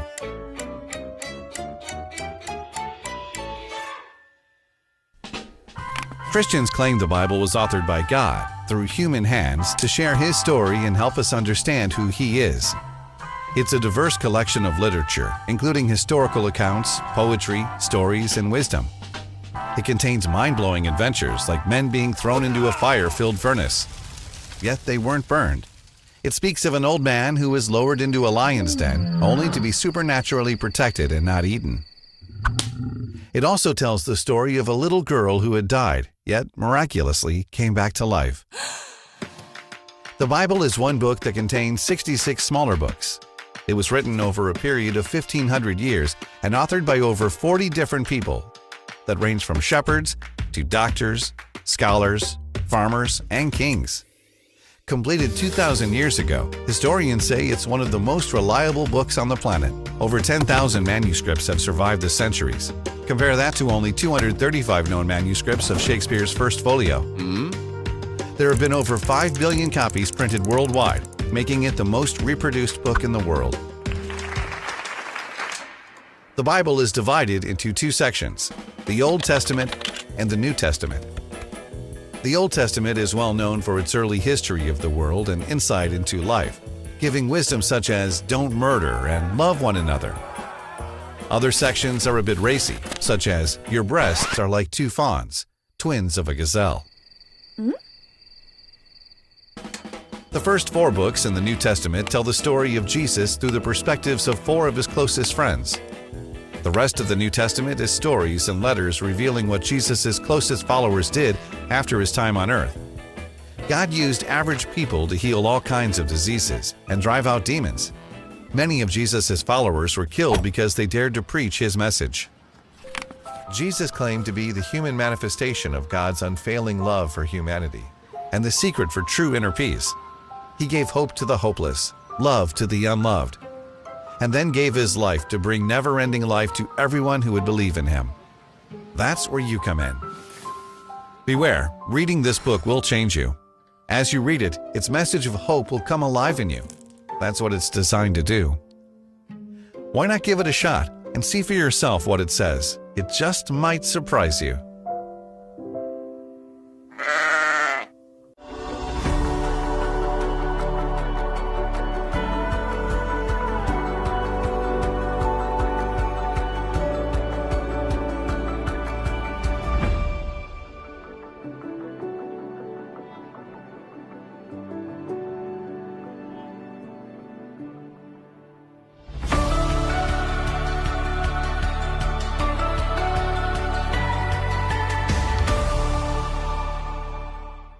Come on and shine, shine, shine. Las Vegas, shine your light on me. You've been watching Las Vegas Tonight with your host, Dale Davidson. We hope you've enjoyed this edition of our show. We so appreciate your loyalty to our program. To keep Las Vegas Tonight on the air, please go to our website, vegassaints.org, and click the Donate button. To send a check or money order, please make it out to Dale Wynn Davidson Ministries and mail it to 9030 West Sahara Avenue, Suite 255, Las Vegas, Nevada, 89117. To suggest a guest to appear on the show or any other suggestions or questions, write to Dale at dalewdavidson@yahoo.com or call him at 702-480-3989. Shut up and sit down.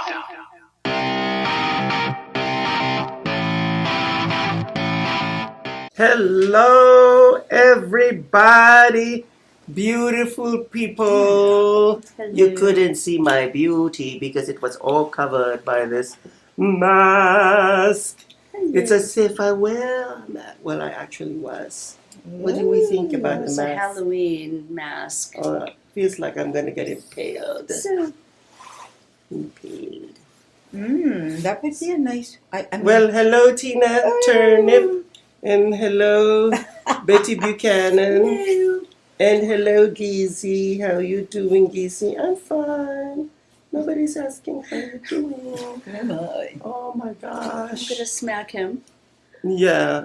Oh, yeah. rather than asking me how I'm doing, you're going to smack me.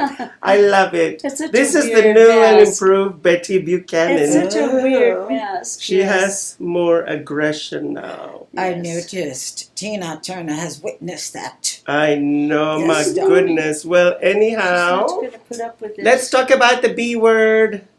Broadcasting. Yes. so- Broadcasting. yeah, we are broadcasting live from Monday to Friday, lunes hasta viernes, 9 o'clock till 10, a las 9 y a las 10. All right, that's enough. You're giving good information, but you're not talking about how we were in space, inner space, and outer space. I think the audience Ooh. wants to hear that. I think they need to know. Well, that's what they need to know. That's why we can't give anything away. And you, my doll, off with her head. She is spoiling everything for the audience. I will be quiet. It's No one's supposed to space. be a secret. Well, there is an inner space. There is a secret that you don't know. That's a line from Miss Saigon. There's somebody here, might be a whore. Oh, or a hoe. Not me. Not. It's not me. Oh my Who gosh. stole the cookie from the cookie jar? I know, I Me, know. Not me. Couldn't be. Then And who got caught with her hand in the cookie jar? Yes, that's what we want to know. Who got caught? And instead of getting a cookie jar, she got a quack quack. Oh, how absurd. I would actually laugh at that. I think that the Oh, my candies, the cookies and the candies is what we want to talk about. Mm. Betty Well- Buchanan wants to know about that candy you're making over there. Well, you should know. You just purchased 20 pounds of it, so how about that, Madame dark Buick? chocolate. I mean, Madame Buchanan. Oh, by I the like way, dark chocolate milk. Thank you. I know, can I interrupt With this no milk. Biache fest for a second? I just want to compliment you for looking very sexy and sassilicious. I mean, look at her, look at her. She's wearing her zebra print Yes. panties. Yes, so I can do a black and white party. That would be quite nice. She's And very Miss- leggy. Leggy today. And Miss Buick, you are invited, darling. Okay. Black and white. I have lots of black and white Yes. hats. Lots Yes. of hats and teacups that are black and white. Oh, I'm going to yes. bring it all. And I can't wait for us to introduce the little doggy. No. I know that the name of the dog is. Thick. I know it's baby. No, Babe, no, baby. Oh, it's good Lord. Victoria. Don't I you know. know the name of your little fairy, It's that Vic- little scrawny It's little... not baby, it's Victoria. She's Well, grown. since I'm Gizzy, I'm just gonna call her Baby Victrola. Oh my goodness. That's okay, she'll probably come anyway. But aren't Yes. your pot... If you have a treat, she'll come. But don't you have a little bloodline of the British monarchy? You told us that. She's a Pomeranian. The Is she a dog that is. Oh, I'm sorry. I thought you were saying The dog. Miss That's my Buick dog, was a Miss Pomeranian. We're Victoria. talking about Victrola. Oh, little She wants to mangy call old- her Victoria. I call her Victrola. And because, she's adorable. yes. And she is at the dog park right now having fun with her babysitter. Gizzy is not allowed to say the name Victoria because Victoria is actually the name of JC's mom. JC is somewhere around somewhere. I don't know where he is. So what's the name of that little mangy old dog? I mean, It's that not a beautiful- mangy dog. beautiful- It's a we were going to talk beautiful about dog. Then we were going to talk about all the new candy coming out. Oh, Yes. Don't you have a production Because, schedule? yes, especially for women over 60 years old. Oh. It stops the menopausal effects. Oh, my Yeah, goodness. Menopausal You candy. need to buy Well, a whole gallon of it. And it gives darling. them estrogen. Yes. Well, I guess I haven't hit puberty yet Okay. because I'm not yet 60. Well, you're not a woman. You might want to buy Thank you. 3 Not tons of Madame Buick. I'm not a I have woman, plenty, thank you. I'm good. but believe it or not, sometimes men feel what women feel too. For instance, hot flashes. I'll You have leave hot it flashes? at that. Well, you need hormone replacement therapy. I was That's what given I'd a say. lecture. I'm listening to a lecture by Betty Buchanan. I thought her name was Betty Buick or Betty Boo Poo or The Betty name Buick. is Buchanan. Buick. Thank you. Or is she Tina a Turner. Buick? I'm gonna turn you over Or my knee. Betty Buick Bentley. What about that? Throw in an expensive car. How could you compare a Buick with a Bentley, really? I There's a know, big I know, difference. no, There's a no, big no, no. difference. There's a big It's a big difference. difference. You I want know, to know darling. the difference in But cars. you know, you're You're talking gonna go to to Formula One, and we're gonna see some real cars. My Oh. friend, the Ferraris, are going to be there. We're sitting together. Yes, yes. I mean, I had a wonderful. train of thought. Oh. And I'm hoping that it's not gonna get derailed. What now? Cut the crap. Just No, get to the no, point. no crapola, darling. No crapola. Crapola. What the heck is that? Formula One. Get to the Yes, point. no, we're not talking about Formula One. I'm actually going to be driving in Formula One. What the heck? I'm gonna Maria, have tell everybody my watch own the car in He's going to be Formula driving one, One. Maria. Remember the car Get him off the accident? road. Yes, That's I'm what Tina going says. to Get him be off the road. in Formula One, and my car will be flying. Well- It's the only car that will be flying. So, Oh, by the way, Don't put a scarf over his face this oh, time. I'm gonna have right? a very, very long scarf. It will be blowing in the wind while I'll be driving like a Oh, speed God. demon. Oh, Okay, when God. Gizi is driving, make sure that there won't be any audience. Because the car will be flipping and flying. Oh, he's ashamed. He's already ashamed. Oh, because he's Lord. not- I'm not ashamed, He's going to darling. learn Someone call an ambulance. There I'm will be people strong. struck when Oh, he's Gizi driving. knows how to drive. Oh, he does? Yes, with his Drive high us heels. With his high heels. Drive us crazy, like, cray-cray. just like Britney Spears They, with her high they heels. only Yes. allow me to drive, and no police can catch me. There are no cops out there. Some that people. Catch me. Oh, darling. Catch me if you can. Why don't you just save the whole world and hire Uber? Wouldn't it be the Oh, best? Gizi does not take Uber, For his darling. Formula McGeezy One. doesn't No, drive. no. Gizi That has would his be own pretty. chauffeur. By the way, I think my chauffeur is missing. When I told him that I'm going to be driving in Formula One, Oh, Lord. He he ran. sent me his letter of resignation. Of course He he said did. to me- He knows he said- better.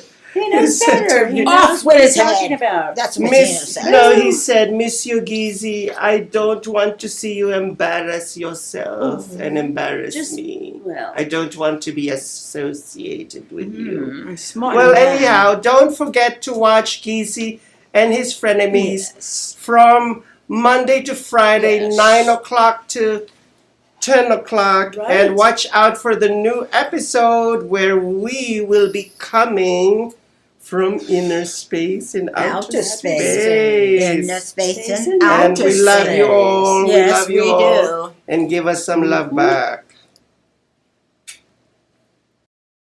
Oh my goodness gracious. Come on, Andy Ross. Ooh, this is my oxygen mask. And somebody doesn't even know how to fly a spaceship. Well, that's too bad. That's too bad. Too darn bad. Okay, I'm shifting gears right now. If only I knew how to shift gears.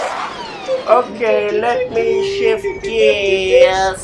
We're Oh my goodness. We're flying of the racetracks. Oh my gosh. It wasn't actually necessary for them to build the whole racetrack on Las Vegas Boulevard because we're flying.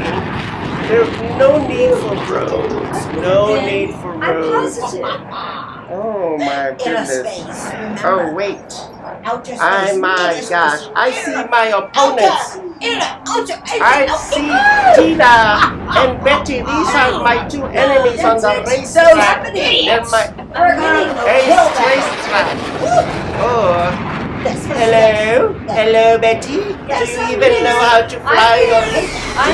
I'm right ahead of you. I can see you No. back there. You don't know how to fly this ship, darling. From what I heard, you don't even know how to fly. Oh my God. Aren't you gonna ask me if I'm cheating? We are. Huh? Yes. Aren't you gonna ask me who my driver is? Who is that driver anyway? We The know it's not little you. rubber It's just like, ducky. where's my Android. I'm The so rubber funny. ducky is driving this thing There's for no me. way in hell you're driving. I know it's my rubber It's your ducky first time. that's driving my spaceship right now. So Oh, those idiots. don't even. Bunch of idiots. Who's the idiot now? Who's driving your car, Shut by up the and way? sit down. Who's driving Oh, you? you're already sitting down. Is somebody driving you crazy? I'm going to be detaining you in a moment. Oh my goodness. I am utterly speechless because you know what? I actually need to be quiet because my rubber ducky is doing all the work for me. Rubber ducky, you're the one. I'm going to throw up.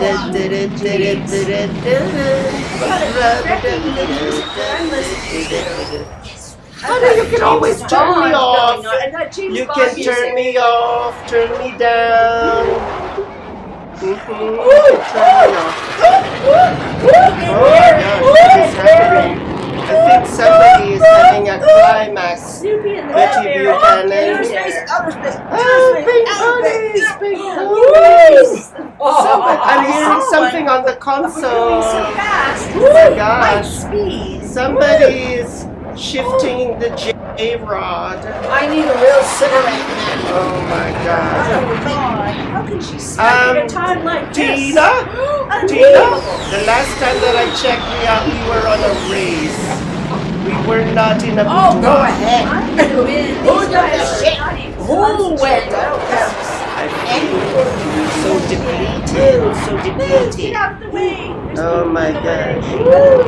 Move, bitch! Get out the way! Get out the way! Get out the way! Move, bitch! Get out the way! Come on, let's do it. Cleared out, ready for us. Oh my God! To the black hole we go. Oh my God! My God! I'm turning red right now. Penny, you went for her mother in the sky. Who does that?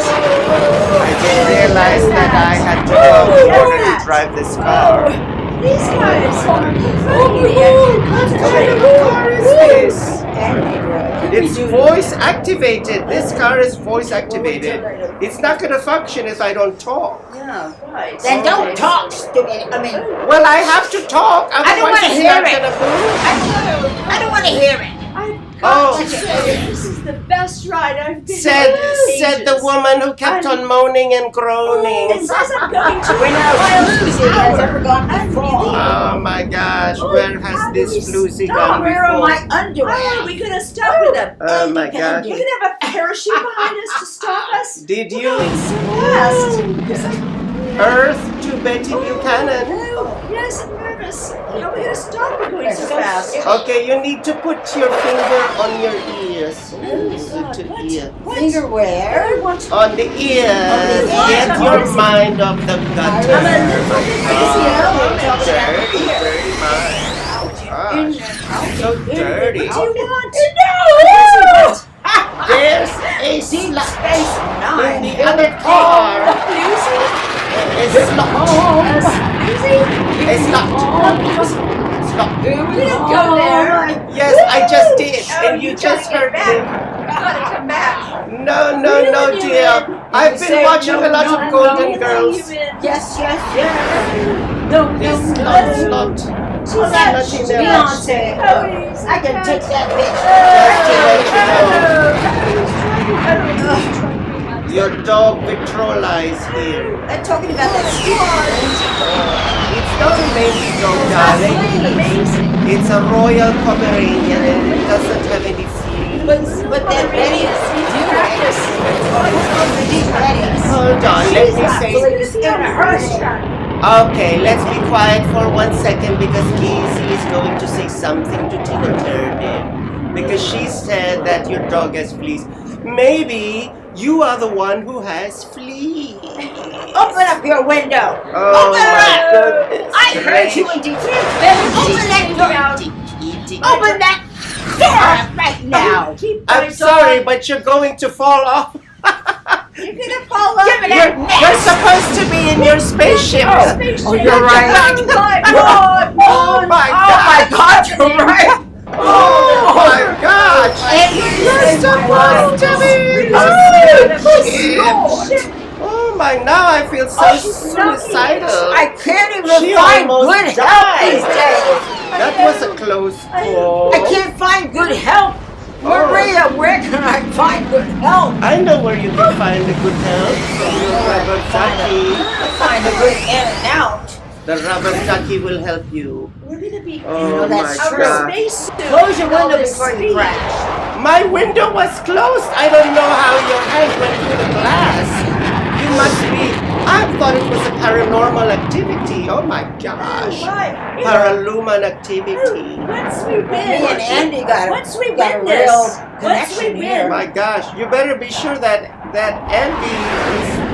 I don't even want to say it. Once we win this, we're gonna go into outer space and do more races. Oh wait, your hand was going through the glass. I want to win. I'm serious. I want to win too. I want to win, so I have a big trophy waiting for me. Where, in the loony bin? No time. I kept you out of the loony bin. Oh, you I pussy. kept you out of the You're loony not supposed to touch Close your me. window. You're inside the glass. Anyway, Your glass. welcome to our show. We love you. Woo! Every night. Yes, Monday through Friday. We're going to Wackadoodoo-ville next time. That's what she said every night. 9 o'clock. Shut up and sit down.